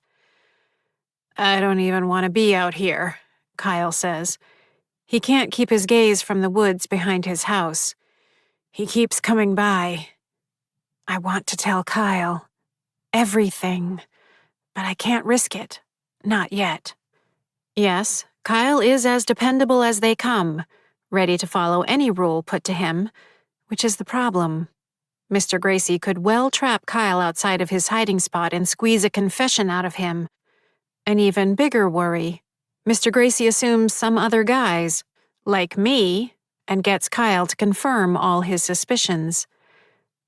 I think I've found a way out, I say. Out from what? At that moment, I get a vision of who Kyle would have been if he'd lived. A high school music teacher, beloved by his students, leading the marching band at the sports games. Solid, pleasant, dependable. Lots of polo shirts. A wife, possibly another teacher in the school district. 2 kids whose childhoods he made sure are as joyful and predictable as possible. An unflappable personality, his optimistic nature allowed to flourish instead of being stunted by terror. He would have taken wonderful care of his parents as they grew older. I imagine his social media, pictures of him at Berklee College of Music in Boston, drumming in a jazz ensemble, playing with a rock and roll band, in a sharp tuxedo on his wedding day, surrounded by friends and siblings, him with his students, a baton in his hand, with his newborn, his wife by his side, both looking tired and a little dumbfounded at the hospital, at the recital of his young daughter, her piano skills impressive, at a barbecue with a beat-up Red Sox hat, stubble on his face in the midst of summer vacation, taking his daughters trick-or-treating, smiling proudly as they tentatively let go of his hand to walk up on someone's porch for candy. Out from here, I say. From all this, from these tormentors, from our houses and the neighborhood, to get us where we're supposed to be. He stares at me. Have you? For real? Almost 38 years is long enough for you to be stuck in your pajamas, don't you think? I don't mind the pajamas. I just have to figure out the timing, I say. I'm going to go take a look, make sure everything is the way I think it is. If it is, we're getting out of here. All of us. What? When? Tonight? He's not going to like what I'm going to ask of him. If everything goes right, tomorrow night. But here's the thing. You need to stay out of your hiding spot until then. Don't even go in for a second, not even in the daytime, no matter what happens, I say. But his expression goes from confused to deeply unsettled in the space of a few seconds. He came by 3 times last night. He'll probably come by again tonight. What am I supposed to do? First of all, I don't think he's going to come by. Not for a while, I say. He's got other things on his mind. That doesn't mean he won't. Then you just have to stay out of his way when he does. How am I supposed to do that? Be where he won't be expecting you, and stay hidden. like out in the Bancroft's shed or something. Just keep out of sight. Stay in one place, then keep an eye out for me tomorrow. I'm thinking we'll leave right after sunset. And I mean immediately after sunset, which tomorrow should be 5:54 p.m. We're all going. Together. It's the only way. Can we? Really? He asks. That's what I'm going to figure out tonight. I'm taking a look, I say. Remember, stay out of your hiding spot no matter what. Got it? He turns to go, then pauses. You're the best friend I've ever had, he says. You? I begin. The images of my family, alive, fill my thoughts. I think of what Kyle's life might have been, what my life might have been. Night presses in on us. As we saw in Herman Makes a Friend, friends are empathetic companions who cheer each other on once they get beyond their initial doubts about one another. Same here, I say. I'll signal you.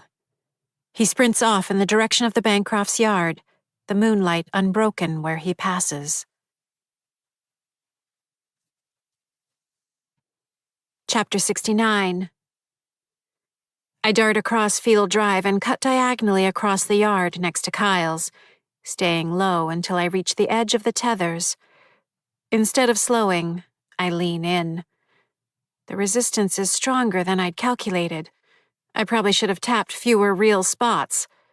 Digging in harder, straining, I finally stumble forward with a gasp. Every muscle and bone in my body feels like it was just scraped with 200 grit sandpaper. It takes several moments before I can get up from where I sprawl.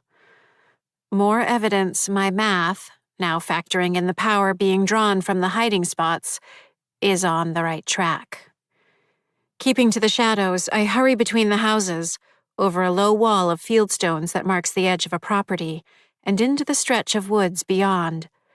Shivers run along my shoulders. These woods meander away from Chestnut Street, paralleling Field Drive before following the course of a small brook into a hilly jumble of woodland, bordering the edges of several cul-de-sacs. At its widest, it's close to 2 kilometers. I speed along the contours of the land as it slopes down to the cleft of the brook. The water of the brook is a black ribbon, just under 1 meter across, sluicing around large stones and giving the night air the distinct scent of minerals and algae. I turn right, following its course eastward. Glancing over my right shoulder, I see lights shining within Kyle's house. The final portion of the brook before Chestnut Street is draped on the north bank by the dropping skirts of eastern hemlock, Tsuga canadensis, the soil beneath them gnarled with their knuckled roots.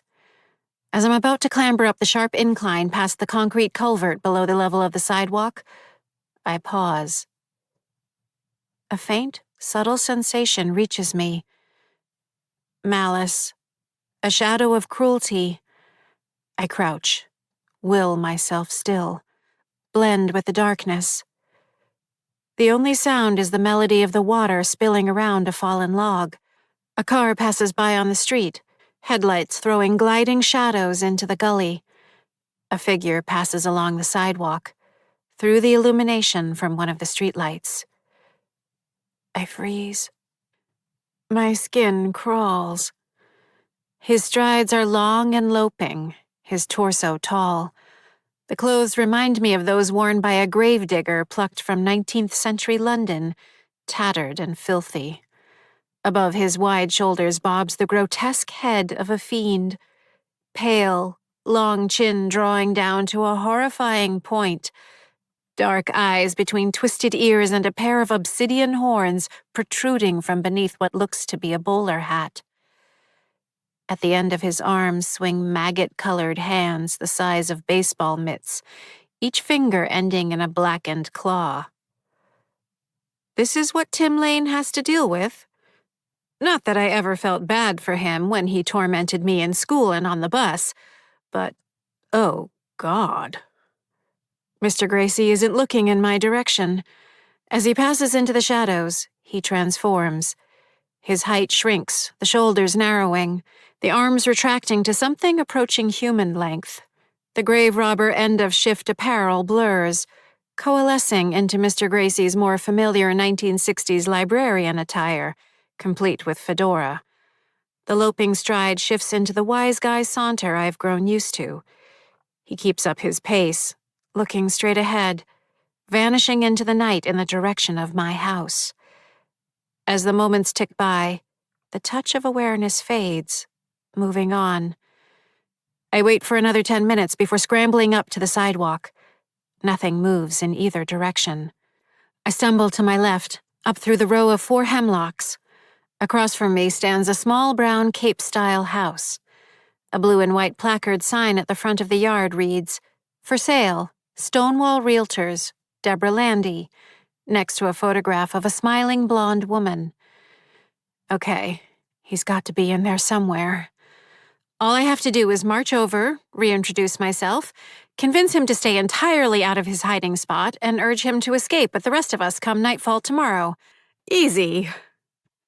As I leave the sagging boughs of the hemlocks, the sensation of walking into a strong headwind washes over me.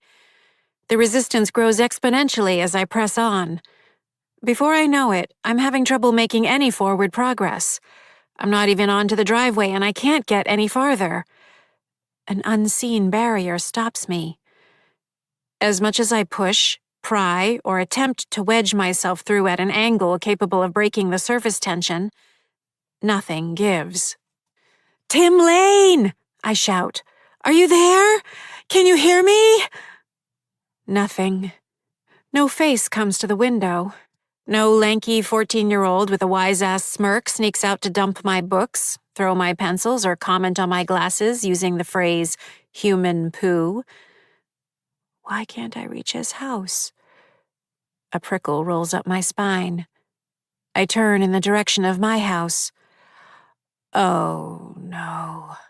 No. No. No, no, no, no. I take off toward my house, sweeping through the hemlocks and down into the darkness where the brook gurgles. Chapter 70. I race back to my house, only to crash into a second invisible barrier before I can even reach the house on the other side of the brook. The force with which I hit it is so intense, I lose my footing, crashing to the ground. "You know the best thing about a headache?" a voice calls. "Getting rid of it!" Perched on the roof of the house is Mr. Gracie, a shadow against the stars. The moonlight reveals his thin scarecrow legs. Old man socks peek out from the bottom of his slacks. The pallor of his skin is gray, his eyes sharp and black, pinning me like the eyes of a predator. "This whole time I'm thinking what a pain in the ass you are," he says. "One headache after another with you. So smart she's figuring out all my secrets. What am I supposed to do?" Well, I knew what to do. Just wait. You'd outsmart yourself soon enough. I was right. My insides go cold. Mr. Gracie pushes himself to his feet. "Don't think I won't miss you, kiddo. You inspired me to genius, if I do say so myself. After all, anyone can keep someone trembling in their closet. Anyone can go for the scare." He smiles at me. 2 curling black horns sprout from between his temples and ocular bones, twisting into diabolic spirals to frame his face. His eyes flare a shimmering silver, and when he opens his mouth, he reveals a cruel row of filthy fangs and a forked tongue. After a second, his features change back. "I can do that in my sleep," he says, "but that's vaudeville, hamming it up for the crowd. But you're my masterpiece. Years in the making. Think about it. Whispering to yourself, counting, tapping, signaling, gabbing with your family, wrestling with your guilt. But credit where credit is due. You finally figured it out. Good on you, kid. I have to admire it." He flicks his fingers. "So go. You know where to head. Consider it my parting gift.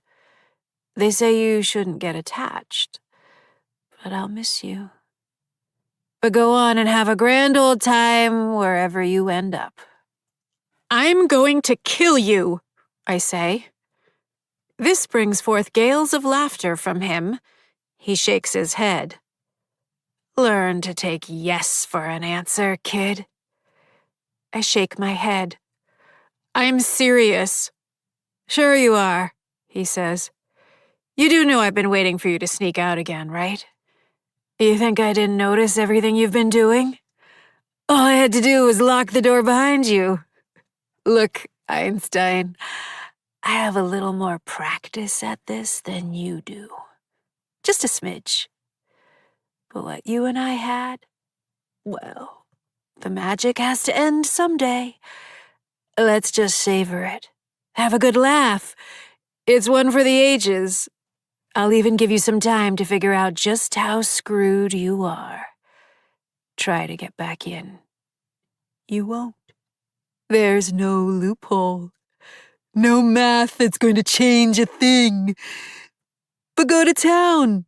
Try anyway." He stands at the roof's edge looking down at me. His features shift. Suddenly, he's Eddie, bearing the chrome shard in his throat.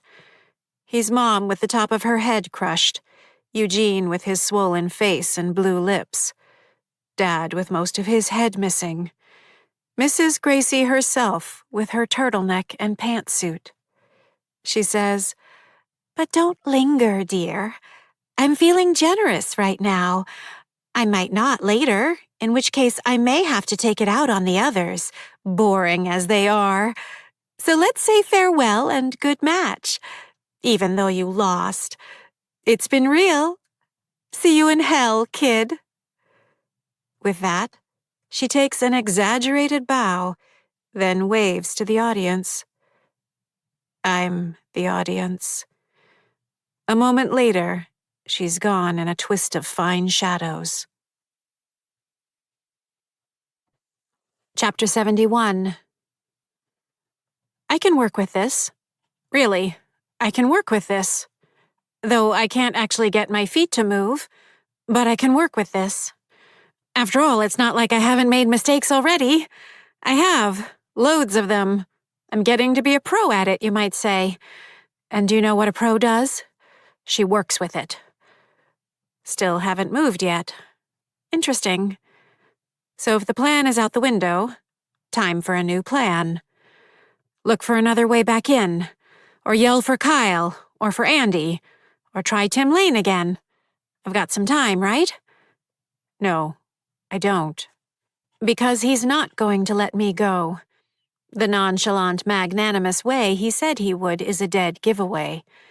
He's just looking for another way to torture me. So go. You know where to head. Mr. Gracie expects me to break for the cemetery. Moreover, he wants me to. Ergo, the suggestion. Which means he's probably waiting for me right now on the other side of the neighborhood, somewhere between here and the cemetery. He'll never let me go. Think.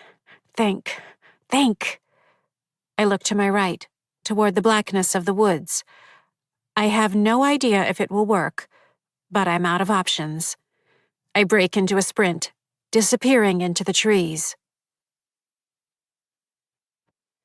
Chapter 72. Moonlight slices in shards through the woods down behind Tim Lane's house. I feel my way forward until I crash into the southwestern stretch of the barrier. Here, I slam my palm against the rough bark of a larch, Larix laricina, that intersects the boundary. Another 4 meters along, I hit another trunk. Keeping one eye on the way I've come, I shudder and stagger my way through underbrush, trunks, and boulders. Anything I find that's even partially in the barrier, I smack it with my palm. Bam! Pine trunk. Bam! Glacial erratic rock. I'm half tempted to shout out the names of vice presidents as I do so. Habit. So much tapping, for so long. Using my essence, my energy, my soul. All of which went into Mr. Gracie's insidious trap, keeping it powered, keeping us in place, feeding into it, distributing and maintaining the volume of a changing energy system, keeping the surface tension strong enough to lock us in, decade after decade. And since the state of minimum potential energy is a ratio of the change in the energy of the volume to the change in the surface area, measured in joules per square meter, and if this connection between my essence, my soul, which he used against me for so long, can still conduct energy from me into the system, I can blow it up. For good. But only if I can connect with a source of energy more powerful than anything he's imagined. I continue feeling my way along the boundary, tapping, slamming, smacking everything in its path. When I reach the portion that stretches into the wide open yard, I look back at my handiwork. A trail of connections, just waiting to fire more energy into the system than it can handle. I turn and lift my gaze to the southeast, where the glimmering bands of light from my grave arc into the night sky. Chapter 73. I stick to the western side of Chestnut Street, keeping myself hidden as much as I can by passing through trees, a pickup truck, the house beyond, a sun porch, a trampoline, and the house beyond that. It's only when I reach Westbrook Drive that I abandon my manic run through people's dark and silent homes, the world's least successful burglar. Though, as a prison escapee, I'm not doing so badly. Crossing to the far side of Westbrook, I hurry. No sign yet of Mr. Gracie. I hurry, following the curve of Chestnut Street where it bends off to the southwest. In the distance rises the clearest view yet of the shimmering gold, copper, and silver of my grave illumination. The colors look more real than even the solid yards I pass. Even though the lights appear to rise from the southeast, I stick to Chestnut Street. The yellow-tinged sodium lights create a tunneling chiaroscuro as the street winds between the trees that line both sides. SGC 3.2 CCPA. The first C is chestnut, I'm sure of it. Haley knew what she was doing. Amazing. Now and then, a car drives by, trailing plumes of condensation from its exhaust pipe, the headlights cutting the night ahead of me. Most houses are dark, punctuated here and there by a window shining the cool blue of a screen within. Every few meters, I look back over my shoulder, searching for that scrap of darkness passing between houses, a patch of drab color in the moonlight. Nothing so far. By the time I reach downtown, a stitch in my side practically doubles me over. You'd think the afterlife would spare me the indignity, but why start now? I intersperse my running with fast walking. Downtown isn't the downtown of my youth, and I find myself momentarily disoriented. Traffic lights are of a different hue and intensity. The landmark stores I remember are nowhere to be found. The grocery store, the tailor, the hardware store, the family-run pharmacy. Instead, I count half a dozen banks and 3 coffee shops. I absently wonder how much coffee people need to drink these days and how expensive it is. Across the main intersection stands the town library, one of the hallowed temples of my youth. I pause, panting. One clear autumn day in 3rd grade, Ms. Marchitelli got permission for her and me to walk over to the library from Doherty, a 7-minute trek, so I might show her my extensive knowledge of the science stacks in the main library, having exhausted the resources of the children's section a year earlier. Oh, honey. Was she my first real friend? Had she been my only real friend when I'd lived? Clearly, it wasn't just me. I'd stayed in her thoughts for the rest of her life, enough so that when she died, she used whatever short, mysterious window she'd been granted to help me. What a friend would do. And not, I see now, for the first time.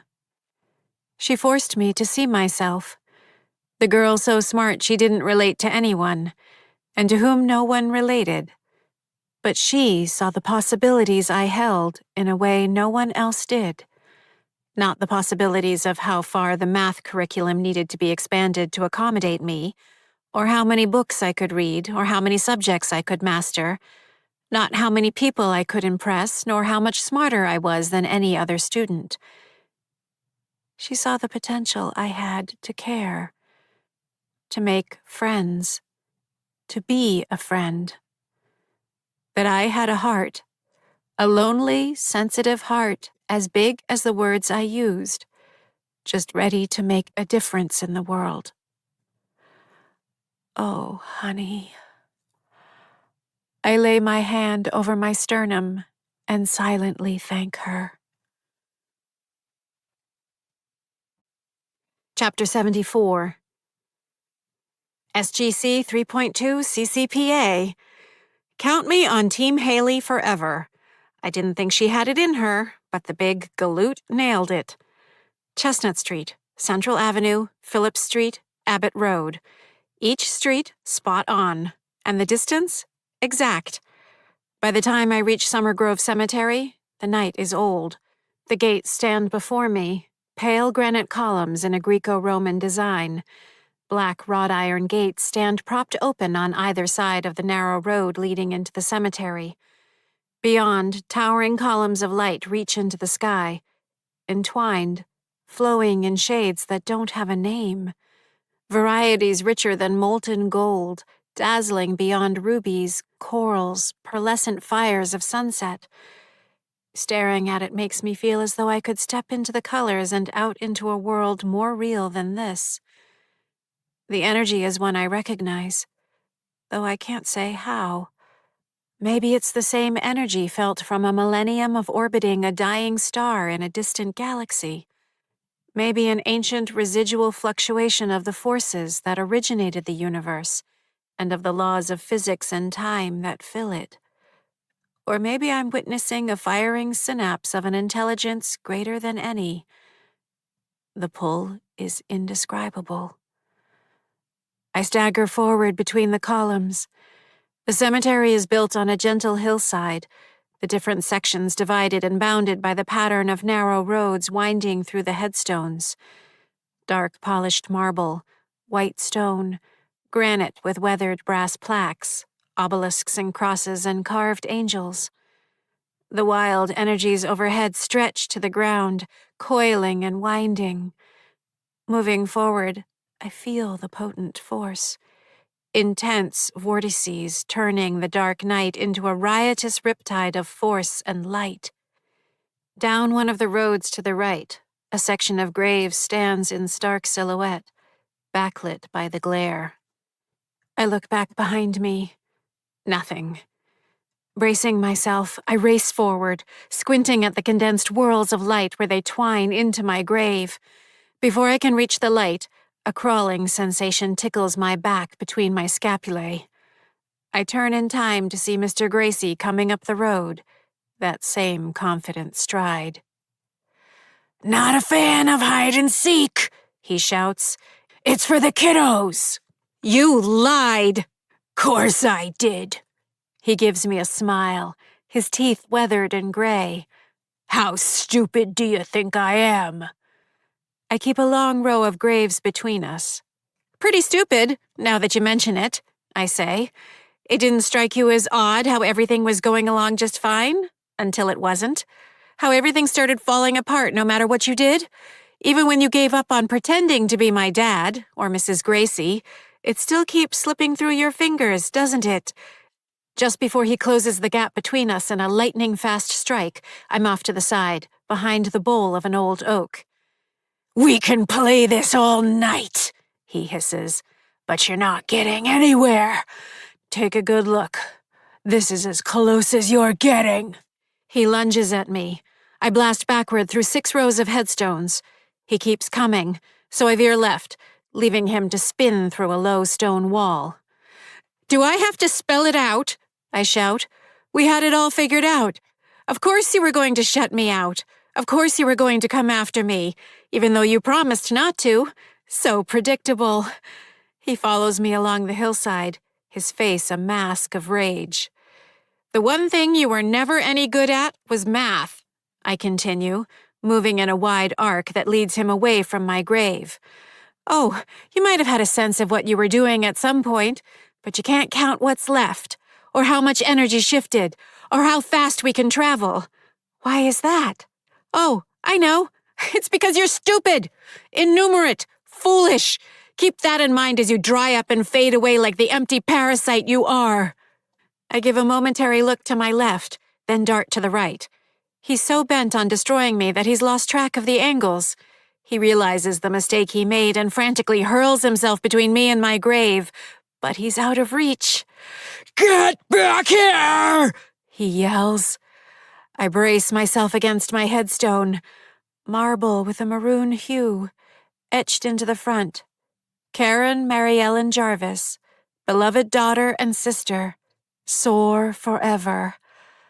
This close, the pull is relentless, the sensation dizzying.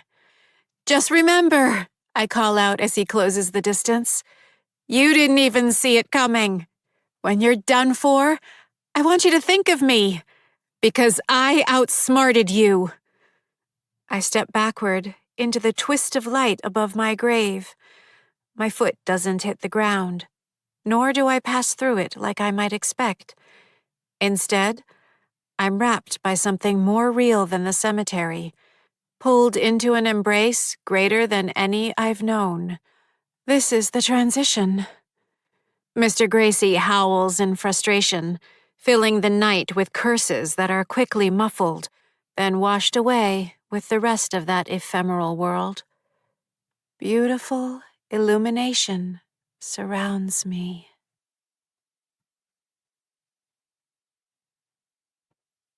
Chapter 75. I hang on with everything I've got. Fingers, toes, elbows, ankles, grabbing and bracing desperately at the fabric of the world. The current drives me deeper, tugging, pulling, inarguable. But I hold on. Pure willpower. Beloved daughter and sister, soar forever.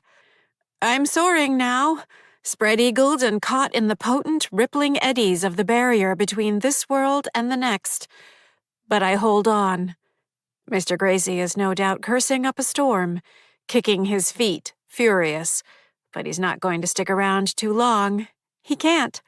With my energy missing, the system is already retracting. He won't be able to stay away from it for too long without weakening it further. He's vulnerable. The system is shaky. But I hold on. Indescribable power courses through me, an otherworldly Niagara flow of current. And from me through to everything I've touched. It's sparking out a dozen locations, flooding, rushing, conducting. Through the circuit I fed for decades, and through the channels I planted into the barrier back in the neighborhood. I feel it spinning off, arcing, wildly shorting out the system. This must be what being hit by lightning feels like. Pretty sure I'm making a noise that's somewhere between weeping and pleading. I just have to keep it going. Make sure it works. 3.145925. I can't do this. Oh God, I can't do this. The current is too much. My arms won't hold. 358979323. This isn't supposed to happen. No one is supposed to linger in the transition. 846264338. My noodle arms are giving out. Feel the burn. Push past your limits. I want to give in. Move on. No desire has ever been so strong. Play along. Go for it. The image of Haley working her arm routine and making hot face in the mirror fills my mind. I stay with it for longer than I think possible, until I'm forcing my lips into a profoundly gifted version of hot face. Then I cry out and wrench myself back into the horrid angular confines of the world and pull myself out of my grave. Chapter 76. Stumbling forward. 1 step. 2. Energy whips through me. Impossible to control. This isn't good. It's only ever supposed to go one direction, and it's not supposed to be redirected. I lift my hand. Blinding light runs through it, down my arm, into my torso. Heartbreakingly bright. Gold. More concerning, parts of the illumination, and me with it, are tearing off like the parachute ball seeds dispersing from the pappus of a dandelion, taraxacum, and floating off into the vortex of light, spinning down into my grave. I'm fading, shedding myself. Pieces of my soul whirl like embers on a breeze into the light twisting above my grave. I don't have much time. Mr. Gracie is gone. Either he realized he'd lost or he didn't have the patience to do the smart thing and wait around. He's no doubt racing back to the others. The others. He's going to try to stop them. He won't have much luck keeping them in place. They'll soon figure out the system has been fried, the tethers weakened beyond repair. Maybe he can patch the tethers temporarily. Maybe he can scare the others into their hiding places more often than before to try to recharge them. But it won't work. Not after what I just pulled off. Except when he realizes he can't stop them, he's going to try to hide their graves from them. He won't be able to block everything. My own towering aurora still spins slowly over my grave, but he might be able to use his technique to obscure exactly which graves are theirs. And then he'll have them. They won't be able to move on. He'll take them down even if it means taking himself down in the process. Where are their graves, though? Think. I don't see light above any grave but my own. Think. Friendships can be meaningful. My mind flashes back to those hours spent with Ms. Marchitelli. What I'm saying is that you might not be thinking carefully enough about the value that friendship brings. That what you're calling logical, like a math equation is logical, might only seem that way because you're not using the right variables. Does that make sense? I think about Andy and Kyle, the three of us, all the time we've all spent together. Maybe just think about what I said, honey. The way Andy crashes into my leg, holding me tight. Really, really, really sure? And there it is. A flash of what looks like summer lightning rises from a stretch of graves 32 meters from where I stand. The light within my own vanishing arms flares in connection. I chart the most direct route. Mr. Gracie may be gone, but I'm racing against time itself. I scramble up the hillside to where the light came from. The farther I get from my own grave, the quicker the disintegration of my body. Staggering to the spot, I see it. Andy's grave. Andrew Leonard Van Etten. Beloved angel, sleep in peace. August 27th, 1977 to October 31st, 1981. I slam my palm against the cold stone, leaving a glimmering print that remains, shining in the colors from my grave. Parts of my arm float away, glowing. Okay, I need to be careful. But they need to find their graves. So I plot a path back, leaving handprints on trees leading to Andy's grave. Each print takes a little more from me, speeding up the process until I feel like I'm partially in the other world already. I push the thought away, concentrating on making a trail they can't miss. John Adams, Thomas Jefferson, Aaron Burr. Each print gleams like sunlight shining on waves. I pick out the line. I sense the numbers, the angles. Kyle, you're the best friend I've ever had. The way foul language makes him tense. The way he waved at me every time we signaled. How he grasped everything more quickly than anyone else. His pale face and red hair. I close my eyes for a second, then open them. There, not too far off, a granite headstone with a bronze plaque flickers beneath a shimmering ghost of colors, even clearer than what I saw with Andy's. I leave a trail of handprints to the point where the colors converge, marking the sides of headstones, iron flag holders, thin trunks of slender trees, until I stand before Kyle's grave. Kyle Hart O'Brien, June 10th, 1971 to October 31st, 1981. When you look at the sky at night, you, only you, will have stars that can laugh. I reach out and smack the marble. Skylar Colfax. My print looks dimmer. My candle is blowing out. But they'll find their graves. I have faith in that. Even with Tim Lane involved. After all, I've idiot-proofed it as well as I can. Oh, shoot. Tim Lane. Where's his grave? Ugh. I think of him dumping my books, sending spitballs at the back of my head on the bus, stealing my sand dollars. But as I look around the sky, nothing. Not a damn thing. Well, don't say I didn't try. Trust me, all I've done, all this, is me trying as hard as I've ever tried at anything. I set them up to escape and to take down Mr. Gracie in the process. The rest is up to them. They may never understand or appreciate what I've done. They're boys, after all. They'll tell themselves how heroic they've been. Fine. Henrietta Swan Leavitt and I have that much more in common. I'll never get the pat on the head for being the hero, the genius. It doesn't matter. I feel like I'm floating. The tiniest gust is going to send the last of me to the other side. I'm seeing through the world. Almost done. I drift down along the center road of the cemetery. One more thing to do. I am love. I am purpose. Great, that's where my mind goes? I always wanted to know everything. Like that the distance to the sun is 149,597,870 kilometers, or that the distance from Earth to Alpha Centauri is 4.367 light years, or that the Milky Way is 52,850 light years across.